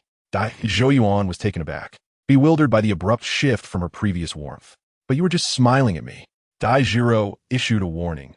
"Furthermore, should we meet again, you will address me as Your Highness the Princess. If I hear you utter Sister Jiro again, I shall render you powerless." With that, she turned and departed without a backward glance. Behind her, Dai Jian's expression morphed through various shades before settling into a sinister glare. "You wait, Dai Jiro, one day. I shall force you to kneel before me and beg." As they walked a short distance, Dai Jiro remarked, "In our childhood, he always clung to me, and I paid him no heed." Upon hearing this, Tai Shiming's spirits lifted, and he chuckled mischievously. "You need not explain yourself to me." Dai Jiro's face flushed with embarrassment, her expression turning irritable as she shot a glare at Tai Shiming. Afterward, she discreetly glanced at the guard, who raised his head to gaze at the sky, adopting an expression of having seen and heard nothing. However, inside, he was in turmoil, contemplating the gravity of what he might have just learned and fearing for his life. As they entered the hall, a venerable elder, nearly a century old, sat calmly sipping tea. Upon seeing Dai Jiro, a smile spread across his face. "Jiro has returned." Dai Jiro responded, "Greetings, Uncle War King." It was rather peculiar for an 18-year-old girl to address a man nearing 100 as uncle. The War King remarked, "It's rare that you remember this old fellow." His gaze then fell upon Tai Shiming, though his expression was neutral. Tai Shiming felt as if he were being scrutinized by a fierce beast, causing the hairs on his body to stand on end. Nonetheless, He took a moment to assess the war king, noting his amputated legs and empty left arm. Indeed, this war king was a disabled man. It was said that 30 years prior, a fierce battle erupted between the Tiando Empire and the Xingluo Empire. At that time, the war king was already a sole Douluo, single-handedly facing 3 sole Douluos from the Tiando Empire. In the end, 2 perished and 1 was left maimed, but he paid a heavy price as well, losing both legs and an arm. This was not an animated tale or a fictional narrative, but a stark reality where a single strike could sever a life in twain or leave one crippled. Among soul masters, there were indeed those who bore disabilities. It was not that they did not wish to be healed, but the healers were also limited in their capabilities. Injuries could be treated, yet how many across the continent could restore severed limbs? The war king spoke again, and who might this be? Dai Jiro opened her mouth to reply, but Taisher Ming interjected. Greetings, Uncle War King. I am Yihan, the future consort. This had been prearranged with Dai Jiro. As the Zhu family was familiar with his true name, and to avoid exposure, he reverted to Yihan. The war king was momentarily taken aback. The future consort? He looked at Dai Jiro in astonishment, for there was a significant age difference between her and Yihan. Dai Jiro, rarely shy, exhibited a rare bashfulness. The war king chuckled. So Jiro has a fondness for nurturing. Naturally, one's affections would deepen when raised together. He added, Jiro, you are quite the insightful one. Dai Jiro's face turned crimson, reaching down to her neck, as she lowered her head in embarrassment, nearly burying it in her clothing. She truly cannot bear to raise her gaze to meet others. Chuckle. The night was chilling, and I nearly spewed a mouthful of old blood. Good sir, are your children and grandchildren aware of your antics? You, who refuse to rest in your old age. Yet with a smile on my face, I replied, Dear uncle, it is rather unkind of you to jest at our expense. We have come today to offer our sincere efforts. The war king could not help but stroke his beard, bursting in a hearty laughter. Very well. Let our future son-in-law enlighten us on what sincere efforts you bring forth. The night was cold, and Yihan remained silent, instead releasing 200-year soul rings. The war king narrowed his eyes, astonished by the 2 soul rings on Yihan, who appeared to be merely 8 or 9 years old. To possess 200-year soul rings at such a tender age was a marvel he had never witnessed in nearly a century of life. He cast a sidelong glance at Dai Jiro, secretly acknowledging her discerning eye for talent, having secured such a prodigy. Impressive indeed.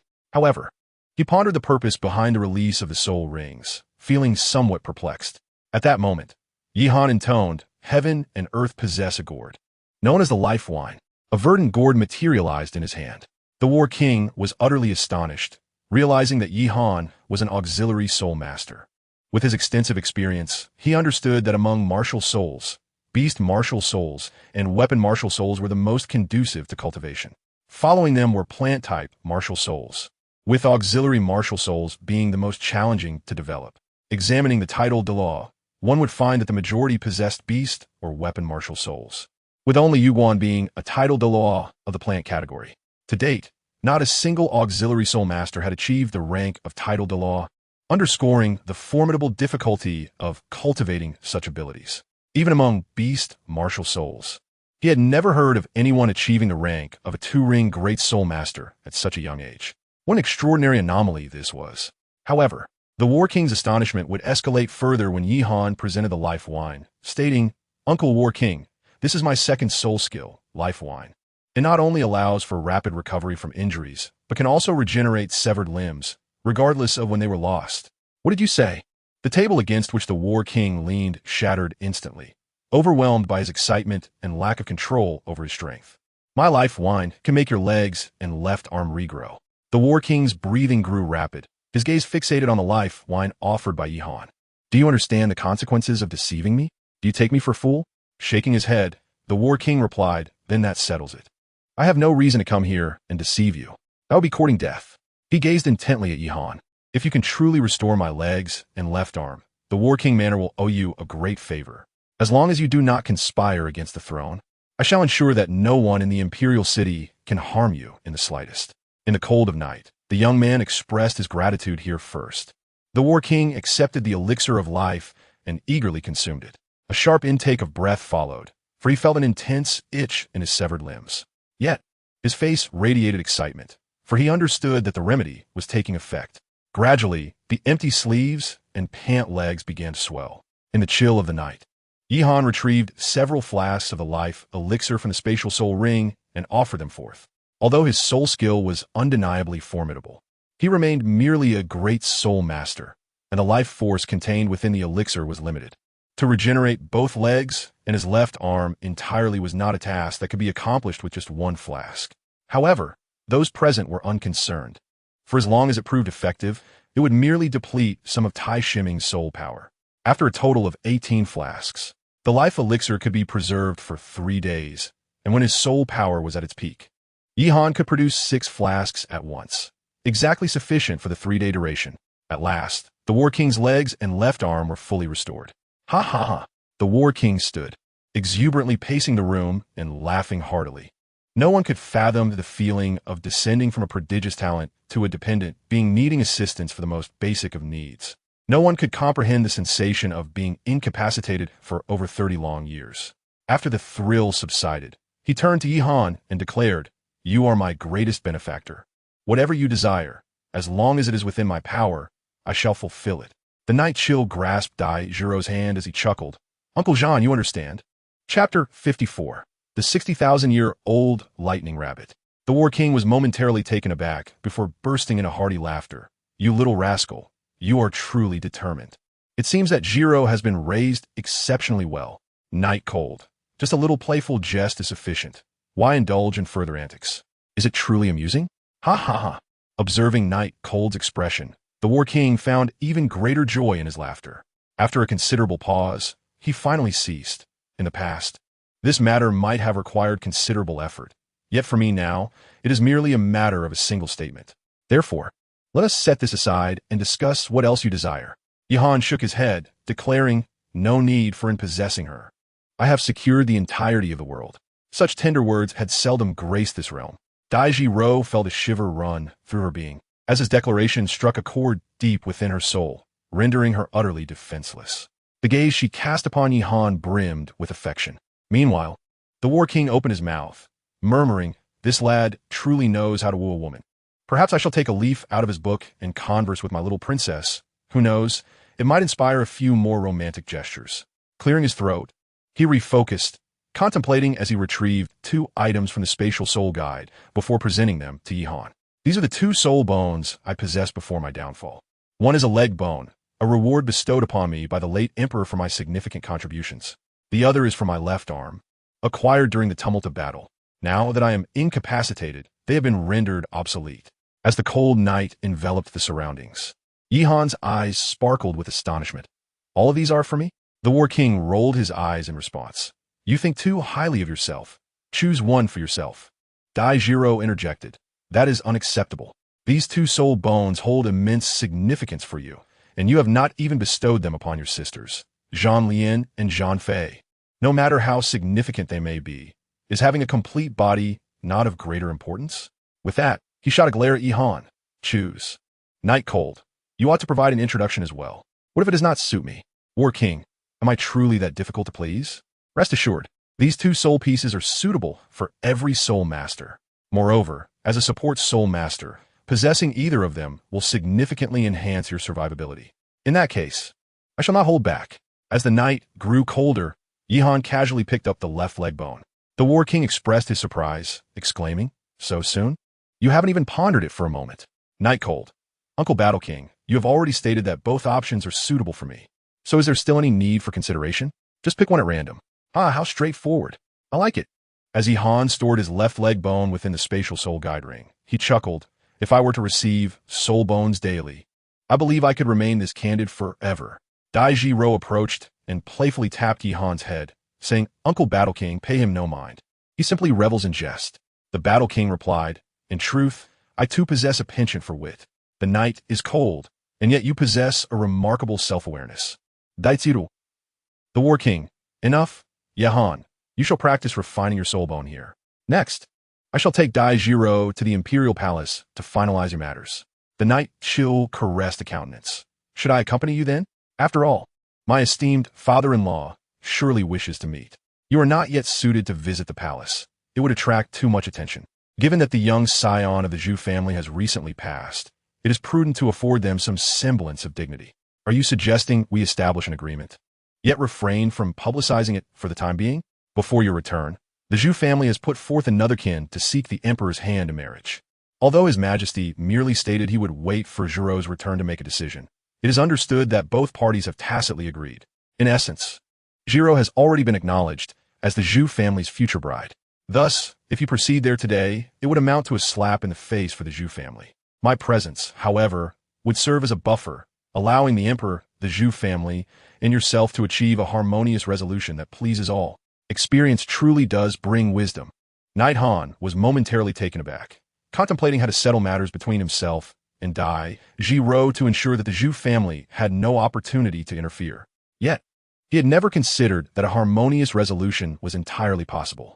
It was likely that both the emperor and the Zhu family were already aware of Jiro's return, and it was time to depart. With that thought, he made his way outside. Indeed, Dai Jiro obediently followed suit. War King, exclaimed a middle-aged man in his 40s, his eyes nearly bulging at the sight of the War King emerging. I will visit the palace. Guard this room. No one is to enter until I return. Shall I not accompany you? Meng Ping inquired.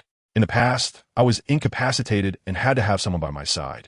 Do you think that is still necessary? Alas, you have endured much over the years. There are pressing matters at hand. We shall discuss your affairs upon my return. Understood, War King. With that, the War King and Dai Jiro departed. As the night grew cold, Yihan began to refine his soul bone. Approximately half an hour later, a smile graced his face. The left leg soul bone of a 60,000-year-old lightning rabbit, endowed with the soul skill of instantaneous displacement. Its range extends to 100 meters, allowing him to teleport 3 times in succession. This reminded him of Xiao Wu's third soul skill, which was also instantaneous displacement, yet hers was merely 1,000 years old. The range of her skill seemed to be limited to 5 meters, and she could not execute the skill consecutively. The disparity between the two was indeed significant. However, considering the differences in age, one being a mere 1,000 years and the other 60,000, such a distinction was to be expected. With his soul skill at his disposal, fleeing, pursuing, evading, or attacking would pose no challenges. Truly, it was a soul bone skill suitable for all soul masters. Yet, the Battle King had remarked that both soul bones were appropriate for any soul master. Thus, what kind of soul bone skill would the other possess? At this moment, he was filled with curiosity. As soon as the Battle King stepped out of the Battle King's residence, he immediately caused a stir. Simultaneously, he found himself standing before the emperor of the Xing Luo Empire. Battle King, you are. The emperor, while astonished, felt a sense of trepidation. According to his intelligence, only 2 individuals in the realm possessed the ability to regenerate severed limbs, both affiliated with the Spirit Hall. This revelation caused him to overlook Dai Jiro, the daughter accompanying the Battle King. The Battle Kingdom had long been a prestigious entity with notable achievements and royal lineage, making its influence immense. Observing the emperor's inscrutable expression, the Battle King could surmise something. Congratulations, Your Majesty, on acquiring a strategic talent. The emperor narrowed his eyes, his gaze sharpening. What do you mean? The Battle King replied, I have taken in an adopted son named Yihan, who, at not yet 9 years of age, has already attained the rank of a second-ring Great Soul Master. He is a food-type support Soul Master, and his second soul skill, Elixir of Life, enables the regeneration of severed limbs. What? The Emperor abruptly stood, utterly astounded by both the notion of a second-ring Great Soul Master at such a tender age and the soul skill that could regenerate severed limbs. The Battle King observed the corners of the Emperor's mouth lift in a slight smile. Clearing his throat, the Emperor regained his composure, returning to his previously inscrutable demeanor as he slowly sat back down. He finally turned his attention to Dai Jiro, offering a gentle smile. Jiro, you have returned. However, his brow furrowed in confusion. Why are these two together? Dai Jiro, adhering to decorum, respectfully greeted, I have met with Father, the Battle King, unreserved and straightforward. Laid his intentions bare. My adopted son, Yihan, has taken a liking to Jiro, and I have come today to propose. The Emperor was somewhat taken aback, yet a flicker of realization crossed his mind. Soon, he found himself in a quandary. Previously, he had reached an implicit understanding with the head of the Zhu family, Zhu Fengyun, regarding the marriage of Dai Jiro into the Zhu clan. However, the situation at hand, the War King, seemingly oblivious to the Emperor's expression, continued. In terms of talent, Who within the entire Xinghua Empire is worthy of our Princess Zhiro? Although you have arranged a union with the Zhu family, I must speak candidly. Does Zhu Pingshui truly deserve Zhiro? My adopted son, Yi Han, possesses talents that surpass those of Zhiro. Do you not perceive him as a match sent by heaven? The emperor wavered slightly at these words. The War King added, "They are indeed mutually enamored." Upon hearing this, the emperor's eyes narrowed. He grasped the implication behind the War King's words. It suggested that these two prodigies of the Xinghua Empire had already formed a pair. Should he attempt to thwart their union, it could lead to resentment from both geniuses towards the empire. In such a case, it would be fortunate if they did not turn against the empire, let alone serve it. This was not a scenario the emperor wished to witness. Instinctively, he began tapping his fingers on the armrest of the dragon throne. Tap, tap, tap. After a brief moment, he reached a decision. But just as he opened his mouth to speak, a voice from outside the hall interrupted. "Your Majesty, the Duke of the Underworld requests an audience." The expressions of the three within the chamber shifted simultaneously. In the entire Xinghua Empire, the only individual referred to as the Duke of the Underworld was the current head of the Zhu family, Zhu Fengyan. The War King wore a derisive expression. What impeccable timing. Very well. Dai Zhiro remained expressionless, for this had long been anticipated. The emperor's gaze shifted once more. He could not ignore the fact that the Zhu family and the royal family had been interlinked through marriage for generations, sharing fortunes and misfortunes alike. Thus, the position of the head of the Zhu family held far greater significance in the emperor's eyes than that of ordinary princes and princesses. No matter how talented Dai Zhiro was, she could not compare, even with the addition of both the War King and a genius. Momentarily, the emperor found himself in turmoil again. Taking a deep breath, he finally commanded, "Let the Duke of the Underworld enter." Before long, the Duke of the Underworld stepped inside. Upon seeing both the War King and Dai Zhiro present, he paused momentarily. However, he refrained from asking any direct questions, instead bowing to the emperor. "I pay my respects to your Majesty." The emperor raised a hand, signaling him to forego further formalities. The Duke of the Underworld then bowed to the War King. "Congratulations, Your Highness, on your full recovery. With this, the pillar of our Xinghua Empire has returned." A moment of great joy. The War King returned the gesture. "Thank you," Dai Zhiro added. "I pay my respects to the Duke of the Underworld." The Duke of the Underworld smiled. "Zhiro, your timing is impeccable. Just a few days ago, I was discussing your marriage with your father." The War King immediately interjected. "That will not do. Zhiro is already betrothed to my adopted son, and the emperor has consented." "Certainly. His Majesty has also stated that the union between your two families shall continue, with the second princess, Dai Piapiao, marrying into your lineage." The Duke of the Netherworld looked utterly bewildered at the emperor, as if to question the sudden change of heart. The emperor's expression darkened. When had he ever uttered such words? He shot a furious glare at the War King, who seemed oblivious to the tension. Turning to Dai Zhiro, he casually inquired, "What do you think would be a fitting soul beast for my ninth spirit ring?" Dai Zhiro lowered her head, a smile gracing her lips. She had heard tales of this War King uncle being quite the rogue, even daring to lightly threaten her father. Yet, the War King felt it was insufficient. His expression was one of feigned distress. "Alas, after all these years, my days have been spent either frolicking with a few young princesses or tirelessly cultivating my soul power. After all, lying in bed is hardly a burden."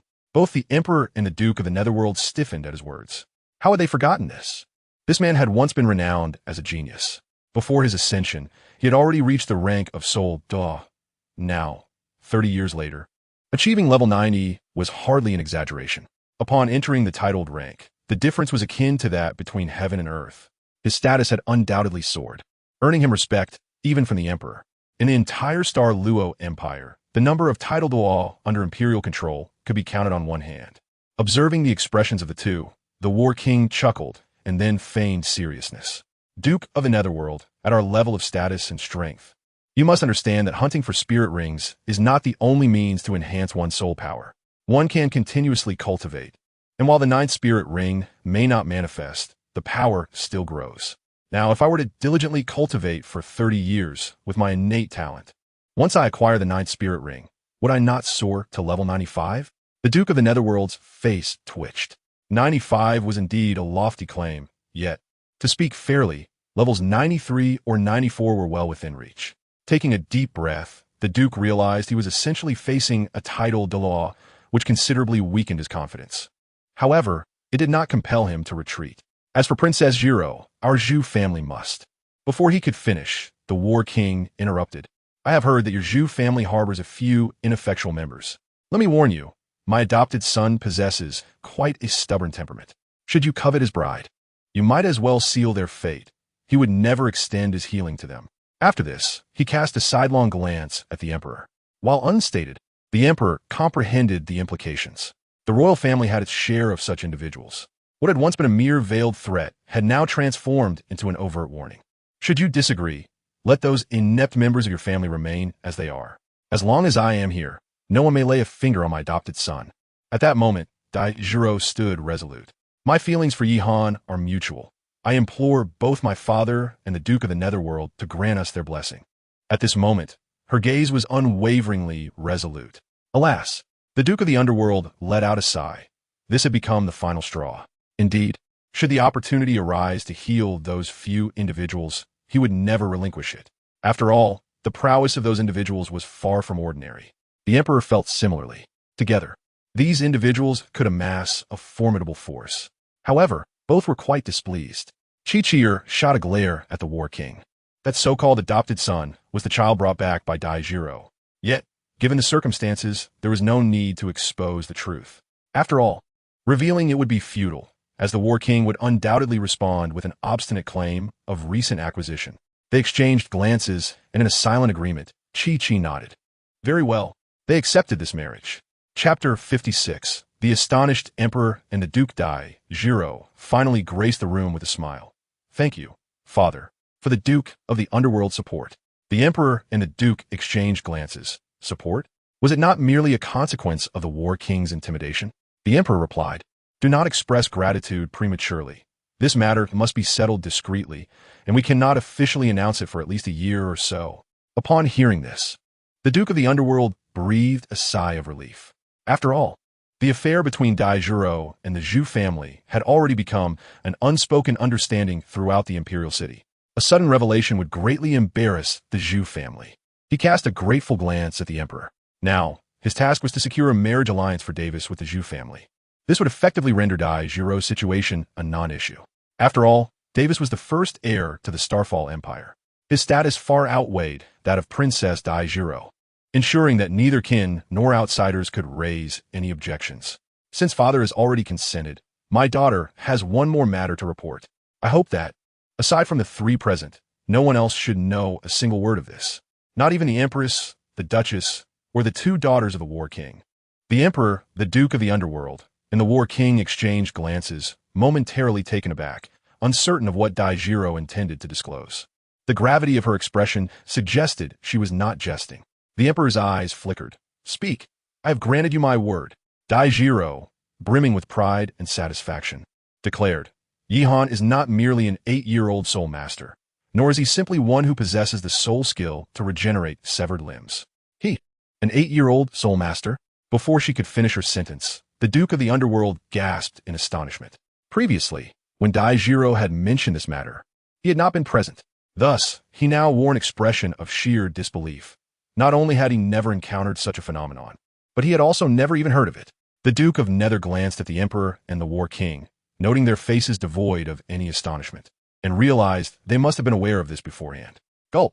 So, does this mean that the so-called Yi Han is indeed an 8-year-old soul master? He couldn't help but swallow hard. The Emperor, however, was intrigued by Dai Jiro's words, pondering what could possibly be more significant than an 8-year-old soul master and the resurrection of a severed limb. Thus, as Dai Jiro's statement was interrupted, he urged, Speak. What other monumental secret do you possess, young Prince Consort? The term young Prince Consort caused Dai Jiro to blush. Her heart fluttered with joy, for it indicated that her father had begun to genuinely acknowledge Yi Han. She continued, because he is also a dual martial soul master, comparable to the Pope of the Spirit Hall. As soon as these words left her lips, they struck with far greater impact than the previous claims of an 8-year-old soul master or the resurrection of a severed limb. What did you say? The Emperor, taken aback once more, stood up in shock. The War King, who was absent-mindedly stroking his beard, inadvertently tugged at a small handful of it, yet felt no pain, his face entirely consumed by astonishment. The Duke of Nether was equally dumbfounded. After a considerable pause, the war king exclaimed, Jiro, you've been rather secretive. Daitsiru apologized. I'm sorry, Uncle War King. It was Ihan who advised me to do so. He said that neither the 8-year-old soul master nor the resurrection of a severed limb would sway father. Therefore, I thought it best to conceal the fact that he possesses a dual martial soul. What if father disapproves and aligns with the spirit hall to claim me? The war king initially stared in surprise, then burst into an unbecoming laugh. While this explanation amused him, the true crux of the matter lay elsewhere. Casting a sidelong glance at the emperor and the Duke of Nether, he laughed even harder. The faces of the emperor and the duke darkened. If a genius with dual martial souls were to join their faction under the condition of marrying a princess, they would undoubtedly seize the opportunity. Such a prodigy was worth the risk. Imagining the scenario where Daijiro were to marry into the Zhu family, only to be abducted by a group of mysterious individuals en route, sent shivers down their spines. The blow to the reputations of both families would be catastrophic. Yet, amidst this, a glimmer of joy appeared in their eyes. Listening intently, they understood that Yi Han was indicating his willingness to do anything for Daijiro. As long as she remained in the Star Luo Empire, he would stand with them. By revealing his dual martial soul, Daijiro was making a declaration. This was a proclamation that Yi Han was now an integral part of the Star Luo Empire, wholly committed. Could they not rejoice at the allegiance of a dual martial soul genius? In a few decades, he would become a trump card for the Star Luo Empire. However, this lad certainly harbored many schemes. However, it is also noteworthy that mere strength without intellect is insufficient, for one may easily be deceived. The War King's eyes darted about, and with his dual martial souls, Night Cold's standing his mind rose even higher. Let us not forget the profound debt of gratitude he owes to Night Cold. Such a talent alone merits efforts to win favor and allegiance. If the earlier mention of adopting a son was merely to prevent the Emperor and Duke of Nether from disputing his birth and identity, now it seems he has genuinely entertained this notion. Given this, it would be prudent to secure further advantages for Night Cold. Upon returning, the matter of adopting a son would be more smoothly facilitated. He stepped forward with a smile, declaring, "This kind of genius deserves our utmost investment. Before my arrival, I bestowed upon him the 6,000-year-old lightning rabbit soul bone that was awarded to me by the late emperor. I believe that with this soul bone, his survival and combat capabilities will see significant enhancement." Both the emperor and the Duke of Nether raised their eyebrows in unison, silently cursing. This old ghost truly spares no expense. They understood that the War King's 2 soul bones held immense significance not only for him, but also greatly influenced his combat prowess. However, they could not deny the truth in the War King's words. Such talents, if nurtured, must be cultivated with full commitment. A soul bone can provide additional strength and security before the genius fully matures, and once matured, it will significantly bolster overall capabilities. Yet, the Emperor and the Duke of Nether fell into silence. A soul bone is indeed a soul bone, even for an emperor and the foremost duke of an empire. It remains exceedingly precious. Currently, only 4 soul bones are stored within the imperial palace. One must realize the magnitude of their rarity in an empire. It is evident how invaluable these soul bones are. Thus, the emperor approaches the utilization of each soul bone with utmost caution. A decade ago, a newly minted title Douluo discovered a considerable flaw in his soul skills during battles with other title Douluos, rendering him exceedingly passive. The emperor seized this opportunity, employing a soul bone that remedied this flaw, successfully drawing this title Douluo to the chariot of the Star Luo Empire. As for the Duke of Nether's family, they possess even fewer, merely 3. Among them, 2 are passed down through generations, only to be reassigned to the clan leader upon the natural demise of the preceding generation. The remaining 1 was painstakingly sought after by the Duke of Nether, reserved for the next clan leader. The Duke of Nether quietly retreated to the side. Night Cold is not his son-in-law, despite the familial ties to the royal family. Nurturing the prince consort is a matter best left to the emperor himself. The emperor was not like the Duke of the Netherworld, who could remain aloof when matters did not concern him. He cast a fierce glare at the War King, feeling cornered by this old fellow, unable to retreat or advance. After all, the War King had already bestowed a soul bone, as a potential future father-in-law and an emperor. Should he not also make a gesture? In the past, he could have offered gold or other valuables, but with the soul bone of the esteemed War King at play, could mere wealth suffice? He could not help but rub his temples in frustration, feeling a headache coming on. He waved his hand dismissively, stating, "This matter is for me to ponder. Jiro, you may leave for now. By the way, in due time, our ancestor will be returning, and you shall lead him into the palace. I wish to meet him together." "Understood," Jiro replied, and she withdrew. After her departure, the emperor reiterated her words, instructing both to maintain secrecy. Though the words are the same, the significance changed when he spoke to them directly. The Duke of the Netherworld and the War King, no longer so casual, immediately assumed serious expressions. "Yes, your majesty." After a moment of contemplation, the emperor addressed the Duke of the Netherworld. "Now that the decision has been made, you are to determine within this month who will be engaged to Davis, aiming to complete the engagement by next month." "Very well. I shall confer with my household upon my return and provide your majesty with a response by tomorrow." The emperor nodded in satisfaction, then turned to the War King. "Isn't the residence adjacent to your estate unoccupied? I intend to convert it into the princess's residence, so you must take care to oversee it." The War King grinned widely. "Since it is your majesty's decree, and given that Jahan is my adopted son, I shall naturally look after him." Meanwhile, in the kingdom of Balak, before a splendid tomb, stood a figure with a tiger mask, motionless. Having just returned from headquarters, he learned of the demise of a crucial pawn. "Tis the entire city claims you are dead. Yet, I find it hard to believe." The masked figure raised his hand, gathering soul energy, and with a sudden strike, the gravestone toppled, revealing a finely crafted coffin. With another wave, the coffin lid flew off. Now, over a month had passed, and the corpse was beyond recognition, its former visage lost. However, based on the size of the body, it resembled Jahan. The tiger-masked figure furrowed his brow, muttering, "Could it truly be death? No, this little one cannot have perished so easily. I refuse to believe there are no flaws to uncover. But if he has indeed faked his death, what could be his motive? To escape my control?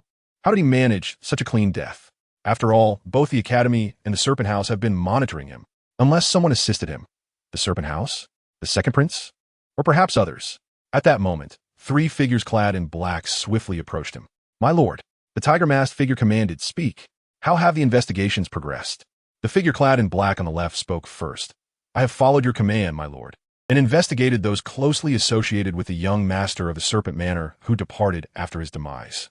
There are 4 individuals in total: Daijiro, Bai Jingjing, Han Yu, and Lu Ping. Among them, Daijiro is a princess of the Xinglua Empire.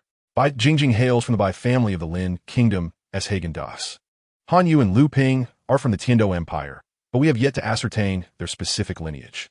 The black-clad figure in the middle continued, "Daijiro, Bai Jingjing, Han Yu, and Lu Ping all visited the Serpent Manor following the death of the young master."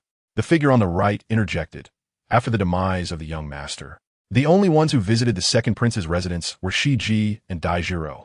However, I have instructed a separate inquiry, and it appears Shiji has not left the city during this period. Daijiro departed from the second prince's estate directly, but she was alone at that time." The tiger mask gazed at the corpse within the coffin, a peculiar smile emerging beneath his mask. "How intriguing. You die, and the 5 poisons depart in unison. Is it mere coincidence, or is it a deliberate act?" Daijiro visited the second prince's residence, but left alone. Could it be that the second prince had orchestrated a meeting outside the city, merely waiting for her to join him?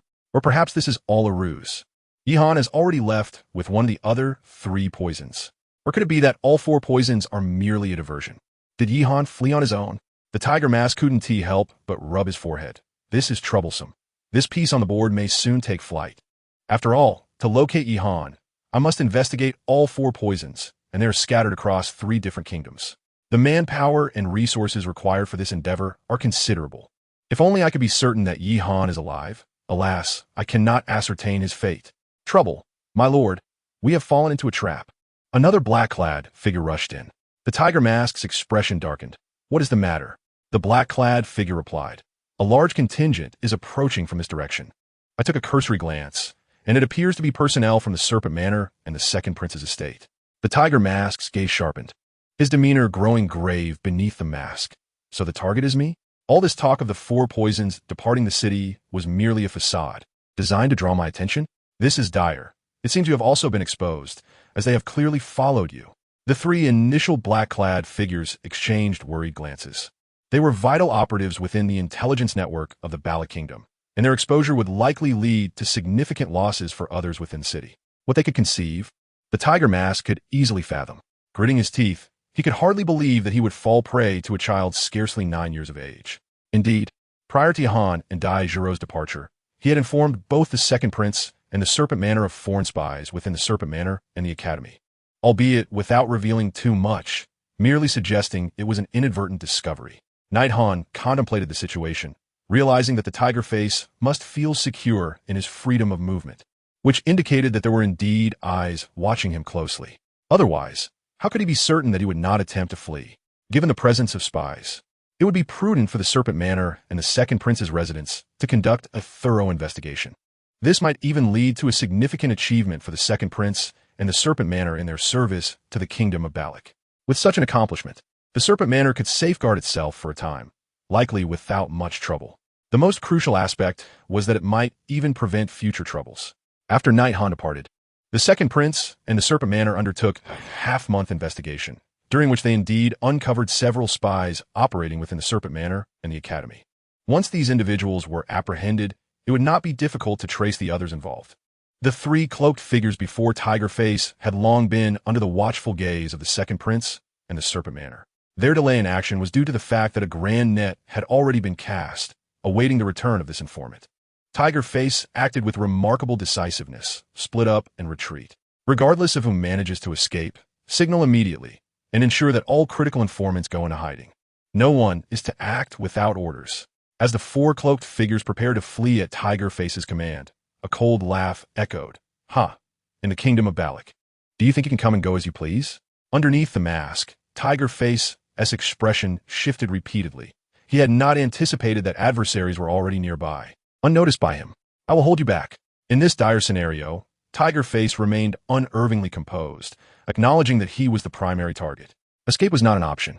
Thus, he resolved to stay and fight fiercely, striving to secure a slim chance of survival for his subordinates. This way, a crucial piece in the Kingdom of Balak would not be lost to chaos. Two identical middle-aged men emerged from a distance, one saying, "Wang Dong, Wang Chung. You two are swift. The pursuit is yours. Leave this masked fellow to us." "Understood," came the resounding reply. In an instant, several figures surged skyward, dividing into four groups as they pursued Tiger Face's subordinates. The Lion Eagle Martial Soul. They must be from the royal family. Tiger Face's expression darkened significantly. The Lion Eagle Martial Soul was known for its incredible speed and aerial advantage, making escape for his four subordinates exceedingly difficult. Then, Tiger Face's gaze fell upon the approaching middle-aged men, noting their identical features. Through gritted teeth, he declared, "The Serpent Manor's twin serpent brothers. You have not shown yourselves for over a decade. What brings you out today, merely for me? My reputation must be quite formidable." The twin serpent brothers, known as Snake C and Snake Tion, stood ready for confrontation. The martial souls are all mutated twin-headed ferocious serpents. The Sea of Serpents, the leader of the greatest unknown intelligence network in the Kingdom of Balak, initiated by us brothers, which does not tarnish our reputation. Tiger Face, should I feel honored then? As he spoke, Tiger Face unleashed his martial soul, revealing a blood-red tiger behind him. A tiger? Upon witnessing this martial soul, Snake Sea and Snake Heaven narrowed their eyes, a tremor coursing through their hearts. For possessing such strength and the capability to establish such a vast intelligence network, and with a martial soul of the tiger, only the Star Luo royal family could match that. Most importantly, the Kingdom of Balak is a vassal state of the Heaven Do Empire, which stands in opposition to the Star Luo Empire. Thus, the opposing party also has motivation to establish such an intelligence system within the Kingdom of Balak. Seeing the expressions of the two, Tiger Face chuckled. "It seems you have deduced my origins. Are you certain you wish to engage in combat? Do you not fear igniting a great war?" Snake Heaven smiled faintly in response. "Unfortunately, your martial soul is not the evil-eye white tiger, but merely an ordinary blood tiger. Setting aside whether you truly hail from the Dai family, even if you are, your current identity is one that cannot bear the light of day. Killing you would be in vain. Do you truly expect the Star Luo Empire to wage war on your behalf? How naive of you. Once the incident is exposed, the Star Luo Empire will only seek to distance themselves." Creak, creak. Tiger Face clenched his teeth, his fists tightening, for he found himself unable to refute their words. "Since reasoning fails, let us resort to battle." 2 yellow, 2 purple, and 3 black. 7 soul rings ascended from Tiger Face, revealing an optimal configuration. Snake Sea and Snake Heaven exchange glances. With such a configuration, the cultivation of a soul sage is implied. Whether he belongs to the star Luo royal family remains uncertain. But he is undoubtedly nurtured by a formidable power. Could it be that he is truly one of them? As the doubts surfaced in their minds, both released their martial souls. Two crimson, double-headed serpents appeared above their heads. Much like Tiger Face, they also bore 2 yellow, 2 purple, and 3 black, 7 optimal soul rings, both being soul sages. A soul sage. A flicker of astonishment flashed in Tiger Face's eyes, quickly followed by realization. Of course, you two brothers are the most outstanding geniuses in the entire kingdom of Balak. Achieving soul sage status at the age of 48 is indeed reasonable. Yet, why have you concealed yourselves for so many years? I understand now. It is an anticipation of the royal family. Capturing me this time is secondary. Demonstrating your might to the Balak royal family is the true purpose of your snake house. 1 house, 1 soul Douluo, 2 soul sages. In the kingdom of Balak, your snake house is indeed unprecedented. Truly, your snake house remains at odds with the royal family. No wonder this operation is so vigorous.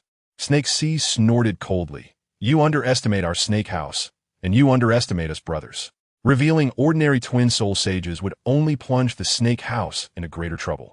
As he spoke, he and Shi Tian merged their soul powers, and their momentum surged, approaching the formidable presence of a soul Douluo, the soul fusion technique. The Tiger Face was taken aback, for everyone knew that a soul fusion technique was a potent soul skill capable of transcending boundaries. Without a moment's hesitation, he instinctively activated his 6th soul ring. 6th soul ring, fierce tiger roar. Boom! A crimson beam of light erupted from the mouth of the Tiger Face.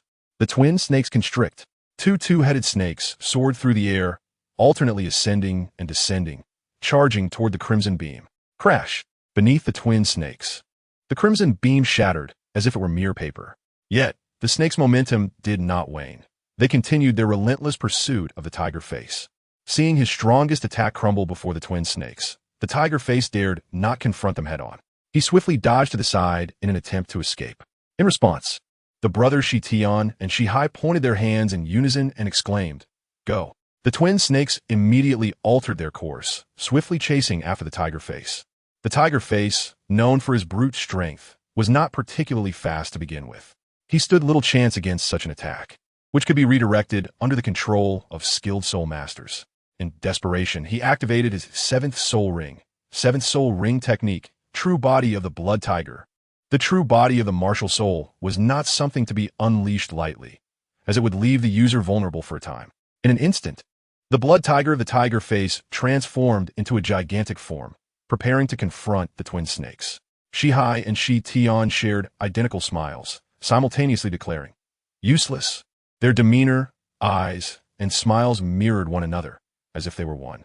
As twin brothers, they had shared over 40 years of life together, eating, sleeping, cultivating, chasing after girls, and battling side by side. Their extraordinary bond, cultivated over decades, had reached unparalleled heights, amplifying the power of their soul fusion technique beyond that of ordinary techniques. The twin snakes surged forward, entwining themselves around the true body of the Tiger Face, tightening their grip rapidly. Boom!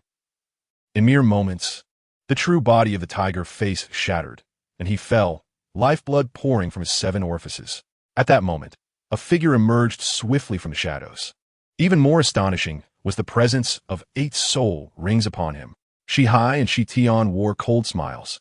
"We have been waiting for you. Allow us to demonstrate our most powerful soul fusion technique." Twin snakes transforming into dragons. The twin serpentine martial spirits, now reunited, entwined with each other, emanating an overwhelming aura and a surge of soul power that erupted from both individuals. The approaching soul momentarily halted, his speed diminishing slightly. With his face obscured, his eyes widened in astonishment. How formidable!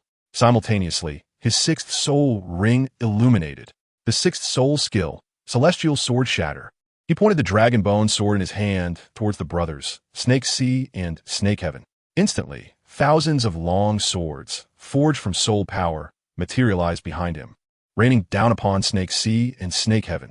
At this moment, the soul power and momentum of Snake Sea and Snake Heaven reached their zenith. Their martial spirit, the double-headed serpent, interwove, and merged into one. A colossal dragon with 4 heads manifested above them. Roaring, the 4-headed dragon let out a thunderous cry, unleashing an unparalleled shockwave that radiated outward from the duo. Everything in its path, from the dragon to the ground, was obliterated, while the Douluo's barrage of flying swords dissipated against an impenetrable barrier. Startled, the masked Douluo instinctively recoiled, realizing this was a formidable technique he had calculated.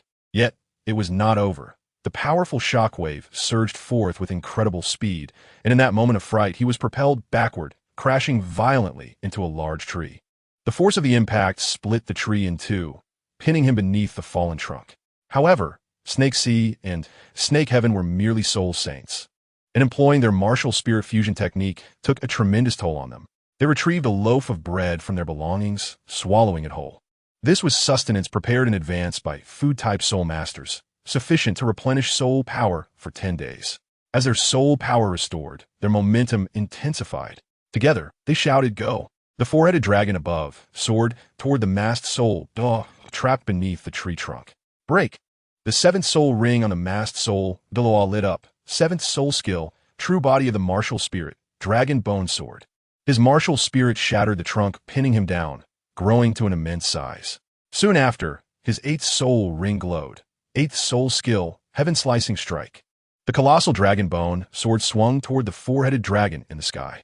Thunderous clashes ensued as the sword and dragon met in a fierce standoff. Now, it had transformed into a tug-of-war of soul power. The masked Douluo had risen to his feet, blood trickling from the corner of his mouth. Clearly wounded from the prior assault, he chuckled, followed by a hearty laugh. The masked Douluo initially smirked, before bursting into a boisterous laugh. Your martial soul fusion technique may be formidable, yet now we find ourselves in a contest of soul power. And you are merely soul saints. In this regard, you are bound to lose. The duo, Shihai and Shitian, exclaimed in unison, "Fool."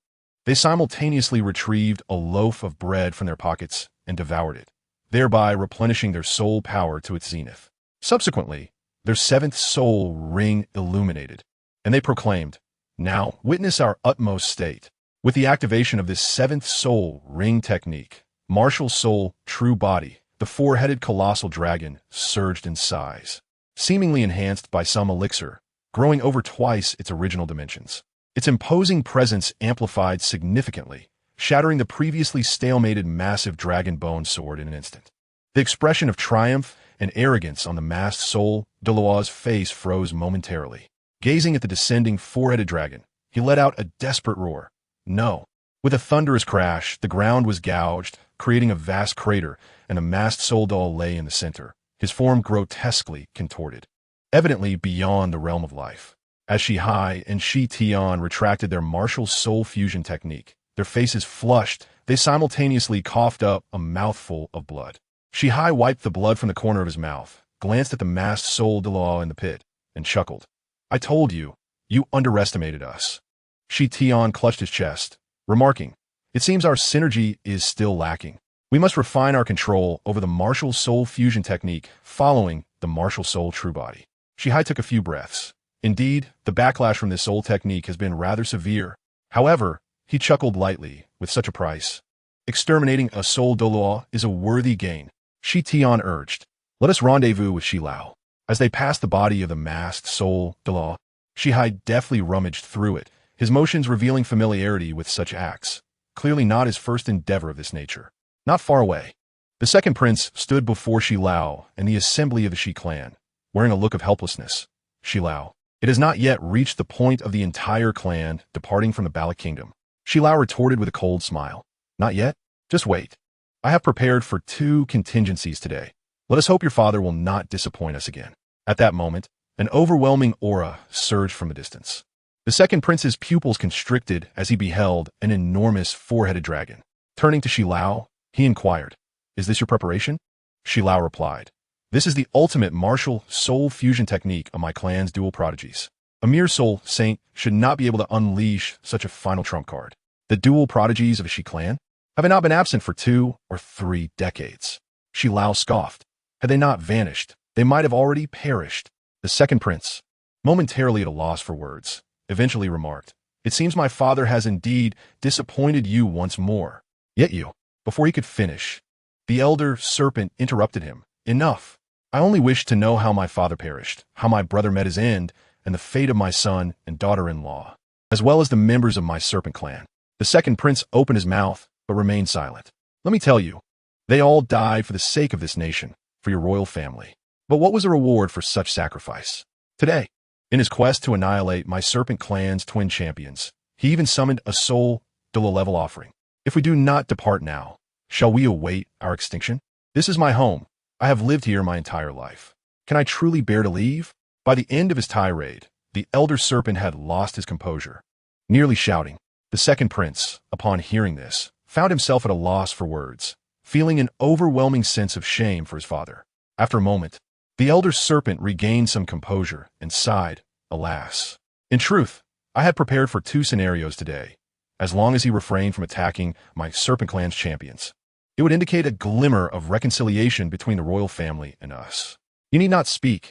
I would have returned to my clan regardless. However, he ultimately chose to strike against the champions, unwilling to allow any family in the kingdom to grow strong. Nor could he tolerate the emergence of talent outside the royal line. He fears that if we families grow powerful, we may pose a threat to your royal house. Yet he fails to realize that we, too, are part of this kingdom, a vital source of its strength. If we prosper, does the nation not benefit? Your Highness, I must take my leave, but heed my words. To strengthen a nation, one cannot solely resort to oppression and extermination. Learn from the Tiando Empire. Observe how they coexist with the 7 sects, particularly the upper 3 sects, so formidable yet still respectful and obedient to the Tiando royal family. Daijiro returned first to the War King's residence, where Yihan eagerly approached her. How did it go? Did your father agree? Yes, for some reason. At that moment, as Daijiro met Yihan's eager gaze, she felt a twinge of guilt. The night was cold, yet excitement coursed through Yihan's veins. Would I not be able to act with unreserved candor from now on? His gaze grew mischievous as it roamed over Daijiro, ultimately settling in the midst of Gao foam. A wicked smile crept across his face. Daijiro's cheeks flushed with a mix of shyness, irritation, and a hint of pride. Let us go. Father Emperor has bestowed upon me the residence adjacent to the War King's mansion as my princess's abode. With that, Daijiro shot a glare at the still impudent Yihan and exited the room. Yihan swiftly caught up, grasping her hand. As you command, my esteemed wife. Daiji's delicate hand trembled, yet she did not pull away, her expression tinged with a hint of melancholy. Your wife is a serpent queen. We are merely pretending. Yihan, the serpent queen is not my wife. She is my daughter-in-law. My true wife is you. Daijiro, upon hearing this, cast a glance of disdain at Yihan and remarked, So, do you also have a spouse, a lady, a madam? Nighthan nodded matter-of-factly. Of course. I am your little husband from the 5 poisons. Snake Lady is my wife. You are my beloved, by Jingjing is my spouse. Madam Hanyu is the mother of my child, and Madam El Peng is the other mother. With a chuckle, Daijiro could not help but laugh at Nighthan's serious yet absurd declarations. She gently tapped his forehead, setting aside by Jingjing's title as wife for the moment.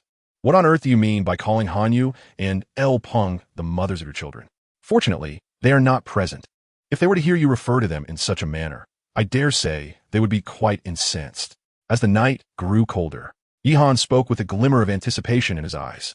I am quite serious. I have even chosen names for our children.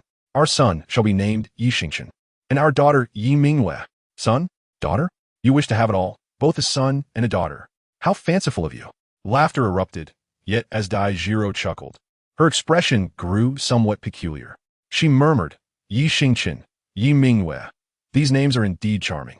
I wonder what my future children will be called. No. What children am I even thinking about? At that moment, her face turned a deep crimson. Yet, Yihan looked at her with curiosity. My dear wife, are you pondering how we shall spend a delightful evening together? Impossible. What nonsense are you imagining? With a light tap on Yihan's head, she expressed her annoyance. Then why the blush? After saying this, Yihan scrutinized her with an assessing gaze. Daijiro's cheeks flushed even deeper. Could she possibly respond to the thoughts of what she had just been musing about their future children? That would certainly inflate this young rascal's ego. Oomph. She playfully tapped Yihan's head once more, loosening her grip on his hand and quickening her pace to walk ahead. However, from behind, the sound of Yihan's mischievous laughter followed her. Hee hee. looking at the slightly flustered Daijiro. I am certain that tonight, at the princess's residence, shall be an extraordinary evening. TSK, TSK. Thus began the enchanting night at the princess's residence, filled with 1,000 words of wonder. The following day at the princess's residence, Daijiro awoke, gazing at Yihan, who was blissfully drooling against her shoulder. A mix of shyness and annoyance washed over her as she gently tapped his head, whispering, "Did you not say you would overcome this drooling habit?" Then, she found herself lost in thought. She had always been somewhat fastidious. In the past, she would have been repulsed by the dampness on her shoulder. Yet now, gazing at Yihan's peaceful slumber, she found it hard to feel anything but warmth. Her cheeks flushed once more. This was due to her recalling the antics Yihan had employed merely to share a room with her last night. His shamelessness was both infuriating and amusing in retrospect. After his success, his hands had been anything but tame. Nay, they were quite audacious, frequently brushing against her long legs. Thinking of this, her face reddened further. Taking a deep breath, Daijiro endeavored to compose herself. She then gently roused the still, slumbering Yihan, saying, "Awaken, for today we must visit the Royal Academy." In the chill of the night, with drowsy eyes, I gazed at Daijiro, whose face still bore a hint of crimson. Sleepily I inquired, "Oh, why is your face so flushed? Did you perhaps have a delightful dream last night? And was it about me?" Daijiro. Thud. Yihan was unceremoniously hurled from the bed, landing painfully on the floor, the impact causing him to feel as though he had been split in two. In that moment, he became fully alert. He gazed at Daijiro, whose face was now tinged with an angry hue, perched upon the bed. Yihan looked perplexed and asked, "My dear, what troubles you? Could it be that you are experiencing a morning grumpiness?" Daijiro gazed at Yihan, who seemed to have completely forgotten their previous conversation, and felt a pang of frustration. Yet, simultaneously, an inexplicable emotion bubbled within her, rendering her unable to harbor anger. With a wry smile, she began to comprehend why the Serpent Princess had transitioned from initial opposition to complete submission, ultimately becoming utterly infatuated with Yihan. This lad was undeniably captivating. After spending an extended period with him, anyone would inevitably succumb to his charms. Indeed, it seemed to resonate with the saying, "A good woman fears the man who clings." The crux of the matter was that as he matured, this boy evolved from a youthful lad into an increasingly handsome young man, drawing more and more attention. Half an hour later, Daijiro accompanied Yihan to the Royal Academy. The Xingluo Royal Academy categorized its students into 4 tiers: elementary, intermediate, advanced, and seed students. The elementary level ranged from 0 to 2 rings, the intermediate level encompassed 3 rings, and the advanced level consisted of 4 rings, allowing for graduation applications. Seed students were expected to reach the 4-ring level before turning 30. Naturally, Yihan, being at the 2-ring level, was assigned to the elementary class. Soon, they arrived at a particular grade within the elementary class, and Daijiro cheerfully announced, "Starting today, we shall attend classes together here." Together? Yihan wore a perplexed expression, for one must understand that Daijiro had already ascended to the rank of Soul King. What need had she for attending a mere elementary class? Moreover, this was but a basic level course. Daijiro winked at Yihan and declared, "I am the mentor, and you are the student. Therefore, you must be obedient." Yihan nodded vigorously. "I will definitely heed your advice. A teacher-student romance is the most thrilling." Daijiro responded with a sigh, lightly tapping Yihan's head once more before turning to enter the classroom. She found herself exasperated by Yihan, who seemed to twist every thought into something suggestive. Yihan entered as well, only to find that there were merely 4 individuals in the room, 2 males and 2 females. Upon catching sight of Daijiro, the 5 stared in curiosity alongside Yihan. Daijiro introduced herself, saying, "I am your instructor. You may call me Instructor Jiro." She then gestured toward Yihan, stating, "This is your classmate, Yihan, aged 8, an auxiliary soul master from the 2nd ring." As the night grew colder, Yihan stepped forward and greeted, "Hello everyone. We shall be classmates from now on, and I sincerely hope we can enjoy our time together." The 4 exchanged warm smiles in response. Daijiro then encouraged the 2 boys and 2 girls, "Please introduce yourselves as well." The first to speak was a girl with crimson eyes and blue hair. Yin Binger, age 14, possessed the martial soul known as the Ice and Fire Duality Pearl, and was a level 26 defensive soul master. The Ice and Fire Duality Pearl? Yihan's face was marked by astonishment. Such a unique martial soul. Indeed, one that embodies both ice and fire. It seemed like a definitive offensive prowess. Yet it had transformed into a defensive capability. Moreover, it was possessed by a female. In his mind, he conjured images of the burly men from the armored sect, for in his perception, defensive soul masters conformed to that archetype. Yet, here stood this adorable little lowly, a stark contrast. Next, his gaze fell upon a short-haired girl with striking violet eyes, Yuan Dai, aged 14, with the martial soul of Dream Butterfly, a level 26 spiritual control soul master. As Night Han narrowed his eyes against the chill of the night, he recognized the formidable nature of the mental type martial soul. The two boys exchanged knowing smiles, and the one with black hair and black eyes spoke first. I am Su Hao, 14 years old, with a martial soul star crown, a level 24 support soul master. If the previous two had evoked a slight surprise, this revelation utterly astounded Night Han. The Su family star crown ranked as the foremost support in the Star Luo Empire, akin to the esteemed Seven Treasures glazed tile pagoda of the Ning family in the Heavendo Empire. The last boy was particularly unique, possessing striking red eyes and hair that sent shivers down the spines of all men, green in hue. I am Lu Hai, 14 years old, with a martial soul spike porcupine, a level 25 assault type soul master. Although he paled in comparison to the 14-year-old members of the Seven Monsters, his talent was still remarkable. Had these students been randomly assigned, he would have found it hard to believe. A glance at Dai Ji-ro revealed her composed demeanor, devoid of any astonishment. It seemed she had known all along. Yen Bing-er, her curiosity piqued, inquired, "Instructor, are there only 5 of us in the class?" Yuan Di, Xu Hao, and Lu Hai turned their gazes toward Dai Ji-ro, and even Night Han followed suit. Dai Ji-ro replied with a gentle smile. Our class comprises a total of 10 individuals. 5 have yet to arrive, but I anticipate they will join us within the next couple of days. 10 individuals? That number is rather appealing. The neighboring class boasted dozens of students, as achieving the 3rd ring typically required a decade or more, with some dedicating over 10 years to the endeavor. Thus, the junior classes were usually the most populated. They had never before encountered a class with merely 10 students. As the night grew cold, Yihan let out a quiet sigh. Indeed, this class is exceptionally unique. It must be composed of the most outstanding individuals from an illustrious lineage. Is this an initiative to cultivate a team of prodigies? Such teams emerge every year. Or is this particular assembly a rarity? Yet within the class, neither Yihan nor Daijiro noticed the 2 figures standing at a distance outside the building. One was none other than the emperor of the Star Luo Empire, while the other was a venerable old man with silvery hair. The emperor displayed profound respect toward the elder. I truly did not expect you to place such significance on this matter. Upon receiving the news, you returned last night and hastily assembled this class for Jiro. The elder, referred to as the ancestor, bore a striking resemblance to the emperor. He was none other than the previous emperor of the Star Luo Empire, the evil Dai Rushan, the current emperor's grandfather, and the sole title Douluo of the Star Luo royal family. The evil Douluo declared, "We shall announce at the royal auction house the sale of a soul bone that is 100,000 years old."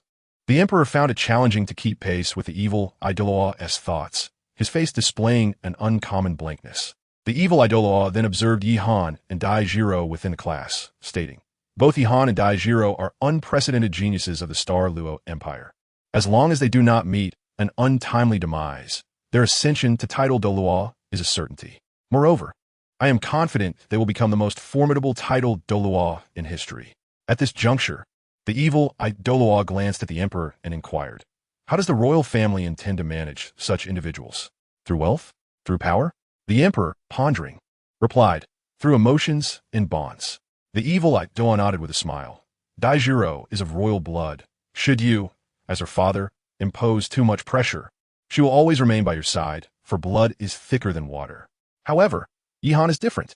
Fortunately, with a good beginning, once he is betrothed to Daijiro, they will be closely linked. Yet, for someone destined to stand at the pinnacle of humanity, this is insufficient. Beyond love, familial ties, friendship, and gratitude are powerful bonds that will tether him. Thus was this class specifically formed for him. The emperor suddenly comprehended. Indeed, in terms of friendship, is there anything more profound than comrades in the same battle team? The evil Douluo affirmed. Precisely, the more connections he has within the Star Luo Empire, the less likely he is to leave. There is love with Jiro. Though he lacks familial ties, the War King is quite astute in matters concerning Jiro's marriage. Yihan owes him a tremendous favor, while the War King owes Yihan his life. Thus, a bond is already formed. I surmise he will solidify Yi Han's status as his adopted son. Friendships, a group of equally gifted comrades, will grow alongside him. However, these ties merely ensure he does not oppose you and may lend a hand during times of crisis.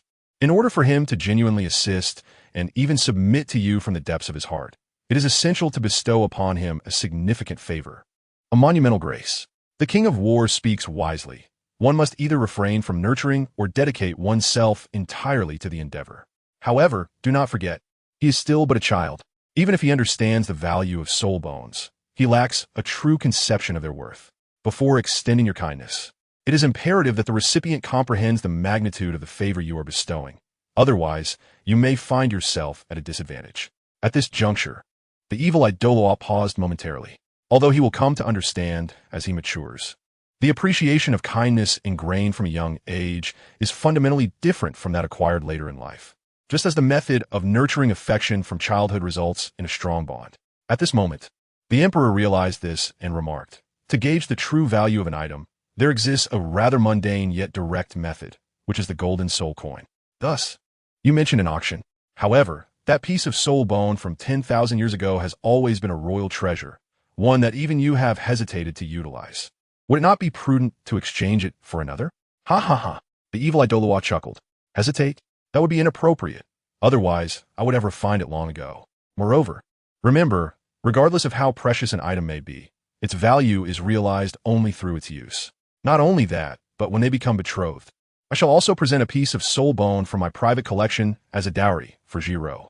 The emperor paused, then laughed. Is the soul bone you possess more suited for Yi Han or for Jiro? The evil Douluo replied. What do you mean by that question? The emperor responded. As Jiro's father, it is only fitting to prepare a dowry for my daughter on her marriage. The evil Douluo laughed heartily. Ha ha. Choosing you as emperor was indeed a wise decision. Your insight is commendable. Indeed, the bond between you will become unbreakable through both grace and familial ties. Just remember, you are not merely an emperor. You are also their father, and actions must reflect that. In doing so, these two shall serve you for a lifetime. Chapter 62. The majestic princess within the classroom. Jiro surveyed the 5 individuals before her and smiled gently. Among you, there are those who are either the focus of your family's cultivation or have emerged as extraordinary talents from a sea of mediocrity. Each one of you has already attained the strength of a great soul master. You have likely grasped the fundamental knowledge of soul beasts. Yet what you lack is practical combat experience. Therefore, our first lesson today will involve a 2-on-2 battle amongst you. This will also allow you to become acquainted with one another, as you will now be teammates in a battle squad. Only through mutual understanding can you learn how to coordinate effectively and determine the most suitable strategies for your team. Now, come forward and draw your lots. As she spoke, Jiro produced 4 slips of paper from her bosom. Yi Han couldn't help but click his tongue in astonishment. Clearly, she had come well prepared. It seems that she had invested considerable thought into conducting this first lesson and fulfilling her role as a mentor.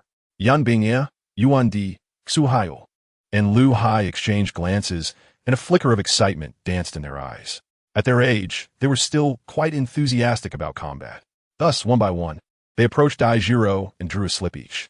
By a stroke of coincidence, Yin Binger and Yuan Dai picked the slips adorned with red characters, while Su Hao and Lu Hai drew those inscribed in blue. Jiro smiled and announced, Yin Binger and Yuan Dai will form the red team, while Su Hao and Lu Hai will constitute the blue team.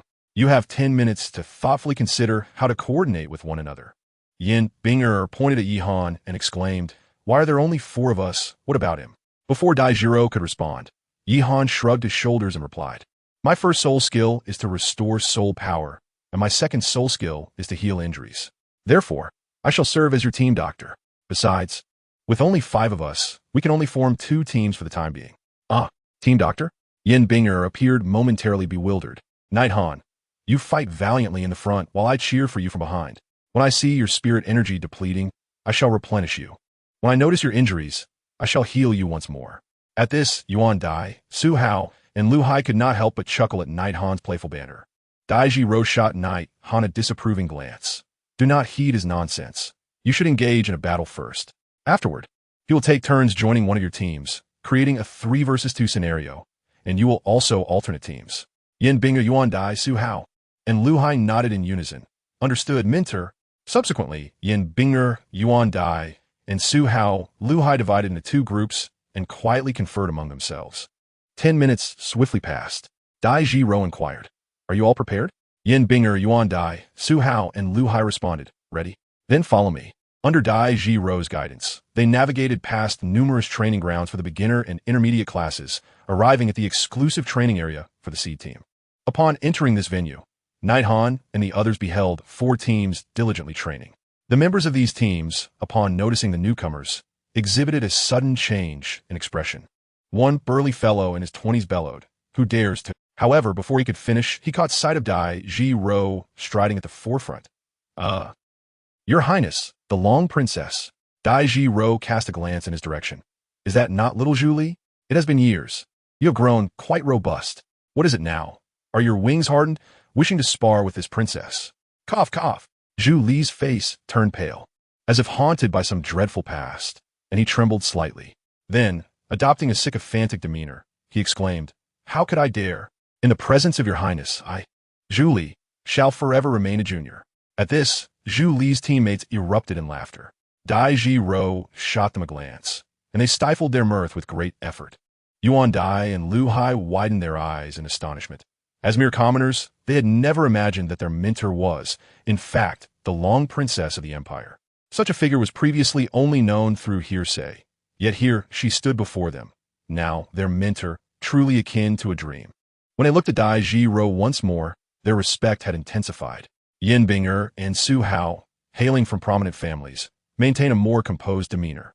Observing the reactions of the others, Night Han could not help but inquire, "It seems they hold a certain fear of you." Dai Jiro smiled faintly. "Most of them have been under my tutelage since childhood." Yuan Dai and Su Hao gasped in astonishment. "How old were you when they were?" "When you were a child, some of them were already in their teens." On a frigid night, it dawned upon them that the gentle Jiro was indeed of such a nature. Yin Binger and Lu Hai exclaimed in surprise, pondering whether they could claim that their elder brother was also among those who had been beaten from a young age. In unison, the 5 of them envisioned a group of teenagers, with a boy in his teens being relentlessly pursued and battered by a girl of merely 10, leaving him bruised and battered. Onlookers gawked and whispered, commenting on how a young lad could not possibly prevail against a girl so much younger than he. A shiver ran down their spines. It was utterly terrifying. Such a scenario would surely inflict both mental and physical scars. Observing their reactions, it was evident that they had been left with deep-seated fears. The 5 silently mourned for their seniors for 10 seconds. At that moment, Jiro's gaze fell upon a remarkably handsome young man. "What is this? You don't come over to greet your sister?" "Sister?" Night Han's expression subtly shifted. Dai Jiro, after all, was a princess, and only 2 individuals had the privilege of addressing her as sister, Davis and Dai Mubai. At that moment, a young lad approached Dai Jiro, mustering his courage to say, "I have the honor of meeting you, sister. I heard yesterday of your return. Just earlier, I mentioned to Zhu Yunyun that after school today, we would visit your royal residence." Dai Jiro inquired, "Zhu Yun?" At that instant, a girl with a ponytail hurriedly stepped forward, exclaiming, "Zhu Yunyun, I greet your highness." "Zhu, you say?" Dai Jiro assessed the girl before her, then cast a glance at the somewhat anxious Davis, and with a gentle smile remarked, "This is already 10 years old. I reckon it will be either this month or the next that you shall be betrothed. Henceforth, you may simply call me sister." Both Davis and Zhu Yunyun were momentarily taken aback, their cheeks flushing with a hint of embarrassment. It was worth noting that just this morning, they had been paired together. However, as members of the Dai and Zhu families, they were somewhat prepared for this day, thus not wholly resistant to the arrangement. Yet, they could never have anticipated that their hastily arranged pairing was orchestrated due to the presence of Dai Jiro and Night Han. Sister, perhaps in front of Zhu Qingqing. She appeared as a cold sister, but before Dai Jiro, she was undeniably obedient and demure. As the night grew cold, Yihan finally determined the point in time he found himself in. Davis was now 10 years old, 6 years older than Dai Mubai, which meant that Dai Mubai had just turned 4. Tang Sen was merely 1 year old. Dai Jiro announced, "You all continue with your training. I too shall commence training with my students." "Yes."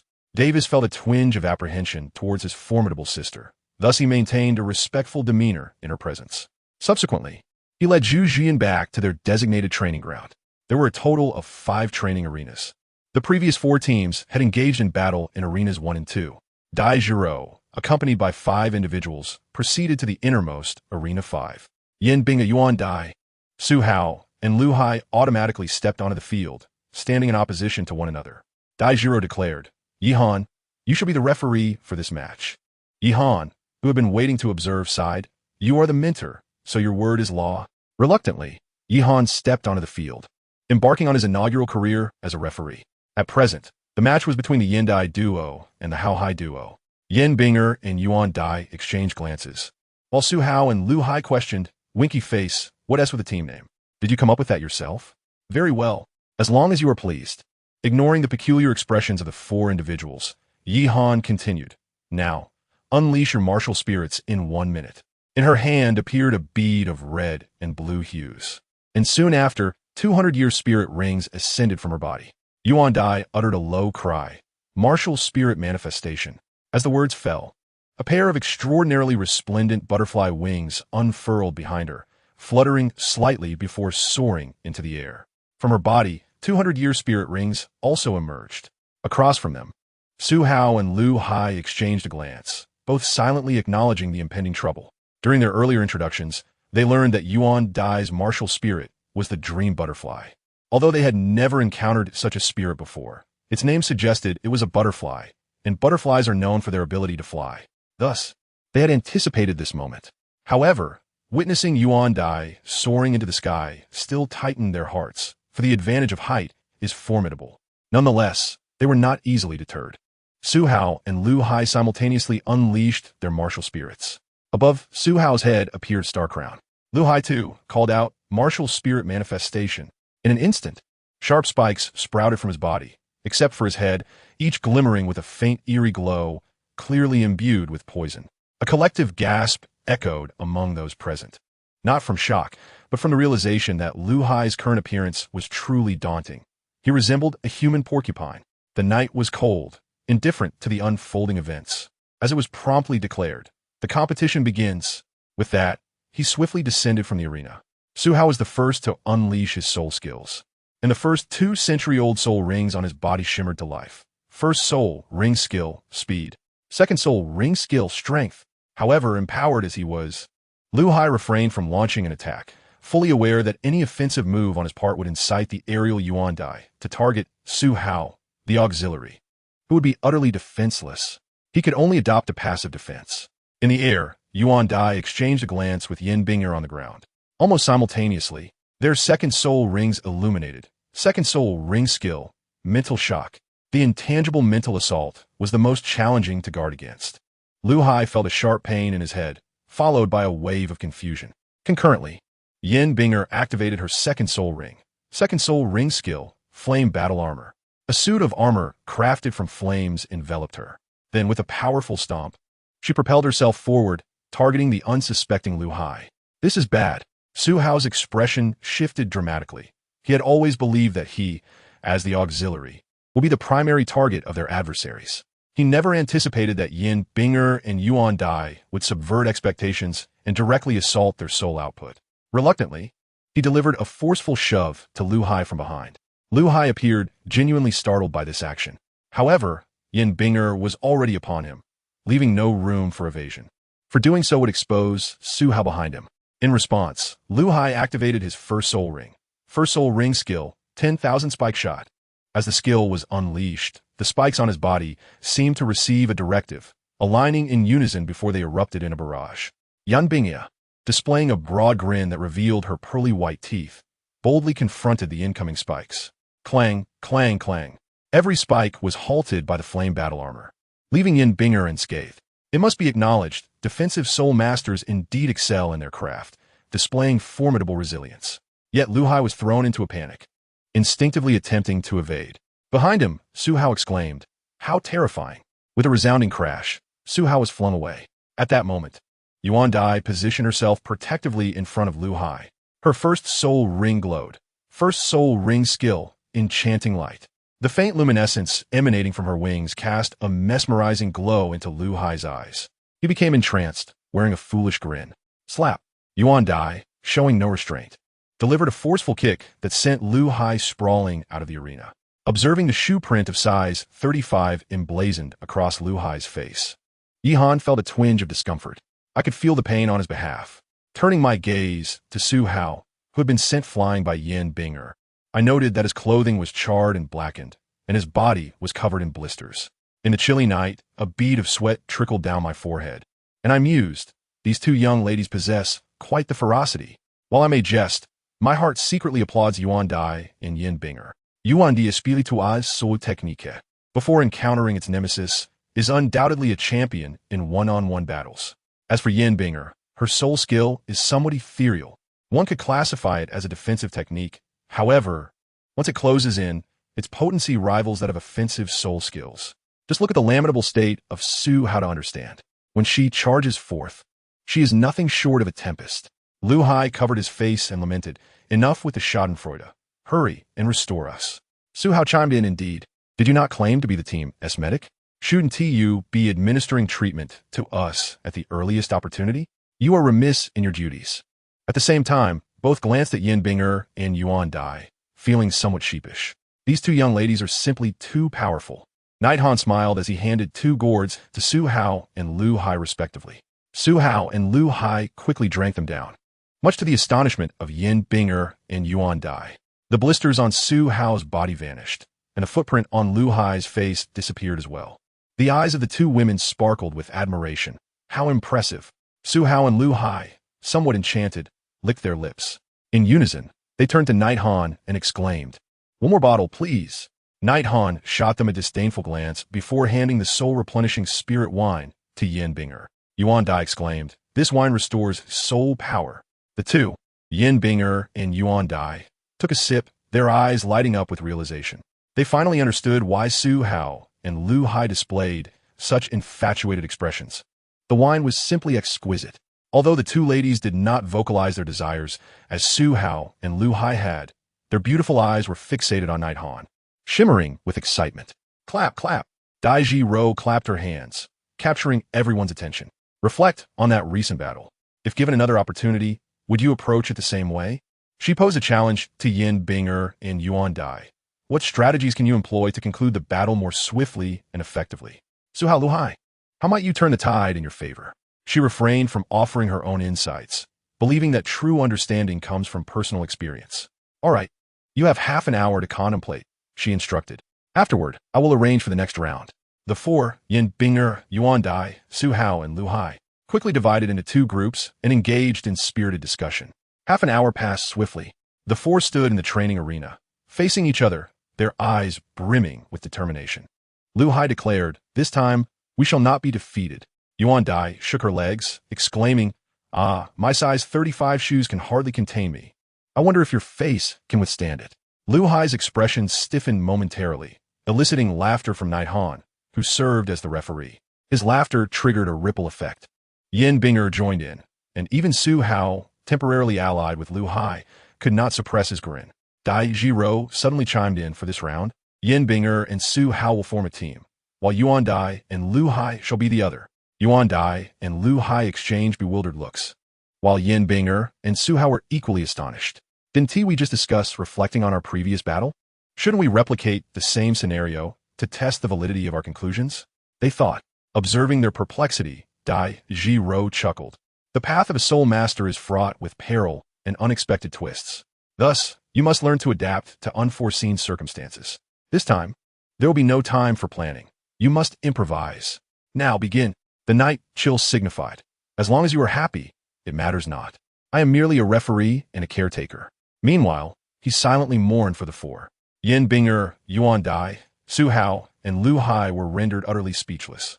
Particularly, Yuan Dai, glancing down at her size 35 shoes, then up at Lu Hai's face, seemed to convey a silent question, with the opponent's suddenly turned ally. What am I to do with these ill-fitting shoes? Whose face shall they bear the imprint of? Lu Hai, suddenly reveling in mischief, pointed at Su Hao. This time, your shoes can leave an impression on his face. Yuan Dai lifted her gaze to scrutinize Su Hao's visage, tilting her head with a smile, as if contemplating the suitability of his face for such an imprint. Su Hao rolled his eyes at Lu Hai. We were teammates once. Must you be so cruel? Despite the banter, Yin Binger, Yuan Dai, Su Hao, and Lu Hai ultimately complied with Dai Jiro's instructions. Yin Binger engaged in battle with Su Hao, while Yuan Dai and Lu Hai stood firm against their counterparts. As the night grew cold, Yi Han proclaimed the customary initiation. Let's first unleash our martial souls. Yin Bing'er, Yuan Dai, Su Hao, and Lu Hai simultaneously released their martial souls along with their soul rings. Observing both sides prepared, Yi Han promptly declared, "The battle begins." Lu Hai was the first to launch his soul skill, the second ring skill, Needle Bomb Chariot. He took a deep breath and, astonishingly, inflated like a pufferfish, transforming into a spherical shape. Then, with a swift roll, he surged forward, propelled by the astonished gazes of those around him. The effectiveness of this maneuver depended on the distance rolled. The longer the roll, the greater the impact. Thus, having been so close in the previous encounter, he opted for his first soul skill. Otherwise, the outcome of the battle remained uncertain. Su Hao, witnessing Lu Hai's approach, widened his eyes in disbelief. Although he had previously learned of this soul skill, he had never witnessed its ferocity firsthand. His mind echoed a single thought: incredible. Yin Bing'er, though equally astonished, was quick to react. "Follow my lead and empower me," she commanded. Upon her words, Su Hao's 2-century-old rings illuminated simultaneously, the first soul ring skill. In the air, Yuan Dai was also taken aback by Lu Hai's display, yet she responded promptly, as she observed Su Hao's rings glowing. Her second soul ring flared to life. "You wish to empower? Dream on." Mental shock. It must be noted that for spiritual-type soul masters, disrupting an auxiliary soul master skill was a relatively effortless task. Indeed, despite Su Hao's precautions, he was overwhelmed by a tremendous headache, causing his soul skill to falter. However, no one noticed the peculiar smile that crept onto Yin Bing'er's face. Suddenly, her first soul ring illuminated. The first soul ring skill, Ice Armor Manifestation. A suit of armor crafted from ice enveloped Su Hao, encasing him completely. Yuan Dai in the air found herself momentarily bewildered. Logically, it would have made more sense for this defensive skill to be cast upon Yin Bing'er herself. After all, could she truly withstand the assault with her bare body? Even if her physical strength was formidable, one must not forget that Lu Hai's spikes were laced with venom. On the ground, Daiji Ro wore a look of confusion, though it was overshadowed by her astonishment. It was known from the records that Yin Bing'er possessed 2 soul skills. However, it was never indicated that the Ice Armor Manifestation could be utilized on a teammate. It is important to note that this soul skill can be utilized on teammates, and when necessary, she can serve as a support. The impact of this in battle is indeed significant. I wonder if the second soul skill, the Flame Armor, can also be applied to allies. With this thought, Daijiro's eyes sparkled with excitement. Meanwhile, Yi Han, who had witnessed the splendid maneuvers of protagonists in various anime from his past life, began to decipher her intentions. Suddenly, Yin Bing'er grasped Su Hao from behind and flung him forward with great force. In that moment, Su Hao returned to normal, but the next instant nearly frightened him to the point of losing control. He found himself facing the Needle Bullet battle car, transformed from Lu Hai. Just as he was about to express his feelings regarding the situation, he collided violently with the Needle Bullet battle car. The tremendous impact sent both of them flying. Lu Hai reverted to his original form, while Su Hao's icy armor shattered. At that moment, Yin Bing'er swiftly caught the airborne Su Hao. Lu Hai, however, was not so fortunate, crashing directly to the ground with gritted teeth. Meanwhile, Yin Bing'er seized the opportunity for a follow-up attack. Her first soul ring glowed once more, and an icy armor materialized around Su Hao. Still reeling from the previous events, Su Hao felt himself propelled once again, this time targeting the aerial Yuan Dai. Startled, Yuan Dai had not anticipated such a maneuver from Yin Bing'er. She fluttered her wings and hastily darted aside. However, as she evaded the descending Su Hao, Yin Bing'er had already reached Lu Hai, delivering a kick that sent him sprawling out of bounds. In a swift motion, she leaped back, and at that moment, Su Hao, who had missed Yuan Dai, was descending. Instantly, he became a springboard for Yin Bing'er. With a powerful leap, she soared towards Yuan Dai in midair. Yin Bing'er's audacious display of skill was utterly unexpected. Yuan Dai had yet to react when she was firmly embraced by Yin Bing'er in the air. Yuan Dai screamed as she was dragged to the ground. Yin Bing'er then smiled, saying, "Sister Yuan Dai, it seems you have lost." Indeed, had Yin Bing'er summoned the flame armor at that moment, she might have ended up as a roasted pig. Lu Hai struggled to rise outside the arena, casting a resentful glance at Yin Bing'er and Yuan Dai, as he had suffered the most in this encounter. Another unfortunate soul was Su Hao, who had been used as a weapon by Yin Bing'er, enduring 2 tosses. He was still dazed from the experience. Yin Bing'er, It seems to me that what you truly desire is not assistance, but rather a robust brick, for it is undoubtedly more convenient to hurl than I am. Chuckles Yuan Dai couldn't help but burst into laughter. Yin Bing'er, feeling somewhat embarrassed, apologized. Su Hao, I sincerely apologize. The mentor did not allocate us any time to devise a strategy, so I resorted to the method that felt most instinctive. Su Hao, feeling a sense of helplessness, acknowledged her apology, pondering what else he could do. He waved his hand dismissively, saying it's quite all right, but do give me a heads up before you decide to throw me next time.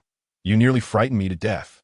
After speaking, he patted himself down, realizing he had sustained no injuries, and promptly added, nevertheless, I must commend you. The defensive capability of your ice armor is truly impressive. Here, Yi Han, with a smile, presented 2 gourds of wine to each of them. Upon seeing the wine offered by Yi Han, Lu Hai, who had been feeling down from 2 consecutive defeats, couldn't help but display a glimmer of joy, instinctively licking his lips. The 4 of them accepted the wine, but this time, rather than gulping it down in haste to restore their strength and soul power, they chose to savor it slowly. It was as if this wine was not merely for their recovery. Yin Bing'er remarked earnestly, Yi Han, even if you were to forsake the path of a soul master, your talent in winemaking alone could make you immensely wealthy. As the night grew cold, the question arose, if I were not destined to be a soul master, from whence would these 2 types of wine come? With a series of sharp claps, Daijiro interrupted the gathering, her demeanor turning solemn. Now, let us discuss today as 2 battles. Upon hearing this, Yin Bing'er, Yuan Dai, Su Hao, and Lu Hai simultaneously downed the remaining wine in their cups. Standing attentively before Daijiro, Daijiro began, first, I shall address the initial contest. Although Yin Bing'er and Yuan Dai still have much to improve upon, their first cooperative effort was commendable. However, Su Hao and Lu Hai, was your strategy merely one of defense? Particularly you, Lu Hai, why did you not unleash your second soul ring ability, the Needle Bullet Chariot, at the first opportunity? According to my records, that soul skill is homing and directional. Evading it is impossible. One can only confront it head-on. With Su Hao's supportive enhancement, it would surely have shattered the fiery battle armor enveloping Yin Bing'er, allowing you to incapacitate one adversary first. In a 2-on-1 scenario, although the spiritual martial soul is indeed formidable, victory would ultimately be yours. Su Hao and Lu Hai lowered their heads in silence, for Daijiro's words rang true. Yin Bing'er appeared contemplative, while Yuan Dai wore an expression of haughty defiance. Daijiro turned her gaze toward Yuan Dai. And you, during the second match, when Lu Hai was sent flying, why did you not attempt to catch him? When Yin Bing'er leaped into the air, you simply stood there in shock. Were you unaware of the need to evade? Is your soul skill merely for display? Upon hearing this, Yuan Dai stuck out her tongue and shot a glare at Yin Bing, as if to imply that it was all due to Yin Bing'er's flamboyant maneuvers. Today marks the first day of your mutual understanding, so I shall refrain from saying more. However, I do not wish to witness such basic errors again. At this juncture, Daijiro cast a smile at Yin Bing'er. You performed admirably today. Flushed with a hint of embarrassment at the compliment, Yin Bing'er felt a warmth spread across her cheeks. At that moment, an elderly woman in her 70s, accompanied by 5 adolescents aged around 14 or 15, approached. Sister Fengling. Upon sighting the woman, Daijiro promptly advanced to greet her. The elder responded with utmost respect. Your Highness, it is a pleasure to see you. Daijiro's gaze swept over the 5 young individuals trailing behind the elder, and one in particular caught her attention. Young Booby? What a fortuitous encounter. Young Booby scratched his head, astonished. I never anticipated that the person I would meet again would be my mentor. As Yi Han braved the cold night, he encountered the arrival of Young Booby. Upon recognizing an acquaintance, he waved his hand in a casual greeting. Young Booby responded with a playful wink. Meanwhile, the elder sister Fengling scrutinized Yi Han with keen interest. After a moment, her face lit up with gratitude as she exclaimed, You must be Yi Han. I have yet to express my thanks to you. Were it not for your assistance, my father, the War King, would not have been able to rise again. As the night grew cold, Yi Han immediately understood that this individual was likely one of the daughters of the War King. No wonder Daijiro referred to her as sister. He could not help but once again marvel at the remarkable lineage of Daijiro. Although they were of the same generation, the age difference was palpable. Even if their lifetimes were combined, they would not equal her age. Thus, Yi Han refrained from overstepping and promptly replied, It was but a trifling effort. No need for thanks. Moreover, the War King has already bestowed upon me the finest reward. Dai Fengling chuckled softly and then cast a meaningful glance at Daijiro, exclaiming, "Indeed." Daijiro's cheeks flushed slightly. Aware that this was not the moment for jest, Dai Fengling chose to be succinct. Subsequently, she brought forth a man and a woman from the 5 individuals standing behind her, presenting them before Yihan. Clearly, these two had been briefed beforehand, for they immediately bowed respectfully and addressed him. "Greetings, esteemed Yihan." "Yihan esteemed? Yihan, how can I already be of my grandfather's generation at such a young age?" Dai Fengling. "These two are Qi Ling and Long Zishuan. They are my nephew and niece." Chapter 66. The sword challenges the soul. Sovereign. One night Han wiped the cold sweat from his brow and greeted, "Hello, everyone. Just call me Knight Han. There's no need for the grandfather title. I prefer not to be addressed as someone older by those much younger than me." However, upon witnessing Knight Han's awkward demeanor, the atmosphere lightened considerably. Daijiro smiled gently, introducing her companions. "This is Qi Ling, 15 years old, with the martial spirit of the great strength demon ape, a level 20 assault system soul master. Next, we have Long Zishuan, 16 years old, with the martial spirit of the red flood dragon, a level 29 assault system soul master. She hails from the Xingguan clan, one of the 3 prominent families of the Xingluo Empire, alongside the Yanlong mansion." After presenting her 2 companions, Yang Bubi stepped forward for his introduction. "I am Yang Bubi, 16 years old, with the martial spirit of the soul-breaking spear, a level 28 assault system soul master." The other 2 followed suit. "I am Zhang Tianxia, 16 years old, with the martial spirit of the twin-headed wind leopard, a level 27 agility system soul master. I am Luo Zifeng, 16 years old, with the martial spirit of Ashura Ghost Vine, a level 26 control system soul master." Thus, Daijiro's team of 10 had gathered in full. The defensive soul master Yen Binger, control system soul masters Yuan Dai and Luo Zifeng, support soul masters Knight Han and Su Hao, and the assault system soul masters Lu Hai, Qi Ling, Long Zishuan, and Yang Bubi, alongside the agility system soul master Zhang Tianxia. After the introductions, Dai Fengling said to Daijiro, "Now that everyone from your class is here, you should formally report to the dean." Daijiro nodded in understanding, glanced at the sky, and told everyone, "Take this time to get to know each other. I shall return shortly." Everyone nodded in agreement. Daijiro, the foremost genius of the Xingluo Empire and the esteemed princess, was both feared and admired by many. Her absence immediately drew the attention of the 4 surrounding teams. "Have you heard? That young man was brought back by Her Highness the Princess." "Of course. I also know he resides in the princess's estate." Typically, the princess's estate is only established for marriages. "Are you implying that the princess is about to marry?" "But I heard that her previous fiancé, Zhu Pingshui, that useless fellow, perished in the Barak kingdom." Davis frowned. Daijiro was his elder sister, representing the royal family's dignity, and thus should not be casually gossiped about. His expression darkened, and he let out a cold snort, silencing the crowd. However, a particularly hirsute youth, with a glint of intrigue in his eyes, approached Knight Han, drawing the attention and curiosity of the others. "What is the little Lion King up to now?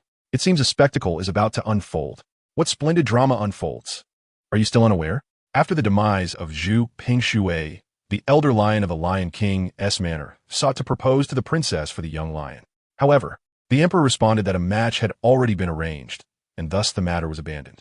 At that moment, a figure possessing mesmerizing cat-like eyes emerged. "Wait, isn't that individual from the Zhu family?" The audience, initially eager for entertainment, now revels in schadenfreude upon seeing this person. Davis and Zhu Zhuyun exchanged glances, their brows furrowed in unison, silently acknowledging the impending trouble. While others may be oblivious, they were acutely aware that before Daijiro's return, though it had not been explicitly stated, everyone knew this individual was to be the fiancé of Daijiro, succeeding Zhu Pingshui. They were also aware that the nearby 8-year-old child had publicly humiliated him, effectively exposing the identity of the future son-in-law of Daijiro, turning him into a laughingstock throughout the royal city. The fury within was palpable. At that moment, Yihan was engaged in lively conversation with his teammates when a sudden silence fell upon them. All eyes shifted to the figure behind him, prompting Yihan to turn and find that a silhouette obstructed his entire line of sight. "Young man, do you reside in the princess's manor?" Knight Han furrowed his brows slightly, perturbed by the condescending demeanor and unequivocal tone of the individual before him. This irked him greatly. "Am I residing in a princess's palace? What business is it of yours?" The person in question was none other than the little Lion King, who upon hearing Knight Han's words, retorted with anger. Do you even know who I am? The knight was indeed filled with a blend of amusement and irritation. Oh, do you know who I am? The young lion prince retorted, his anger intensifying. Allow me to teach you a lesson on behalf of Her Highness, you audacious student. Su Hao immediately stepped forward, asserting, Young Lion Prince, this is not your Lion King's palace. Do not overstep your bounds. The young Lion Prince scoffed, yet another fool who does not recognize the peril they court. Su Hao responded with a sardonic smile. My surname is Su, and my given name is Hao. Even if you are the old Lion King's descendant, you would not dare to act so brazenly in my presence. The young Lion Prince's expression shifted dramatically. You are the heir of the Su family. Yi Han expressed a hint of surprise. He was only aware that Su Hao belonged to the esteemed Xinguan family, but he never anticipated that he was, in fact, the young master.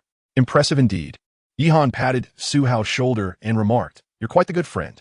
However, for such a useless fellow, there's no need for brotherhood. Stand aside. Upon hearing this, Su Hao's expression shifted slightly as he gazed intently at Yi Han, asking, Are you certain? The night chill was accompanied by a faint smile, followed by a disdainful glance at the little Lion King. How formidable could one who only dares to flaunt his authority in front of the weaker truly be? So rest assured, Su Hao, don't be so naive. You are merely a support. In the chill of the night, Yi Han possessed a heart akin to that of a Carrie. Su Hao was eager to inquire, Who is Carrie? However, at that moment, the young Lion King was utterly enraged and launched a fist towards Yi Han. Yet, just then, a long sword materialized in Yi Han's grasp. The onlookers were momentarily taken aback, their expressions shifting to one of peculiar amusement. The young Lion King, initially startled, erupted into laughter, exclaiming, this is utterly hilarious. You dare to wield a mere soldier's sword. As he laughed, his punch slowed, for in his mind, such worthless weaponry did not warrant his full strength. Yin Binger, Su Hao, Long Zixuan, Yang Bubi, Yuan Dai, and Lu Hai, witnessing this, all took on a vigilant stance, their martial souls and soul rings unleashed. Yi Han is their comrade. Even if merely a teammate is still a teammate. The others, however, regarded him with indifference. Yet in the next moment, Yin Binger and the others came to a halt. For at that instant, a flash of sword light illuminated the air, and Yi Han's sword moved with the swiftness of lightning. Startled, the little Lion King abruptly retracted his outstretched fist. As the night grew cold, Yi Han stepped forward, thrusting his sword directly at the chest of the young Lion King. Oomph! The young Lion King scoffed, his soul power enveloping his entire being. With a disdainful tone, he proclaimed, With such ordinary attacks, I need not employ any soul techniques. You cannot breach my defenses even while standing here. Upon hearing this, Yi Han's irritation only intensified. I have yet to even begin my display, yet you presume to showcase yours first. Very well. In a swift motion, he stowed his sword into the spatial soul guide. With another flick, the 7-killing sword appeared in his grasp. The previous sword had been crafted to resemble the 7-killing sword, serving the purpose of concealing the true nature of his martial soul during its use. This exchange occurred in the blink of an eye, making it exceedingly difficult to detect. In an instant, the seemingly impenetrable defenses of the young Lion King were pierced beneath the 7-killing sword. The tip had already breached his body. Without hesitation, Yi Han withdrew his blade, swiftly returning the 7-killing sword while releasing the ordinary long sword once more. With a soft gasp, as the sword was drawn, a jet of fresh blood erupted from the young Lion King's abdomen. What? I am wounded and bleeding, he exclaimed, his expression one of dismay. Yin Binger, Su Hao, and the others stood in stunned silence, their eyes wide with disbelief. What did I just witness?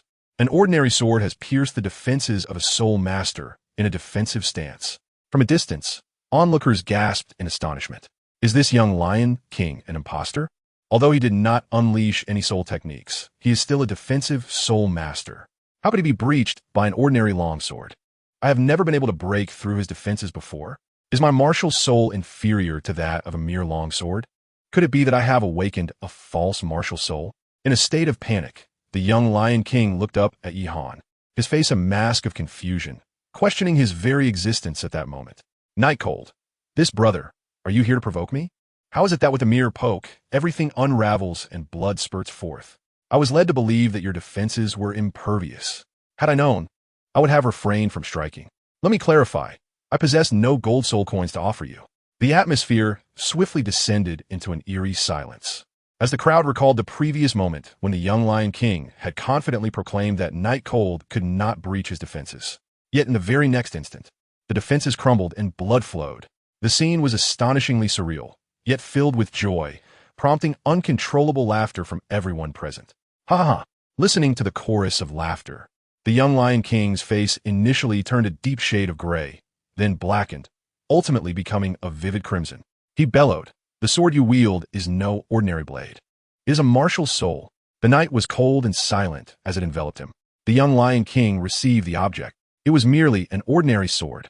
How could it be? How could an ordinary sword possibly breach my defenses? You bastard, go to hell. He had never experienced such a profound humiliation, though he could not comprehend the reason behind it. However, at that moment, he was determined to teach a lesson to the one who had caused him such disgrace. With a sweeping kick, he launched an attack. At this juncture, with no sword in hand, Yihan could only raise his arms in defense. The young Lion King's formidable strength, while not enough to inflict injury, sent Yihan flying several meters away. Just then, the night was cold, and suddenly a chill crept down his spine, an ominous sense of danger approaching. In an instant, he felt a tremendous force strike his lower back, propelling him backward at an even greater speed until he crashed down before the young Lion King. Yihan spat out a mouthful of blood. He attempted to struggle to his feet, only to discover that the entirety of his lower body was immobilized. In that moment, he realized that this blow had likely shattered his entire lumbar spine. His complexion shifted dramatically, and a surge of murderous intent welled up within him. Damn it!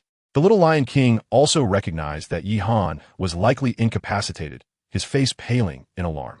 His infatuation with Dai Jiro had endowed him with an acute understanding of her temperament. If it were merely a matter of reprimanding her student, he could endure a beating from her. However, should her student be rendered permanently disabled, she would undoubtedly resort to violence on the spot. Furthermore, this was an academy, where while competition and conflict among students were encouraged, disability and death were utterly forbidden. He looked up to see Zhu Xia, a fellow senior classmate, and could not help but shout, "Zhu Xia, have you lost your mind?"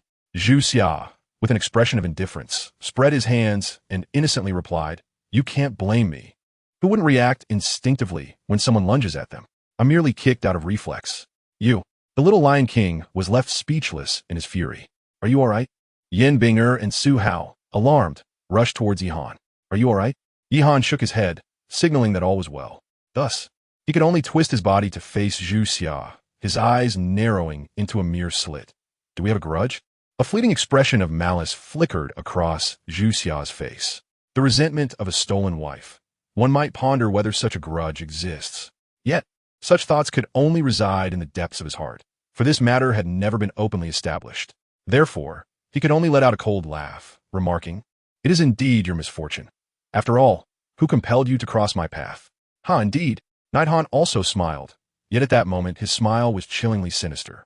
A green gourd materialized in his hand, which he downed in one swift motion. Subsequently, his severed vertebrae rapidly mended, and amidst the astonished gazes of onlookers, he rose to his feet. He brushed the dust from his attire and declared, "Good, very good." As his words faded, he vanished from his original position, reappearing at Zhu Xia's left side, his sword striking downwards without hesitation. Zhu Xia, still in shock at Nighthan's miraculous recovery, momentarily lost his advantage. By the time he regained his composure, it was too late. He could only shift his body to evade a fatal blow. However, his left arm was swiftly cut, blood splattering forth. "You seek death." After sustaining the injury, Zhu Xia exclaimed in fury, launching a solid punch towards Nighthan. Yet in a flash, Nighthan vanished once more. When he re-emerged, it was at Zhu Xia's right side, the sword swinging again. At that moment, a tinge of fear gripped Zhu Xia's heart. His martial spirit had manifested, transforming into a catman. His speed and defense surged significantly. Without hesitation, he unleashed a powerful kick. Yet again, Nighthan disappeared from sight. At this juncture, Zhu Xia unleashed a punch to the left and a kick to the right, his stance resembling a golden rooster standing tall, a position far too antiquated. Every action, be it evasion, defense, or counterattack, would inevitably be compromised. The two preceding assaults by Yihan were precisely aimed at this outcome. He vanished once more, only to reappear directly in front of Zhu Xia. With a swift thrust of his long sword, he pierced through, the blade emerging from Zhu Xia's back. Following this, Yihan unhesitatingly delivered a powerful kick, sending Zhu Xia hurtling away, crashing to the ground not far off. He gasped, violently expelling a mouthful of blood, while more gushed from his abdomen. At that moment, his face contorted in agony, beads of cold sweat glistening on his forehead, rendering him unable to rise. Chapter 68. The Tyranny of Dai Jiro. Am I seeing this correctly? Zhu Xia is being utterly dominated. He is, after all, a sole master of the third ring. This young man possesses an extraordinary identity. That was instantaneous movement, wasn't it? So swift that one could hardly react. It is evident that Zhu Xia did not even have time to unleash his soul skills before being thoroughly defeated. Goodness. I wondered how this lad breached the defenses of the Little Lion King. It turns out he was merely playing the fool to catch the wise. Another voice chimed in. This is Dyer. He is a member of the Zhu family. He must not perish here. He is a healing support soul master. His absence would be one thing, but if he is present and does not intervene, the Zhu family will undoubtedly hold him accountable. Suddenly, a staff appeared in his hand, with 3 soul rings, 2 yellow and 1 purple, ascending. Third soul ring skill, healing. A radiant light enveloped Zhu Xia, visibly accelerating the healing of his wounds. As the night grew colder, Yihan cast a frigid glance towards the healing soul master. In the blink of an eye, he vanished from his original position, only to reappear beside the healer. His longsword brandished with a swift motion. With a sharp sound, blood gushed from the healer's neck. Startled, the healing soul master abruptly ceased his soul technique, covering the wound with one hand, his face a mask of terror as he gazed at Yihan. The night was cold and desolate, as he remarked. Perhaps you should tend to your own wounds first. Should there be a next time, I shall ensure your demise. Do not be too arrogant. The companions of the healing soul master quickly surrounded him.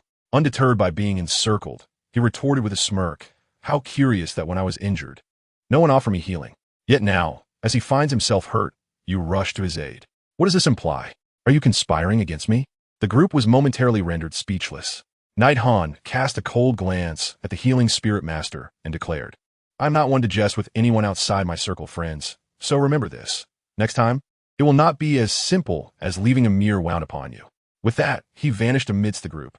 The expressions of those present turned grim, tinged with trepidation. For the instantaneous teleportation technique was beyond their reach. Had they been capable, they would have acted sooner. I refuse to believe that this individual possesses infinite spirit power. Indeed, I shall see how many more times he can employ that instant shift. When his spirit energy wanes, I shall ensure he pays dearly for it. Before the threat could fully escape his lips, Knight Han reappeared before Zhu Xia, now holding a gourd, which he brought to his lips as if to drink from its contents. The change in their expressions was palpable, murmuring, is it food-based? This could spell trouble. The healing spirit master exclaimed in disbelief.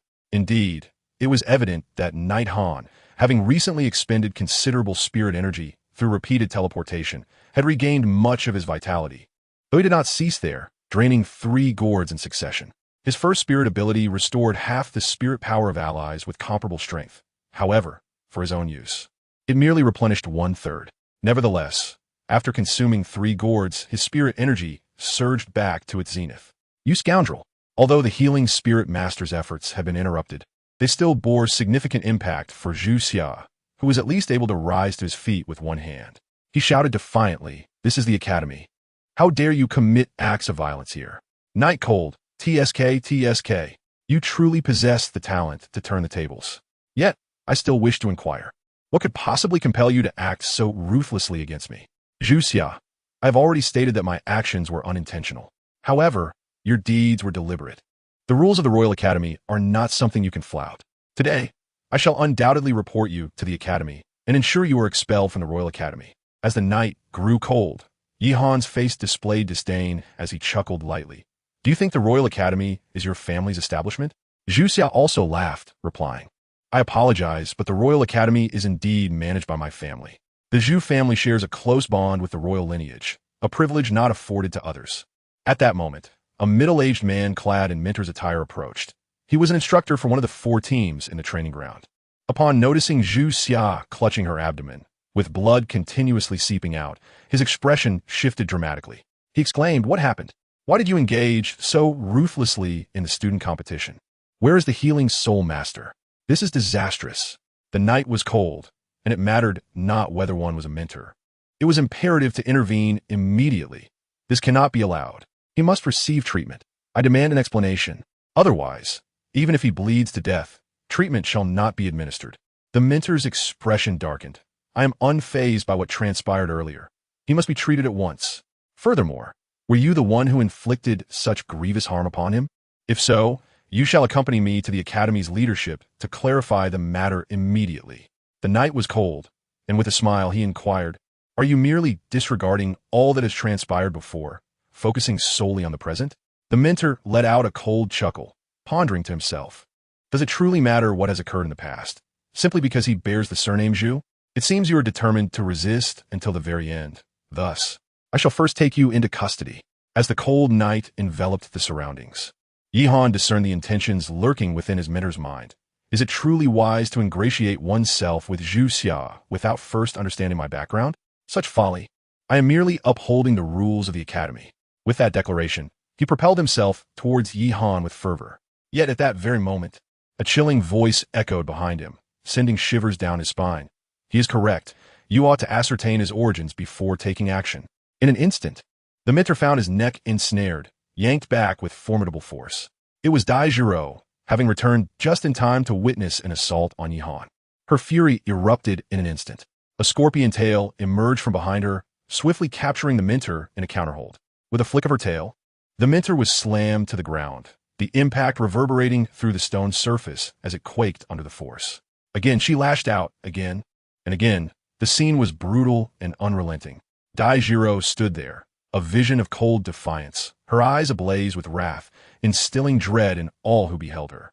Finally, after one last, ferocious strike, the mentor's head was driven deep into the unforgiving stone.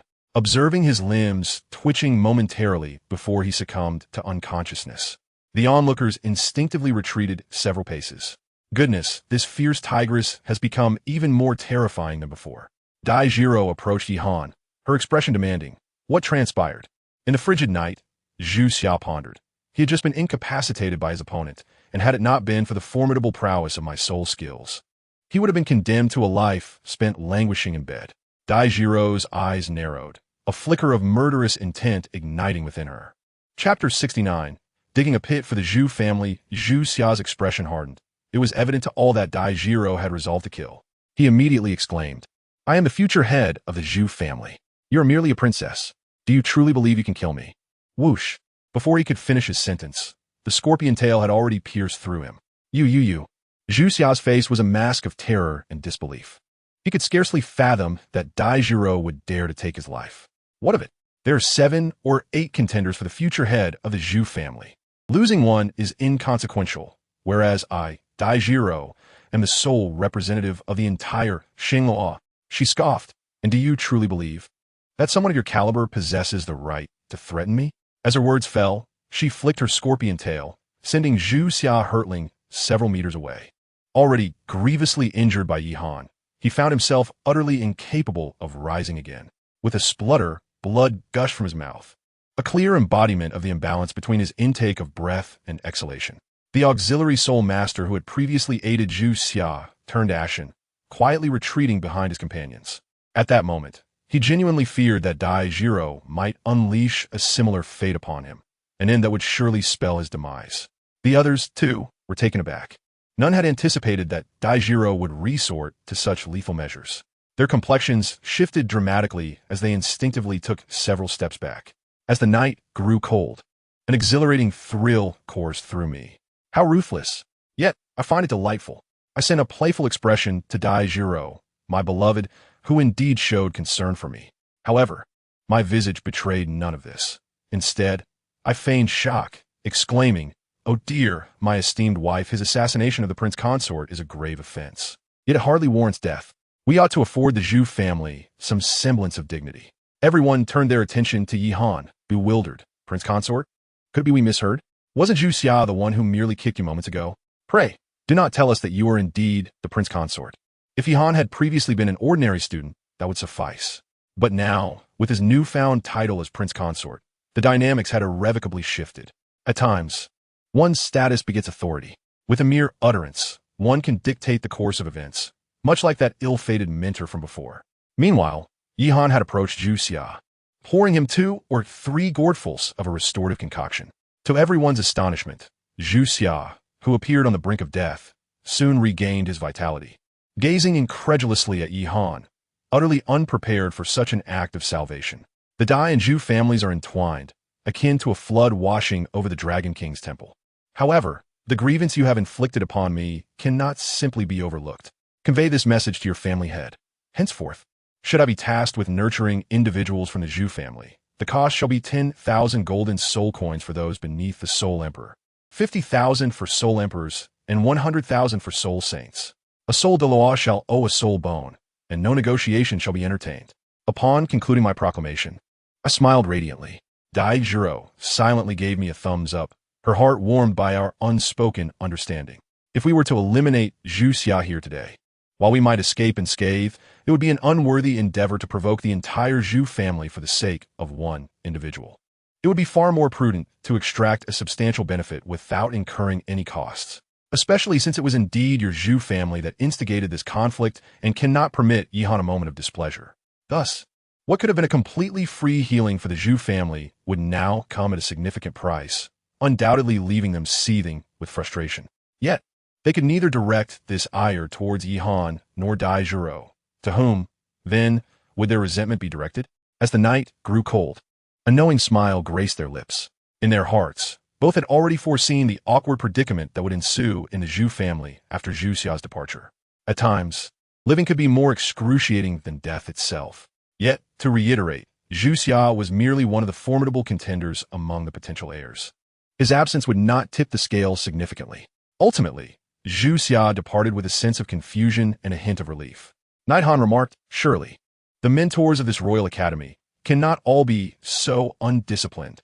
Dai Jiro responded with a subtle smile, rest assured, after today, no one shall dare to show you any disrespect.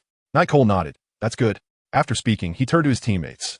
Yin Binger, Su Hao, Long Zixuan, Yang Bubi, Yuan Dai, and Lu Hai. Thank you all. Yin Binger and Su Hao quickly replied, no need, we hardly contributed. Dai Jiro narrowed her eyes, casting a glance at Qi Ling and the others who had not been mentioned. She stated flatly, if teammates cannot advance or retreat together, what use are they? You may return whence you came. I do not desire such students. Qi Ling, Luo Zifeng, and Zhang Tianxiao exchanged glances, momentarily speechless. Dai Jiro paid them no heed. After delivering her words, she turned and walked away. Let's call it a day. Yan Bingye, Xu Haiu, Long Cixuan, Yang Bubai, Yuan Di, Lu Hai. Come with me to the princess's residence for a meal, as a welcome from me, your mentor. Yin Binger, Su Hao Yuan Dai, and Lu Hai responded in unison yes. Long Zixuan glanced at Qi Ling, while Yang Bubi looked at Luo Zifeng and Zhang Tianxia. The two shook their heads in unison before following Dai Jiro. This left Qi Ling, Luo Zifeng, and Zhang Tianxia utterly dumbfounded. Dai Fengling appeared behind them at some point, gazing at the trio with a sigh, asking, why did you not step forward earlier? Luo Zifeng and Zhang Tianxia lowered their heads, hesitant to speak in the presence of this formidable soul saint. Qi Ling, as the nephew, showed no such restraint and replied nonchalantly, I am not well acquainted with him, and I did not even know he was the prince consort of the grand princess. Why should I stand up for him? Dai Fengling's expression darkened, setting aside the fact that you are now one of them, and thus a teammate. I have previously mentioned that Night Cold has done us a favor at the Battle King's residence. For this reason alone, you cannot simply stand by and watch. Luo Zifeng and Zhang Tianxia, with their heads bowed, appeared to ponder her words. Dai Fengling nodded slightly. Making a mistake is not terrible, but failing to recognize and amend it is.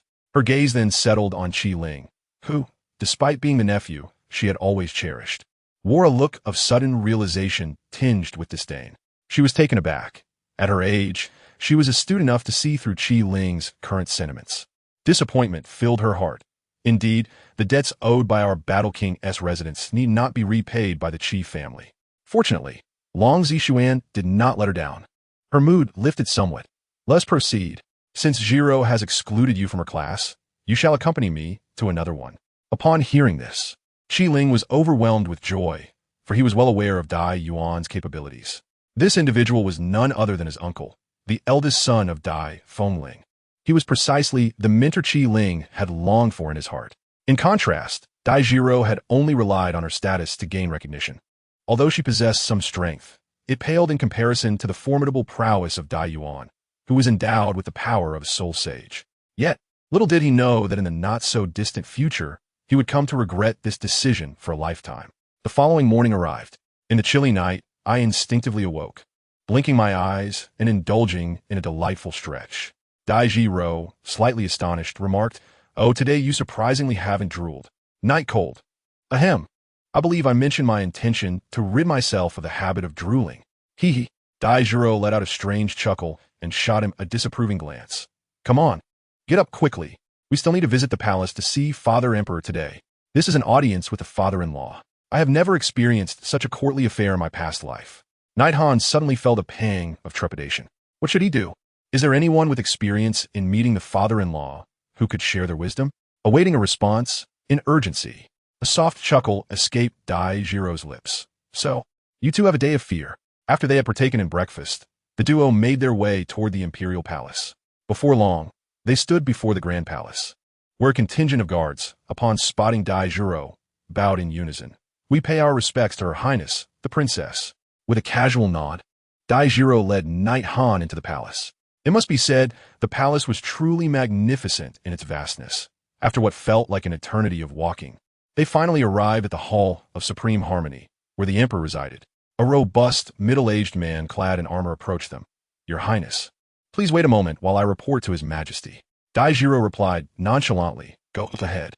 Beside her, Nighthan sniffed the air, detecting a faint scent of wine wafting through the morning air.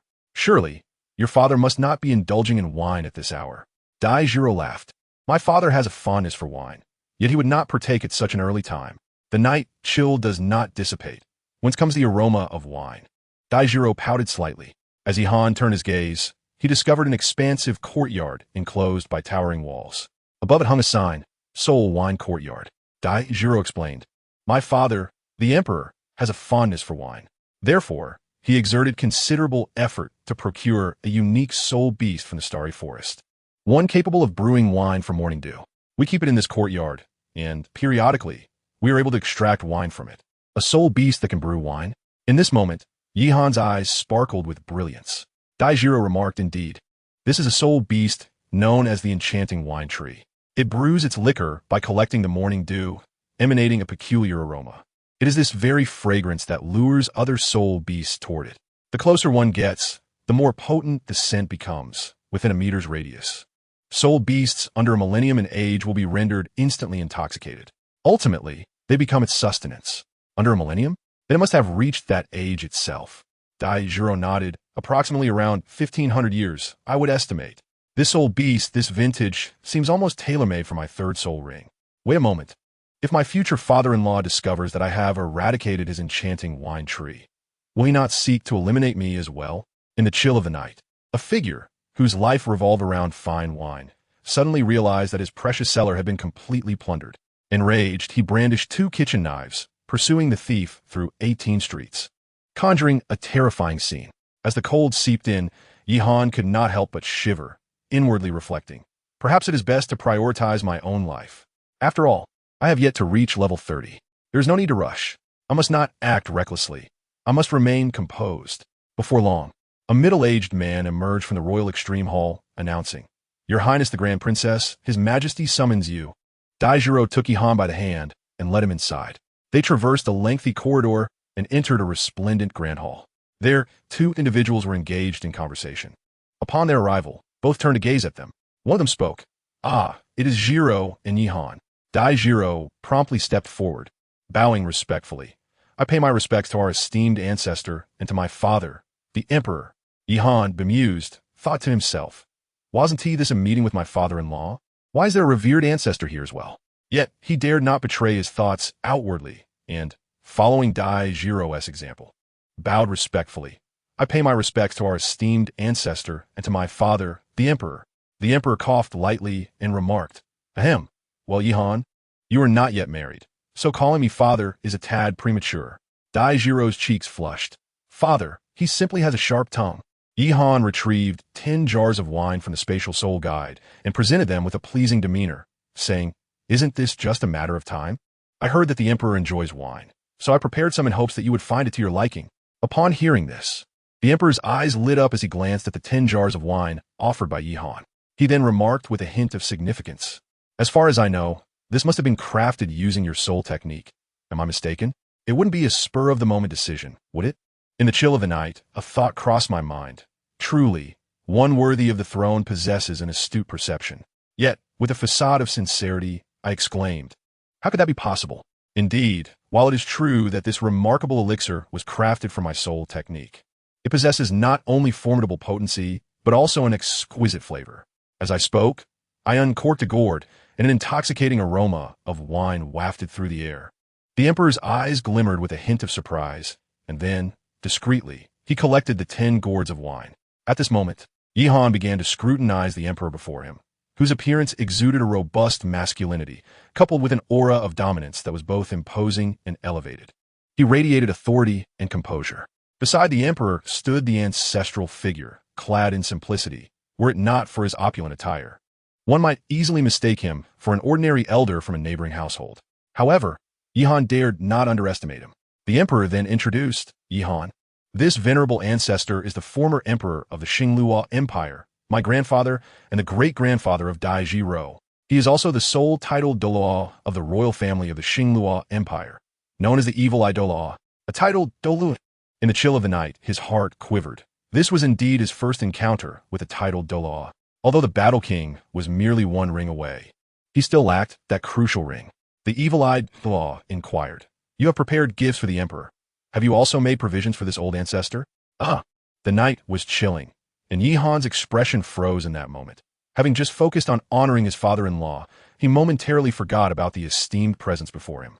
However, he found himself lacking in provisions. Unable to help but glance at Daijiro, she swiftly understood the unspoken cue. Retrieving what Yihan had prepared for her and presenting it to the Eye of Evil Douluo. "Ancestor, here is your offering." The Eye of Evil Douluo cast a glance at the two of them, sharing a knowing smile. "I am not as indulgent as your father. If you truly possess filial piety, hurry and produce a great-great-grandson for me to embrace." Upon hearing this, Yihan's initial reaction was one of astonishment. "Oh, aho!" He nearly responded with a resounding, "At your command, ancestor." However, in the next moment, only an awkward smile remained on Yihan's face. "Ahem.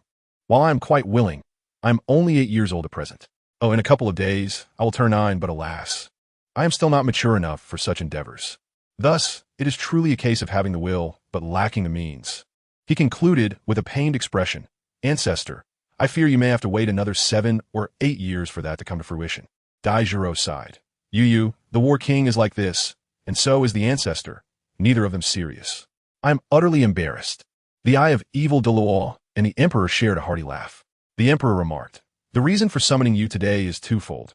First, to formally meet you, and second, there was a soul bone auction at the auction house yesterday.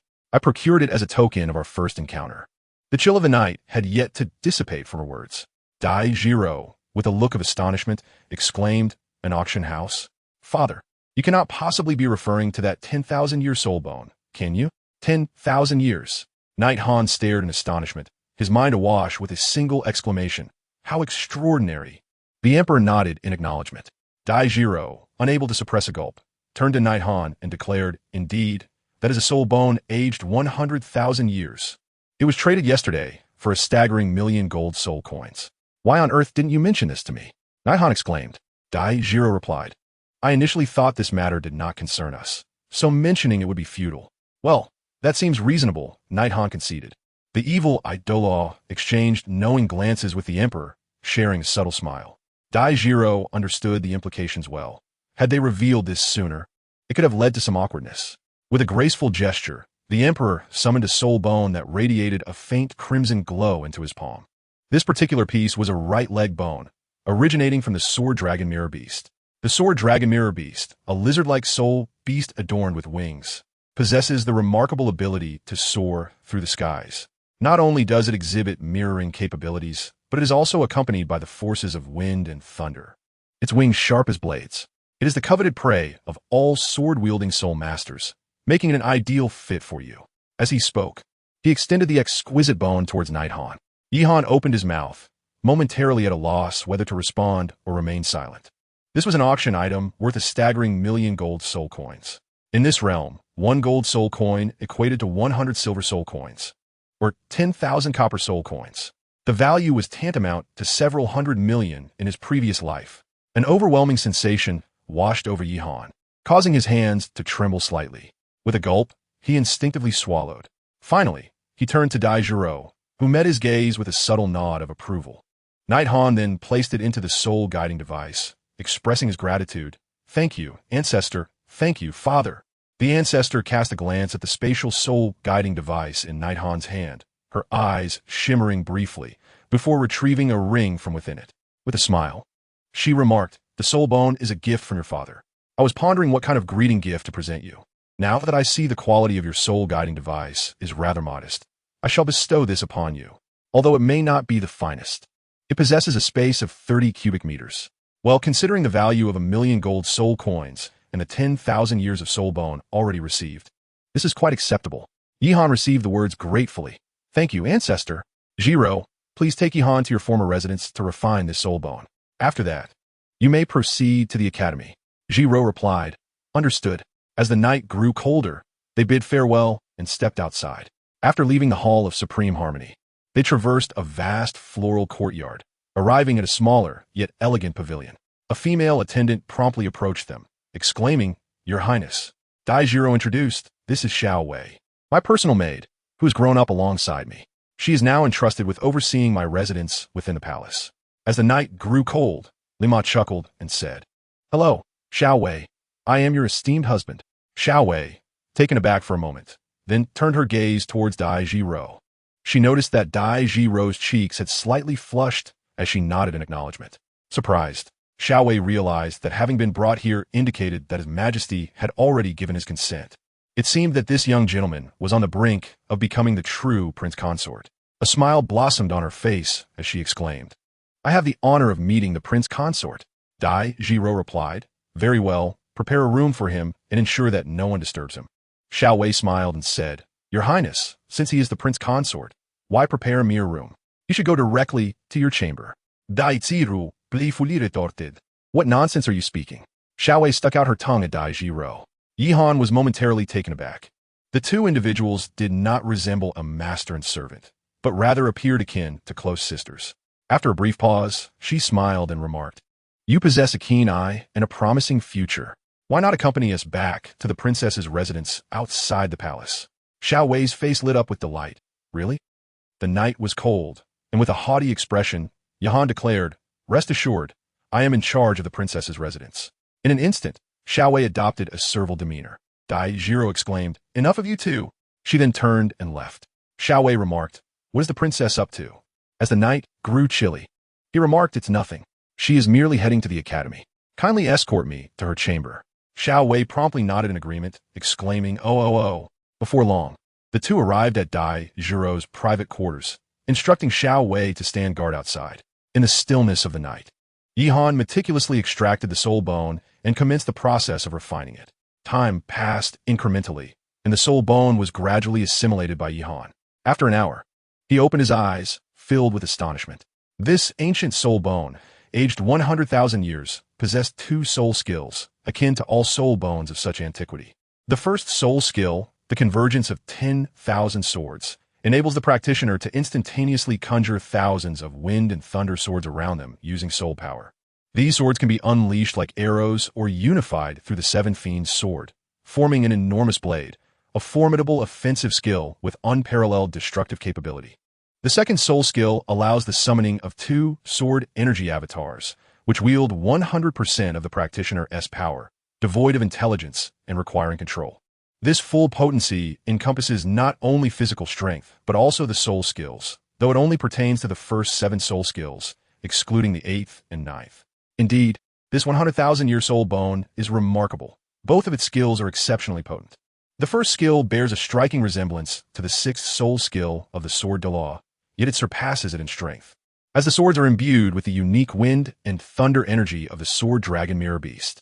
The second skill closely resembles Bibi Dong's 8th soul skill, Spider Emperor's avatar. However, while Bibi Dong can summon but one avatar, he is capable of summoning 2. Nevertheless, it is natural that there exists a disparity, as one is a 10,000-year soul skill, and the other a 100,000-year soul bone skill. Moreover, the benefits conferred by this ancient soul bone extend far beyond mere skills. He felt a profound enhancement in his physical form. The cumulative effect of the 1,000-year external soul bone from the unicorn tiger and the 60,000-year left leg bone of the lightning rabbit pales in comparison to this one. These two soul skills have significantly amplified his strength once more. Coupled with his habit of preparing soul liquor, he now dares to confront even a soul king head-on. Yihan, feeling refreshed and invigorated, gracefully emerged from Dai Jiro's chamber. Xiaowei had been waiting anxiously for some time.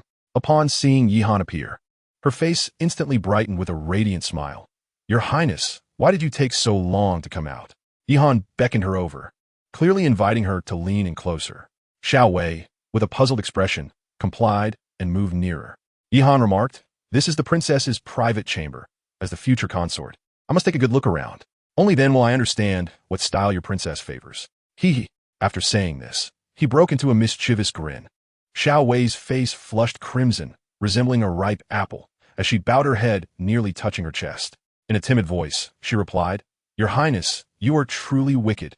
Yihan gazed at her in this manner and could not help but chuckle, saying, "This is not my fault. It is your own curiosity that has led us here." "Ha ha ha." Xiaowei stammered, I.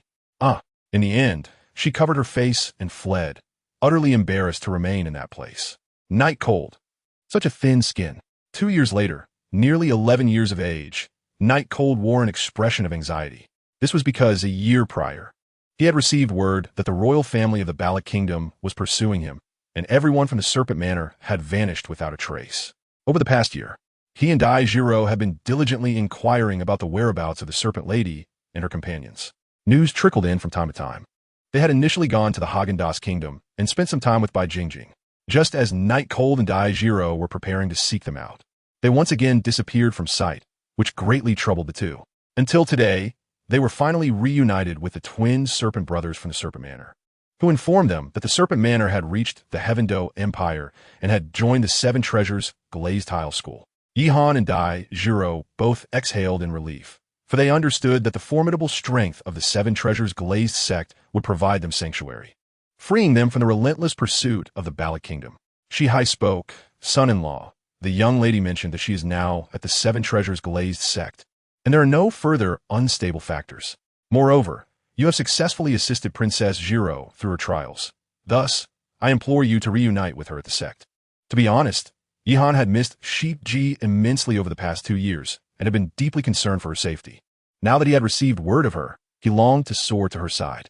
However, he could not help but glance toward Dai Jiro. Dai Jiro smiled knowingly. "I shall approach father and inform him that I wish to visit a friend. It should pose no significant issue. After all, father is aware that Sheep Ji and I are comrades, and now that we have received news of her, it is only natural that I go to see her."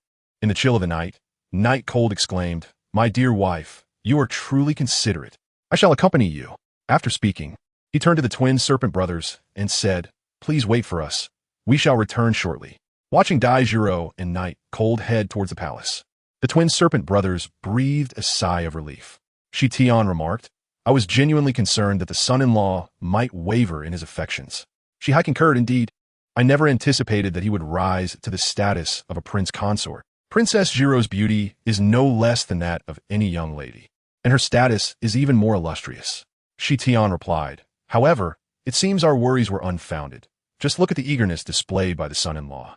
He still harbors feelings for the young lady." Shihai added, "That is for the best. Otherwise, the young lady would surely be heartbroken." Shi Tian continued, "During this past year, at the Seven Treasures Glazed sect, there have been numerous suitors vying for the young lady's affection. I wonder what commotion will ensue upon bringing the son-in-law back this time. I can hardly wait." Shihai chuckled, "But do not take pleasure in their misfortune." Meanwhile, Dai Jiro and Night Cold swiftly arrived before the imperial hall. As the night grew cold, Yihan suddenly clutched his abdomen, exclaiming, "My dear wife, I am experiencing some discomfort. Please, do go ahead. I shall return shortly." With that, he dashed off in another direction. Dai Jiro let out a soft chuckle, well aware of his penchant for mischief. Nevertheless, she did not intervene and allowed him to depart. Upon entering the emperor's hall, Yihan glanced back, a peculiar smile gracing his features. In the blink of an eye, he vanished into the winery. Half an hour later, Dai Jiro emerged from the emperor's hall, her expression one of perplexity, pondering where he had wandered off to, as so much time had elapsed. Just then, with a flash, Yihan reappeared at her side. "My dear, you are out. Come, uri." Dai Jiro regarded him with a mixture of confusion and skepticism, inquiring, "What is the rush?" Yihan vehemently denied. "Why would I be anxious?" Dai Jiro gazed at him with a teasing expression. "Aren't you anxious? Then let us linger a while longer. By the way, you have yet to bid farewell to Father Emperor. How about?" Upon hearing this, Yihan immediately conceded. "I am anxious, very anxious indeed. All right, let's hasten." As he spoke, he grasped Dai Jiro's hand and led her outside. Dai Jiro found this quite amusing. "Are you truly not the source of any trouble?" "Yihan, how could your son-in-law, being so honest, possibly stir up trouble?" "Dai Jiro, why is it that I find it so difficult to believe?" Suddenly, Dai Jiro wrinkled her nose, saying, "How peculiar. It seems that something is amiss. What could possibly be wrong? Nonsense. Let us go." As the night grew colder, Yihan urged Dai Jiro to run faster. Once they had distanced themselves, the emperor emerged from the Hall of Supreme Harmony, observing, "This lad sprints with such haste that even I can discern, let alone Jiro, that he has stirred up trouble. Yet, in the imperial palace, what mischief could he possibly instigate? Dare he offend the esteemed ladies of the court? He would require 100-fold courage to do so. But what could cause him such trepidation in my presence? Why is the aroma of wine before the hall diminished so significantly?" Suddenly, the emperor's expression shifted dramatically, and with a swift motion, he entered the winery. There he beheld the soul-stirring wine tree, which he had painstakingly brought back, now severed in two, lying desolate upon the ground. The emperor felt as though his heart had skipped several beats. "Yihan, you little rascal, I shall not forgive you. My cherished, soul-stirring wine tree. My exquisite morning dew brew."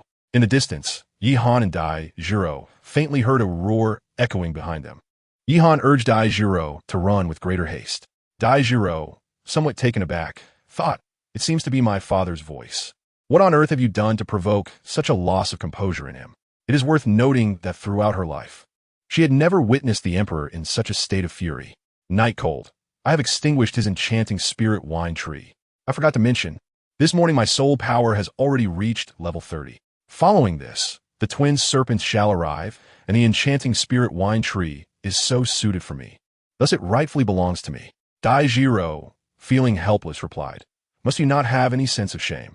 However, let us hasten our pace. I fear that my father will pursue you with a 30-meter-long blade." The night was cold. As she ran, Jiro did not forget to inquire, "What kind of soul skill did you acquire? I wonder if it is worth my father pursuing you relentlessly."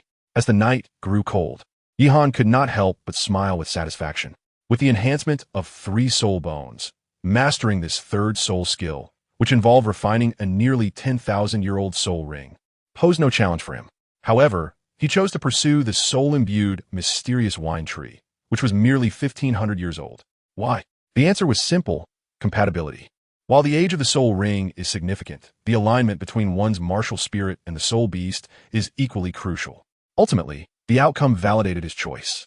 Though his soul skill may have deviated slightly from expectations, it was undoubtedly powerful. Dai Jiro interjected, "Do not bask solely in your pride. Tell me about your soul skill." In the chill of the night, the third soul ring ability, "While all are intoxicated, I alone remain sober," is invoked. An orange gourd materializes, and upon drinking from it, one emits an intoxicating aroma akin to that of the spirit of a mesmerizing wine tree, enveloping a radius of 3 meters. All individuals possessing lesser strength than myself will succumb to immediate inebriation.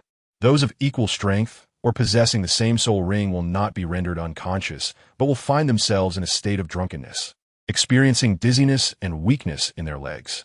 Should they remain within this radius for 3 seconds, they too will fall into a stupor. For those exceeding the user's strength by 1 ring, the potency diminishes. The greater the disparity in rings, the lesser the effect. For each additional ring I possess, the radius increases by 1 meter. Upon hearing this, Dai Jiro was visibly astonished, her eyes gleaming with intrigue as she urgently inquired, "Is it possible for you to share this with your teammates?" "The night is cold," and with a helpless smile, he replied, "Indeed. However, I estimate he will be inebriated for 2 or 3 days." Daijiro shot him a glance, saying, "Then that means he cannot. What is the point of this conversation?" As the night grew cold, Yihan spread his hands and mused, "Thus, I find my soul skill somewhat misaligned. What would you label my soul skill? Support? That seems unlikely. Control? Yet its range is too limited. Perhaps a fierce assault?" Daijiro replied, "Well, I concede that your soul skill is indeed a bit off course. But I must admit, it is formidable and highly practical. It counters all close combat. Anyone unaware of its nature who charges within 3 meters of you will inevitably fall prey to it, especially since you ostensibly appear to be merely a support. It is quite deceptive. Given the chance, the opponent will certainly. Wait, I have conceived several strategies. I must thoroughly consider how to maximize the potential of your elusive soul skill." As the two engaged in conversation, they joined forces with the twin serpents of the princess's estate and swiftly exited the city. Upon the city gates, the evil Douluo observed the 4 figures gradually retreating, his expression unperturbed. However, the emperor beside him bore a hint of concern. "Our ancestors are the strongest trump cards for the Star Luo Empire. Is it truly wise to let them depart so easily?" The evil Douluo remarked. "Even the most gifted genius can only become a true powerhouse after enduring countless tribulations. Those nurtured under the full protection of their families, no matter their innate talent. How many have ascended to the rank of titled Douluo?" The emperor, Zohisha, furrowed his brow. "I grasp this reasoning yet." The evil Douluo smiled faintly. "Their destination is the 7 Treasures glazed tile school of the Heaven Do Empire, which shares a close connection with the imperial family.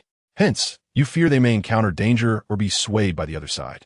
The emperor added, "And what of the Spirit Hall? They are increasingly restless. They will seize any opportunity to sow discord between our 2 empires." The evil Douluo stroked his beard thoughtfully. "Regardless of whether it is the Heaven Do Empire or the Spirit Hall, they must experience it firsthand. Some matters cannot simply be resolved through words. Furthermore, the twin serpents from the Snake House have recently been quite active and have garnered some fame. Thus, you should be aware of their strength. With them around, even a sole Douluo would not pose a threat. They are more than capable of safeguarding the 2. The emperor, though still somewhat apprehensive, listened intently. The evil Douluo patted his shoulder, glanced in another direction, and reassured him, "Do not worry." The emperor was momentarily taken aback before a smile spread across his face. However, as he observed Daijiro, Yihan, and the twin serpents departing, he sensed that they were not alone. In the shadows lurked a figure clad in black, their face concealed beneath a hood. "So you have not perished, Tai Shiming.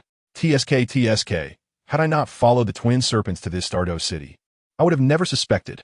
I always thought that the fellow, whom Mion, could not possibly die in that insignificant place. So it was you who divulged the secret."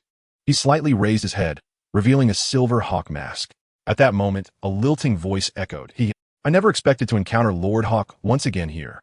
The face behind the hawk mask changed color, swiftly leaping forward and spinning in midair. Upon landing, he found himself face to face with the owner of the lilting voice. Upon recognizing the person, his eyes widened in astonishment. "You're not dead?" "Bear Mask has perished at my hands. And Tiger Mask has also met his end through deception. The only one who witnessed our encounter was you, Lord Hawk." After the initial shock, Lord Hawk revealed a smile. "Zixia, have you lost your mind?" Bear Mask died, due to his carelessness. In a direct confrontation, you wouldn't even withstand a single strike from him. Similarly, you wouldn't last a moment against me. Perhaps that is indeed the case. However, it won't be me who dies. As Zixia's words fell, a swirling mass of darkness silently emerged behind the hawk figure. Then, a person clad in a black robe, with their face concealed beneath a hood, wielding a blood-red scythe, slowly stepped forth from the shadows. As they raised their head, 2 hauntingly deep, indigo eyes glimmered beneath the hood. With a swift motion, the blood-red scythe swung down. Lord Hawk's head was cleaved in 2. Strangely, despite being a formidable figure, Lord Hawk had failed to detect the presence behind him. With a sudden movement, a hidden mechanism activated in Lord Hawk's hand, emitting a piercing whistle. Zixia's expression darkened. Truly worthy of someone who dwells in darkness. I didn't expect you to have a backup plan to relay a message." At that moment, the figure in black, wielding the blood-red scythe, spoke. "Young master, the task is accomplished. Can we return now?" Zixia's gaze turned dangerous, and her restless tongue flicked out. The figure in black stiffened. "Young master, the last time you were unexpectedly captured, the old master was furious. If he discovers that I have found you but failed to bring you back, I fear I won't survive the night. Please have mercy. Moreover, young master, you need not worry about your friends. I sense a powerful ally trailing them. Zixia licked her lips once more. Not beneath you, you say? Hee hee. It seems this coward is thriving. In that case, let us return. Rest assured, even after your return, I shall continue to investigate which faction was responsible for your abduction. When the time comes, they shall pay a blood price. On the city wall, the evil Douluo and the emperor both changed their expressions simultaneously.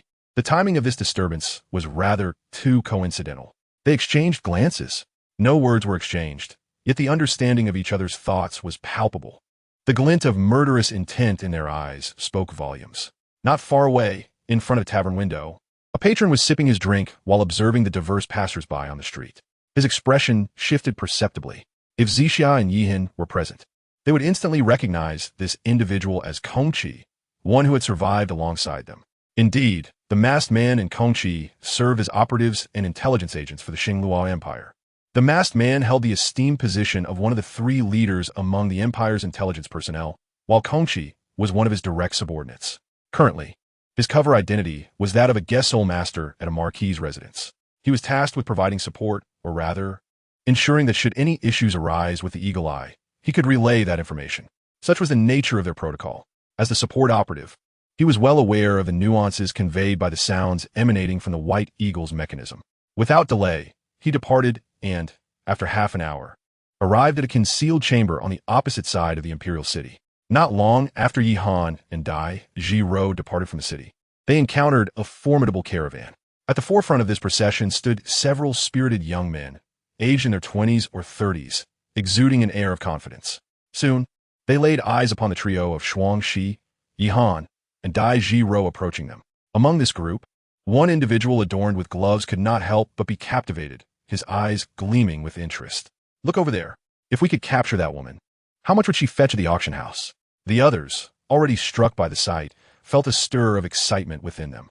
Such exquisite beauty was indeed a rare find. Her worth transcended mere gold. One could be equivalent to 10 or even 100. However, at that moment, an elderly man, appearing to be in his 60s or 70s, emerged from behind them and shot a fierce glare at the gloved man. Silence. Have you lost your senses? Do you not see from where they emerge? Do you not recognize the gravity of this place, nor the attire of those before you? She is not someone you can toy with. That would be a death wish. With a serious demeanor, he then directed his gaze towards the others. This is not some remote area devoid of power. We are in the imperial city, where nobles abound and formidable warriors are plentiful. A slight misstep could cost not just your fortune, but your life as well. Keep your thoughts to yourselves. I will reiterate, no matter how beautiful the women here, or how perfectly the children are formed, none are to be touched. Otherwise, I shall make it abundantly clear what it means to suffer a fate worse than death. Do you understand? Yes, clan leader. The once spirited young man now appeared as wilted as frostbitten eggplants. Clearly, the authority of the elder was something they dared not challenge. Only the gloved individual retained a respectful expression, his eyes brimming with intrigue, discreetly withdrawing to the rear of the caravan. Daiji Ro, Shihai, and Shi Tian glanced at the approaching caravan, their expressions darkening. Yihan felt a peculiar unease as he glanced at the convoy and then at the 3 individuals, inquiring, "What troubles you? Is there an issue with this caravan?"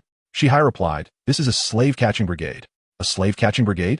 Yihan was taken aback, for this was the first time he had encountered such a term since arriving in this world. He instinctively turned his gaze back to the convoy, observing the covered carriages shrouded in black cloth, and fell into silence. Could it be that there were people inside? Perhaps the heavens sought to validate his suspicions. As a gentle breeze swept through, lifting a corner of the black cloth from one of the carriages, a woman, clad in alluring attire and possessing an exquisite figure, emerged from within. What he had initially perceived as mere carriages were, in fact, cages. Previously, he had assumed they contained ordinary goods. Now it became glaringly evident that these were to be transported to the imperial city for the indulgence of the noble lords. In that moment, Yihan's heart was filled with a tumult of emotions. Frankly speaking, as someone who had grown up under the 5-star red flag, he found it utterly unacceptable to treat human lives as commodities to be bought and sold. He instinctively clenched his fists. It seemed that Snake C discerned the turmoil within Yihan. "Young master, this matter is beyond our control.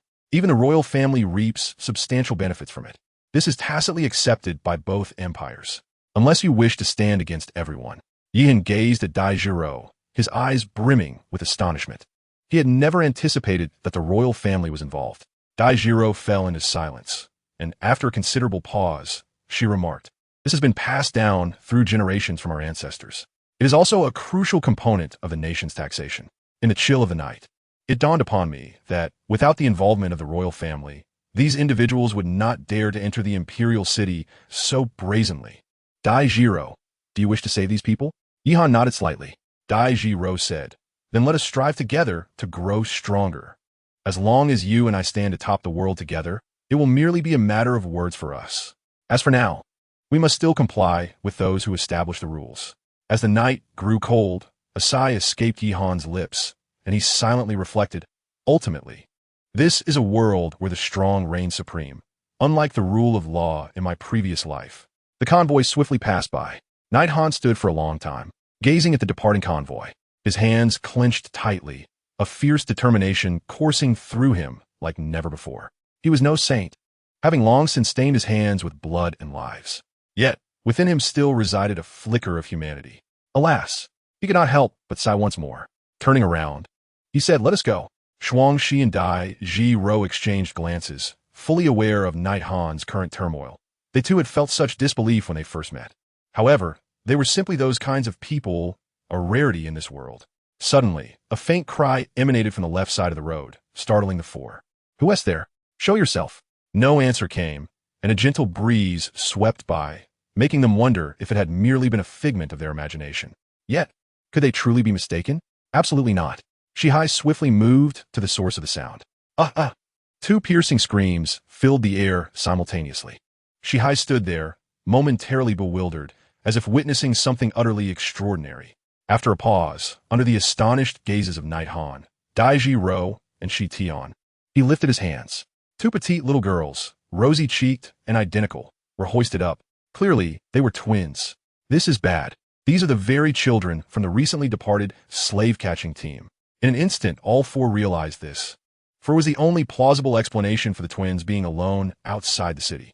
Meanwhile, the already distant slave-catching team had not yet realized the gravity of the situation. A young man, gloved and panicked, rushed to the elder's side. "Patriarch, it's bad. The twins have escaped." "What did you say?" The elder tensed at the words. "Patriarch, those twin girls have run away." The elder's face darkened, his voice low and fierce. "Do you comprehend what you are saying?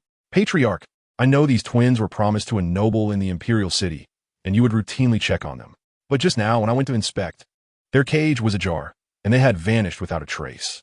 At that moment, the elder's eyes blazed with fury. This noble was his assurance for entering the imperial city. If he lost these twins, he would face dire consequences.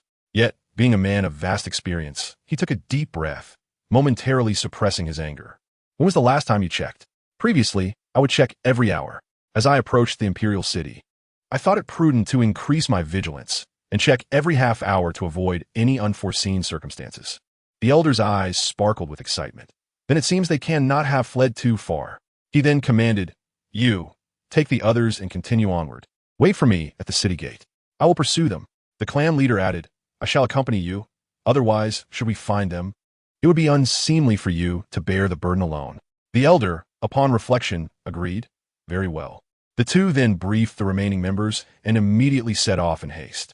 At this moment, Yihan was locked in a gaze with two little girls. "What are your names?" he inquired. The girl on the left replied, "Ilian." The girl on the right chimed in, "Ishue." They spoke almost in unison, their voices harmonizing as if they had undergone extensive training. This left Yihan and Daijiro quite astonished. The brothers Shihai and Shi Tian also observed the twins before them, their eyes shimmering with a peculiar brilliance. The night was cold, and he failed to notice the peculiarities between the two. He then inquired, "How did you manage to escape?" Ilian tilted her head thoughtfully and replied, "I heard the door being opened." Ishue continued, "Then I felt a dizziness, and when I regained consciousness, I found myself outside, and shortly thereafter I saw you both." Yihan exchanged a glance with Daijiro. Knight Han, filled with perplexity, inquired, "Did someone intervene to rescue them?" Daijiro, equally bewildered, pondered what a coincidence. This entire affair exudes an air of strangeness. The brothers Shihai and Shitian had roamed the world for 2 to 3 decades, their experiences far surpassing those of Daijiro and Nighthan. Consequently, their thoughts were more profound. Shihai, furrowing his brow, remarked, I fear that the individual who saved these 2 youngsters is merely a fa-ade. Their true intent lies with us. Shitian nodded in agreement, saying, why did they choose to rescue them now of all times? Consider this. If that slave-catching party were to discover that the twins had escaped, what would their reaction be? It must be noted that, for them, these twins are invaluable assets. The cold of the night caused his eyes to involuntarily narrow. Are we being plotted against? Is this merely a scheme to compel the slave-catching team to turn against us? Shihai initially nodded, then shook his head. This is merely one possibility. Shitian remarked. Indeed, there exists another possibility, that they wish to utilize our hands to eliminate those who approach us with hostility. At this juncture, he cast a glance at the twins. If we were to return these 2 little ones to them, it might indeed extricate us from this predicament. No, no. Upon hearing Shitian's words, Ilyin and Ishue immediately displayed expressions of sheer terror. Nighthan took a deep breath and spoke in a solemn tone. Those who were captured in the past are now mere memories. Since these 2 children have found their way to me, I shall never cast them into the inferno again. Shitian smiled faintly, not genuinely intending to surrender the 2. As a member of the Snake House, he felt it was his duty to offer a word of caution to Nighthan. How he chose to act, however, was ultimately his own decision. Big brother, you are so kind, exclaimed Ilyin and Ishue, the 2 little Lolas, as they clung to Nighthan, each wrapping their arms around one of his legs. Having been trapped in that dark cage, they were truly terrified and wished never to return. This cannot be allowed, exclaimed a figure who swiftly landed before Nighthan, Daijiro, and the twin serpent brothers. Upon seeing this person, Ilyin and Ishue were filled with dread, crying out, it's him. He is the one who captured and imprisoned us. Yihan gently patted the heads of the 2 little girls, Ilyin and Ishue, assuring them, do not worry, dear sisters, for your elder brother is here and will not allow him to take you away again. Upon hearing his words, Ilyin and Ishue clung tightly to Yihan's legs, their innocent eyes brimming with tears of distress. I shall reiterate, he declared firmly, they are my possessions. Return them to me at once. The night was frigid, and his gaze swept coldly across the room. He then spoke, Serpent Sea, Serpent Heaven. Stepping forward, Serpent Sea assured, rest easy, my lord. This individual is entrusted to us, brothers. At that moment, another figure swiftly approached, positioning himself before the previously mentioned man, and bellowed, I must caution you. They're the goods sought by the War King's residence in the Imperial City. I advise you to refrain from meddling. The War King's residence? The icy expression on Yihan's face shattered in an instant, as he turned to Daijiro with a dazed look. Goodness, could it possibly be the old War King? I can sense the itch within you to indulge in this game. I distinctly remember that his 2 young consorts are merely in their 20s. At this moment, Daijiro was equally bewildered, stammering, I don't think so, right? Little did she expect that the mention of the War King's name would escape from the other's lips. Shihi and Shitian exchanged glances. Is the old War King truly so unrelenting in his old age? And are we still to engage in battle or not? 20 meters away, a figure plummeted from a great tree. Damn it, which scoundrel is tarnishing my reputation? Although I do have a fondness for beautiful young women, there are limits. These 2 are still children, for heaven's sake. Even if I were to indulge in vice, I would never stoop to such depths. Bah, I'm not a beast at all. I believe in mutual consent, all right? Furthermore, I am, after all, a War King. Do women need to spend money to win my favor? Upon my return, I shall investigate thoroughly. Do not let me discover who is misusing the name of my War King's estate, or else you shall understand the formidable power of my iron fists. Humph. Do you know the War King? The other party was not foolish. Upon hearing Yihan's words and observing the expressions of a few others, they could surmise quite a bit. Nighthan, what does it matter whether we are acquainted or not? Regardless of your familiarity, I must take these 2 away. Otherwise, I cannot report to the War King's residence. Nighthan, weary of engaging in dialogue with those who regard others as mere commodities, declared directly, the Serpent Sea and Serpent Sky shall eliminate him. Indeed, Chapter 76. The conclusion of Ling Chi-Chi to the Serpent Sea and Serpent Sky. Nighthan was akin to a half-master. His commands would not be opposed. Furthermore, both held a disdain for such individuals. With swift movements, they approached the elder, flanking him on either side. The elder, sensing their formidable presence, took a step back, indicating his reluctance to engage in battle. He then unleashed his martial soul, revealing 2 yellow, 2 purple, and 3 black soul rings, signifying his fearlessness before any adversary. Should they press their advantage, he would not hold back. Umph. In response, the Serpent Sea and Serpent Sky coldly snorted, summoning their own 2 yellow, 2 purple, and 3 black soul rings. How dare you? The elder, upon witnessing this, was genuinely taken aback. Initially brimming with confidence due to his soul sage prowess, he had not anticipated that both opponents were also soul sages, and moreover, 2 of them. With a swift retreat, he exclaimed, "Are you attempting to overwhelm me with numbers?" Serpent Sea retorted, "As brothers, we confront one with 2. Even against 100, we shall still stand as 2. Serpent Sky scoffed disdainfully. "Didn't you just intend to strike us with your soul sage strength? What is this? Are you backing down now that you see we are not inferior?" Unmoved by his retreat, the brothers charged once more. Did they seem like easy prey to be trifled with? As the relentless advance of the 2 continued, the elder's fury ignited. "You wish to die? Very well, I shall oblige." With that declaration, his 3rd soul ring glowed ominously. 3rd soul ring skill, falling rock. Suddenly, a multitude of 1-meter-sized boulders materialized in the air, descending like a torrential rain. What a remarkable soul skill. Night Cold was somewhat astonished. At the same time, the right leg soul bone technique activated. 10,000 swords return. He pointed his hand towards the sky, and in an instant, countless swords of wind and thunder took shape and shot towards the falling rocks above. Crash, crash, crash. Under the barrage of swords, the rocks were pulverized before they even touched the ground. The old man, witnessing this, widened his eyes in disbelief. He never imagined that the ones who shattered his soul technique were not the 2 soul saints before him, but rather a young child whom he had dismissed from afar. At that moment, a myriad of thoughts raced through his mind, crystallizing into a single exclamation. Damn it, if a child could be so formidable. The princess beside him surely wouldn't be weak either. Coupled with the 2 approaching soul saints, what chance did he have? He turned to flee. But were Shi-Hai and Shi-Tian mere decorations? The 1st soul rings on Shi-Hai and Shi-Tian illuminated simultaneously. Shi-Hai, 1st soul ring technique, Serpent's Binding. Shi-Tian, 1st soul ring technique, Serpent's Kiss. Suddenly, Shi-Hai's martial spirit transformed into 2 serpents, which swiftly pursued the old man, coiling around his legs. Once ensnared, the old man's expression changed drastically. He unleashed his soul power to its fullest, and in less than 2 seconds, he shattered the serpents binding his feet. However, at that moment, he felt a sharp pain in his neck. Instantly, dizziness overwhelmed him. This was bad. It was poison. Hee. Both Shi-Hai and Shi-Tian shared a cold laugh, and then their 3rd soul rings glowed. Shi-Hai, 3rd soul ring technique, serpent formation. At that moment, the old man, struggling to suppress the poison coursing through him, suddenly found his vision filled with snakes. Panic gripped him. He was in dire straits. The serpent formation of Shi-Hai was akin to the biphosphorus illusion of Douluo, both being control-type soul techniques. Shi-Tian, 3rd soul ring technique, heavenly serpent's poison. The twin-headed serpent of Shi-Tian opened its mouths, each spewing forth a cloud of green mist that swiftly enveloped the serpent formation created by Shi-Hai. A bead of cold sweat trickled down Night Cold's forehead. He had just imagined what would happen if he fell under the gaze of Shi-Hai and Shi-Tian.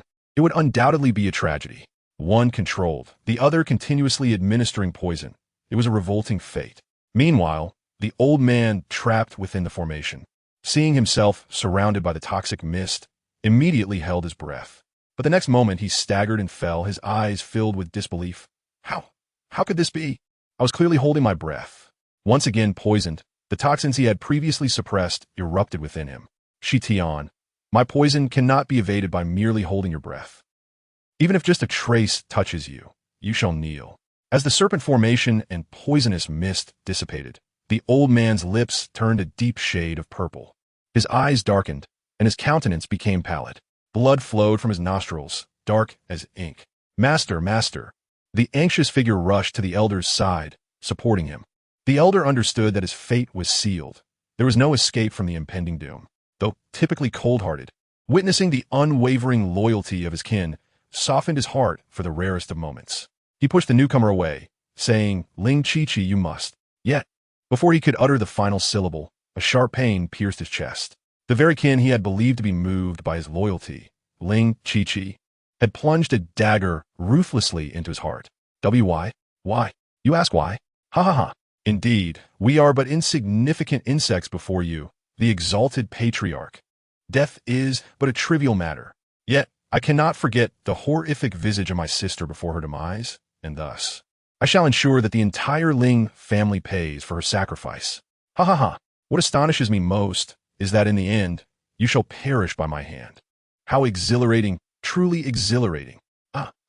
In the chill of the night, Daijiro and the old man exchanged a knowing glance. Instantly comprehending that if Ilian and Ishue were released, it was likely this individual who orchestrated it all. Their aim was to eliminate this, his nemesis. As the head of the family, the elder's thoughts raced, quickly piecing together the unfolding events. The fury within him blazed like an inferno as he bellowed. Was my son also ensnared by your machinations? That fool. It was hardly a challenge to manipulate him. Do you not recognize who obliterated the Ling family? At this juncture, Ling Qiqi pointed a finger at Daijiro and exclaimed, "It was she. Ha ha ha. You may not be aware, but she is the esteemed princess of the Xingluo Empire. It was I who incited your son to provoke her." With that, he flung off the glove from his right hand, exclaiming, "I even sacrificed a hand for this. Yet it was worth it, for your son was left battered and half dead." Subsequently, the chief steward pursued him, only to be slain, which thoroughly enraged this noble princess of Xingluo. Ultimately, the border troops of Xingluo uprooted the entire Ling family. What infuriates me is that you, old man, managed to escape. Perhaps fate has favored me. For a year ago we crossed paths again, and now, encountering this princess once more, do you not see the threads of destiny intertwining? You shall perish. The elder, who was on the brink of death, suddenly summoned the last remnants of his strength, grasping Ling Qiqi's neck before he could react, lifting him off the ground. Ling Qiqi initially displayed terror, but quickly regained his composure, descending into madness. "Go ahead, kill me. Your inept brother, could not even protect my own sister. I should have perished 12 years ago. Now, the entire Ling family, and you, old man, shall be obliterated at my hands. It is time for me to reunite with my sister, Yihan and Daijiro were momentarily taken aback. At that moment, memories of 2 years prior flooded back to them.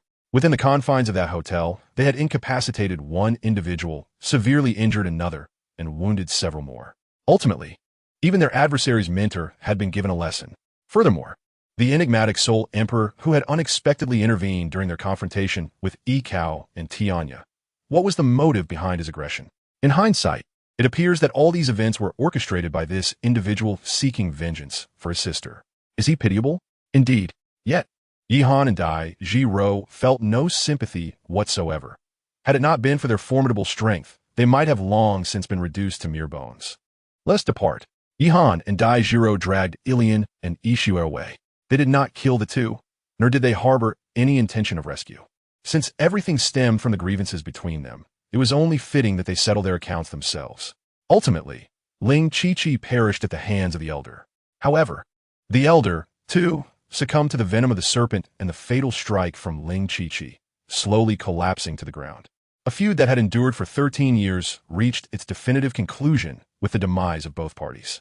The day gradually dimmed as Yihan and Daijiro arrived at a small town. After finishing their meal, Yihan and Daijiro brought Ilian and Ishue before them. "Now, tell us where your home is and who else resides there, so we may ascertain if we are familiar with them." Ilian and Ishue immediately shook their heads vigorously. "Night cold. How is it possible not to know where one resides? Surely, one should be aware of the names of cities, towns, and villages." Daijiro, "Indeed, what about our family?" Woo. Ilian and Ishue began to weep. "Ilian, we know where we live, and we are aware of our parents' names, yet we do not wish to return. Please, older brother and sister, do not send us back." Woo. Ishue, "If we go back, we will be sold again. We implore you, let's do anything you ask. Will we truly be sold again?" Yihan's expression shifted abruptly, a glimmer of frost flashing in his eyes. He could scarcely fathom that the sisters, Ilian and Ishue, had not been captured by the slave-catching team, but rather sold by their own parents. It was utterly inconceivable. In a previous life, such parents would have been hunted down mercilessly. With a deep breath, Daijiro evidently found this revelation equally shocking. She could hardly imagine that such malevolent parents existed in the world. Subsequently, she spoke soothingly, "It's all right, it's all right. From now on, you will stay with us. Rest assured, we will not send you back."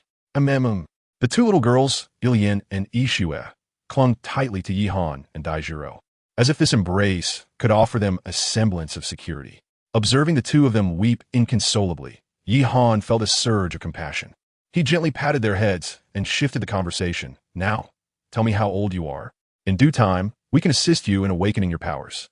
Once you possess your martial soul, you too can become a soul master, just like your older brothers and sisters." Ilian tilted her head, blinking her large eyes. "We're just 6 years old." 6 years old? As Yihan and Daijiro exchanged glances, the two little girls appeared to be merely 4 or 5 years of age. Ishue lamented, "When we were purchased, our village held a ceremony for awakening martial souls. Yet no child with innate soul power had ever emerged from our village. Thus, our parents were indifferent and simply bought us." As she spoke, both Ilian and Ishue were once again engulfed in sorrow. Alas!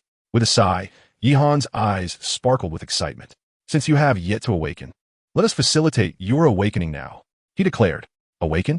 Ilian and Ishue, biting their fingers, gazed on with curiosity, observing that she had finally captured the attention of the two young ones. Daijiro cooperatively retrieved a crystal ball and 6 stones designated for the awakening from her spatial ring. Coincidentally, she was one of the royal children destined for awakening. Thus, she had kept these items close at hand. With the astonished eyes of Ilian and Ishue upon her, she arranged the 6 stones on the ground into a formation. "Ilian, step into the center," she instructed. Ilian obediently complied, positioning herself within the circle.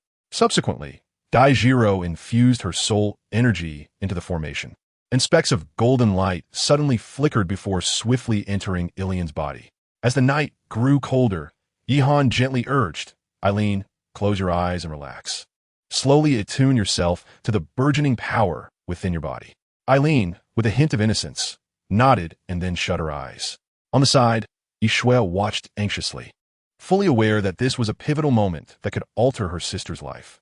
Although she understood the odds were exceedingly slim, like all ordinary children, her heart brimmed with hope.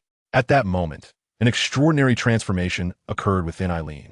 A pair of cat ears sprouted atop her head, and instinctively, she raised her right hand. A petite feline materialized in her palm, which instantly magnified, transforming into a towering cat that stood behind Eileen. She sensed the awakening of her martial soul and could not help but open her eyes. This left both Yihan and Daijiro momentarily stunned. Ishue, however, let out a shrill scream. "Sister, what has happened to your eyes? They look different now, and you have cat ears."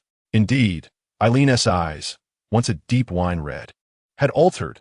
Her left eye had turned orange, while her right eye shone a brilliant sapphire blue.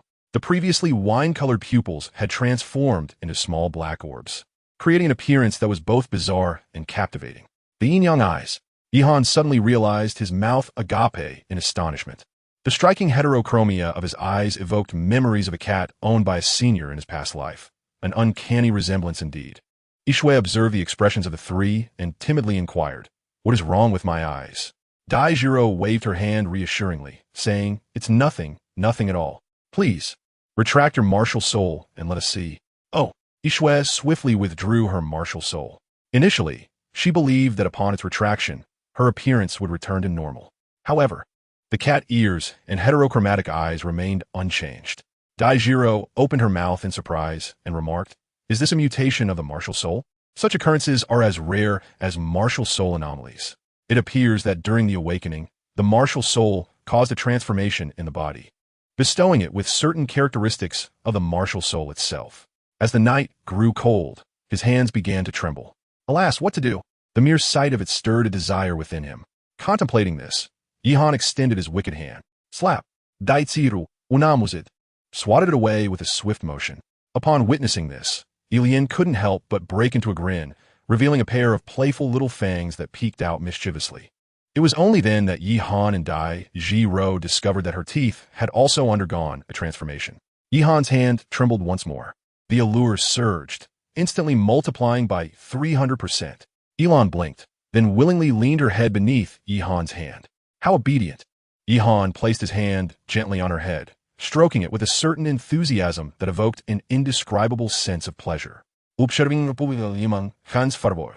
Douluo could not help but join in, running her fingers through it as well, and to her surprise, the sensation was exquisite.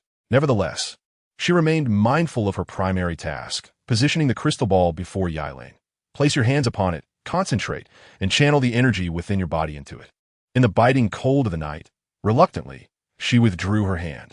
Elian placed her hand upon the crystal ball, concentrating intently. The orb began to glow. Innate, 6th-level soul power. Douluo's expression was one of astonishment. Such talent, emerging from the common folk, could already be deemed extraordinary. Elian stood there, momentarily frozen, as her heart brimmed with hope, yet the reality of possessing the gift of a soul master left her momentarily speechless. Meanwhile, her younger sister, Ishua, erupted in excited exclamations. "This is amazing. Absolutely amazing." Douluo interjected, "All right, calm down. It's now your turn." Ishua playfully stuck out her tongue, only to grow tense once more. At this moment, Elian regained her composure, tears glistening in her eyes, for she realized that her fate had irrevocably changed from this moment onward. She cast a grateful glance towards Yihan and Douluo. Subsequently, she stepped out of the formation, relinquishing her position, her heart racing as she watched her sister enter the circle. Silently, she prayed, perhaps due to her nerves. She instinctively leaned towards Yihan, for in the hearts of both sisters, he had become their most trusted confidant. At this moment, Yihan was gazing at the awakening Ishua when he suddenly sensed a small head leaning in. A knowing smile crept across his face as his mischievous hand reached out once more, as the golden light began to manifest within the formation. It entered Ishua's body. The previous miraculous scene unfolded anew, revealing a pair of cat ears sprouting from the top of Ishua's head.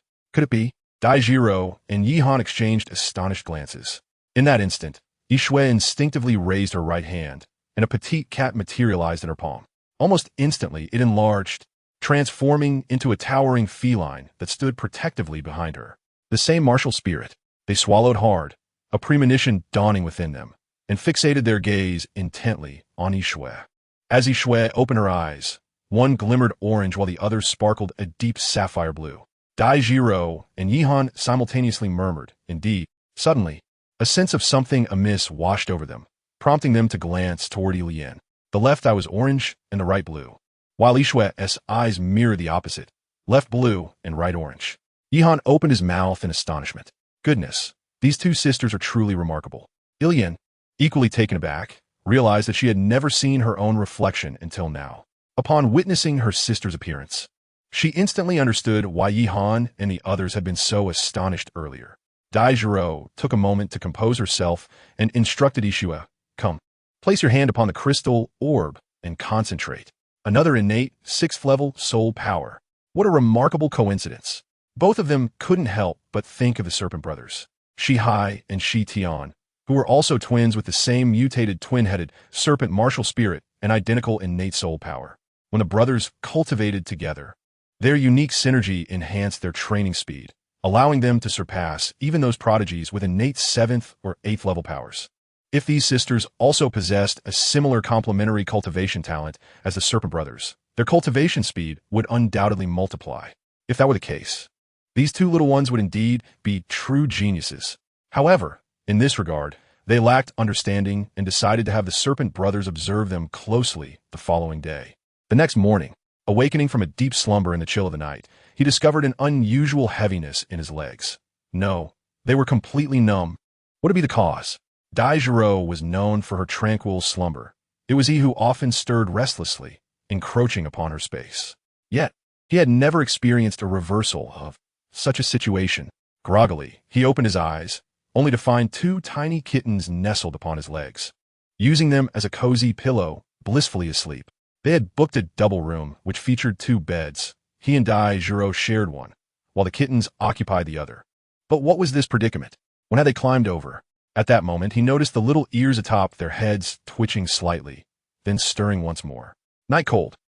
Very well, let the legs be pressed. 2 wicked hands reached out, stroking gently. The motions were soft, unwilling to disturb their slumber. Reflecting on the prior confinement within the dark cloister, the sense of helplessness and fear surged within. My heart ached for these 2 little creatures. At that moment, a resigned voice chimed in. Is the stroking enjoyable? In the chill of the night, Yihan instinctively replied, Delightful, exceedingly delightful. But could you perhaps rise from atop me first? As Ihan turned back, he noticed that Daijiro had woken up at some point, looking at him with an expression of helplessness. Upon further inspection, he realized he was perched atop her abdomen. What on earth? In what position did we sleep last night? The night was chilly, and his aged face flushed slightly. Ahem. My dear, your abdomen is remarkably flat and soft. It feels so delightful when you sit up. Daijiro shot him a glance of disapproval. Hurrying it down, Knight Han, feeling a twinge of reluctance, rubbed twice before finally descending. This time, it was Daijiro's turn to blush, muttering, "What a teasing little rogue." Knight Han lifted the two little kittens. Time for the two little sleepy heads to rise. Ilian tilted her head, meow. Ishua rubbed her eyes, meow, meow, meow. The night was cold. Hurry and freshen up, came the playful exclamation, followed by laughter from Daiji, who stood behind. These two little girls have you wrapped around their fingers. After all, you are quite the cat enthusiast. You are the cat enthusiast, retorted Ilian, her expression adorably naive. Ishua mirrored her with an equally foolish charm, both of them blinking their captivating orange and blue heterochromatic eyes, while the cat ears atop their heads twitched playfully. Night cold. Very well. I'm indeed a cat enthusiast. Once again, I began to stroke the cat, and, at that moment, Elon and Yushua were completely awake, wearing expressions of pure delight. In the cold, dimly lit corridor of the night, one mused. Indeed, indulging in leisure during the morning and engaging in dual pursuits at night feels almost ethereal. Observing the three individuals lost in their own rapture, Daiji could not help but slap his forehead in exasperation, exclaiming, "Enough! Hurry and freshen up, as we still have a journey ahead today." The trio dawdled for quite some time before finally emerging. Outside, Shihai and Shitian had been waiting, and the moment they stepped out, they were immediately captivated by the presence of Ilian and Ishue. The two were utterly astonished. Shihai exclaimed, "Have they awakened their martial souls?" Shitian questioned, "Is there an anomaly in their martial souls?" In the chill of night, both individuals possessed the extraordinary dual-colored eyes of the spirit cat martial soul, along with an innate soul power of level 6. Henceforth, I implore you both to mentor them. Who knows? They may evolve into the next iconic duo akin to the twin serpent brothers, or rather, they should be dubbed the Cat Sisters. The eyes of Shihai and Shitian sparkled with excitement, for this talent surpassed their own, if they were to cultivate in a manner similar to them. Their achievements in the future would undoubtedly be remarkable. They nodded in agreement, signifying their consent. However, as they gazed at the cat ears adorning the sisters' heads and their captivating heterochromatic eyes, a slight frown creased their brows. As the night grew colder, Yihan discerned the peculiar expressions on the faces of the two individuals and could not help but inquire, "What troubles you?" Shihai replied in due course, "I shall procure some hats for them to conceal their feline ears." Yet, these striking heterochromatic eyes present a certain complication. Shitian added, "Let us remain vigilant during our journey. If we exercise caution, it is unlikely that any significant troubles will arise." What do these words imply? Yihan felt somewhat perplexed. The serpent's sea. It is exceedingly glaring. As Yihan cast a glance at the two small kittens, his gaze soon shifted to Daijiro. When it comes to being striking, she undoubtedly stood out the most. Shitian remarked, "Indeed, your highness possesses a captivating beauty. However, she also possesses the ability to protect herself." Do they? Shihai interjected. "Moreover, some noble gentlemen have a penchant for the young. They are already blessed with beauty, being twins, and now they possess an extraordinary mutation of their martial souls." His words trailed off. Yet Yihan comprehended the implication. The combination of attributes that these two kittens possessed rendered them irresistibly alluring to those noble gentlemen. Nevertheless, he had no intention of using the two kittens as mere decoys. Such a notion would only instill in them a sense of insecurity, making them feel inferior. If they were merely ordinary individuals, their lack of confidence might be excusable. However, having now entered the realm of soul masters, they must learn to confront all challenges. Otherwise, no one could guarantee their protection for a lifetime. Before he could voice his thoughts, Daijiro spoke first. "No need. If anyone dares to provoke us, we shall extinguish them without hesitation." In the chill of the night, Yihan cast a glance filled with a knowing expression that only a wife would understand. The exchange of glances between Yihan and Daijiro was evident, particularly as they observed the two brothers, who had shared a room the previous night. Although the presence of the two young girls suggested that nothing untoward would occur, the implications were nonetheless palpable. Concern for their young mistress began to stir within them, accompanied by a flicker of indignation, as they felt the two men were not worthy of her. Yet, recalling their mistress's prior instructions, they could only muster a resigned smile. "Let us go downstairs for breakfast and continue our journey," Yi Han and Dai Jiro declared, leading the way down the stairs, with the two little kittens trailing closely behind. Dai Jiro alone was already a vision of splendor, and with the addition of the two kittens, their descent captivated the attention of all present. Notably, several young gentlemen in the crowd gazed at Dai Jiro and the kittens with eyes shimmering with admiration. However, the opulence of Dai Jiro's attire, coupled with the subtle air of authority she exuded, deterred most from making any bold moves. In contrast, the kittens, dressed in simple garments, clearly belonged to the servant class, and their boldness was unmistakable. Startled, the two kittens huddled behind Ihan, clutching his clothing tightly. Witnessing this scene, Shi Tian muttered softly, "I told you so. These two little ones are simply too striking." At the third table sat a youthful man of 17 or 18, his eyes resembling blossoms, who turned to a middle-aged man beside him and remarked, "Brother, these two young girls are truly exceptional. If we were to acquire them for Elder Qi, do you think it would?" The middle-aged man's gaze shifted to Shi Hai and Shi Tian, his pupils narrowing as he coldly interjected, "Do not court death, brother." The young man began, but was silenced by the commanding presence of the elder, who simply said, "Observe." Clearly, the middle-aged man's authority was formidable enough to quell further discussion, leaving the young man silent, though his eyes still betrayed a hint of dissatisfaction. At the seventh table to the left sat a father and son duo, both exuding an air of mischief and malevolence. The father appeared to be in his 40s or 50s, while the son was in his early 20s. Fixated on Dai Jiro and the kittens, the son instinctively stood up, only to be restrained by his father-esque grip. "Tianxing, patience is a virtue. Do not rush." The son, sensing the gravity of the situation, cast a knowing glance at the expressions of the other patrons. Despite its modest size, this town was a crucial waypoint on the road to the royal city. This establishment is no ordinary venue. It caters exclusively to individuals of notable status and reputation. It can be said that each of the patrons at the current tables possesses some remarkable background, and perhaps there lies among them one or two formidable soul masters. Thus, I resumed my seat, though the fervor in my gaze remained undiminished. At the ninth table, 5 individuals gathered, among whom were 2 middle-aged men whose eyes gleamed with interest. Their attire was as impeccable as that of Dai Jiro, indicating they too hailed from distinguished lineages. A shared glance between them revealed a spark of enthusiasm. The younger companions beside them discerned their intent. "Gentlemen, we shall fetch them for you." At this moment, the youngest among them spoke, "Refrain from your little schemes." The 2 youths were reluctant to forego the opportunity to ingratiate themselves with these distinguished middle-aged men. "Young sect master, these individuals," the youth, referred to as the young sect master, cast a sharp glance. "I instructed you to abandon your trivial thoughts. I do not wish to repeat myself." The 2 middle-aged men paused, then inquired, "Do you know them?" The young sect master nodded.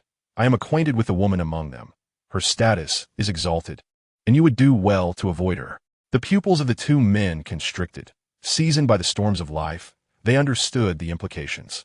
Some individuals may be trifled with, while others are best left unprovoked. Though their curiosity regarding the woman's identity was piqued, the young sect master chose not to elaborate, and they wisely refrained from pressing the matter further. They ultimately expressed their gratitude. "Thank you for the warning, young sect master." The young sect master offered a faint smile. "Since you have agreed to join the Fire Leopard sect, I shall not allow you to be. Oh, it appears there is a spectacle unfolding." As his words fell, all 4 turned their attention. A brash young man had boldly obstructed their path. Alas, in a vast forest, one inevitably encounters the foolish.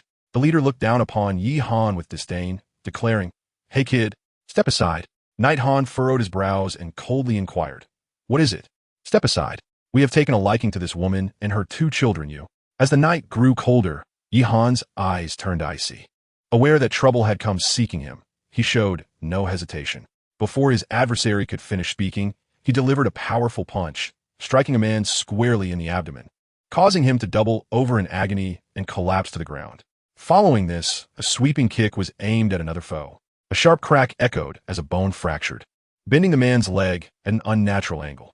A piercing scream escaped him before he too fell to the earth.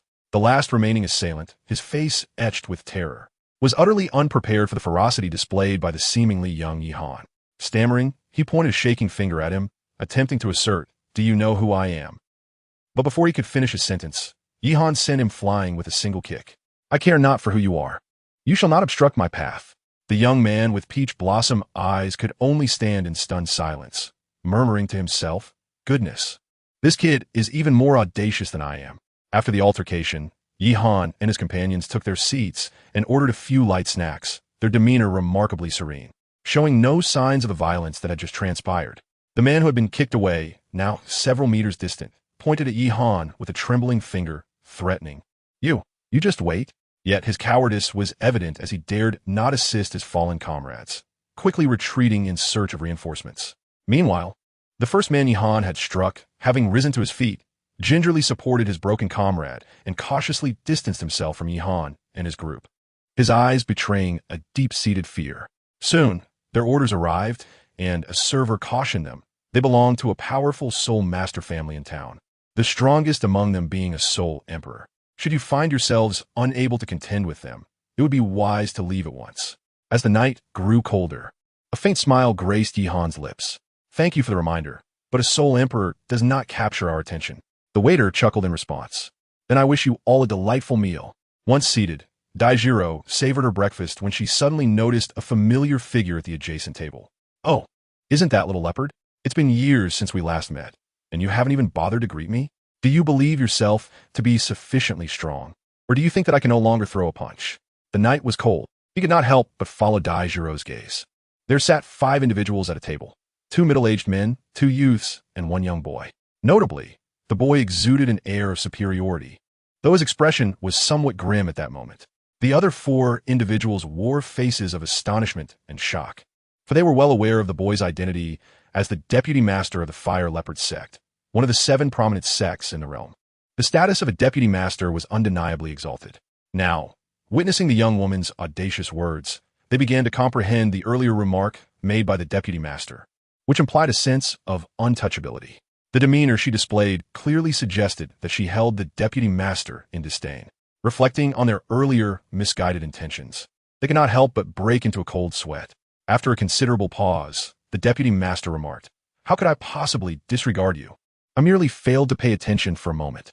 Daijiro let out a soft laugh, casting a meaningful glance at the other 4 at the table, and said, "Is that so?"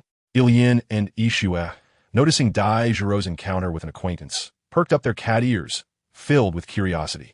Their adorable demeanor was utterly charming. This caught the attention of the young man with peach blossom eyes, his gaze now burning with increased intensity. Yihan furrowed his brow and cast a glance over. To his surprise, the peach blossom eyes returned a defiant gaze, and then mischievously shifted towards Daijiro. Yihan set down the breakfast in his hand. No man could endure such provocation.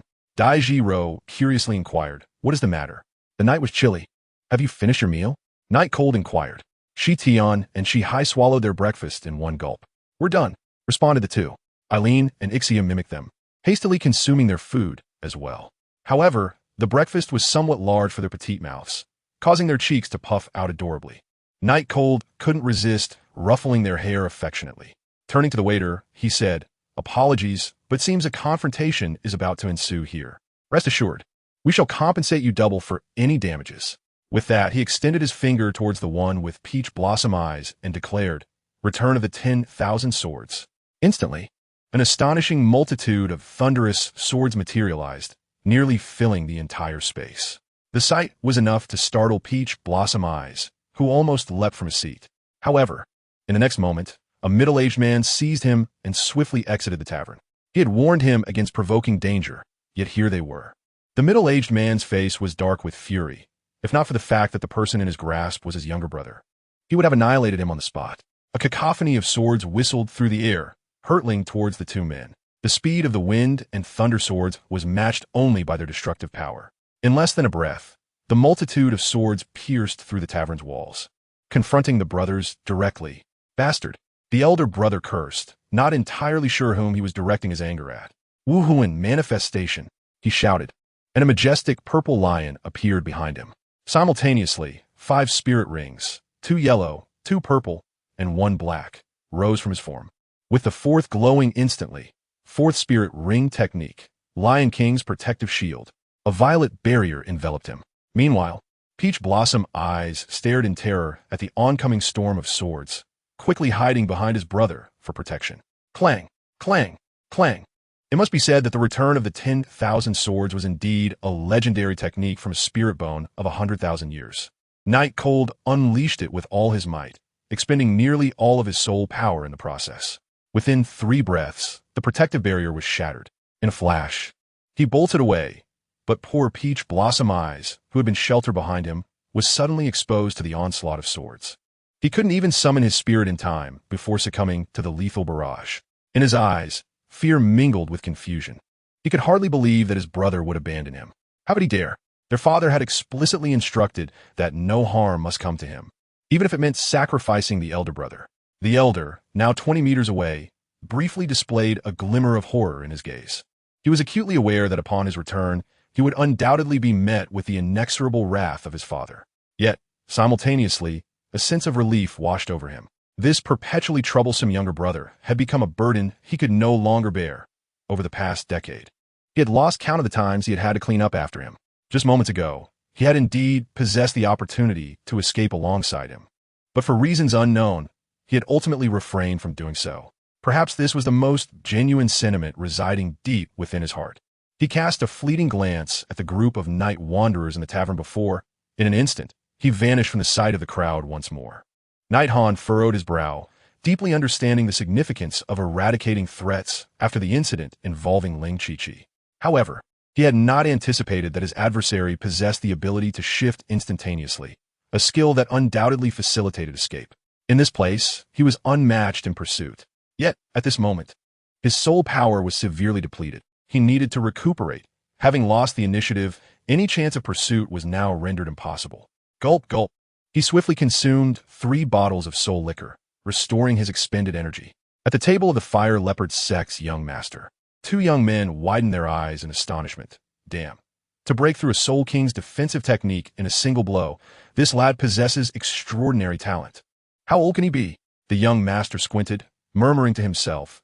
Has he not released his martial soul, soul rings, or soul bones? As he contemplated Night Han's strength, he was also struck with awe at his identity. He cast a wary glance at Night Han, his eyes filled with trepidation. For he discerned that the leader of this group of 6 was not Daijiro, but rather this seemingly youthful boy, who appeared to be even younger than himself. The 2 sinister fathers exchanged glances, their eyes brimming with shock and a hint of avarice. Meanwhile, a waiter stood before the hotel's dilapidated walls. On the verge of tears, he swore that if the boss returned, he would surely face dire consequences. The night chill will not ensnare an innocent soul. From within the spatial ring, a small pouch of golden soul coins was retrieved and handed to him. Upon receiving it, the attendant's face lit up with sheer joy. For these coins not only sufficed to repair the wall, but also left a considerable surplus. Consequently, not only would the proprietor refrain from penalizing him, but he would also earn a few golden soul coins for himself. It was truly an extraordinary stroke of fortune. Thank you, esteemed guest. Thank you. Thank you. In the chill of the night, Yin Han replied softly, I am a person of my word. If I have promised to compensate for any damage done, I shall not go back on my word. Having spoken, he departed the hotel along with Daijiro, the double serpents, and the twin cats. Shortly thereafter, the sinister father and son duo followed suit. At a table in the Fire Leopard Sect, 5 individuals sat, their gazes transforming into something uncanny. The 2 young men exchanged glances, remarking, these 2 are clearly not of good character. They must be targeting the previous 6. The 2 middle-aged men turned their attention to the young master, who wore a cold smile as he spoke. Based on that soul technique, the soul bone must be extraordinary. A top-tier existence even among soul bones. However, no matter how exceptional the soul bone may be, one must have life to enjoy it. If others can wield it without restraint, they surely do not fear your attempts to seize it. The 2 middle-aged men nodded in agreement, their thoughts aligned. Yet, one muttered under his breath, that pair of brothers, who have remained silent, appear to be only in their 40s. Even if their strength is considerable, they cannot possibly be top-tier experts. What gives them such confidence? Do they not fear encountering a soul, the low-level powerhouse? As the night grew cold, Daijiro and her companions swiftly ventured 10 miles beyond the small town. Before them lay a tranquil pathway, flanked by small groves on either side. Suddenly, amidst their light-hearted banter, dozens of glimmering leaves, sharp and cold, shot forth from the left grove. Oof!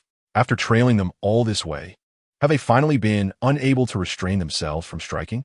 The knight was filled with laughter, as he did not even pause his steps, as if the impending attack was not directed at them.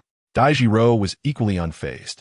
The two little kittens, Elon and Yushua, displayed some signs of nervousness. However, following closely behind Ihan and Daijiro, they felt a sense of security. In an instant, Shi Tian unleashed his martial spirit, and 7 soul rings, 2 yellow, 2 purple, and 3 black, rose into the air, with the 3rd soul ring glowing. The 3rd soul ring ability, Scales of a Serpent.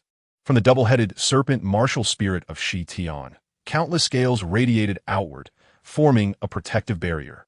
Clink, clink, clink. All the incoming leaves were deflected. Not a single person was affected. The 6 continued to advance as if they had not been attacked at all. The figures lurking in the shadows were none other than the sinister father and son from the previous hotel encounter. TSK, how deeply they were hidden. The father and son observed Ihan and his companions from the cover of the forest, their eyes glinting with cold light. They initially intended to lure the twin snake brothers away, for it was evident to any discerning eye that they were the strongest among the 6. Once they departed, ambushing the remaining 4 would be a mere child's play. The young man exclaimed, "What if they don't take the bait? What should we do now?" The middle-aged man replied, "We leave." The young man, astonished and incredulous, retorted, "What? Tian Xing, how many times have I told you that one must act with caution?" Tian Xing replied, "But..." The middle-aged man interrupted, "But what?" Pointing to Shi Tian, who had released his martial spirit and soul rings. He said, "He possesses the strength of a 7-ring soul sage. The other cannot be weaker. Even though I'm also a soul sage. Do you think I can guarantee victory in a 1-on-2 situation?" Tian Xing insisted. "But father, you were once able to defeat 3 opponents at once. Now there are only 2 soul sages. What are you afraid of?" Seeing his son remain so impatient, the middle-aged man's expression darkened. "The last time I faced 3 opponents. They were meeting for the first time, lacking both coordination and mutual trust, which allowed me to exploit the moment and defeat them.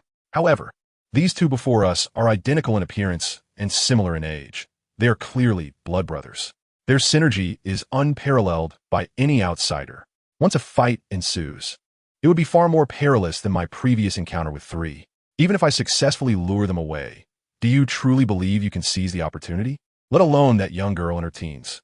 Just a lad possessing a soul bone capable of repelling a soul king. Do you have the confidence to take him down?" Tian Xing was left speechless, yet still wore an expression of reluctance. "Father, that is indeed a soul bone, and certainly not an ordinary one. Are we truly giving up? Had I known this, I would not have come this far. Why bother to act before?" The middle-aged man retorted, "You understand nothing. I never intended to defeat them in one fell swoop. My previous actions were merely to gauge their strength. Bear in mind, to act with full force before ascertaining the opponent's strength is akin to courting death." "Yes, father, I shall remember." Tianxing leaped with joy. I had said it before. With such formidable strength, how could father ever concede so easily? As the night grew colder, the group of travelers cautiously emerged from the narrow path, returning once more to the main thoroughfare. Yihan glanced back, puzzled. How strange, they had clearly made a move, yet suddenly hesitated. Could it be merely a test? Retreating upon sensing defeat? Both Shihai and Shi Tian had encountered numerous circumstances, and at this moment, unease lingered in their hearts. Shihai, with a solemn expression, remarked, "If they retreat, it may be manageable. Otherwise, we might be in deep trouble." Yihan's eyes flickered. "Do you believe he will seek assistance?" Daijiro, even without seeking help, he will certainly devise a foolproof plan. As Yihan furrowed his brow, he reflected, initially believing that as long as they kept pace, obliteration would suffice. He never anticipated that the adversary would exercise such caution. This, in turn, has inadvertently led to a predicament. Shi Tian, observing Yihan's self-reproach, remarked, "Man's calculations cannot rival those of fate. Moreover, you have committed no wrongdoing." Within that hotel, aside from a few who were blind to the situation, the others did not exhibit any hostility. We cannot resort to annihilating everyone simply because we encounter a challenge. Daijiro also offered words of comfort, stating, at times, circumstances unfold in this manner. It is impossible to achieve perfection in every endeavor. Yihan let out a sigh. Although both individuals were correct in their assertions, there remained a lingering unease in his heart. Elon and Yishue, adorable and charming, nestled closely on either side of him. As Yihan instinctively placed his hand upon the surface, a sense of comfort washed over him, akin to the soothing caress of a beloved feline. Daijiro rolled her eyes in response, exclaiming, "And you still claim not to be a cat person?" With the group advancing at full speed, they swiftly traversed the borders of the Luo Empire. Having passed through the kingdom of Balak, they were on the cusp of reaching the Jialin Pass of the Tiando Empire. The journey had been smooth sailing, allowing Yihan to ease his mind, no longer preoccupied with thoughts of that father-son duo. After all, there would be ample time and opportunity along the way to address matters should the need arise. Since they had left no trace behind, it seemed that their previous encounter had indeed been abandoned.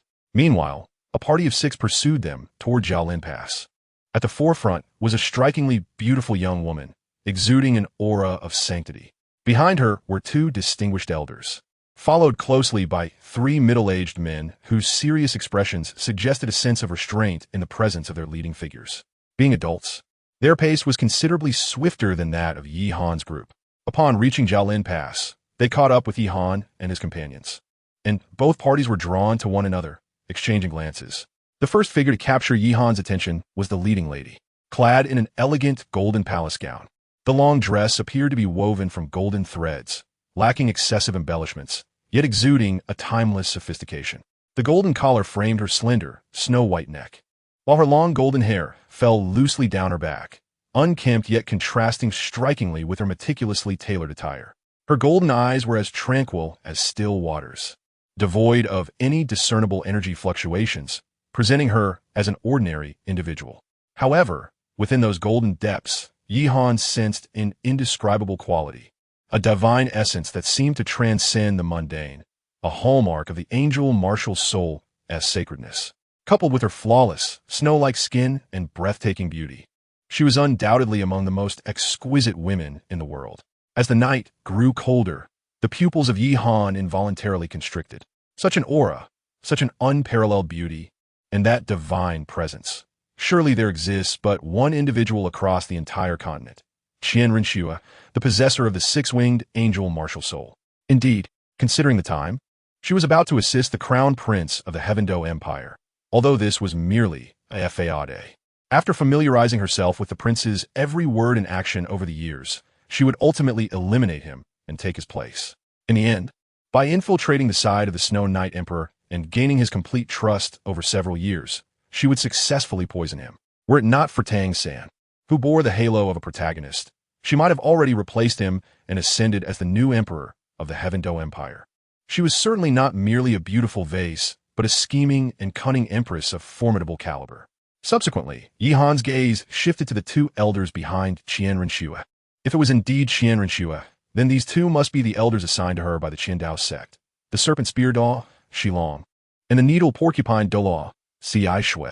The twin serpents, upon seeing Qian Renshua, were momentarily taken aback, for she was perhaps the most exquisite woman they had ever encountered. Women possess an inherent tendency to compare, and thus Qian Renshua's extraordinary beauty posed the greatest challenge to Daijiro. It is worth noting that she had always been exceptionally confident in her figure and appearance. Among all she had met, only the Serpent Empress could rival her. Yet, the woman before her was so captivating that it instilled a fleeting sense of inferiority within her. The 2 little kittens, Ilyin and Ishue, were utterly mesmerized, murmuring, "This sister is so beautiful." Their astonishment was mirrored by Qian Renshua's party. Although Daijiro's beauty was slightly less remarkable, it was still exceptionally rare in the world. Moreover, the identical appearance and martial soul mutation of the 2 little kittens were certainly enough to attract attention. Qian Renshua was momentarily taken aback as well, especially upon hearing the kitten's innocent musings, which caused a slight smile to grace her lips.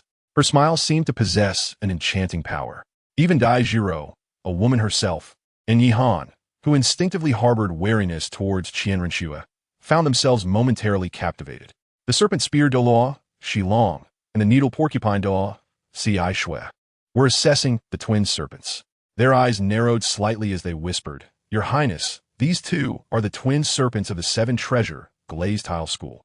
renowned for their martial soul fusion technique. Together they can defeat, even kill, a soul Douluo. Upon hearing this, Qian Renxue could not help but turn her gaze towards the twin serpents. The two men, in their 40s or 50s, were not particularly old. In one's lifetime, while it may be audacious to claim the title of Douluo, there remains a substantial hope for the rank of Soul Douluo.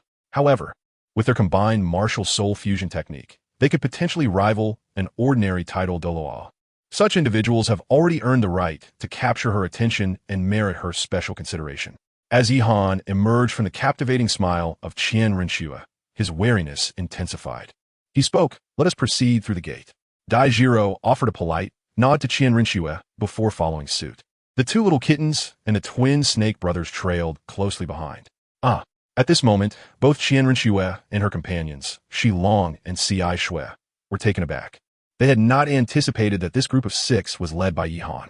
Qian Renxue pondered. Could it be that these are the direct disciples of the Seven Treasure Glazed Tile School? Otherwise, the twin snake brothers are formidable individuals. It is unlikely they would heed the commands of a mere youth. Si Shui suggested, "Saintus, perhaps." Qian Renxue interrupted decisively. No need for that. Such actions would only result in greater losses. Shi Long nodded in agreement. The Saintus speaks wisely. The relationship between the royal family of the Tiando Empire and the Seven Treasure Glazed Tile School is exceedingly close. Should word get out, it would jeopardize our mission. After a moment of contemplation, Qian Renxue stated, "They need not be disturbed, but we must investigate their point of return." Shi Long exchanged a knowing glance with the 3 individuals behind him, who promptly dispersed to carry out the task that Qian Renxue had just assigned. Meanwhile, Yihan and his companions had also regained their composure. Shihai remarked, "Young master, those individuals we just encountered are likely quite extraordinary. I hope our paths do not cross again. Otherwise, we must exercise caution." Night Han nodded slightly, yet internally rolled her eyes in exasperation. This was not mere triviality. She was speaking of the Holy Maiden of the Spirit Hall, the future angel god. Alongside her were 2 titled Douluo from the Spirit Elder Hall. However, it was fortunate that they were likely bound for the Heaven Do Imperial City, which lay in a different direction from the Seven Treasure Glazed Tile sect. Yet at times, the heavens do not align with one's desires. As the night grew cold, Yihan and his companions did not linger in Guangzhong, but rather traversed directly through Jialan Pass, continuing forth towards the direction of the Seven Treasures Glazed Tile sect. It was only after walking over 20 miles that Yihan truly exhaled with relief.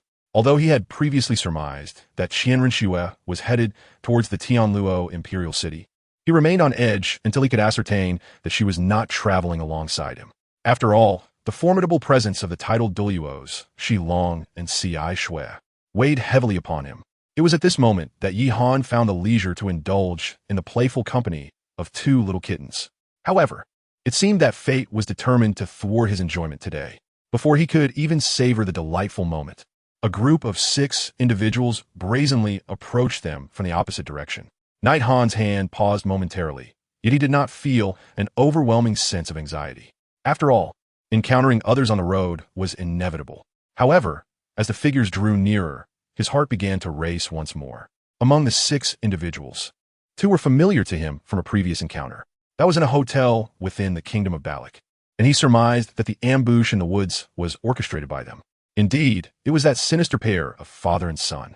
Not only was Night Han taken aback, but Daijiro, along with Shi Hai and Shi Tian, also wore expressions of astonishment and gravity.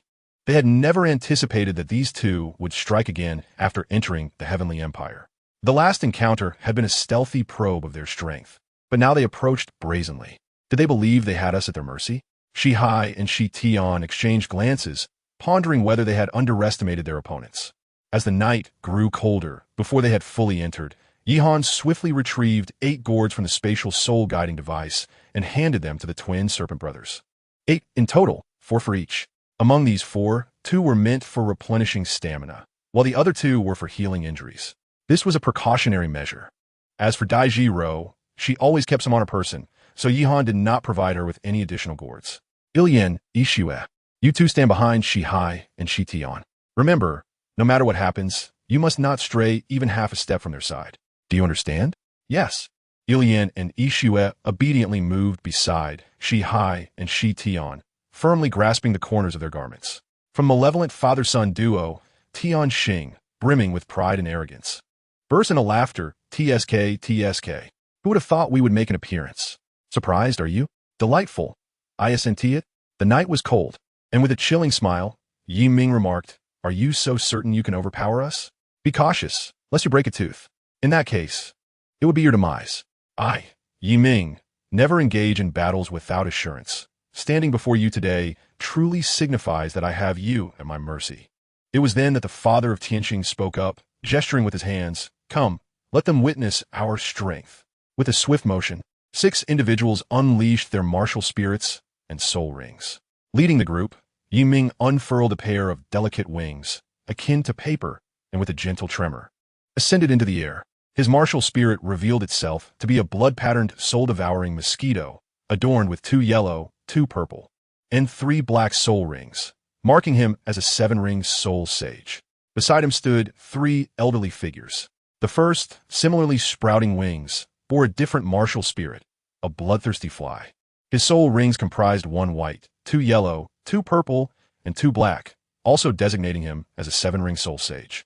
The second, too, had a pair of wings, yet his martial spirit was distinct, manifesting as a hell cockroach. His soul rings included 1 white, 3 yellow, 2 purple, and 1 black, confirming his status as a 7-ring soul sage. The third, upon manifesting his martial spirit, grew a pair of prominent incisors, revealing his martial spirit to be a tsang mouse, perhaps the most conventional beast martial spirit among the 4. His soul rings consisted of 2 yellow, 3 purple, and 2 black, marking him as yet another 7-ring soul sage. For soul sages, while this is impressive, with Shi Hai and Shi Tian present, for soul sages may not suffice. The more pressing concern lies in the peculiar nature of their martial spirits. Mosquitoes, flies, cockroaches, and mice. Is this a manifestation of the 4 pests? Yi Ming smiled faintly, exuding an air of confidence. Addressing Shi Hai and Shi Tian, he said, "It is evident that you 2 are merely the bodyguards of these little fellows. There is no need to risk your lives for them. If you choose to depart now, we shall grant you safe passage. After all, our true objective concerns these 4, and bears little relevance to you." As the night grew cold, Yi Han couldn't help but laugh at the absurdity of the situation. This fellow actually believed he could persuade Shi Hai and Shi Tian to retreat. What a joke.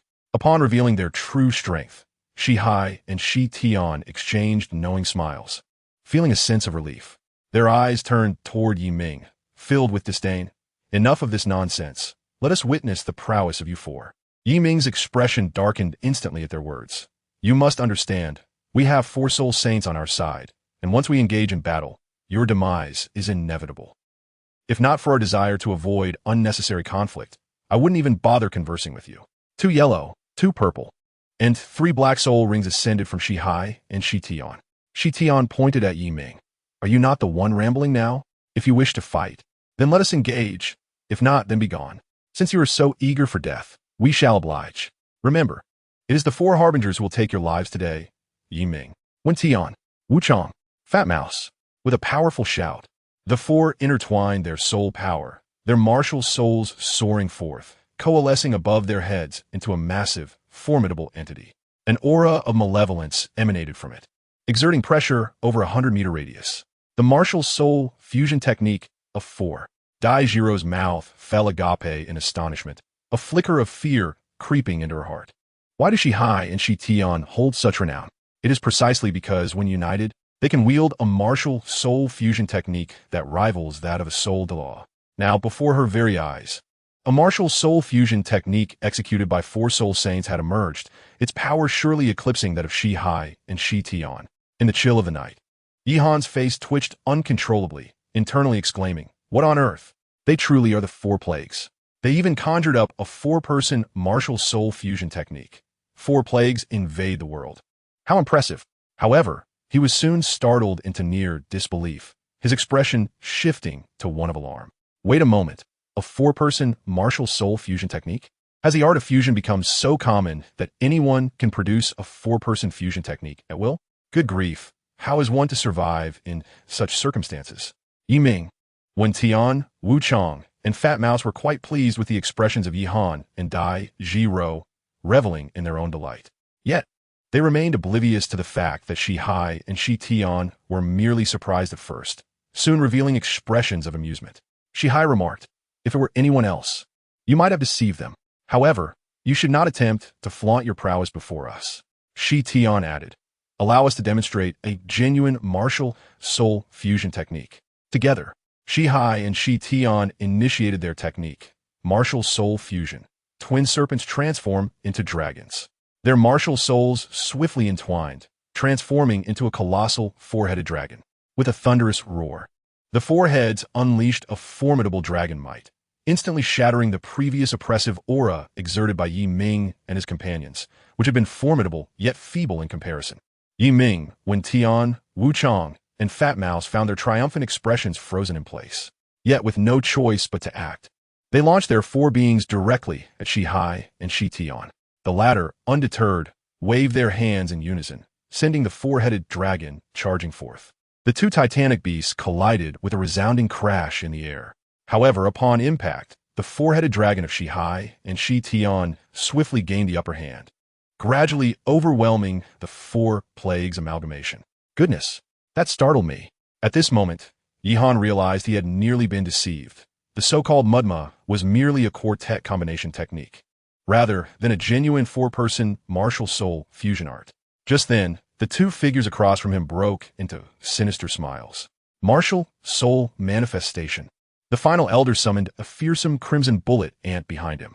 Almost instantaneously, 6 soul rings, 2 yellow, 2 purple, and 2 black, ascended from his body. He was a soul emperor. Not to be outdone, Yi Qianqing simultaneously unleashed his martial soul. However, his manifestation was not a mere mosquito, but a majestic thousand-leaf tree. 4 soul rings, 2 yellow and 2 purple, materialized around him, marking him as the weakest among the 6, yet still a 4-ringed soul master. The 6th soul ring of the elder and the 3rd soul ring of Yi Qianqing illuminated simultaneously. The 6th soul ring ability, Destruction Light Bullet. From the arms of his bullet ant martial soul, hundreds of light bullets were unleashed towards Shihai and Shi Tian. Concurrently, the 3rd soul ring ability, Thousand Leaf Blades, unleashed a torrential barrage of tree leaves, raining down like a shower. Their intentions were unmistakable: to disrupt the soul skills of Shihai and Shi Tian, or to compel them to retreat defensively, thus securing a favorable position for their quartet. The night was cold, and with a disdainful snort, he exclaimed, "Do you perceive us as mere illusions?" The soul bone technique, Return 1,000 swords. In an instant, over 10,000 blades of wind and thunder materialized, shooting forth to meet the enemy's beams of light and flying leaves.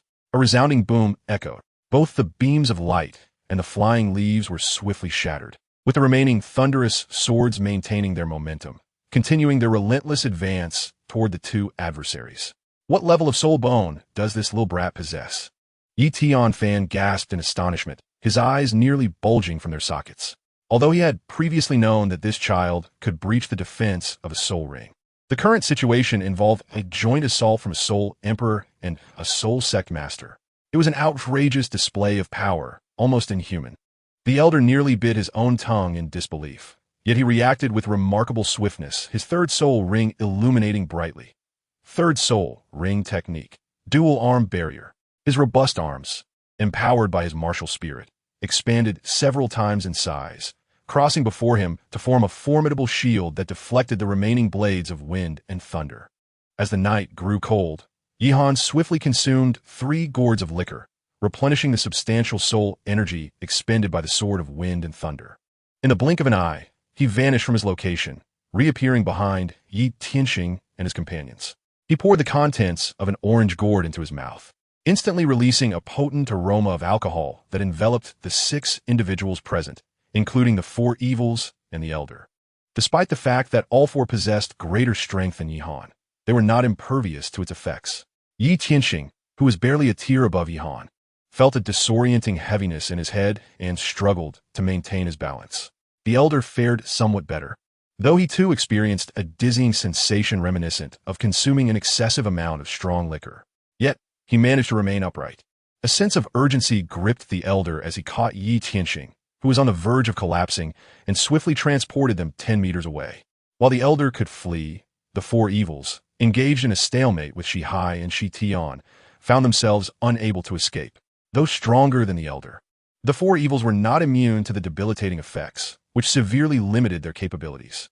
Faced with the formidable duo of the Serpent Brothers, the four-headed dragon, already at a disadvantage, was dealt a crushing blow that shattered their resolve. The four-headed dragon descended upon them, mercilessly driving them into the ground. With a sickening sound, the four evils simultaneously spat out blood. "Drink!" Shi Hai and Shi Tian shouted in unison, as the four dragon heads lunged at the four evils. Despite their grievously injured states, the four evils summoned their most powerful defensive soul techniques. Alas, even their combined efforts could not withstand the onslaught of the four-headed dragon. Engaged in individual battles, they stood no chance against such a colossal assault. Their defensive techniques crumbled, and the four evils were caught in the jaws of the dragon. Severed in two, dead beyond revival. At that moment, Yi Qianxing exited the intoxicating aura, regaining clarity, only to witness the tragic demise of his father. His heart shattered with grief. "No, I cannot leave."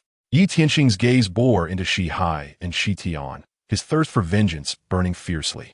He cannot bear to depart without retribution. "Have you lost your mind? Staying means certain death. A noble son avenges his father, even if it takes a decade.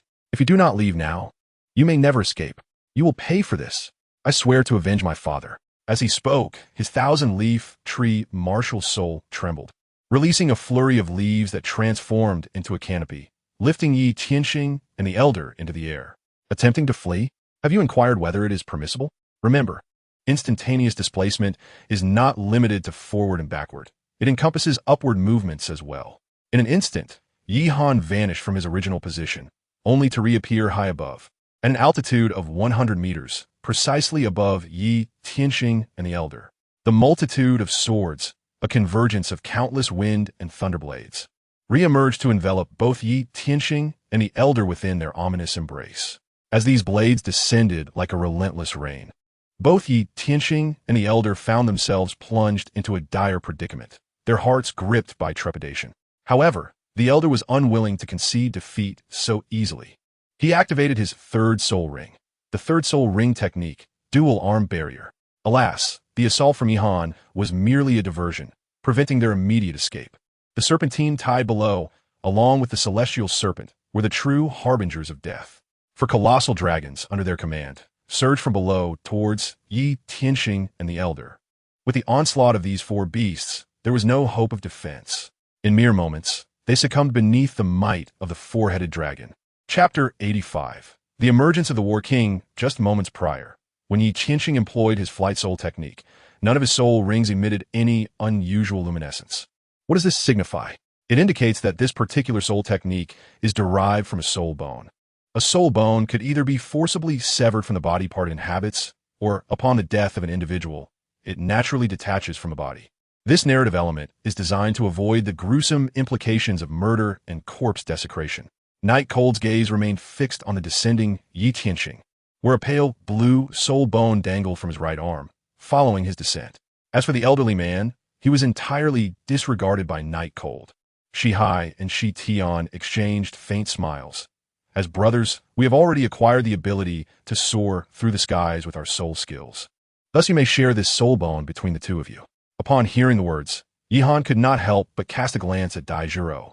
Subsequently, the two exchanged a knowing smile, for they both understood that Dai Zhiro's second martial soul inherently possessed the ability of flight. Thus, this particular soul bone was in essence superfluous for her. Therefore, it rightfully belonged to Yi Han. In an instant, he vanished from sight. In an instant, Yi Han appeared above, seizing the soul bone. Moments later, he teleported back to the ground. A flight soul skill. This was the soul skill he had long anticipated. He swiftly maneuvered to a large tree about 100 meters to his right, a relatively concealed spot, perfect for refining the soul bone.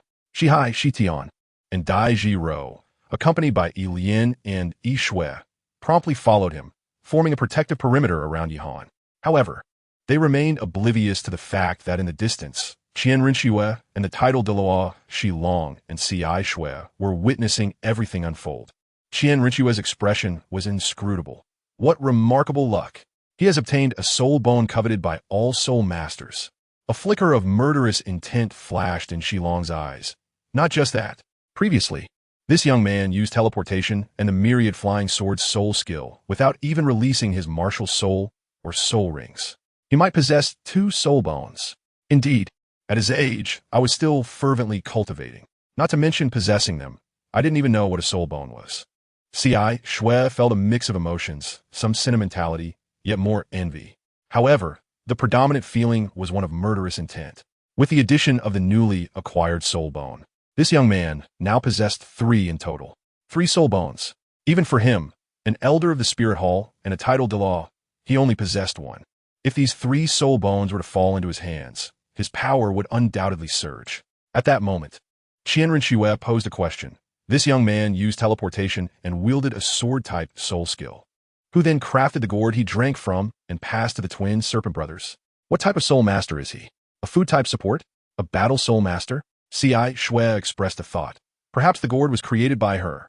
Shui nodded, but pondered. Perhaps. Shilong inquired. Your Highness, should we? Shui furrowed her brows, murmuring, 3 soul bones. 7 treasure glazed tile school. Just then, a voice, laden with authority, echoed, I believe it's best to refrain. I'm too old for another fight. Instantly, Shilong and Shui's expressions changed, and they positioned themselves back to back, shielding Shui in the center while shouting. Who goes there? Shui's countenance also shifted. The ability to approach undetected beneath the noses of 2 titled Douluos like Shilong and Shui indicated that the intruder's strength was undoubtedly on par or even superior to theirs. We are acquainted well enough. There's no need for such tension. An elderly man with a head of white hair slowly emerged. The Battle King? Upon recognizing the visitor, Shilong and Shui exclaimed in astonishment. Indeed, the newcomer was none other than the Battle King, who had secretly followed Yihan and his companions. He spread his hands. You need to be so shocked to see me. Shilong and Shui exchanged a glance, and then Shilong let out a bitter smile. I had heard that you had recovered, but seeing you suddenly still takes some getting used to. The War King stroked his chin, remarking, speaking of which, your Spirit Hall is also my adversary. After all, for more than 30 years, I have sought your assistance numerous times, yet you have remained indifferent. Otherwise, I would not have lain bedridden for 3 decades. In an instant, Shilong and Shui heightened their guard. It is worth noting that when the War King was at the height of his power, they were merely soul saints. But wait, they are no longer soul saints. They are titled Douluos now. Why should they fear him? However, the next moment, the aura emanating from the War King shifted dramatically, sending a chill through Shilong and Shui. Their faces reflected sheer astonishment. You. The War King smiled faintly. All these years have passed, and you 2 young ones have already become titled Douluos. Surely, you do not still believe that I, the formidable figure you once could only look up to, remain merely at the strength of a soul, Douluo? Shilong and Shui opened their mouths, rendered speechless. They had just harbored such a thought, but the unmistakable aura dispelled any doubts. They would not concede their error, for in their hearts, they had long deemed the War King as incapacitated. Noticing their expressions, the War King wore a disdainful look.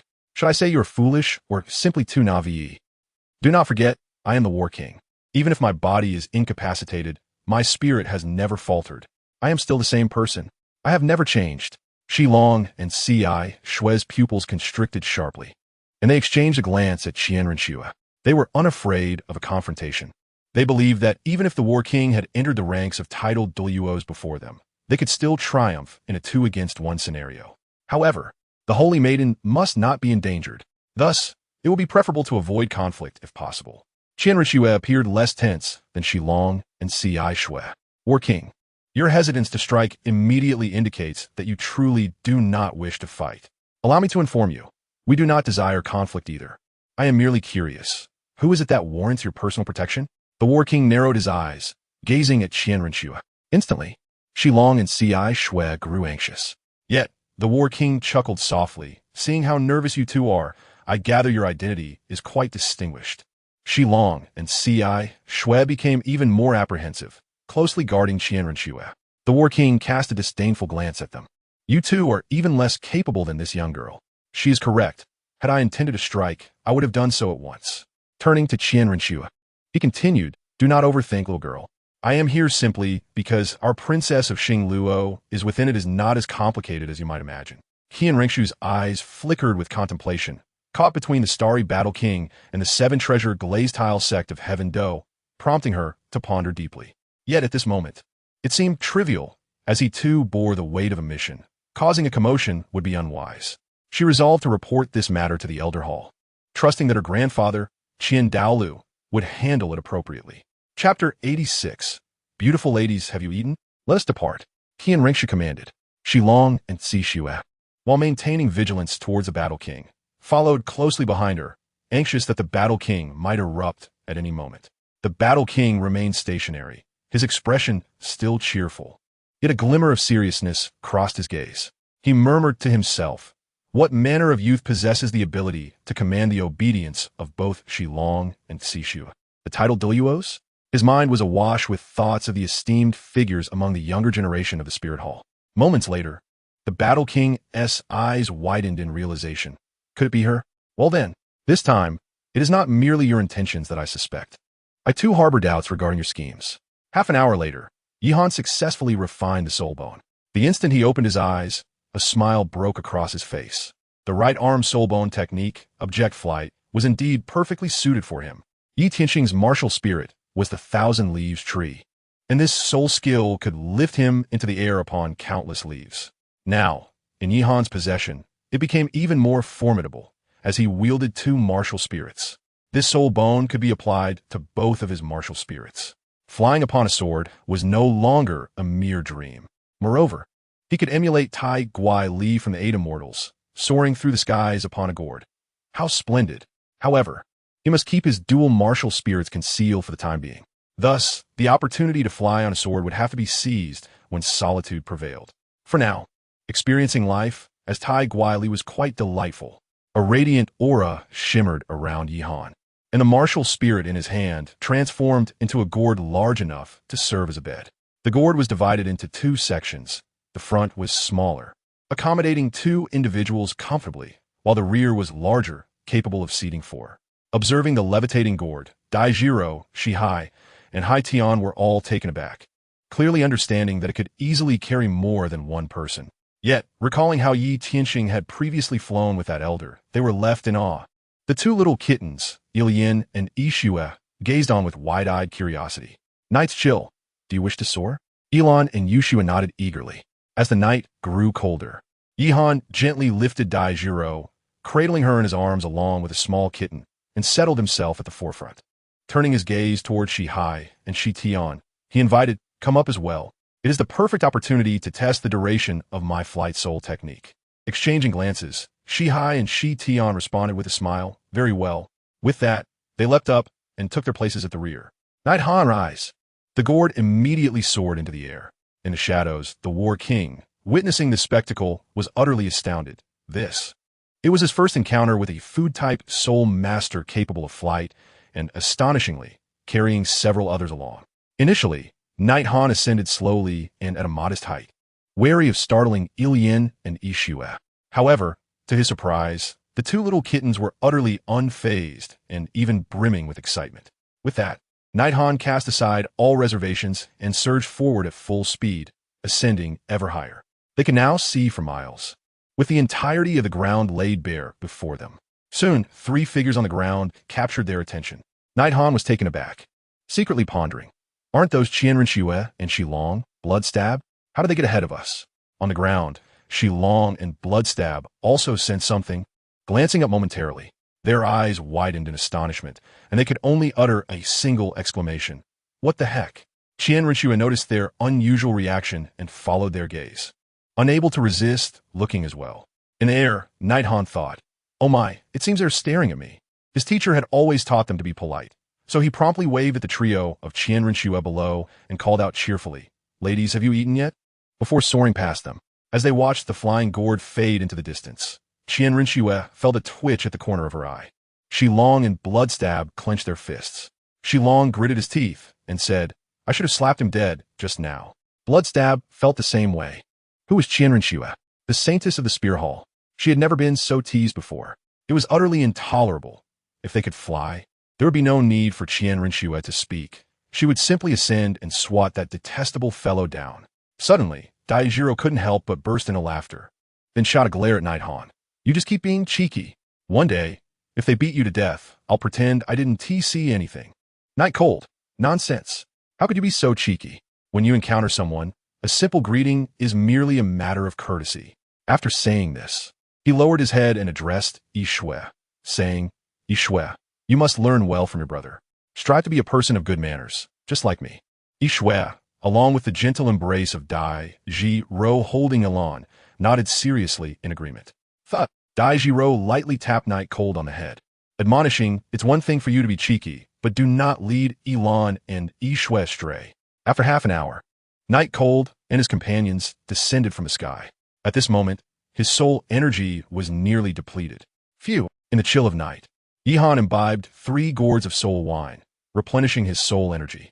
He then remarked, it seems that with my 32nd level of soul power, I can only sustain flight for half an hour. Dai Jiro replied, the speed of your flight is remarkably swift. Half an hour is approximately 50 kilometers, which should suffice to handle most situations. Yihan felt a profound sense of satisfaction. If the gourd could ascend so swiftly, surely the sword would soar even faster. Let's continue our flight, he declared. Earlier, while airborne, he had spotted a small town ahead. With that, Yihan once more lifted the 5 companions into the sky. As they continued their ascent, the town drew ever closer. However, it seemed that there were others aloft as well. The petite figure, the slender waist, the long legs, and that short skirt. Yihan suddenly felt a twinge of acrophobia, a slight dizziness enveloping him. Alas, in order to alleviate this sensation, it seemed imperative to descend a little. Before he could take any action, a disdainful snort echoed from beside him. Turning his gaze, he found Dai Jiro glaring at him with fierce intensity. Ahem, my dear wife, why do you regard me with such disdain? What are your thoughts on this? Dai Jiro wore an expression that conveyed her profound understanding of his predicament. Yihan, my dear wife, please do not harbor any unfounded thoughts. I am a person of utmost integrity. Dai Jiro, integrity while admiring short skirts. How should one respond to such a remark? In Yihan's embrace, Yishue gazed up with adorable eyes. Brother, do you like seeing short skirts? I will wear them for you in the future. Is that all right? Yihan, nestled in Dai Jiro's arms, nodded in agreement. I also want to wear them for brother. Chuckles the Knight was so frigid that it nearly caused him to spit out a mouthful of old blood. How infuriating. This conversation had become utterly untenable. Suddenly, Dai Jiro exclaimed in astonishment. Oh, this silhouette seems remarkably familiar. Familiar? As the night grew colder, Yihan couldn't help but scrutinize the scene before him. With each passing moment, the distance between them diminished, and the figure ahead became increasingly distinct. Goodness, is that not Bai, the one who owes 6 days? Both he and Dai Jiro felt a surge of excitement. After all, this was the first familiar face they had encountered in the past 2 or 3 years. What a remarkable coincidence. It is my dear Bai Xiaosan. I believe it is only fitting to descend a little. However, as a civilized man, he thought twice.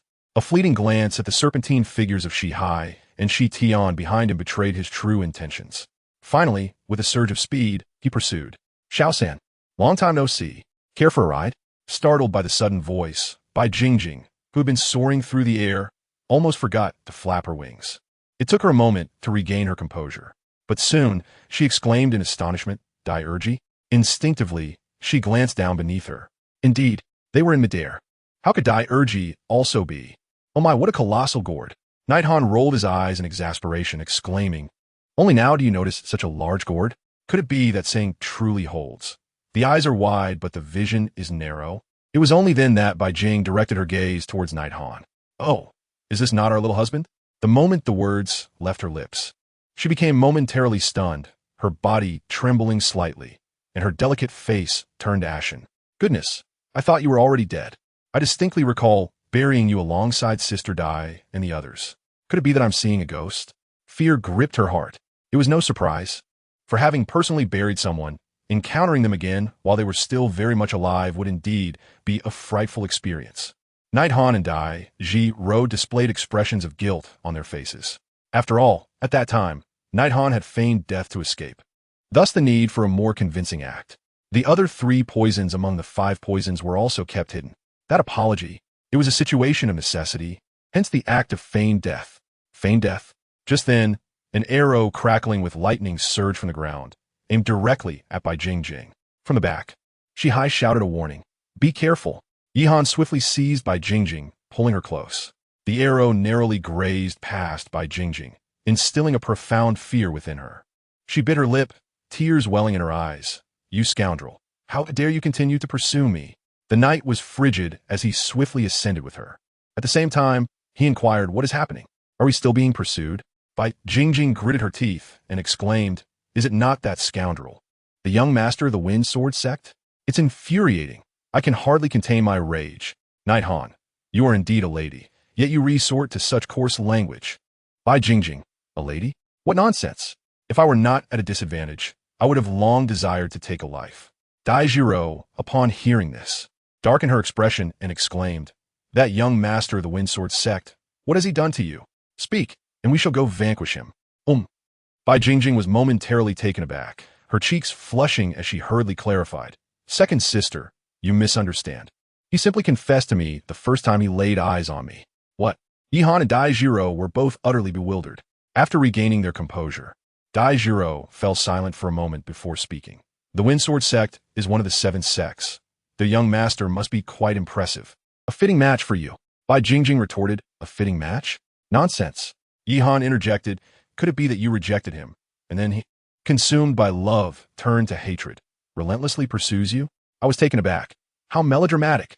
Bai Jingjing, upon hearing this, became somewhat exasperated, exclaiming, "What on earth are you talking about?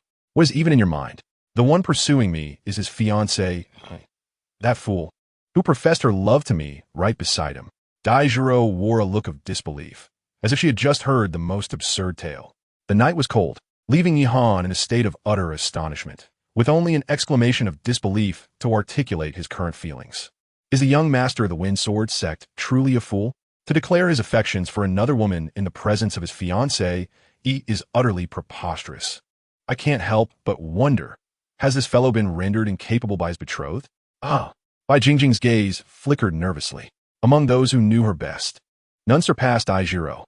Observing Bai Jingjing's expression, she couldn't help but exclaim, "Dear sister, you haven't done anything you ought not to have you?" The night was cold as Lian nodded in agreement, exclaiming, "Indeed, in terms of pursuing vengeance, the first target should undoubtedly be that young master of the Wind Sword sect." Bai Jingjing's gaze flitted about nervously.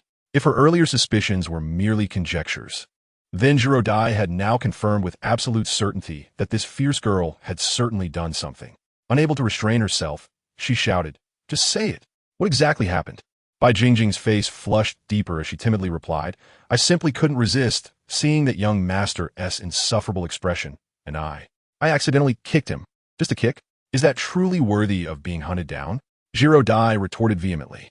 Bai Jingjing's head hung low, as if she might pierce a balloon with her embarrassment. Finally, she confessed, "Well, by chance my kick landed on his lower region, and I inadvertently caused him some discomfort." At her revelation, everyone suddenly understood. Jiro Dai was left momentarily speechless, her face turning crimson as well.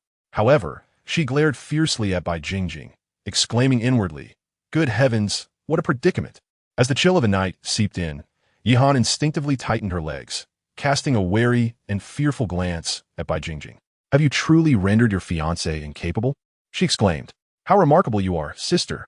Can you escape the wrath that may follow?" She hadn't even transitioned from a young girl to a married woman yet. She was thrust into a state of mourning prematurely. "Goodness, the enmity you have created is monumental. They could pursue you to the ends of the earth." Bai Jingjing, with an expression of exasperation, replied, "Do you truly believe such a scoundrel is worthy? I have done him a favor. She should be grateful." "Grateful? You should be thanking her entire family. Do not forget, he is the young master of the Wind Sword sect. Anyone marrying him undoubtedly possesses an extraordinary background. It might even be a political alliance. If that were the case, even if the young master of the Wind Sword sect were rendered incapable, she would still be obligated to marry him. A lifetime of living as a widow awaits. What a tragedy."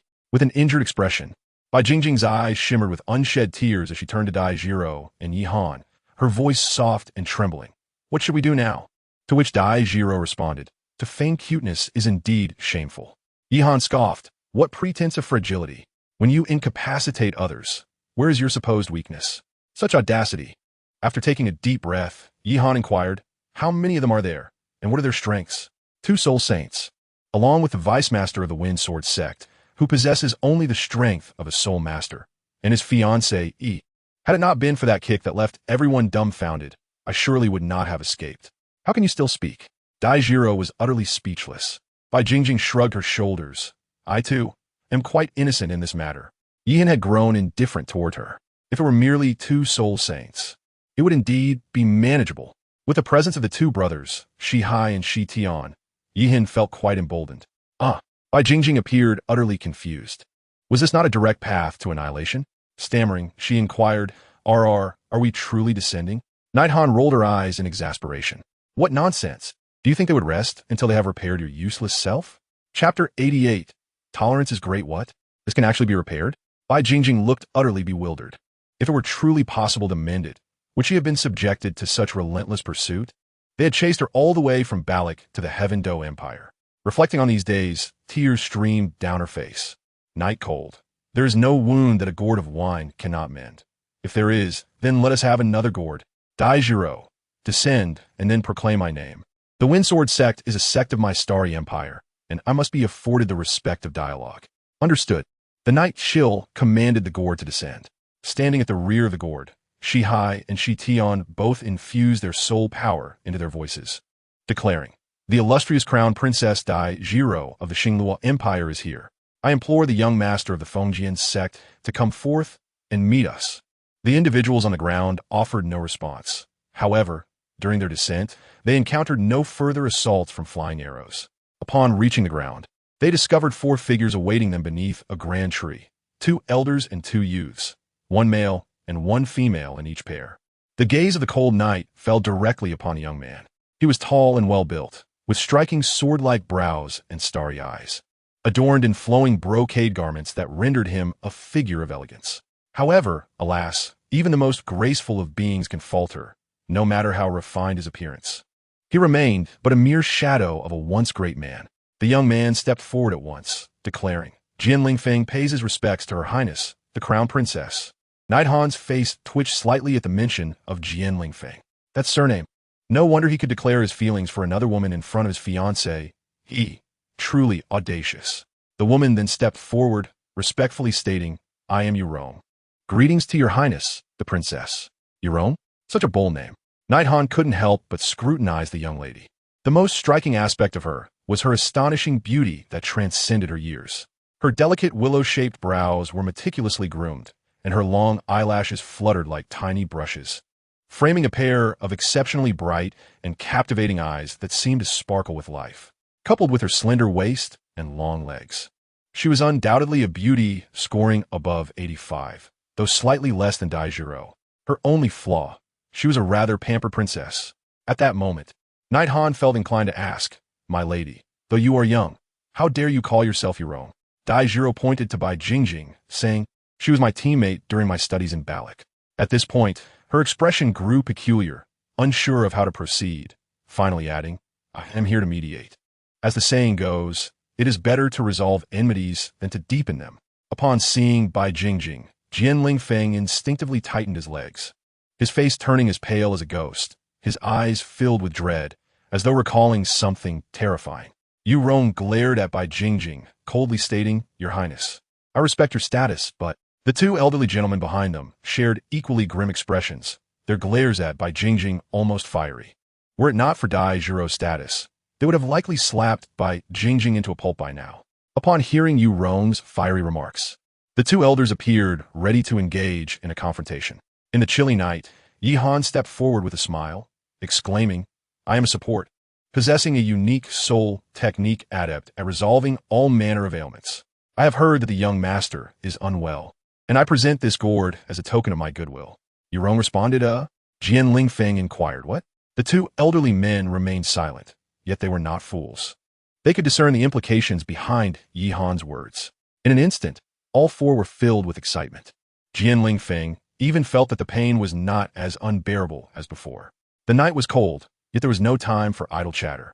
He promptly produced a gourd of the elixir of life and presented it before Jian Lingfeng. Eagerly, Jian Lingfeng consumed its contents. He had entertained thoughts that the individual before him might deceive him with this potion. After all, his Windsword sect was a formidable force within the Starfall Empire. And as a princess, Daijiro could not afford to incite animosity against the royal family. Suddenly, an intense, itch overtook him. Oh dear, how peculiar.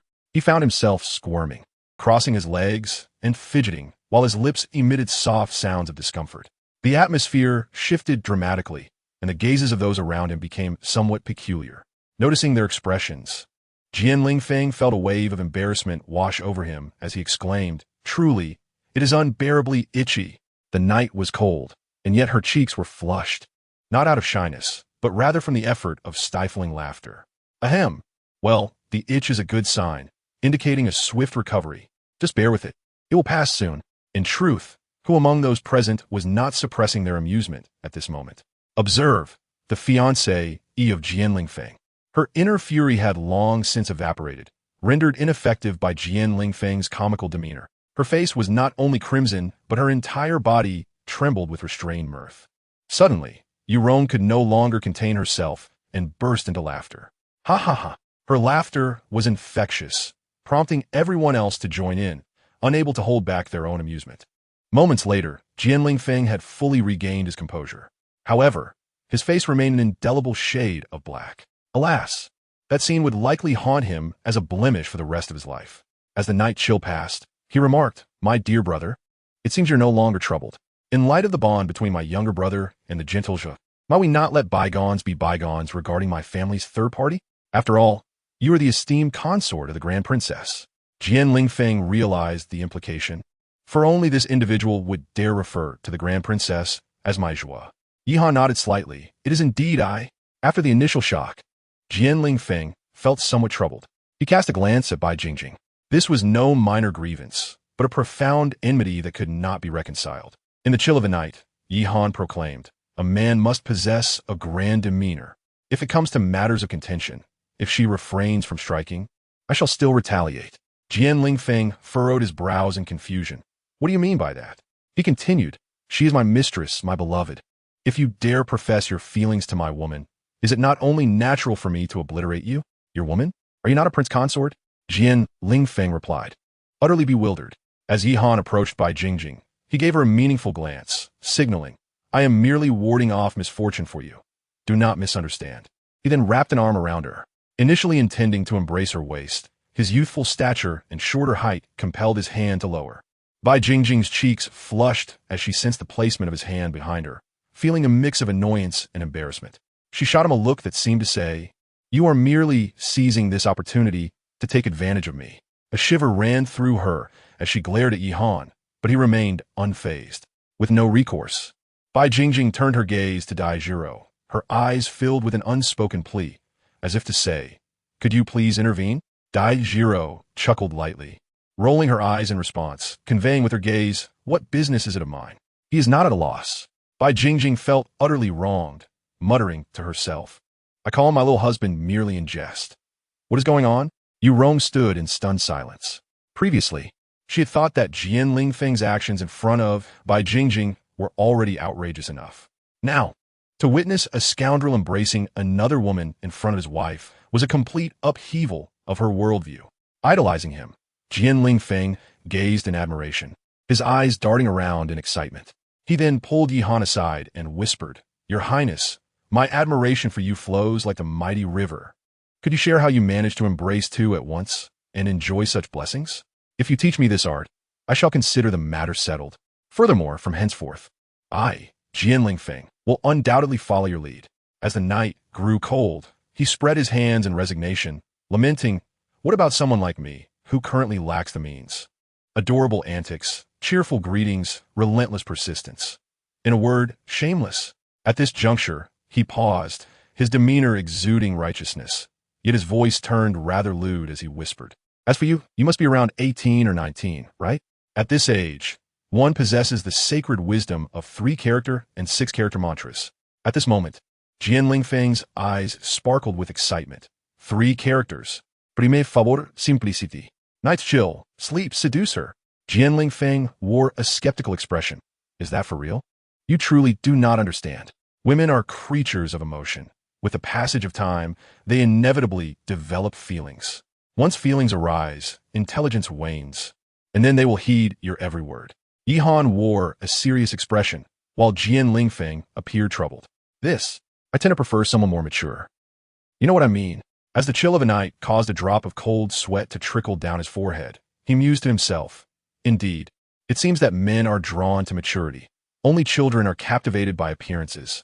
On the surface, he pondered for a moment before softly suggesting, "You might ask her to turn around. In that case, maturity becomes irrelevant." Jian Lingfeng exclaimed, "Goodness, is that truly an option? I have learned something new. Truly, one cannot underestimate an idol. Their understanding surpasses mine." "Knowledge? Are you certain you are not referring to postures?" Knight Han's old face flushed with embarrassment. "Ahem. Let's keep a low profile. I too have perused numerous comic books. When the opportunity arises, I shall procure a couple for you, and then your wealth of knowledge shall expand beyond measure. Truly, Prince Consort, you are akin to my own brother." The night was cold, and a frown marred Yi Han's face as he inwardly complained, "How old am I, and how old are you? Is it appropriate to call me brother? Truly, one must sacrifice their dignity in the pursuit of knowledge." Jian Lingfeng then had a thought, and with a shameless grin, implored, "Your Highness, could you perhaps share more about the six-character scripture?" The knight fell into a profound silence for a moment before he spoke. "The six-character manual. It leaves one in such a state of slumber that rising becomes impossible." Upon hearing this, Jian Lingfeng suddenly felt a twinge of guilt. Glancing furtively at Yu Rong not far away, he swallowed hard and said, "Your Highness, is this not a bit too harsh?" In the stillness of a night, a profound silence enveloped the air. When it comes to matters between men and women, can one truly be ruthless? No, that is love. How foolish. I simply inquire, do you still desire to indulge in the blessings of companionship? Jian Lingfeng replied decisively, "Yes." "Then the choice is yours to make." Jian Lingfeng's gaze inadvertently drifted towards his fiancée, Yu Rong, his eyes instinctively wandering beyond the present moment, reflecting upon the past. He murmured softly, "The curvature of her back is quite pleasing, and her figure is undeniably alluring, complemented by long, elegant legs. In this light, it is evident that she possesses remarkable qualities. Alas, for the sake of savoring the joys of companionship, I, too, can become someone to be reckoned with." Yi Han gently patted his shoulder, proclaiming, "There is a bright future ahead." As the conversation between Yi Han and Jian Lingfeng grew more lively, the atmosphere shifted dramatically. 10 minutes later, Dai Jiro announced, "The matter is resolved. We must continue our journey, so we shall take our leave first." With that, Dai Jiro embraced Yi Shui, while Bai Jingjing held onto Yi Lian, and they each boarded their respective gourd-shaped vessels. Yi Han settled himself among them, soaring into the distance amidst Jian Lingfeng's envious and resentful gaze. Jian Lingfeng, Yu Rong, along with two elderly gentlemen, set their course toward the Xinglua Empire. Throughout the journey, Jian Lingfeng's eyes frequently wandered toward Yu Rong, a sight that brought satisfaction to the two elders, who mused that Jian Lingfeng had finally focused his attention on his betrothed. Yu Rong felt a peculiar sensation in her heart, pondering what his intentions were. If he wished to gaze upon her, he should do so openly. There was no prohibition against it. Yet, why did he persistently stare at her from behind? As time passed, the night descended upon them. With no time to enter the city, they were compelled to set up camp outside its walls. In the dead of night, a shadow stealthily slipped into Yu Rong's tent. "What are you doing?" she exclaimed. "I came to discuss the intricacies of life. I have no desire for such a conversation, Leave." "Wah. My apologies. I have not yet mastered this knowledge point and inadvertently took a wrong turn." Yu Rong remained silent. Not far away, in the adjacent tents, the other two murmured, "We did not hear a thing, truly. Grant me another chance. Rest assured, having learned from the previous experience, this time I shall succeed." "You will heed my words from now on," Yu Rong questioned. "Why? If you refuse to listen, just wait. Now you understand the importance of my counsel, do you not?" Yu Rong pressed. "Why? I refuse to believe it." Jian Lingfeng, breathless and pale, gasped, "Are you convinced yet?" Yu Rong replied with a puzzled expression, "I am prepared to confront you." Jian Lingfeng insisted, "Now you must acquiesce. I assure you, from this point forward, you must before he could finish." Yu Rong countered his advance. Jian Lingfeng exclaimed in surprise, "Who will you listen to from now on?" He gasped, barely holding on to his composure. I shall listen to you." Yu Rong raised an eyebrow, feigning an attack. "Is that so?" Jian Lingfeng exclaimed in alarm. "Listening to you, is that not sufficient? Alas, my dear prince, how could you betray my admiration for you? You have led me astray." Yu Rong gently caressed the handsome face of Jian Lingfeng, whispering sweetly, "Behave." In her heart, she mused, "So it was your idea all along, my prince. I shall repay you well in the future. At that moment, Ihan, who was reclining upon Daijiro, suddenly sat up with an expression of surprise. Daijiro was taken aback. What is wrong with you? Oh dear, I forgot to remind Jianling Feng that when inexperienced, one should never resort to the second manual. It can lead to disastrous outcomes. Sai, never mind. He is not a novice, it should not be a problem. Just then, Bai Jingjing entered through the door. The night grew chill, and the blanket tightened. Oh dear, what are you doing? Bai Jingjing exclaimed as she directly climbed onto the bed. I have come to sleep with my dear friend. Yihan, are you blind? Did you not see your husband is here? Bai Jingjing smiled radiantly. We can sleep together. Night Han. My temper is quite fierce. Do you dare to sleep here today? Do you believe that I might enact immediate justice? Bai Jingjing lies on the bed, striking an enticing pose, beckoning with her finger. Come, come, come. I'm waiting for your immediate justice. But I fear you may have the desire, yet lack the strength. Hee hee hee.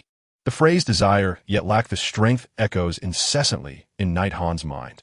Puff. The night was so cold that Ihan nearly spat out a mouthful of old blood. Lao Bai that struck deep, with tears streaming down his face.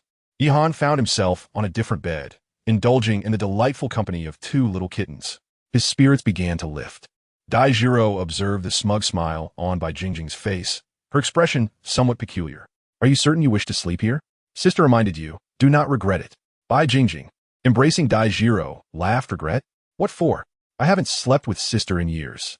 The soft, fragrant, and comfortable morning of the next day unfolded. Ihan shifted to a different position, resuming his slumber. Wait, something feels amiss. Did I not sleep apart from my wife last night? The night slowly opened its eyes. The familiar surroundings evoked an unfamiliar sensation. Upon rising, a sudden realization struck White Shaosan, wiping the drool from the corner of his mouth. He glanced at the two large steamed buns, now dampened. Hadn't he already corrected this troublesome habit of salivating? Goodness, what should he do now? The incriminating evidence lay before him. Even if he wished to be lazy, circumstances would not allow it. Meow. On the other bed, Yu Shue called out softly, turned over, and continued to sleep peacefully. As the night grew cold, a sudden flash of inspiration illuminated his mind, prompting a smile to grace his lips. He quietly rose from the bed, gently lifted Ishue, and placed her beside Bai Shaosan, allowing her head to rest upon the soft, round bun. Night Han nodded in satisfaction. Subsequently, he reclined onto another bed, stroking Yilian, and once again drifted into slumber. Shortly thereafter, a piercing scream jolted everyone awake. Bai Jingjing stood there, her clothes soaked and her face contorted with annoyance. Meanwhile, Ishue appeared dazed, still not fully conscious, endearingly bewildered. In the chilly night, Yihan exclaimed, Oh dear, Ishue, how could you run to their bed and leave a wet patch on by Shaosan's side? I must say, you are quite mischievous. Ishue tilted her head, nibbling on her finger as if pondering. Who am I? What am I doing? Where am I? Then she simply lay down again, resuming her slumber. Her adorable, dazed demeanor was simply captivating. Observing her, Bai Jingjing was utterly charmed, feeling too endearing to be truly upset, despite her slight exasperation. Daijiro cast a meaningful glance at Yihan before turning her attention to Bai Jingjing's dampened area, revealing a sly smile. Gulp. Bai Jingjing instinctively crossed her arms over her chest, saying, Why are you looking at me like that? Daijiro, with a resigned gesture, replied, Don't you think you should wash up first? It's as if you're not wearing anything at all. Don't you feel exposed? Exposed? Bai Jingjing's gaze shifted towards Yihan. Yihan gazed at her with an air of righteous indignation, nodding slightly as he uttered a most exasperating remark. Bai Shaosan, have you not heard this saying? Amidst a sea of green, a single touch of red is enough to captivate the springtime beauty. Green? I'm undeniably fair. How could I possibly be green? Bai Jingjing glanced down, and in a flash, her face turned crimson, reaching all the way to her neck. It dawned upon her that the emphasis lay not on the sea of green, but rather on that particularly conspicuous touch of red that emerged after her clothes had become damp. You little rogue, close your eyes. Overwhelmed by a mix of embarrassment and anger, Bai Jingjing hurled a pillow at Yihan. The night was cold and filled with helplessness. Even if I close my eyes now, it is too late. I have seen all that should and should not be seen. I secretly lamented. I even spent a night resting my head upon it. You. Bai Jingjing was infuriated, truly having never encountered such a shameless little brat. Daijiro, while pulling Bai Jingjing in the bathroom, remarked, Are you intentionally providing him with favors, or are you simply foolish? The focus now is on bathing and changing clothes. It was then that Bai Jingjing finally grasped the situation and, in a fit of anger, stormed into the bathroom. Yihan wiped away a cold sweat, silently acknowledging his cleverness. Subsequently, he bestowed a kiss upon Ishiue's forehead as a token of gratitude. Unexpectedly, Ilian witnessed this and exclaimed, "Brother, I want a kiss too." Daru, clearly having overheard, emerged with a scowl, remarking, "Have you no decency? You don't even spare someone so young." Night cold, oh heavens, oh earth, what have I done?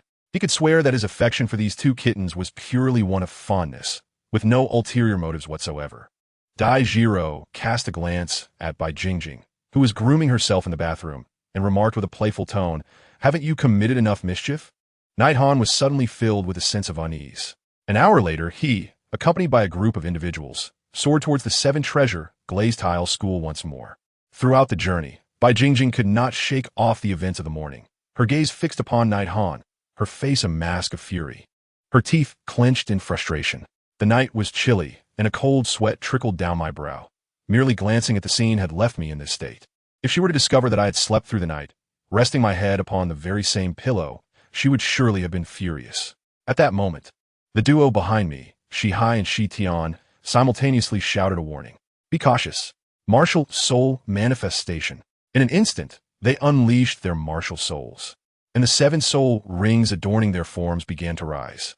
Hearing their urgent call, everyone instinctively turned to look. There in the air, amidst a billowing white mist resembling clouds, a colossal white scythe emerged. Suddenly, it swept down towards us. What a fright! The chill of a night sent a jolt through their hearts, almost causing them to leap from their throats. "What in the world is this?" exclaimed Yihan, astonished. Dai Jiro and Bai Jingjing wore equally shocked expressions, clearly having never encountered such an occurrence before. Even the seasoned Snake Sea and Snake Heaven were taken aback by the spectacle. The martial soul fusion technique, twin serpents transforming into a dragon. In an instant, a colossal 4-headed dragon materialized, charging toward the immense white scythe.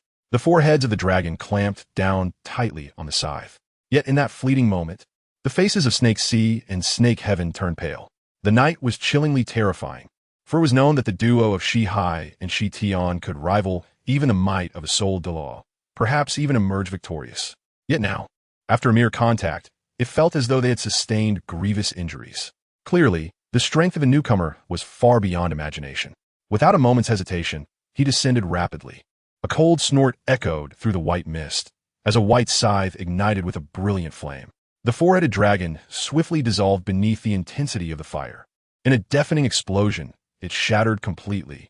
Shi Hai and Shi Tian simultaneously coughed up blood, their gazes fixed upon the swirling white mist above, their eyes brimming with disbelief. A tidal Douluo. At that moment, the residual waves of energy generated a shockwave that surged towards them. In unison, Shi Hai and Shi Tian declared, "Double Serpent Guardian." Their martial souls once again manifested, intertwining to form a serpent formation that shielded everyone within. They barely managed to endure the shockwave without calamity.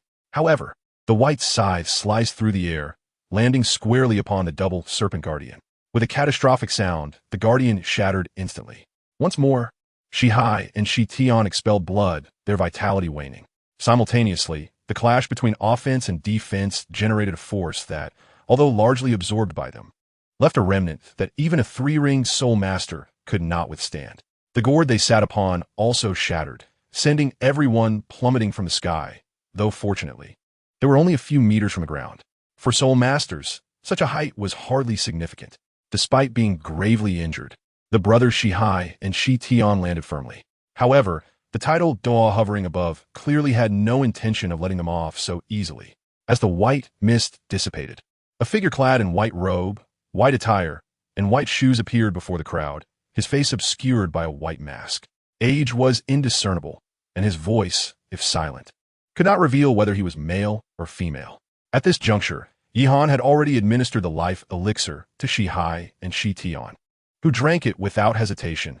Their injuries and soul power rapidly replenished. They then shouted in unison, "Who are you, and why do you assault us? Those who insult the Holy Maiden shall perish." The figure clad in white spoke, his voice remarkably neutral and ethereal, as if it existed solely within this space. As his words fell, he seemed to glide like a specter, appearing before the others in the blink of an eye.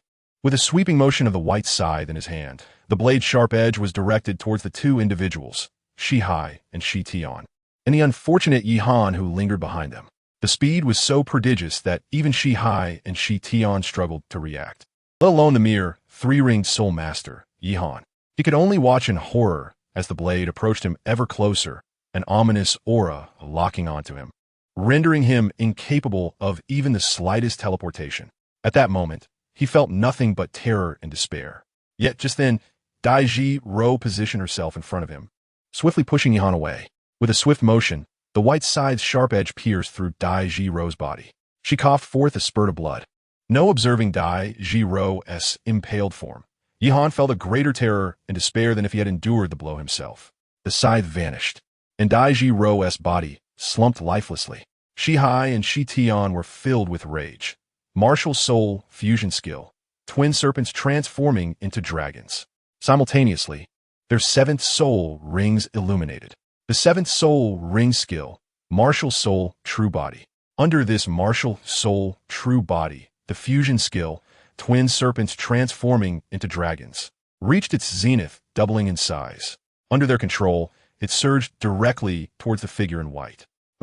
Quite intriguing. To wield such formidable soul skills at the soul sage level, you are indeed remarkable. However, before me, you remain rather juvenile. The white-clad figure's scythe rapidly enlarged, culminating in a colossal scythe nearly 10 meters long. Concurrently, 2 yellow, 2 purple, and 5 black soul rings ascended from his being.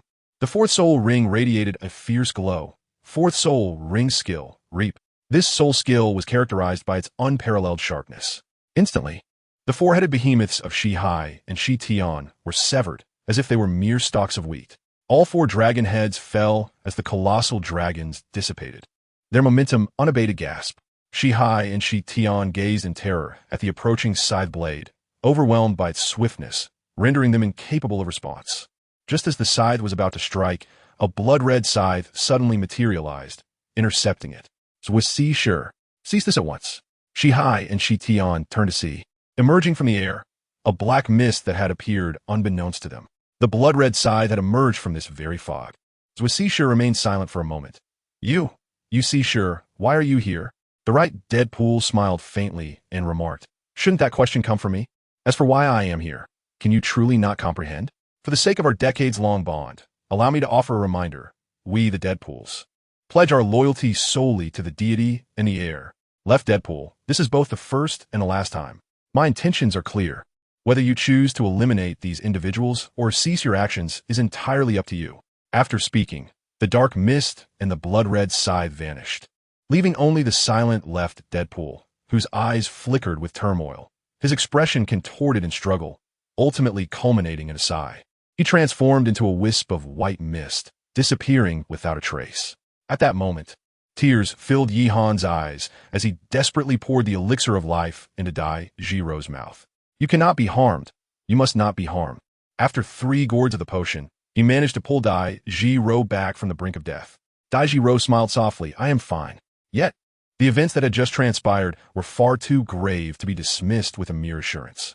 Had that strike pierced her heart or any vital organ, instant death would have been inevitable, rendering the elixir's healing properties futile. She was sacrificing her life to protect him. In that fleeting moment, Yi Han felt as if Dai Ji Ro was about to depart from him forever. Night Han held Dai Ji Ro tightly, refusing to let go. A smile adorned Dai Ji Ro's face, yet her eyes were devoid of warmth, icy in their depths. Cursed be it, how feeble he was, unable to even protect her. Unworthy of the title of the foremost genius of Xinglua. Moreover, it was evident that this was aimed directly at Night Han, who, pray tell, sought his demise. Unbeknownst to her, her hand had unconsciously clenched into a fist, her fingertips turning pale from the sheer force of her grip. The night was equally frigid, yet never had the desire for strength burned so fiercely within. Snake C wore a solemn expression. He remained unaware of the true identities of the 2 individuals and whether the so-called left death messenger would once again harbor murderous intent. Thus, it was imperative to vacate the premises immediately. Indeed, his reasoning held merit. Consequently, everyone nodded in unison and swiftly departed, eager to avoid any unforeseen circumstances. Meanwhile, Jean stood a short distance away, blood staining his lips and his garments in tatters, presenting an image of disarray. One sought to kill, while the other endeavored to thwart me. What an audacious display from two titled figures. Yet, what the one who ultimately emerged? It appeared he belonged to the same organization. Why did he intervene?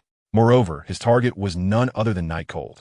Was it not excessive to send a titled assassin after a mere third-ring soul master? No, they must be aware of my covert protection, which is why they dispatched a titled figure. Yet, from which force do they hail? And the saintess he mentioned, could she possibly be the same one I encountered previously? As night enveloped the weary travelers, they reached a small town before darkness fully descended. However, the atmosphere was laden with an oppressive weight, having just endured an ambush. Each individual lay in bed, consumed by their own thoughts, particularly Nightcold, who found himself unable to succumb to slumber. Every time he closed his eyes, the haunting image of Douluo, pierced through the abdomen by a scythe, surfaced in his mind. Since his arrival in this realm, he had always been under the protection of others, first Zixia, then Shiji, and now Douluo. Was it truly the case that he, Nightcold, could only grow strong while shielded by women? No, that was utterly unacceptable. He cast a glance at Douluo, who lay beside him, his eyes reflecting both reluctance and unwavering resolve. Forgive me, but I fear I cannot accompany you to the seven-treasure glazed sect. As a man, he refused to remain hidden behind the skirts of women. Moreover, although the identity of the assailants remained a mystery, their target was undeniably him. Continuing alongside them would only place them in peril. He could not bear to experience the despair and helplessness of losing her again. Wait for me. When I return, I shall no longer be the weakling lurking behind you, but a formidable protector who stands before you, shielding you from the storms of life. Under the cover of darkness, Nightcold departed. The following morning, Douluo awoke, not feeling the familiar sense of oppression. An unsettling feeling washed over her. Instinctively, she glanced beside her, only to find Nightcold's absence and a piece of paper filled with words. Her heart tightened, and she sat up abruptly, snatching the paper to read its contents. Her expression shifted dramatically, culminating in a bitter smile. A strong person? The path to strength has never been a smooth one. Indeed, every strong individual's journey is littered with skeletons. Thus, I do not wish for you to become a strong person. I prefer you to remain that mischievous scoundrel, steadily and safely enhancing your soul power. Tears of sorrow and heartache began to flow. Ultimately, it was her own weakness that gnawed at her. Had she been stronger, the events of yesterday would not have transpired, and he could have remained by her side each day. Do you know, over these 2 years, you have become an inseparable part of my life. Yet, I respect your choice, and I too shall grow stronger, unyieldingly and without hesitation. One day, I will track down that white-clad Deadpool and rend him limb from limb. At this moment, Douluo's desire for strength surpassed even that of Yihan. Unbeknownst to her, a crimson aura was steadily emanating from her, intensifying rapidly. Gradually, her originally pale blue pupils transformed into a deep black, and her violet hair darkened to ebony. She stowed the paper into her spatial ring and rose from the bed. At that moment, both Yi Shui and Yi Lian turned in unison. A hint of warmth flickered in Douluo's eyes, but it swiftly reverted to its icy demeanor. She exited the room and approached the door next door. Knocking resounded bang, bang, bang. The brothers Shihai and Shi Tian had already awakened. Upon hearing the knock, they hurriedly dressed and proceeded to open the door. The sight of Douluo's altered pupils and hair left Shihai and Shi Tian utterly astonished. The aura surrounding her had become profoundly unsettling to them, making it seem as though the noble princess they once knew had morphed into a ferocious beast, ready to prey upon any who crossed her path. They could not fathom how such a drastic change could occur overnight. Yihan left alone last night. I too shall depart. Yi Shui and Yi Lian. You will take her back and ensure she is well nurtured by Shi Ji. After uttering her words, Douluo turned and left without waiting for Shihai and Shi Tian to respond. The two exchanged bewildered glances. Yihan had left. They found themselves at a loss for words. Simultaneously, it dawned upon them that Yihan's departure was likely due to the previous day's assault, and Douluo's transformation was perhaps a consequence of his absence. After leaving the hotel, Douluo wandered the streets, feeling somewhat adrift. Where was she to go now? Back to the Xingluo Empire? Unintentionally, she found herself near the city gate. At that moment, 3 middle-aged men adorned in splendid attire approached. Among them was a brawny giant, a lanky figure and a diminutive individual barely reaching 5 feet. Upon spotting Daijiro, their eyes gleamed with interest. The burly man swaggered over with a mischievous grin. "Greetings, beautiful lady. Might I inquire the direction to the hotel?" Daijiro pointed nonchalantly, "That way." With that, she continued on her path. The lanky man licked his lips, silently admiring her beauty. Suddenly, he darted in front of her, blocking her way. "Wait a moment. Could you guide us to the hotel?" Daijiro's already frosty gaze grew even colder as she uttered leave. The short man approached with a broad smile. "No need to be so upset. If you lead us, all of this will belong to you." As he spoke, he produced a bag of golden soul coins and presented it before Daijiro. "TSK, TSK. Was there any doubt about the intentions of the three?" Daijiro smiled, yet the expression was steeped in a sinister allure, sending shivers down the spines of the trio. In an instant, a long tail, reminiscent of a scorpion-esque stinger, lunged forth, piercing through the bag of golden soul coins and subsequently impaling the diminutive figure. Daijiro instantly felt waves of soul power coursing into her body from the scorpion tail. This sensation, once the source of her greatest aversion and even dread, now elicited no repulsion whatsoever. In fact, as the soul power continued to flow into her being, she felt her own soul power surge at a visibly accelerated rate. She became exhilarated, startled. The burly man and the lanky figure were taken aback by this sudden turn of events. "Why you dare to kill in the city?" the sinister Daijiro retorted. "And what of it?" The two men exchanged glances, understanding all too well that their lives were in grave peril. They had truly encountered an insurmountable obstacle this time. With their martial spirits manifested, the burly man's spirit took the form of a gray bear, while the lanky one's manifested as a monkey. Both possessed soul rings of 2 yellow, 2 purple, and 1 black. Almost simultaneously, their third and fourth soul rings illuminated. Their reaction was commendable, yet Daijiro was far swifter, retracting the scorpion tail only to unleash it once more. It coiled around the neck of the lanky figure like a whip before the scorpion's barb pierced the heart of the burly man at an uncanny angle. With a fierce tug, the lanky figure's neck was snapped. Waves of soul power surged in her body once more. A slight smirk curled at the corners of Daijiro's mouth. To ascend 3 levels with 3 soul sects, is it truly this effortless to enhance one's strength? The ability to devour other soul beasts was a hallmark of the dark demon evil god beast, a trait inherited by Daijiro's martial spirit. "I've killed," she declared. On the bustling streets, a murder inevitably caught immediate attention. Passers-by looked upon Daijiro with terror, swiftly seeking refuge in nearby shops or fleeing into the distance. The guards at the city gate, alerted by the commotion, rushed over and sounded the alarm. In an instant, all the city's sentinels converged towards the scene. Although Daijiro had succumbed to dark influences, her reason remained intact. She was unwilling to take the lives of the innocent. Thus, a massacre within the city was out of the question. Suddenly, the dark wings of the malevolent deity unfurled from her back, and with a powerful flap, she soared into the vast sky, vanishing from sight. Years sped by in the blink of an eye. During this year, Tang San had just awakened his martial soul. Xiao Wu had transformed into human form and emerged from the Stardow forest. Dai Mubai and Zhu Zhuqing had become engaged. Oscar and Ma Hongjun had found refuge under the care of Dean Flandra. Ning Rongrong had begun to exhibit her innate witch-like tendencies. Yi Han, now 13 years of age, stood before the gates of the Nodding Academy. His purpose for this visit was to apply for the position of a mentor at the institution. His ultimate goal was to entice Tang San into becoming his pupil, thereby acquiring the profound internal cultivation technique known as Xiantian Gong, the agile movement skill of Guiying Mizong, the hand technique of Xian Yu Shou, the vision technique of Ziji Demon Eye, and the grappling skill of Kong He Qin Long. Among these, the internal cultivation technique Xiantian Gong and the vision technique Ziji Demon Eye were of paramount importance. The former was crucial for determining his ability to cultivate within the ice and fire yin-yang well in the future, while the latter served as an essential means to counteract spiritual soul skills. The rest, though beneficial, were of lesser consequence.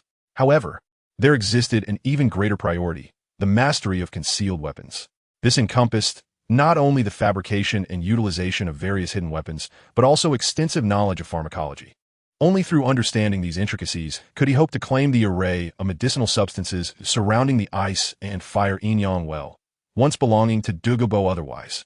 Even if these treasures were handed to him, he would find himself unable to utilize them, merely gazing longingly at their potential. After all, without knowledge of the substances and their properties, how could one discern which were toxic and which were safe? One might find themselves poisoned before any strength could be gained. The gatekeeper, observing Yihan standing before the recruitment notice, could not help but display a look of disdain. Yihan was momentarily taken aback by the remark. However, he was not one to stoop to the level of such a trivial character.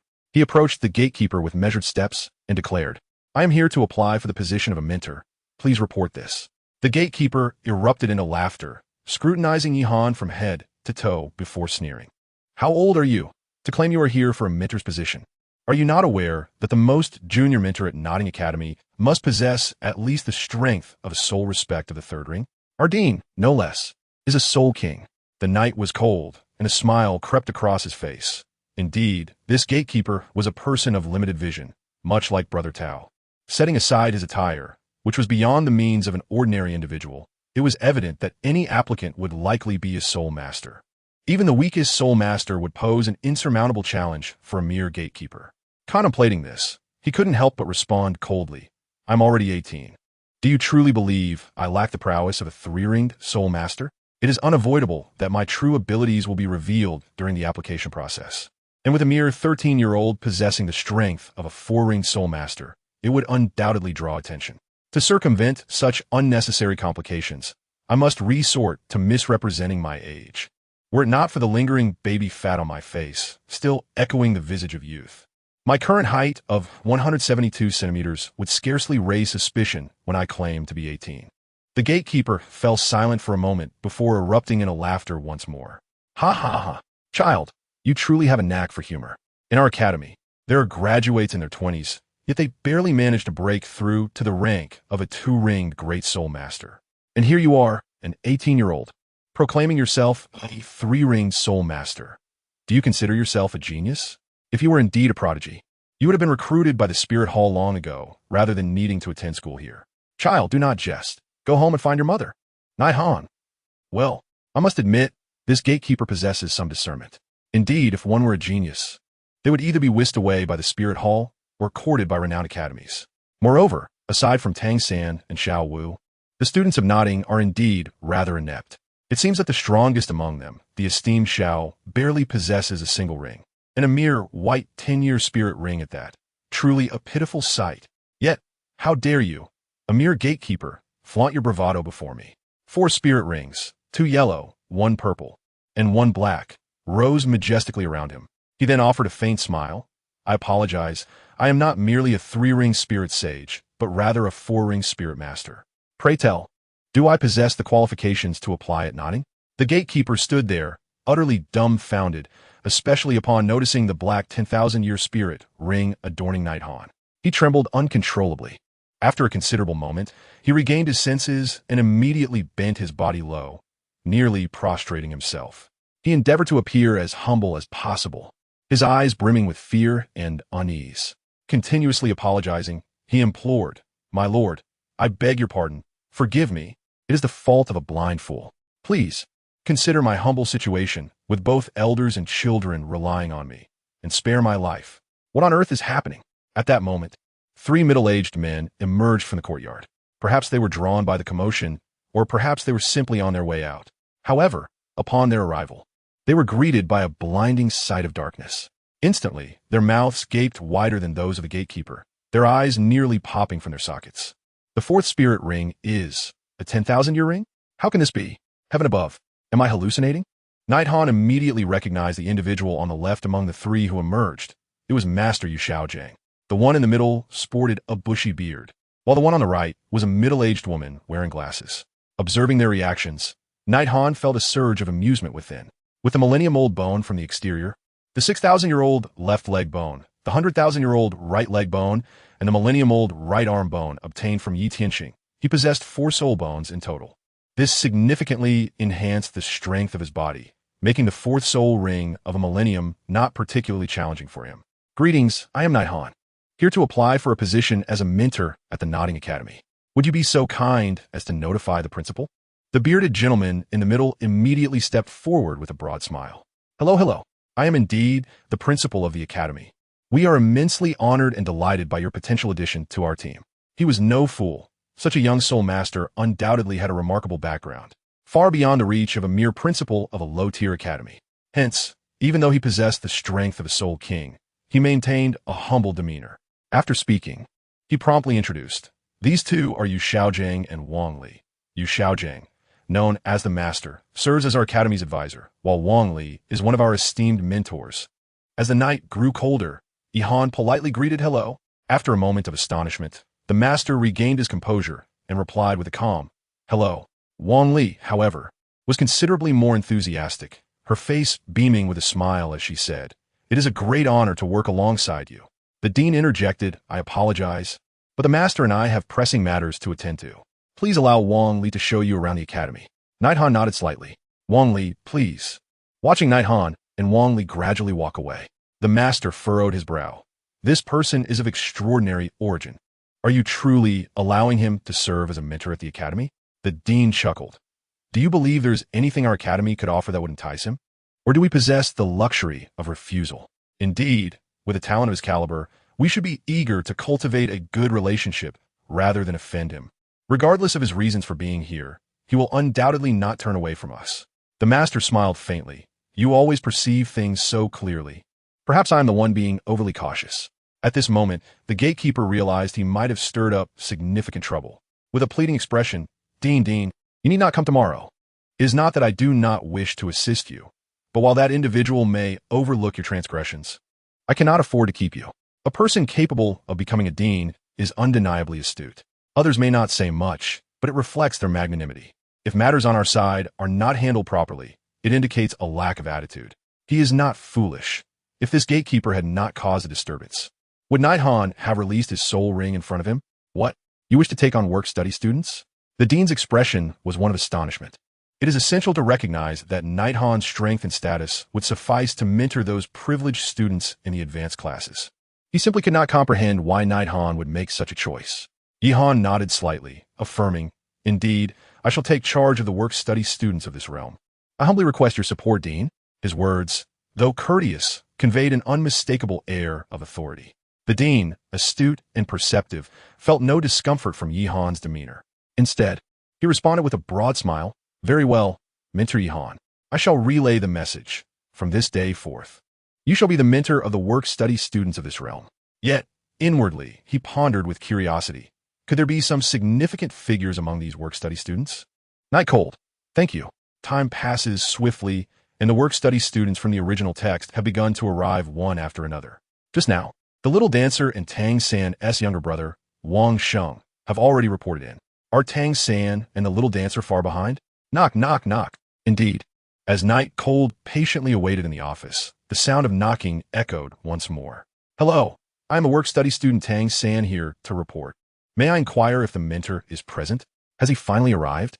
As Yihan raised his gaze towards the entrance, a smile graced his face. "Please come in." The door swung open, revealing the youthful Tang San. Upon seeing Yihan, a look of astonishment crossed his features. For Yihan appeared remarkably youthful, so much so that he starkly contrasted with the image of the mentor Tang San had envisioned. As the night deepened, Yihan felt a surge of excitement within, prompted by the departure of the previous gatekeeper. Tang San, having entered the academy, encountered no difficulties. Consequently, he missed the opportunity to meet with the master.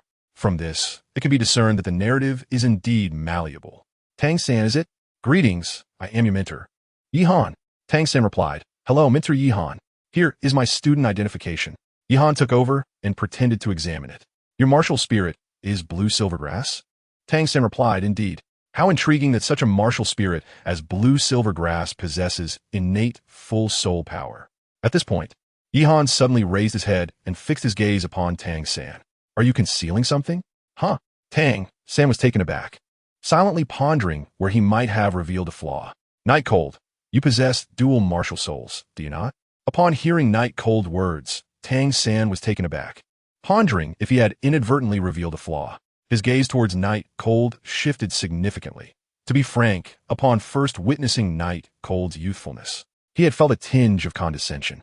However, at this moment, all that remained was a sense of trepidation and vigilance.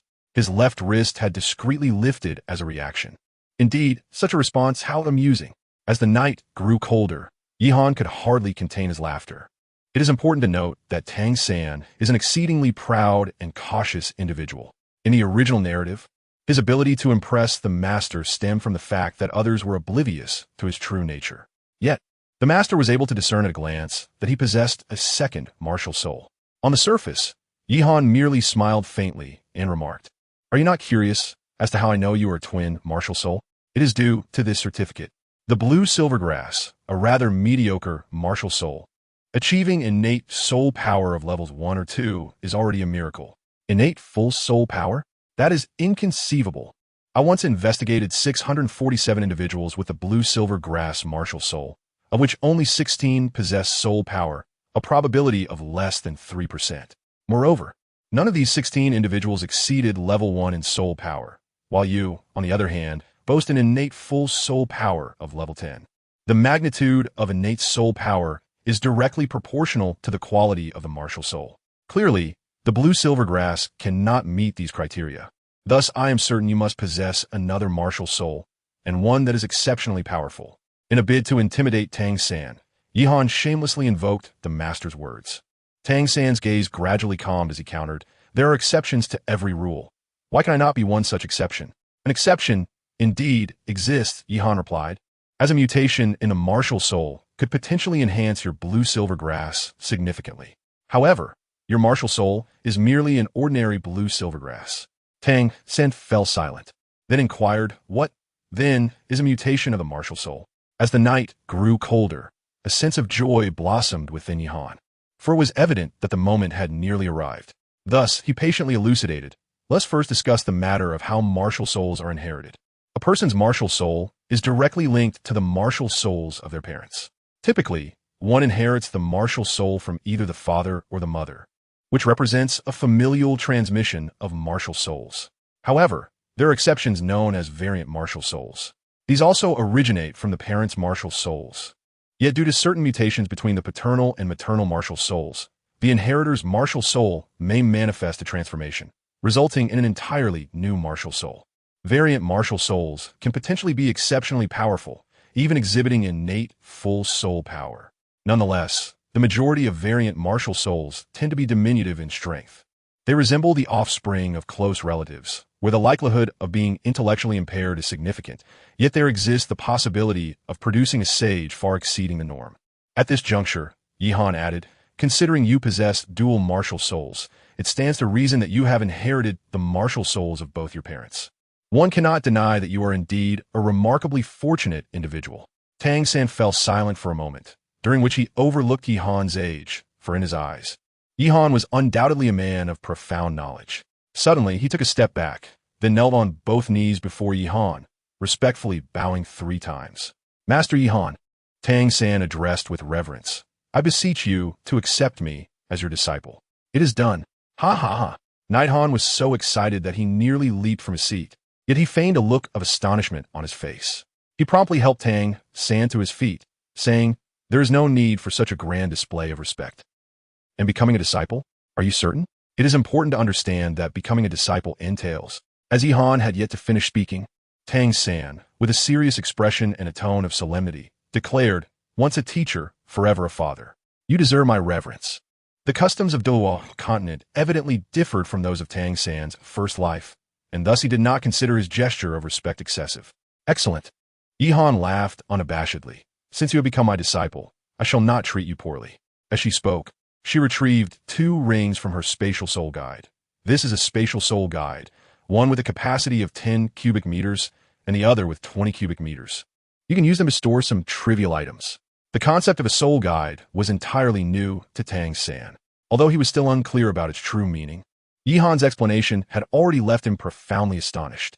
The 2 rings provided a total of 30 cubic meters of storage space, which was the perfect place for him to store his hidden weapons. Moreover, with 1 ring fitting snugly on each hand, it would allow for the seamless retrieval of his concealed weapons. Tang San's eyes gleamed with fervor, and his desire to enhance his Xiantian skill reached an unprecedented fervency. He yearned for the inner strength to practice the various uses of hidden weapons without delay. Yihan continued to elucidate. A soul guidance device, as the name suggests, is an apparatus that utilizes the power of one's martial soul. Genuine soul guidance devices are exceedingly rare, and most lack offensive capabilities. Soul masters themselves do not require weapons. One might liken soul guidance devices to antiquities. The knowledge of their origins and craftsmanship has long been lost. These two spatial rings were gifted to me by several marquises on the occasion of my engagement. Chapter 95. Tang Hao engaged? Gifted by marquises? Tang San's expression was one of profound astonishment, for to him, marquises were figures of immense significance.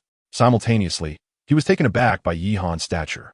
After all, a person esteemed enough to receive gifts from marquises was certainly no ordinary individual. For Yi Han, however, with their identities now established, it was imperative to bridge the gap between them and cultivate a strong rapport. Mutual understanding is a commendable beginning. Thus, Yi Han did not conceal his status. I am the Prince Consort of the Star Luo Empire, so there is no need for such surprise. The Prince Consort of the Star Luo Empire? Tang San was even more astonished. Night Cold nodded slightly. Originally, I came here merely to seek respite from my wanderings. I never anticipated encountering you. This must be our fateful connection. When the time comes, I shall take you to the Star Luo Empire. With your talents, acquiring a baroncy will pose no challenge. Of course, should you grow stronger in the future, becoming a duke will be within your grasp. Having disclosed his identity, it was only natural to extend an invitation, lest suspicion arise. A baron? Tang San was momentarily taken aback. Having toiled alongside Tang Hao in the Holy Soul Village, they scarcely possessed a handful of gold soul coins. Now he was to ascend to nobility in an instant? Night Cold, reveal your second martial soul for me to see. Yes, teacher. Tang San first summoned the blue silver grass with his right hand, then the Hao-Ian hammer with his left. As the night grew cold, Yi Han feigned surprise, his expression shifting noticeably. Of course, this was a performance intended for Tang Hao, who was likely observing from some concealed vantage point outside the window.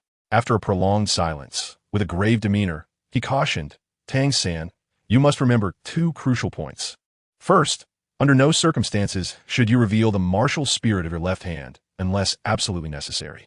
Second, you must promise me that without my explicit permission, you shall not bestow any soul rings upon the martial spirit of your left hand. The first point had been previously conveyed to Tang San by Tang Hao, yet confusion lingered in his heart. The latter instruction left him even more perplexed. Master, why must it be this way? Yi Han extended two fingers. Let's first discuss the second point. Consider this. If you were to add a second martial spirit after the blue silver grass martial spirit has reached the fourth soul ring, what scenario would unfold? Tang San, upon hearing these words, was initially taken aback, but soon his face was filled with astonishment.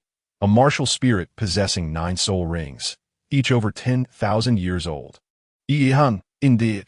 This is the most formidable aspect of possessing dual martial souls. This is precisely why it is imperative to adhere to the first principle. The potential of a soul master with dual martial souls is immense. Should you succeed in your development, you could significantly influence the dynamics of the entire continent. Such prodigies are undoubtedly coveted by all major factions, and a single misstep could lead to utter devastation. Therefore, before you have fully matured, you must exercise utmost caution in wielding this power. Tang San, a tree that stands out in the forest will inevitably be felled. Yi Han nodded slightly, acknowledging the truth of the matter. Very well, you may proceed to familiarize yourself with the arriving students. I still have to attend to the newcomers. Understood, Mentor, Tang San replied, stepping out. Not long after he departed, Yi Han felt a gentle breeze brush past him. A disheartened, middle-aged man now stood before him, exuding an overwhelming presence that rendered him nearly breathless. He had encountered the Hao-Ian Douluo. The utterance of Yi Han caused the imposing presence of the Douluo Hao-Ian to surge once more, resulting in beads of cold sweat instantly adorning Yi Han's forehead. The Prince Consort of the Star Luo Empire?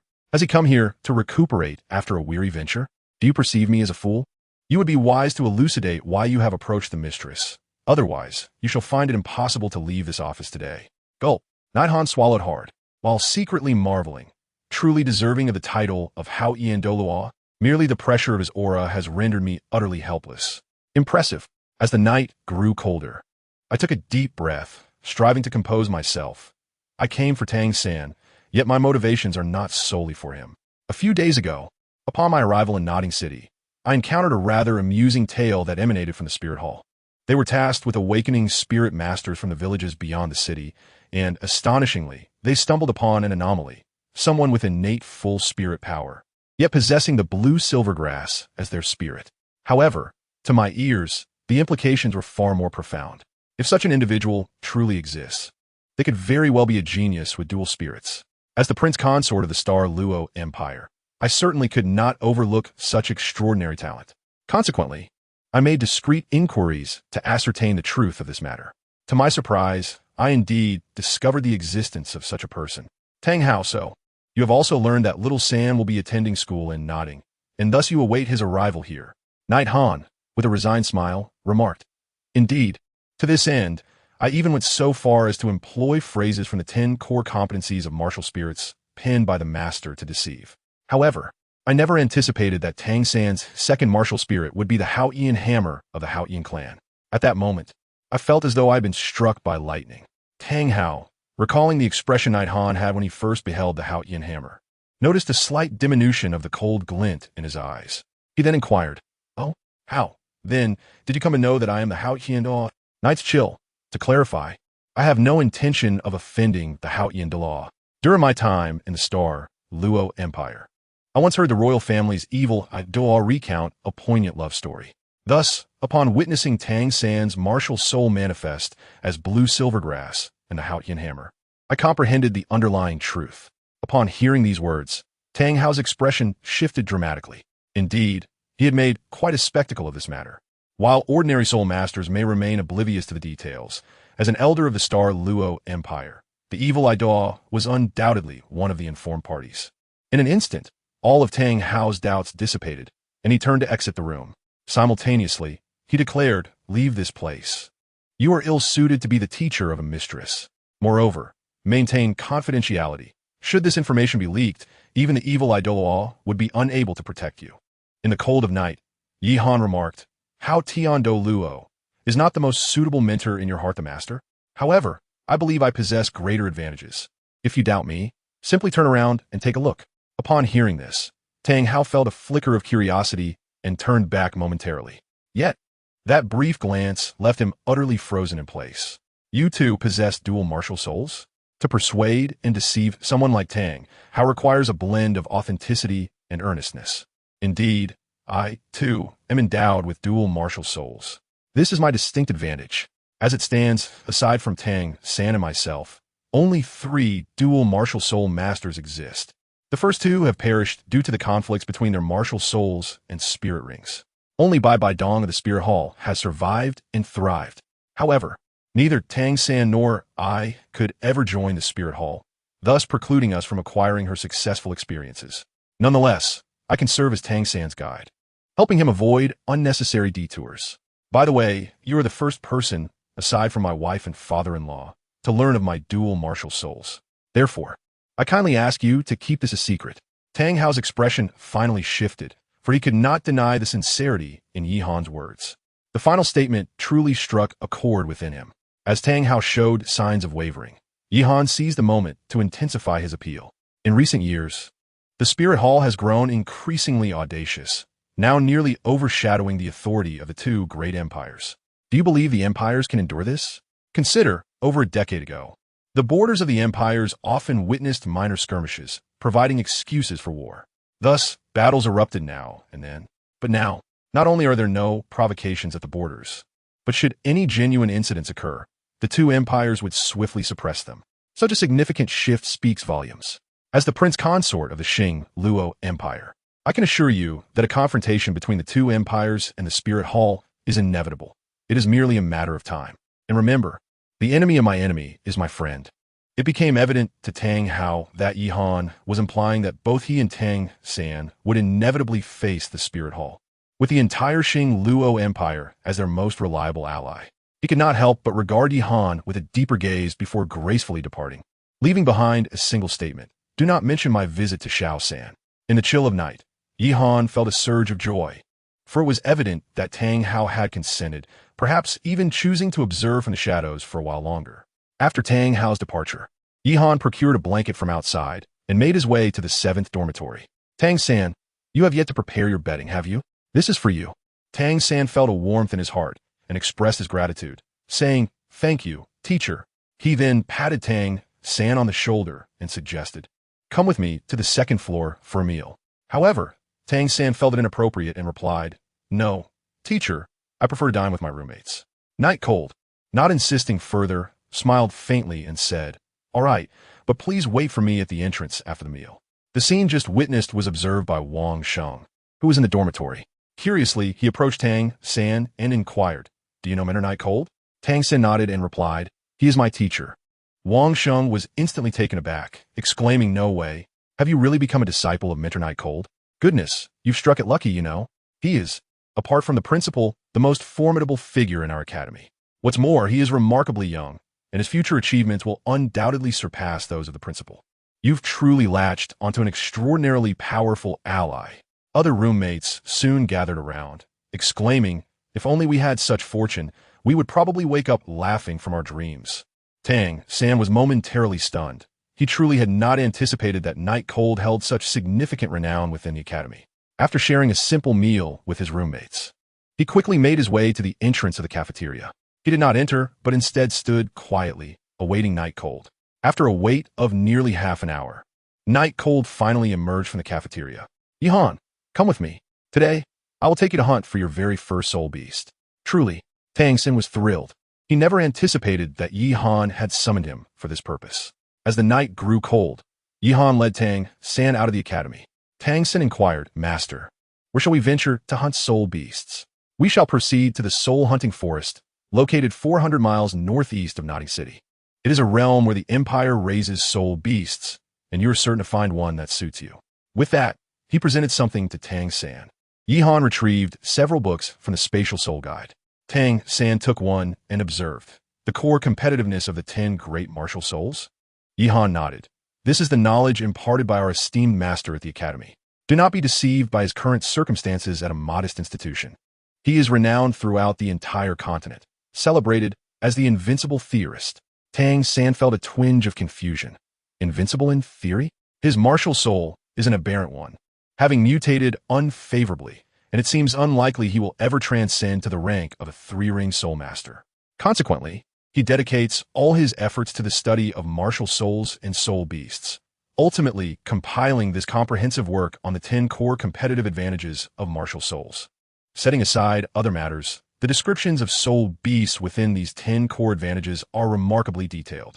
With this knowledge, one can accurately ascertain the age of 99% of soul beasts. This will greatly facilitate the acquisition of soul rings. Thus, upon your return from this endeavor, you must remain inseparable from your book. Commit all the information regarding soul beasts to memory, embedding it firmly within your mind.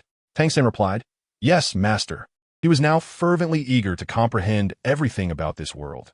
Thus he eagerly opened the book, perusing its contents as he walked. He hired a carriage within the city, offering the driver 5 silver soul coins, and they officially set forth. The destination, of course, was the soul hunting forest. After a journey of 400 miles, they arrived by the following day. As Tang San stepped down from the carriage, he discovered that the soul hunting forest was entirely different from his expectations. In his mind, a forest should be imbued with the essence of nature, serene, tranquil, with fresh air and sparse human presence.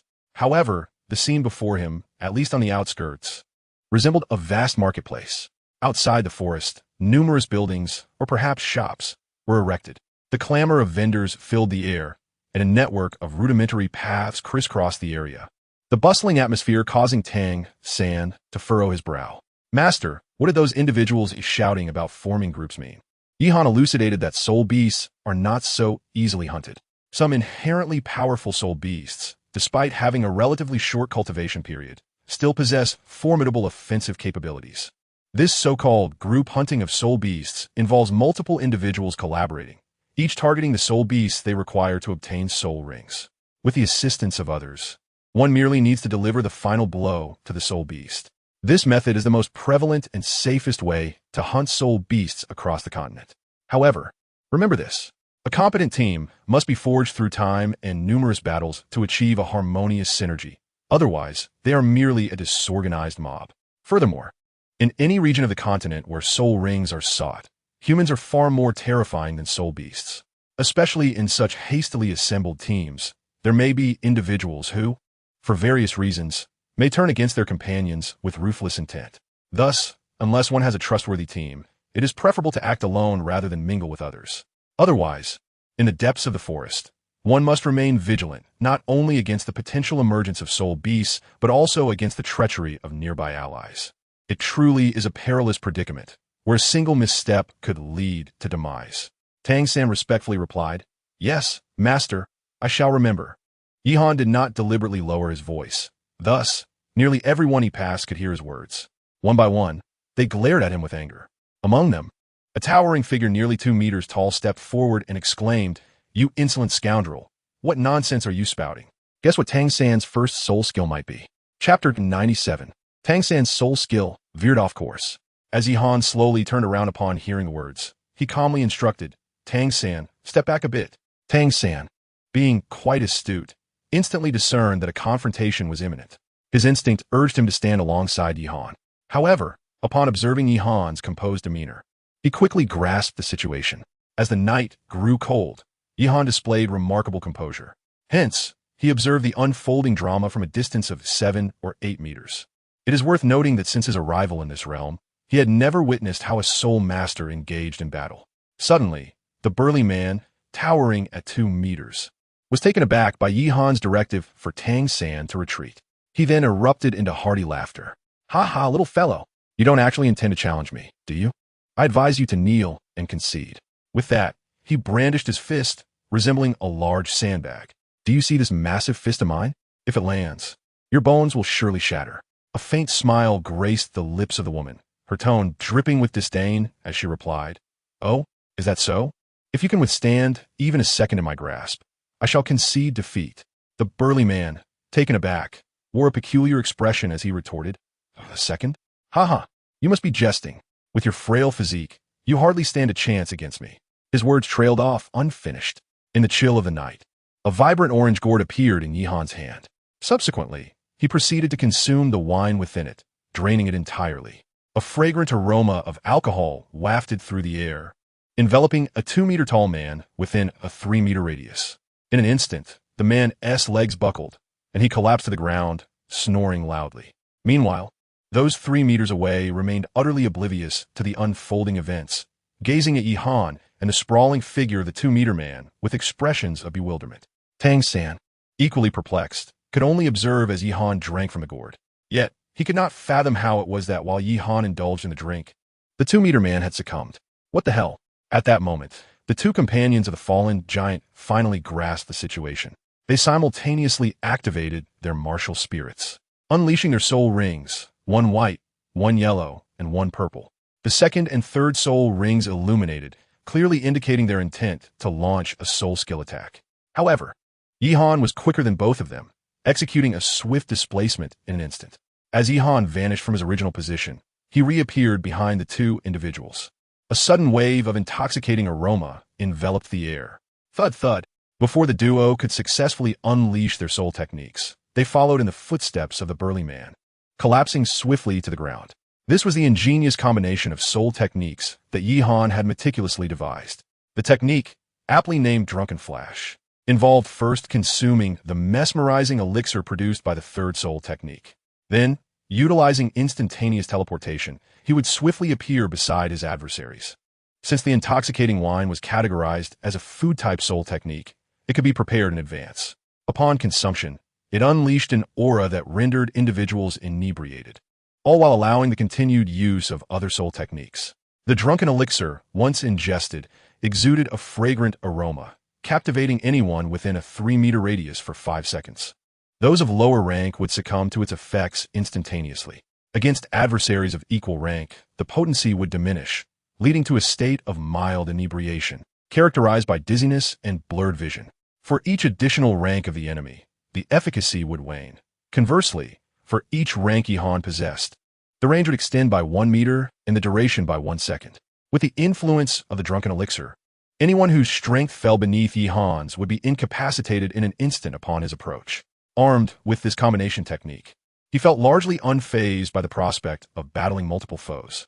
On the contrary, the greater the number of opponents, the more at ease he became, as if swimming effortlessly in water.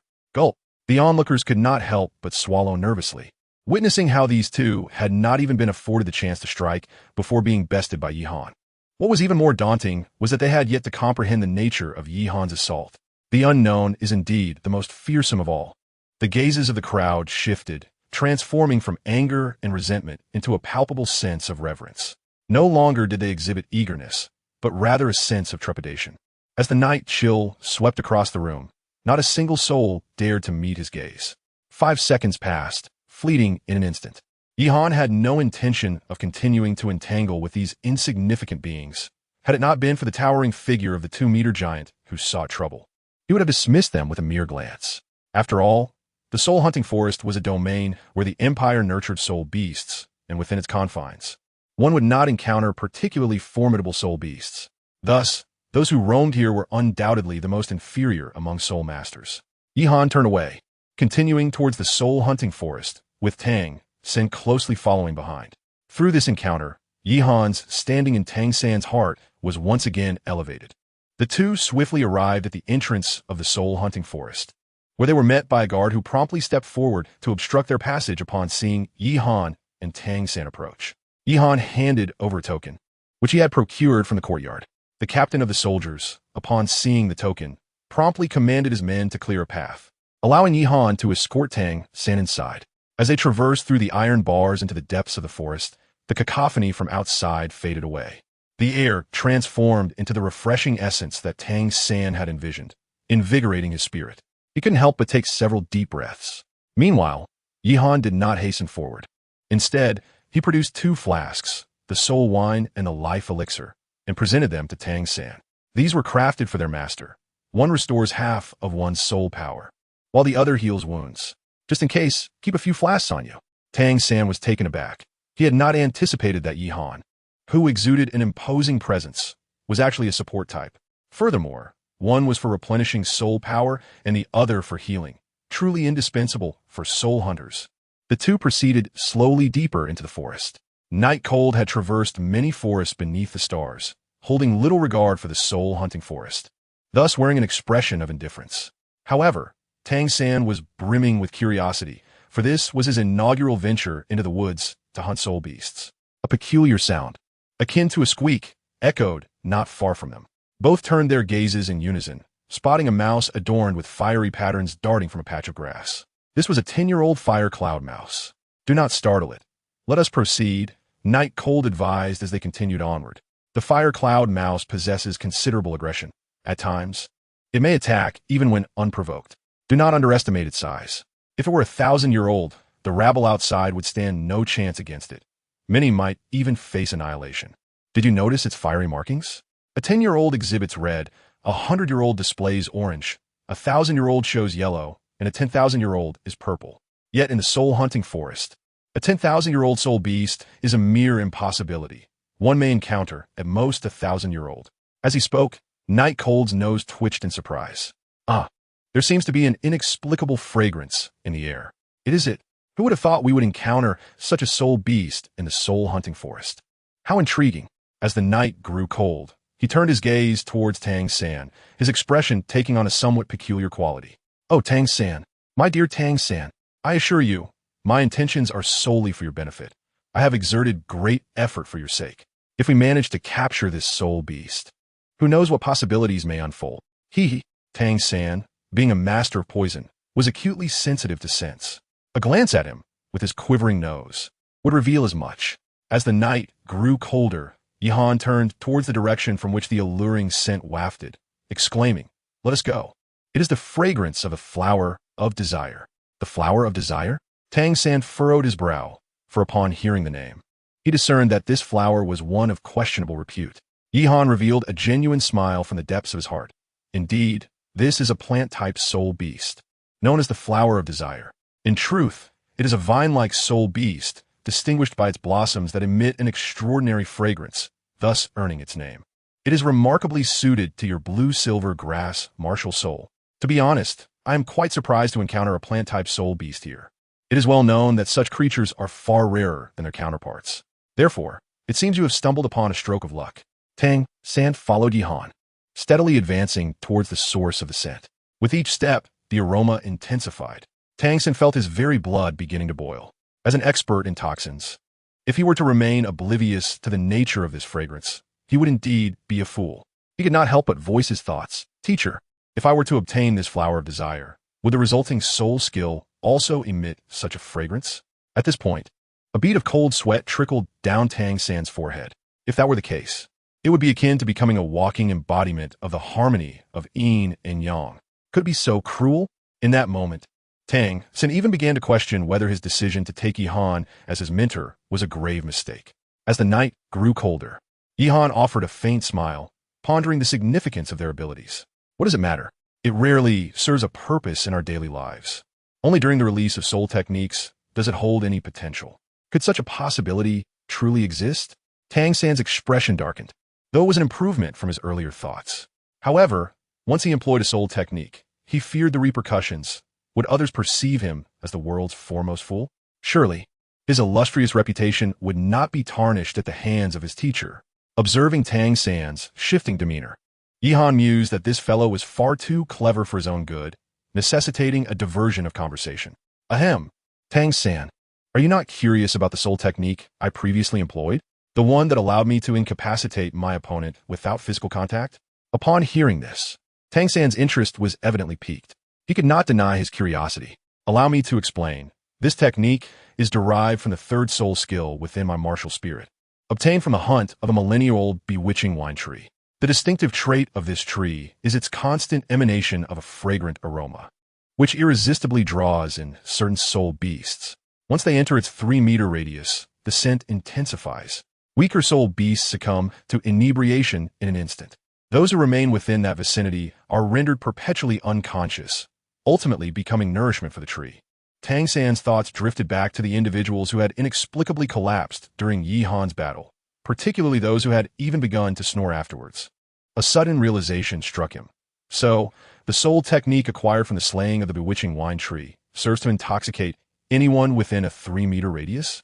As the night grew colder, Yihan spread his hands and remarked, "Do you not find that the flower of desire bears a striking resemblance? Furthermore, value-type and control-type soul masters often possess additional abilities, such as paralysis or various toxins. Indeed, you may perceive this fragrance as a form of poison. Most importantly, your blue-silver grass martial spirit is exceedingly weak and unremarkable. To achieve any noteworthy success, one must tread an unconventional path. Victory through surprise. If we consider, hypothetically, that the first soul ring of plant-type souls derives from vine-like soul beasts, then the associated soul skill ought to be entanglement. Just imagine, once ensnared, the target would be bound thoroughly. Even if they were to fall victim, others would remain oblivious, and the individual themselves would be unable to act in a manner unbecoming. Yet, it would still influence their strength, thereby preventing them from breaking free from your soul skill. Truly a divine technique." As he spoke, Yihan's voice crescendoed, his excitement palpable. For if this were indeed the case, it would undoubtedly be a formidable soul skill. Tang San fell into a contemplative silence. While he felt averse to the idea, he could not deny its potential as a powerful ability. Moreover, witnessing Yihan's fervor, it was clear that his intentions were well-meaning. Yet, a lingering doubt remained within his heart. Yihan gently patted his shoulder and said, "Tang San, in the realm of soul masters, might reign supreme. Although you perceive this soul skill as somewhat flawed, to abandon it so easily would be unwise. If that is truly your intention, then I advise you to return to Holy Soul Village, for the world of soul masters is not suited for you. With such a disposition, you will inevitably be devoured, leaving nothing but remnants." By the end of his words, Yihan's expression was grave and solemn. Tang San, already wavering, clenched his teeth and nodded, declaring, "I shall heed my teacher's counsel." Yihan smiled. Indeed, soul masters fundamentally adhere to the pursuit of formidable soul skills. Before them soon appeared a purple vine, sprawling across an expanse of 5 to 6 meters, adorned with 20 delicate pink blossoms. The night grew colder as he nodded. The flower of desire blooms once every decade. This particular plant boasts 20 blossoms, symbolizing 2 centuries. It is perfectly suited to serve as your first soul ring. The flower of desire, whether it flourishes or withers, remains a flower. However, one must sever all 20 blooms simultaneously. Only then will it perish. Failing to do so will subject you to an unending assault from its relentless vines. As the cold of the night enveloped him, he raised his hand, activating the soul bone technique of his right leg. The myriad swords of wind and thunder, which instantaneously engulfed 19 blossoms. The swift strikes shattered not only the flowers but also the vines, reducing them to several fragmented pieces. The final bloom withered as well, clearly clinging to its last breath. In the chilling night, Li Ma declared, Tang San, to cultivate the soul ring, one must personally deliver the final blow to the soul beast. Otherwise, it is futile. Tang San immediately comprehended the gravity of the situation and dashed towards the flower of desire. However, the flower of desire had not yet succumbed to its demise, and its remaining tendrils swiftly lunged towards Tang San. Previously, they had evaded attacks, as both were positioned beyond the range of its assault. This limitation exemplifies the inherent flaw of plant-type soul beasts. They cannot move, and once their target strays beyond their reach, they can only observe helplessly. Employing the ghost shadow phantom steps, Tang San effortlessly evaded the tendrils and forcefully severed the flower. The tendrils that pursued him abruptly halted and withered away. Concurrently, a yellow soul ring began to ascend slowly into the air. As the night grew cold, the practice commenced. Chapter 99. Success. Half an hour later, Tang San rose to his feet, a faint smile gracing his face. As the night grew cold, there was an air of impatience as one wished to behold the true nature of Tang San's soul skills. With a swift gesture, he pointed toward the grand tree nearby and commanded, "Let this serve as the target for your attack." "Understood, master." Tang San raised his hand, and his martial soul, blue silvergrass, manifested before him. Oh, it is surprisingly not a binding technique. Yi Han displayed a look of astonishment, for at that moment, the blue silvergrass had undergone a remarkable transformation. The central leaf had taken on a shape reminiscent of a budding flower. Tang San had already unleashed the soul ring that he had targeted, which illuminated the surroundings. The first soul skill, Desire Cage. In an instant, numerous vines erupted from the ground beneath the great tree, enveloping its lower half within their grasp. Above the Desire Cage, there blossomed 20 genuine flower buds. The night chill cannot regard them merely as ornaments. The crux of the matter lies in the fact that their quantity is too coincidental, perfectly matching the number of blossoms on the previous desire flower. Night Cold had already formed a conjecture. He could not help but glance at Tang San. Pondering, could it be? Tang San nodded. Just as the teacher speculated, this soul skill can manifest in two distinct states. One is the ordinary cage that confines the opponent, and the other is like this. As his words fell, Night Cold beheld the 20 flower buds within the desire cage bloom instantaneously. A profusion of pink pollen dispersed, enveloping the entire cage. This state truly represented the essence of the desire cage. The night was cold, and Zhang opened his mouth but uttered no words. Was this soul skill formidable? Undoubtedly. However, what he yearned to witness was not the first state, but rather the true essence of the desire prison soul skill. Just envision the scene during Tang San's battle, where the woman shed her garments and the man removed his trousers. What a breathtaking tableau that would be. Alas, everything has become manageable now. Such a scene, naturally, could no longer transpire. Tang San approached Yi Han with a solemn expression. "I apologize, teacher. I should not have questioned your decision earlier." Observing Tang San's earnest demeanor, he recalled his own original intentions. Suddenly, a pang of conscience struck him. Clearing his throat, he feigned curiosity and inquired, "What soul skill did you employ while evading the attack of the Desire Blossom? Yet at that time, you had no soul rings. Was it a soul bone?" Caught off guard by the question, Tang San found himself at a loss for words. Naturally, he had utilized the ghost shadow mysterious steps. It was certainly not a soul bone, but how could the martial arts of the Tang sect be divulged?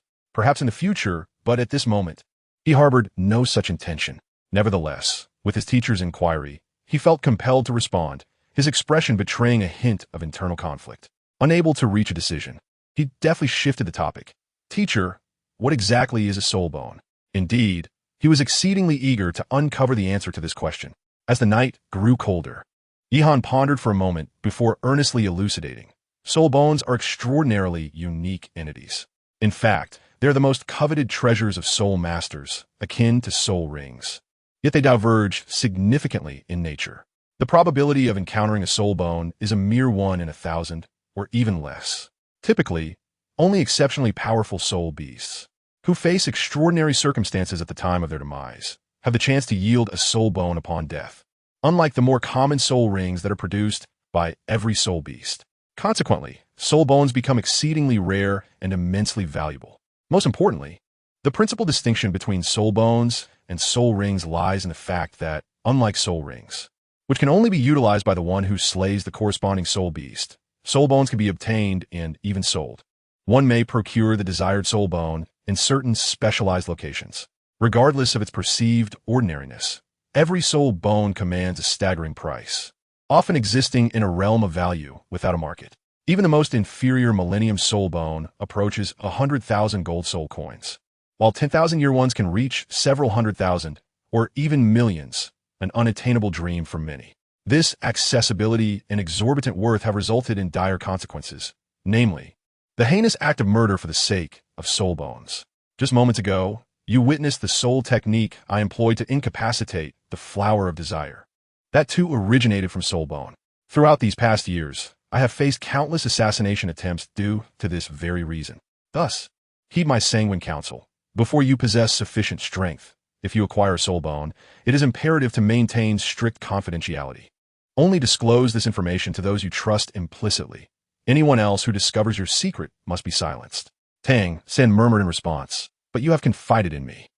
Am I not the person you trust the most? Your teachings are so painstakingly imparted to me. How can I then harbor secrets? Yet, that pertains to the Tang sect. No, in this world, the Tang sect does not exist at all. Should I sever the legacy of these esteemed Tang Sen techniques within myself, or should I instead seek to elevate them in this realm? This choice had never crossed my mind before, but at this very moment, it races through my thoughts with urgency. As the night grew cold, Yihan's eyes glimmered momentarily, silently pondering, why is there no earnest offering? Yet, judging by your expression, you are already wavering. It seems you are but a hair's breadth away. He instinctively cast a glance around, uncertain if Tang Hao was still lurking in the shadows. If he were absent, it would be quite effortless to seize what he desired with the emergence of the 4 soul rings. But what if he were still present? Would he not be reduced to a mere pulp by Tang Hao? With this thought in mind, Yihan gritted his teeth and retrieved an object from his spatial ring, presenting it before Tang San. Tang San blinked in surprise, exclaiming, "Teacher, what is this?" In the depths of the night, a wave of reluctance surged within his heart. It is essential to remember that this was one of the soul bones bestowed upon him by the emperor and the evil Douluo during his betrothal to Daijuro. One piece had already been refined by Daijuro, while this one remained his. However, he sensed that the soul skill associated with this bone was not entirely compatible with him, and thus he had kept it aside. Now, in his endeavor to coax out the various esoteric arts of the Tang sect, he had indeed invested considerable resources. Nevertheless, when compared to those celestial artifacts capable of enhancing soul power and potential, this hardly seemed significant. This soul bone pursued a path of strength, aligning with a suitable second martial soul. With this, even if your primary martial soul lacked soul skills, it could still unleash formidable offensive power.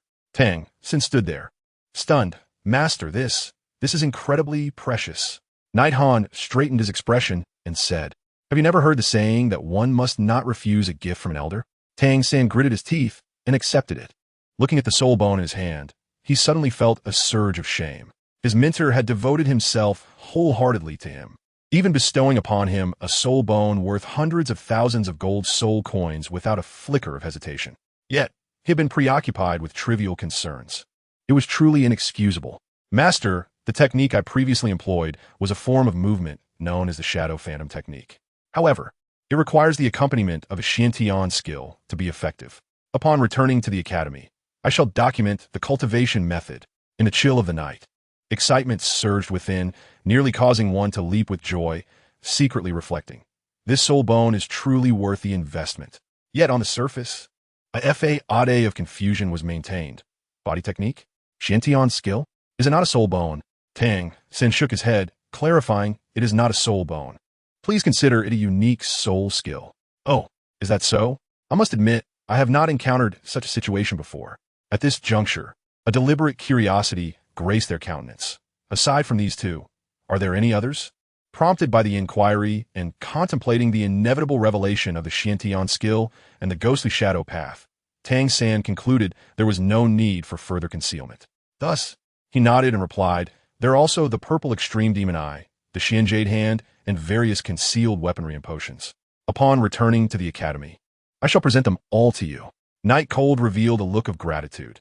Indeed, it is illogical for a teacher to solicit gifts from their disciple.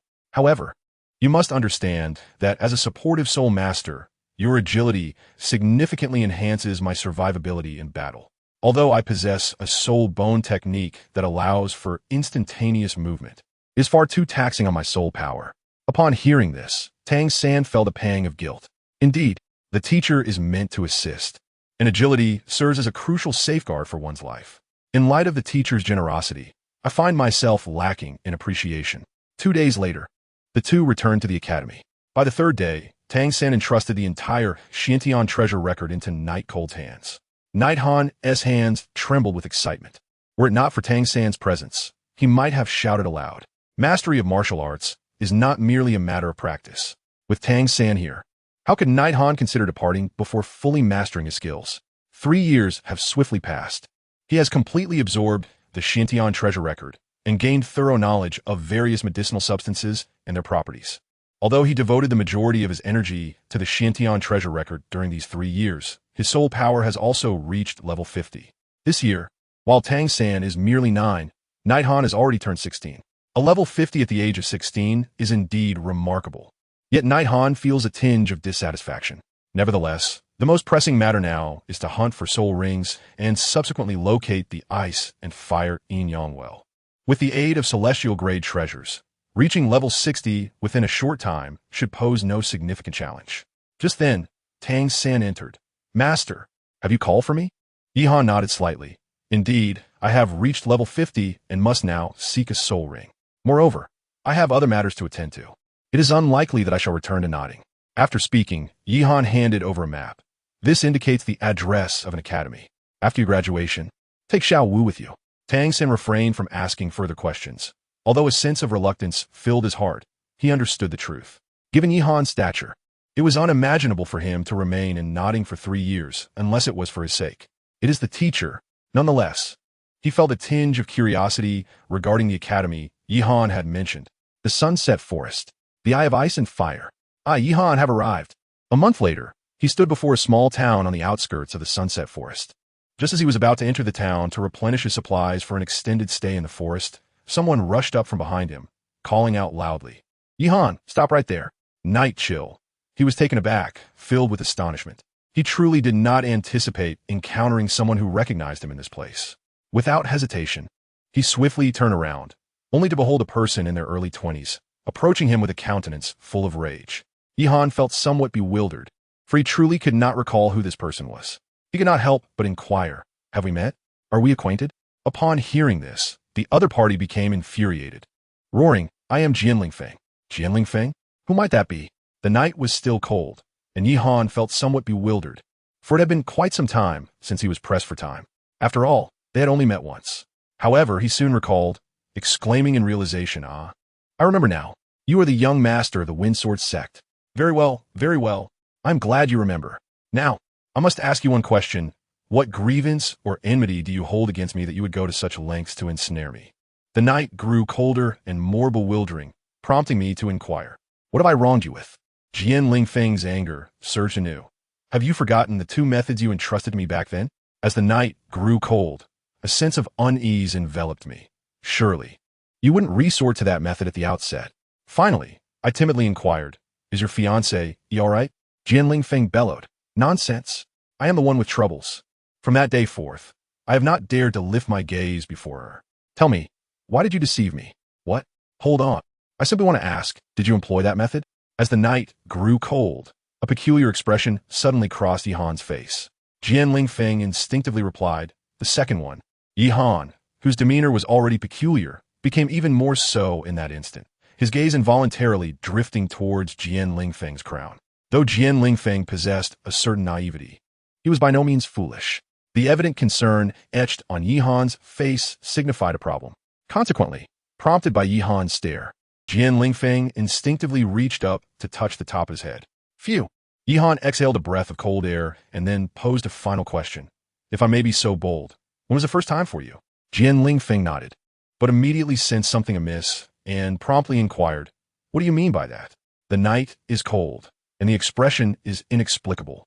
Have you ever heard the saying, there are only overworked oxen not exhausted fields. However, if it pertains to newly cultivated land, the first tilling, one might toil until dawn, yet the new soil can hardly endure such strain. Observing Jian Lingfeng in this manner, on his first attempt, he was rather swiftly dealt with. This raises concerns. If Jian Lingfeng is not lacking in resilience, then what can be said? Should one directly state, brother, you might be living under a vast expanse of green pasture? Whatever happened to preserving one's dignity? As Han cast a glance around, he noticed a small grove not far off, accompanied by a narrow path. An illuminating thought struck him. He then patted Jian Lingfeng on the shoulder, saying, brother, do you see that little path in the woods?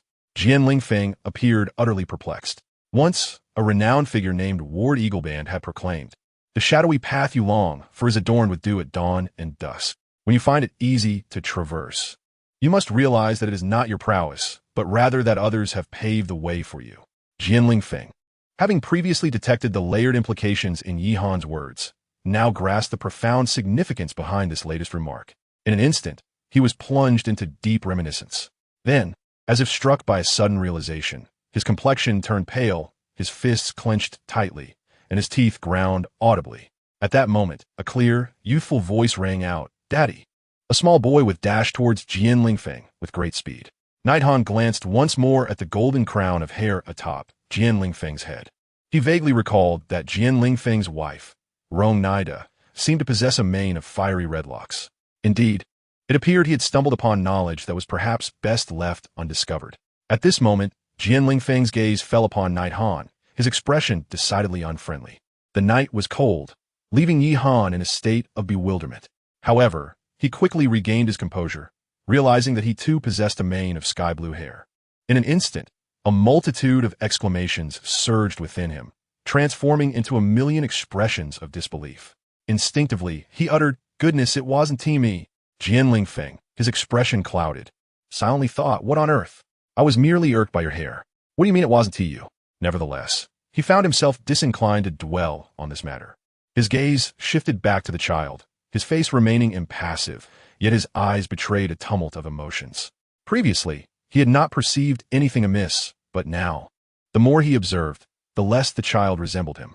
Suddenly, a figure flickered in his mind, and the previously overlooked details swiftly coalesced. Anger and a desire for vengeance erupted in his eyes, blood vessels becoming visibly pronounced. This startled the child, who timidly inquired, Daddy, what's wrong? Jian Lingfeng managed a gentle smile, asking, Yuanqi, tell me, is today the day you wish to play, or is it your mother who wanted to play? Upon seeing the familiar smile grace Jian Lingfeng's face, Yuanqi innocently replied, It was Mommy who wanted to play, but she had something to attend to, so she let me come out to play with Daddy. With a hint of grievance, Yuanqi added, Mommy always does this. Jian Lingfeng gritted his teeth and retorted, Indeed, she always does this, and it's always when my dear brother is around. Suddenly, he remembered that Yi Han was still present. Han silently raised his head, exclaiming in disbelief, I truly heard nothing. I assure you, could it be that this is the legendary adage, nothing is tastier than dumplings, and nothing is more entertaining than, Ahem, it's time for me to take my leave. If I linger any longer, I might find myself silenced. It brings me great joy to see you again. However, I have matters to attend to, so we shall converse another time. As soon as the words left his lips, Han executed 3 swift shifts, vanishing from Jian Lingfeng's sight. Jian Lingfeng's expression turned somewhat grim. Let us return. We shall spend time with your mother and casually chat with your uncle.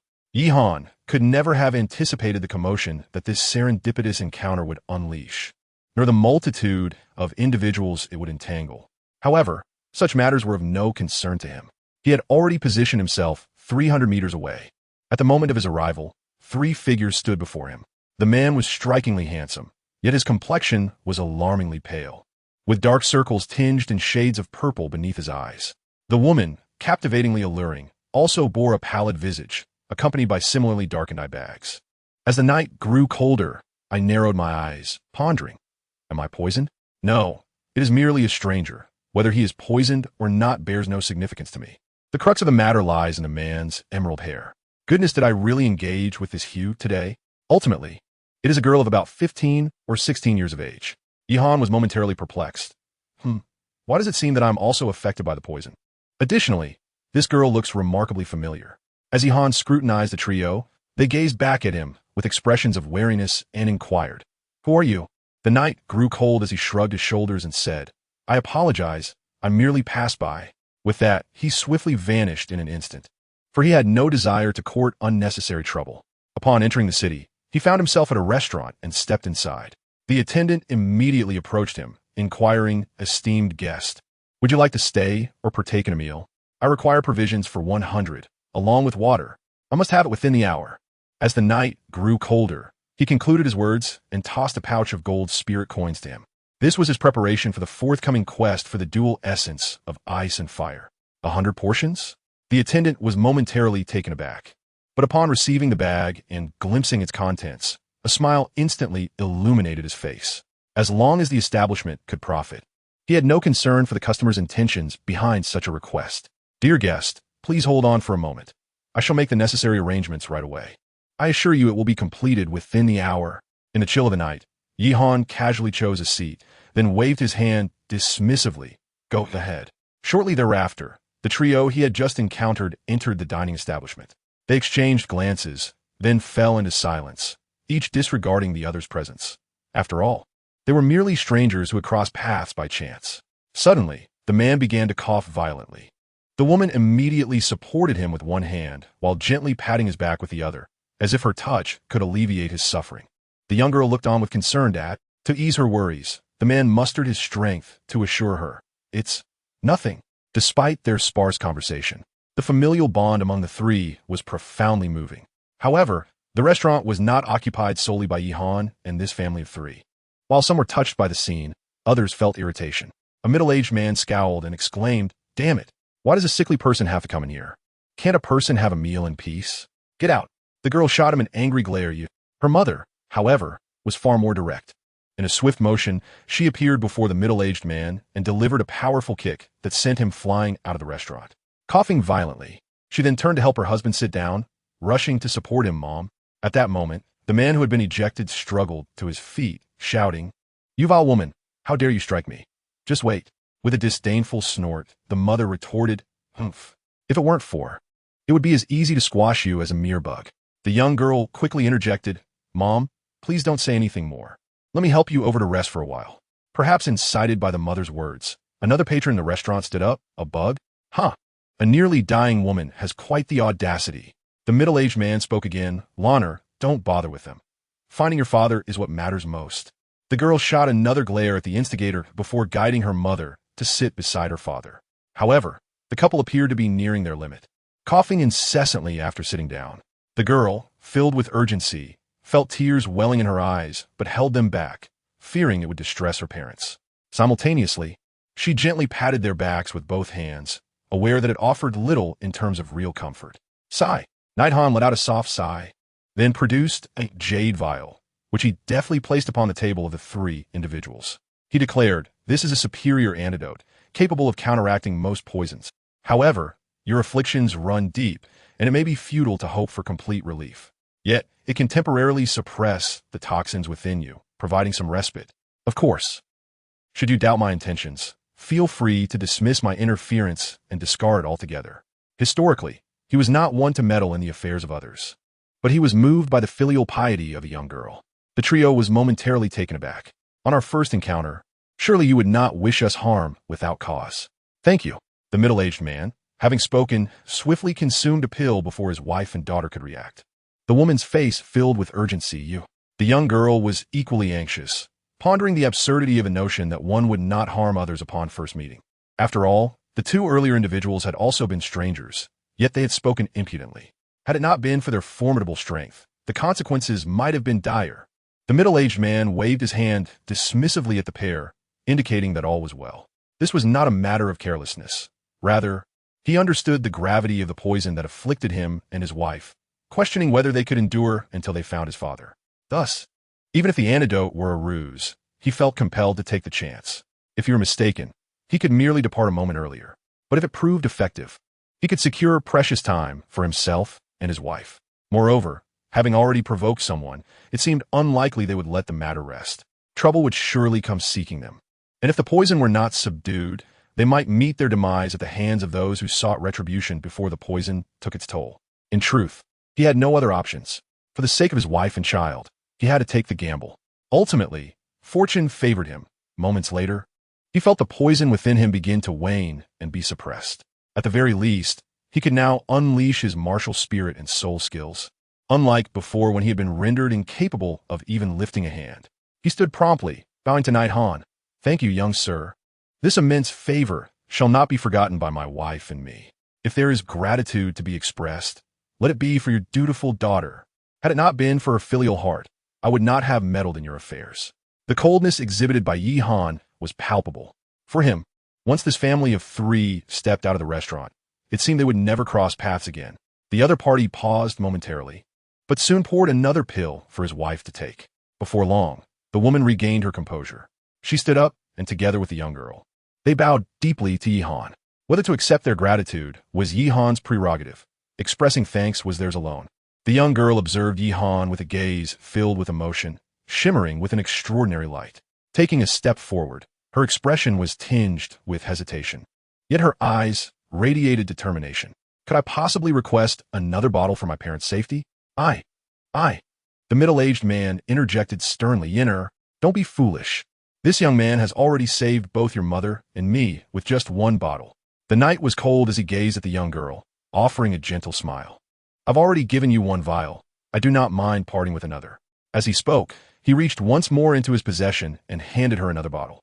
In truth, the poison that afflicted his parents had seeped deep into their bones.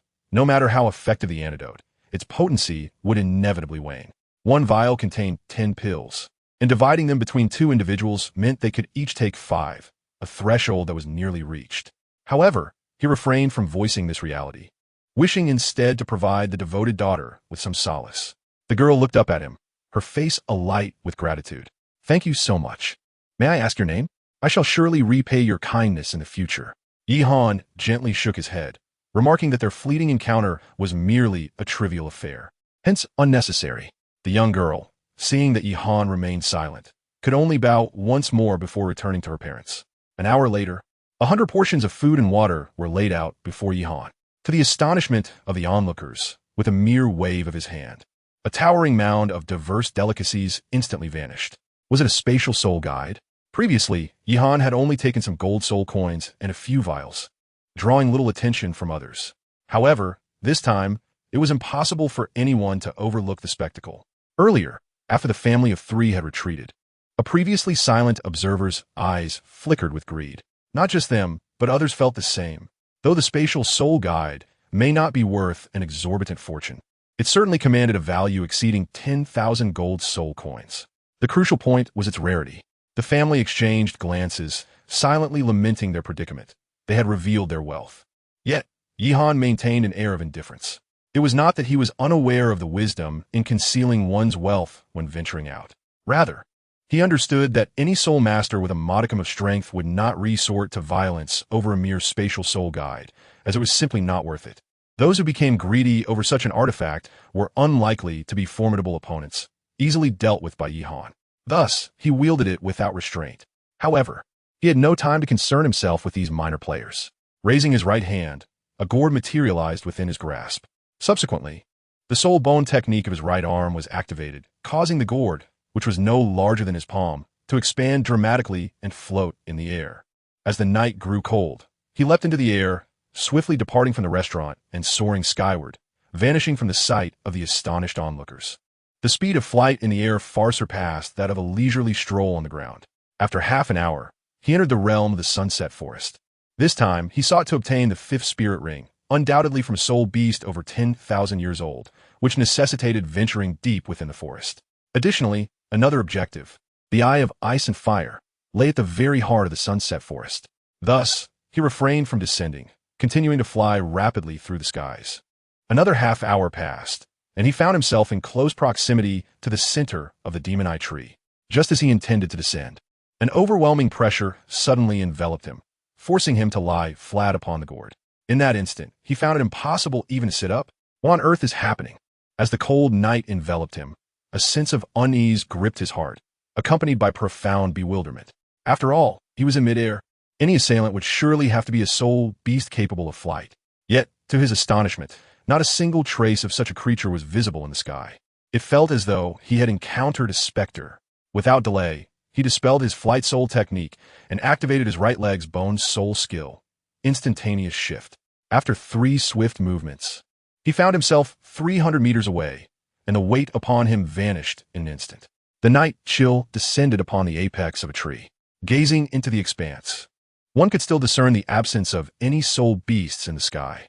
The cold of the night was inescapable as he fixed his gaze straight ahead, lost in contemplation.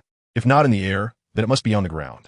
Yet, what kind of soul beast, endowed with what sort of soul skill, could silently strike without taking flight?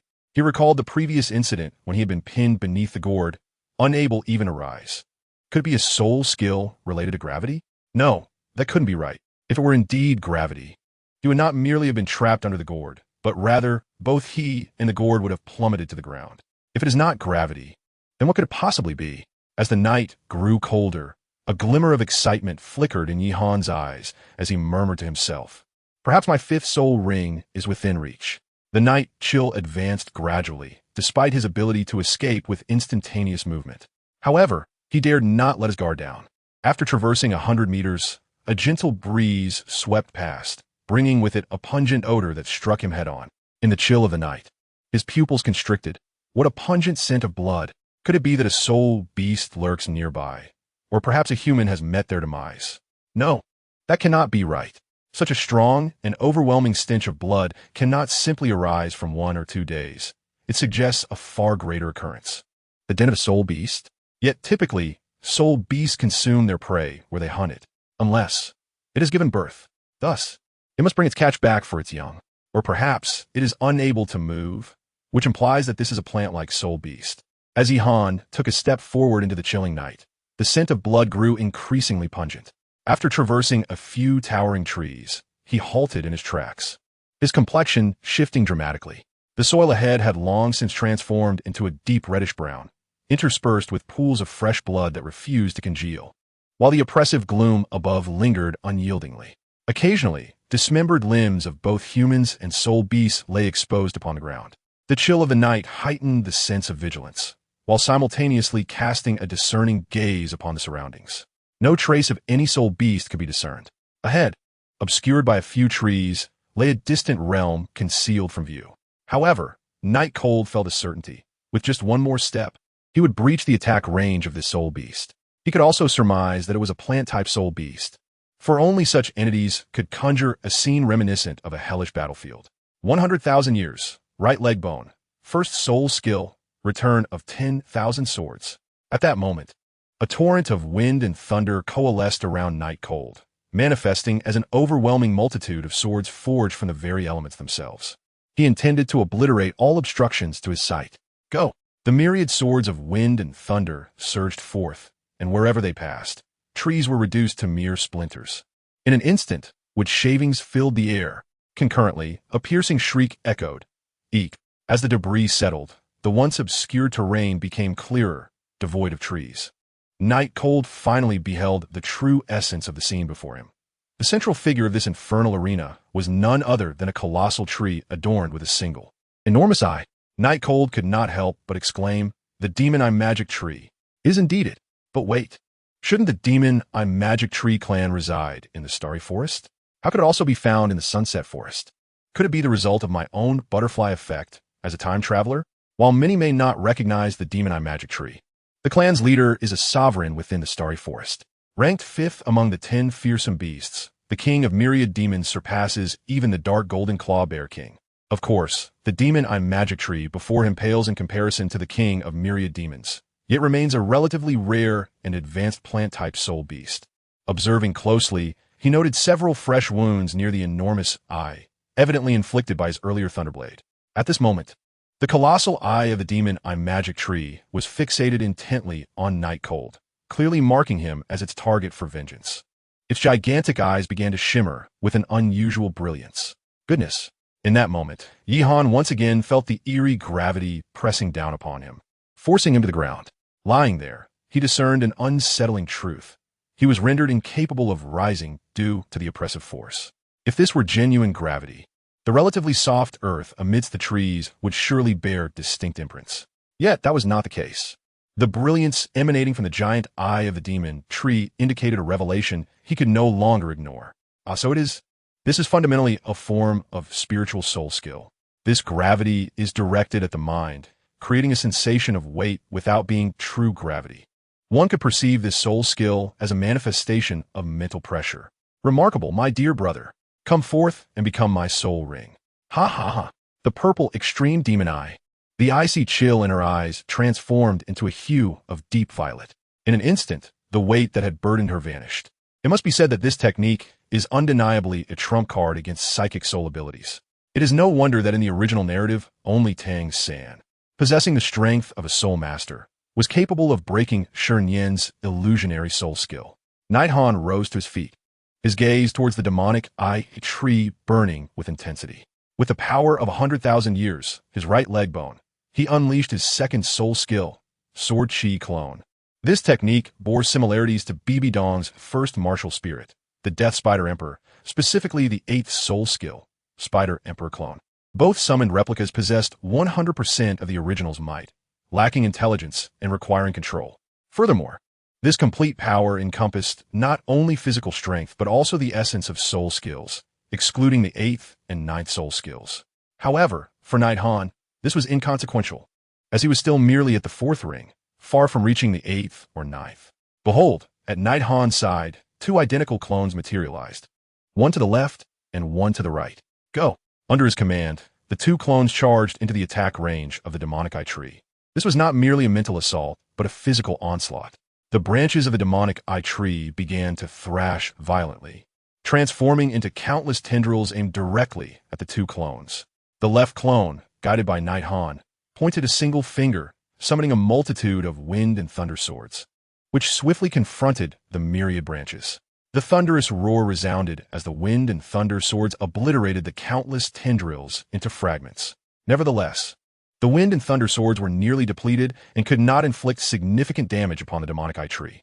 At that moment, the right clone sprang into action. Sword thrust. The entire right clone morphed into a swift shadow, racing towards the core of the demonic eye tree.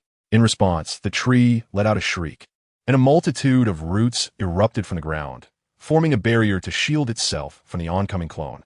Unfortunately, the sword thrust was designed to penetrate defenses. It could not be thwarted by any foe who did not vastly exceed Night Han's strength. Indeed, the barrier shattered under the might of the right clone's sword, piercing deeply into the very essence of the demonic eye tree. A piercing cry erupted from the demonic eye tree. Yet, Night Han did not relent. The left clone mimicked the action, executing another sword thrust, breaking through all resistance to once again pierce the heart of the demonic eye tree. The consecutive blows left the tree trembling violently. Corrosive venom, a torrent of liquid oozed from its core, enveloping the 2 clones in an instant. Under the overwhelming corrosive force, the clones disintegrated. Night Han, taken aback, could not help but exclaim in admiration, "Impressive. However, I am determined to claim this soul ring for myself." Yihan consecutively consumed 3 gourds, fully replenishing the soul power he had expended. Subsequently, with the essence of 10 millennia, the bone of his right leg invoked the second soul skill, Sword Chi Clone. Once again, 2 clones stood before him, one on the left and one on the right. As Yihan revealed a faint smile, he beckoned, "Come, let us see how many waves of attacks you can withstand." With a swift motion, 2 avatars appeared, one on each side, pointing towards the demon eye tree. Above their heads, myriad swords of wind and thunder manifested, ready for battle. Go! Under Yihan's command, 20,000 swords surged forth, whistling through the air like a relentless downpour towards the demon eye tree. In response, the demon eye tree unleashed countless branches, striving to thwart this barrage. However, these myriad branches were insufficient to completely intercept the myriad swords of wind and thunder, let alone when both avatars launched their assault simultaneously, resulting in a staggering total of 20,000. With a swift slicing sound, the branches were cleaved apart in an instant. At that moment, the heavily injured demon eye tree could only watch helplessly as the remaining swords of wind and thunder hurtled towards it. With a piercing shriek, the demon eye tree emitted a desperate cry. Its enormous eye widened, and an invisible force erupted forth, aimed directly at Yihan. A sudden chill enveloped Yihan, rendering him completely immobile. What in the world? Is this a form of mental paralysis? I must commend its potency, yet it was too late. The sword of wind and thunder had already been unleashed. Even if he were ensnared in a state of paralysis, the sword would not relent. Thunderous roars echoed as the colossal trunk of the demonic eye tree was mercilessly battered, resembling a beehive under siege. A dark soul ring ascended into the air. The night chill brought a smile to Yihan's face, for it is worth noting that this demonic eye tree has existed for nearly 20,000 years. Perfectly suited to him, Yihan sat down without hesitation, commencing the refinement of the soul ring. As time gradually passed, when Yihan opened his eyes once more, the left eye of Yihan radiated an unusual, enchanting glow. Ah, what an unexpected delight. Indeed, the character of a person holds great significance. This must be the first soul bone I have personally uncovered since my arrival in the Douluo world, and such a remarkably unique soul bone at that. Truly, every traveler possesses a protagonist as Halo. With a flourish, I summoned my flying vessel. Raising my right hand, the gourd swiftly expanded, and I leapt aboard. From the skies, it was effortless for Yihan to locate the valley housing the ice and fire duality eye. He circled cautiously, ensuring that Douluo was absent, before finally entering the valley. Soon, the ice and fire duality eye came into view. Though modest in size, the duality eye was divided into two distinct sections. Within the oval-shaped pools, the colors of the spring waters were a milky white and a vibrant crimson. Even more astonishingly, despite existing within the same pool, these waters remained perfectly delineated, each maintaining its own territory without encroaching upon the other. The billowing steam that rose was a product of the juxtaposition of the two springs, continually ascending until it gradually dissipated at the mountainous peak. Ice and fire duality eye, I have finally found you. However, the steam surrounding the duality eye obscured a complete view. In the chill of night, Yihan concentrated, activating the purple extreme demon eyes. The crystalline violet essence coalesced within his gaze, and under the full exertion of the Zentian Gong, everything before him became strikingly clear. Despite the misty obscurity of the surroundings, he could discern all with clarity. Encircling the ice and fire duality eyes were a plethora of diverse flora, each displaying an array of forms, resembling a veritable botanical paradise. Notably, the plants here were all rare treasures, each one a coveted dream of Yihan's. Snow silkworms, vermilion sand lotuses, 9-grade dragon ginseng. And this was merely the beginning. The celestial specimens soon revealed themselves to Yihan. First among them, the critically important octagonal ice grass, fiery apricot flower, and the autumn water dew. The first two could be consumed to enhance his physique through the ice and fire duality eyes, while the latter would augment the purple extreme demon eyes. Following were the wondrous heavenly chrysanthemum, 8-petal celestial orchid, fragrant silk flower, coxcomb phoenix sunflower, heartbreak red, narcissus jade skin bone, and crystal blood dragon ginseng. These were of utmost importance. Otherwise, Tang San Wu and Ti have been the first to utilize them, allowing the 7 monsters and their master to partake. However, he refrained from harvesting them all at once. After all, should he be halfway through his physique training with the ice and fire duality eyes when Douluo returned, he would find himself with no room for maneuver. It would be wiser to consume the octagonal ice grass and fiery apricot flower first. If he completed his training and Douluo had not yet returned, it would be a perfect scenario. He could simply gather everything and depart. The octagonal ice grass and fiery apricot flower were not celestial items. He dare not handle them directly. In an instant, he summoned 2 clones to harvest them simultaneously. A faint red light enveloped the octagonal ice grass, while a delicate white mist shrouded the fiery apricot flower. Both the red light and white mist sent tremors through him. By the heavens, even Tang San, with merely 3 rings, showed no fear. What could a 5-ring soul king like himself fear? With a determined bite, Yihan consumed both the octagonal ice grass and fiery apricot flower. Although both celestial items were toxic, their mutual restraint rendered them less domineering, dissolving instantly upon entry, transforming into a liquid that flowed smoothly down his throat. Yihan felt a surge of moisture beneath his tongue, a fragrant aroma enveloping him. However, mere seconds later, a layer of ice blue energy surged from beneath his feet, and in the blink of an eye, he was entirely enveloped in blue. Soon after, a layer of red energy rose around him, transforming Yihan into a vivid crimson figure, as if he were being steamed. Good heavens! In an instant, Yihan plunged into the eye of ice and fire, finding himself at the confluence of the Frigidine Spring and the blazing Yang Spring. As the night grew colder, Yihan let out a sigh of relief, for upon entering the Eye of Ice and Fire, the tumultuous state caused by the eight-angled ice grass and the fiery apricot blossom had instantaneously subsided. Within the sunset forest, a group of four was swiftly navigating through the trees, advancing with great haste. Among the quartet were 2 men and 2 women, the eldest, a middle-aged couple, and a young girl. At this moment, the girl's face was etched with profound anxiety. The middle-aged couple wore furrowed brows, their complexions pale, with bloodstains not only at the corners of their mouths, but also on their bodies, where wounds had bled, staining their garments red. Fortunately, the bleeding had ceased. The eldest among them bore a countenance full of fury. "How dare they lay hands on my kin of the Douluo clan? I shall see how many heads they possess. Were it not for your injuries and the imminent threat of poison, I would make them understand the terror of my wrath." At this juncture, he turned to comfort the middle-aged couple, saying, "Fear not, Uncle Douluo is here. The poison within you should pose no significant issue." As Yihan completed his physical training, he found himself able to float freely within the Eye of Ice and Fire. His soul power had not only returned to its optimal state, but had not increased in level. In the original narrative, the other 7 monsters had all risen by at least 4 levels after consuming the same mystical herbs. Why then had he not ascended even 1 level after partaking of the 8-angled ice grass and the fiery apricot blossom? The answer was simple. These herbs bestowed upon him a body impervious to water and fire. Do not underestimate this. In the original tale, after Tang San acquired it, the disadvantage of his blue-silver grass being vulnerable to flames was entirely eliminated. Now, having attained this body impervious to water and fire, Yihan would become nearly invincible when facing soul masters of both elements. However, this was not the end of his journey. Yihan soon arrived before a seemingly inconspicuous herb.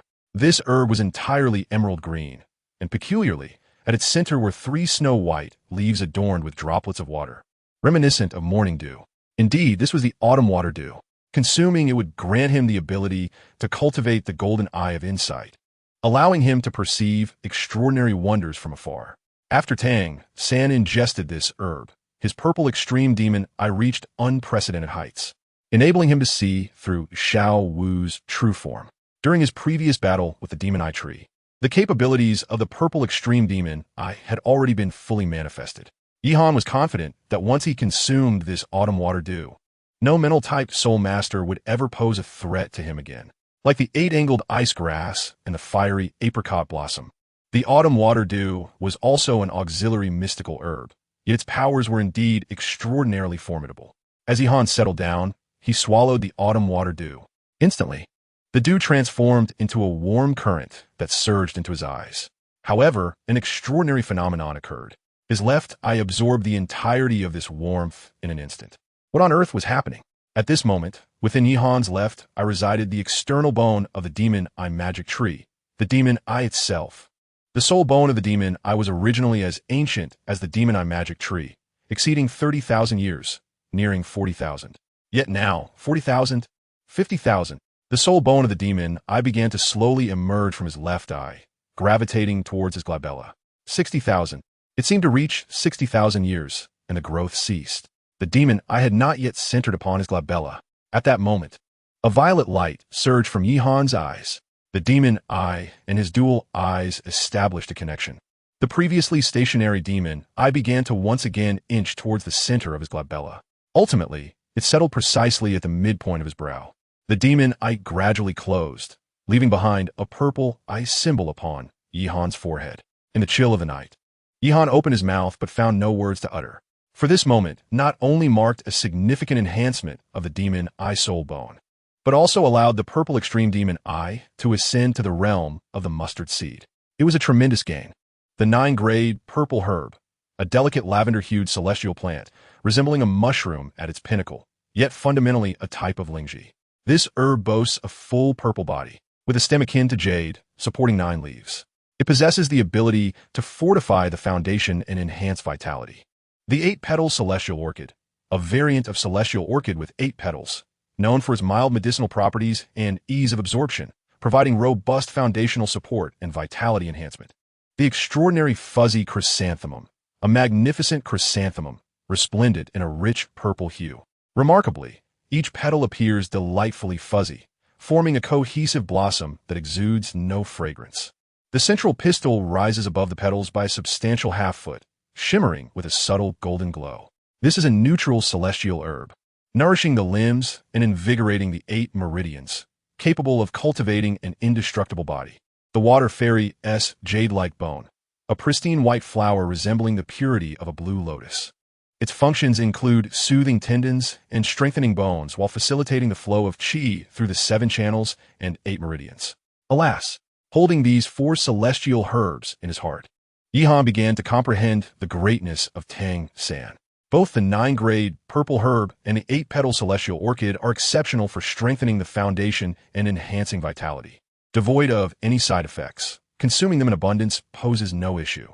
Yet, he had allocated them to the master and Oscar.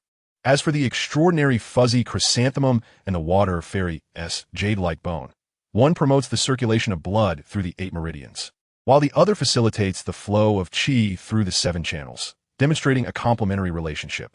However, he had still given them to Dai Mubai and Zhu Zhuqing. Furthermore, these 4 herbs either possess neutral properties or are mild in nature, ensuring they would not conflict with the 8-pointed mysterious ice grass or the fiery apricot blossom. This is no mere fanciful talk. It is stated in the herbal section of the Xiantian treasure record. Nevertheless, these 4 herbs cannot be consumed together. Even the mildest of them, when combined, would yield an overwhelming potency. Thus, one must choose only 2. After much contemplation, he opted for the 9-grade purple herb for foundational enhancement. He selected the extraordinary fuzzy chrysanthemum alongside the water fairy's jade-like bone. For the former is reputed to cultivate an indestructible body, which holds considerable allure for Yihan. Moreover, the water fairy's jade-like bone has other applications. Having made his decision, Yihan first ingested the 9-grade purple herb. Do not underestimate this herb. It was given to the master by Tang San, and given his reverence for his teacher, it is undoubtedly the finest. Remarkably, it enabled the master, who had been hindered by a lack of talent, to break through the barrier and reach the 30th level. After consuming the 9-grade purple herb, Yihan sat down to begin the process of refinement. After 10 minutes, he swallowed the extraordinary fuzzy chrysanthemum. Another 10 minutes passed. Yihan leaped from the ground, a look of joy illuminating his face. The demon-eyed magic tree he had previously hunted was nearly 40,000 years old, surpassing 30,000. For an ordinary soul master, a 5th soul ring typically does not exceed 20,000 years. This extraordinary soul ring had propelled him directly to level 52. With the addition of a 9th-grade purple Ganoderma and the miraculous mushroom of heaven, he ascended a remarkable 8 levels, reaching precisely level 60. In just a day, he advanced 10 levels. This must be the swiftest rate of progression in the Douluo continent. Even among the 7 monsters in the original story, who consumed celestial-grade items, none experienced such rapid advancement. The highest among them, Zhu Zhuqing, only achieved a 7-level increase.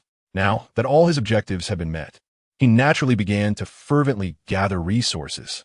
Before long, only roots remained of all the herbs. Were it not for the need to leave some remnants, he would have stripped them bare. No, he must act swiftly. Otherwise, if that old poison master, Douluo, were to arrive, it would surely spell disaster. In the chill of the night, his spirits soared. This time, he refrained from employing the gourd and instead traversed the skies upon his sword. His speed far exceeded that of riding the gourd, surpassing it by more than double. As he soared, he hummed joyfully, "Off I go, off I go, off I go."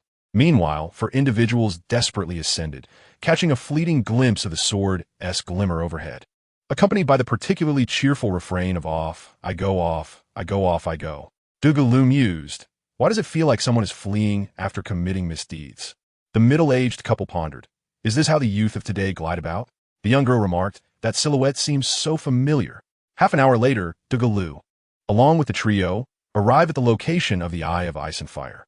The 4 of them were Douluo's brother, Douluo, his nephew, Douluo, his niece-in-law, Douluo, and his grandniece, Douluo. At this moment, they stood, wide-eyed and speechless, as close kin of Douluo. This was not their first visit to this place. However, the vibrant scene of exotic flora they had once admired had transformed drastically, gone with the dazzling flowers and plants. Even the most commonplace grass had been stripped down to mere roots. The once bountiful spectacle now resembled a scene ravaged by thieves. But which bandit could be so ruthless? This was akin to a thorough plundering. Douluo stood in shock. This Yuan and Douluo exchanged glances, equally astonished. Douluo murmured, "Grandfather, surely this cannot be true. This is great-uncle's domain. Who would dare steal from him and leave only the roots behind? Do they wish for their demise or the extinction of their lineage?" Upon hearing this, Douluo wiped away a cold sweat, realizing that given her uncle's temperament, he might indeed commit acts that could lead to the annihilation of a clan upon witnessing such a scene. Suddenly, Douluo's expression changed drastically, fear flickering in his eyes. "I have long coveted some poisonous herbs from this place, and your uncle is aware of this. Now that it has come to this, having visited before, do you think he might suspect me?" Yuan, Douluo, and Douluo were at a loss for words, unsure of how to respond to his query. A thought flashed through Douluo's mind, recalling the sword light in the sky and that cheerful refrain. It was him. Yes, it must be him. Damn it, trying to make me take the blame, not a chance. No matter who you are. Certainly, I shall not allow you to escape from the sunset forest. Douluo first addressed Yuan, Douluo, and Douluo. You three remain here and await your elder uncle, Douluo's return. I shall pursue that rogue. Otherwise, it would be difficult to explain. Without waiting for their response, he swiftly vanished. The three were left calling after him, but to no avail. After a considerable moment, they regained their composure. Yuan wore an expression of helplessness. Father's temperament remains as impetuous as ever. Douluo echoed his sentiment, equally speechless. Douluo, however, appeared to be deep in thought, recalling the gleaming sword light and the phrase, "It slipped away, it slipped away." Her expression transformed dramatically as she exclaimed, "Mother, father, grandfather must be pursuing the master of that sword light." Douluo responded, "Throughout this journey, we have encountered only that individual. Who else could he be pursuing?" Douluo hesitated, but, upon reflection, that voice resembled that of the person who assisted us in the restaurant. Yuan was taken aback. "Zuwulan Gapet." The two exchanged glances, momentarily at a loss for words. Douluo inquired, "Fian, can you be certain?" Douluo nodded. "I cannot assert it with absolute certainty, but I estimate that it is he, as their voices are strikingly similar." Yuan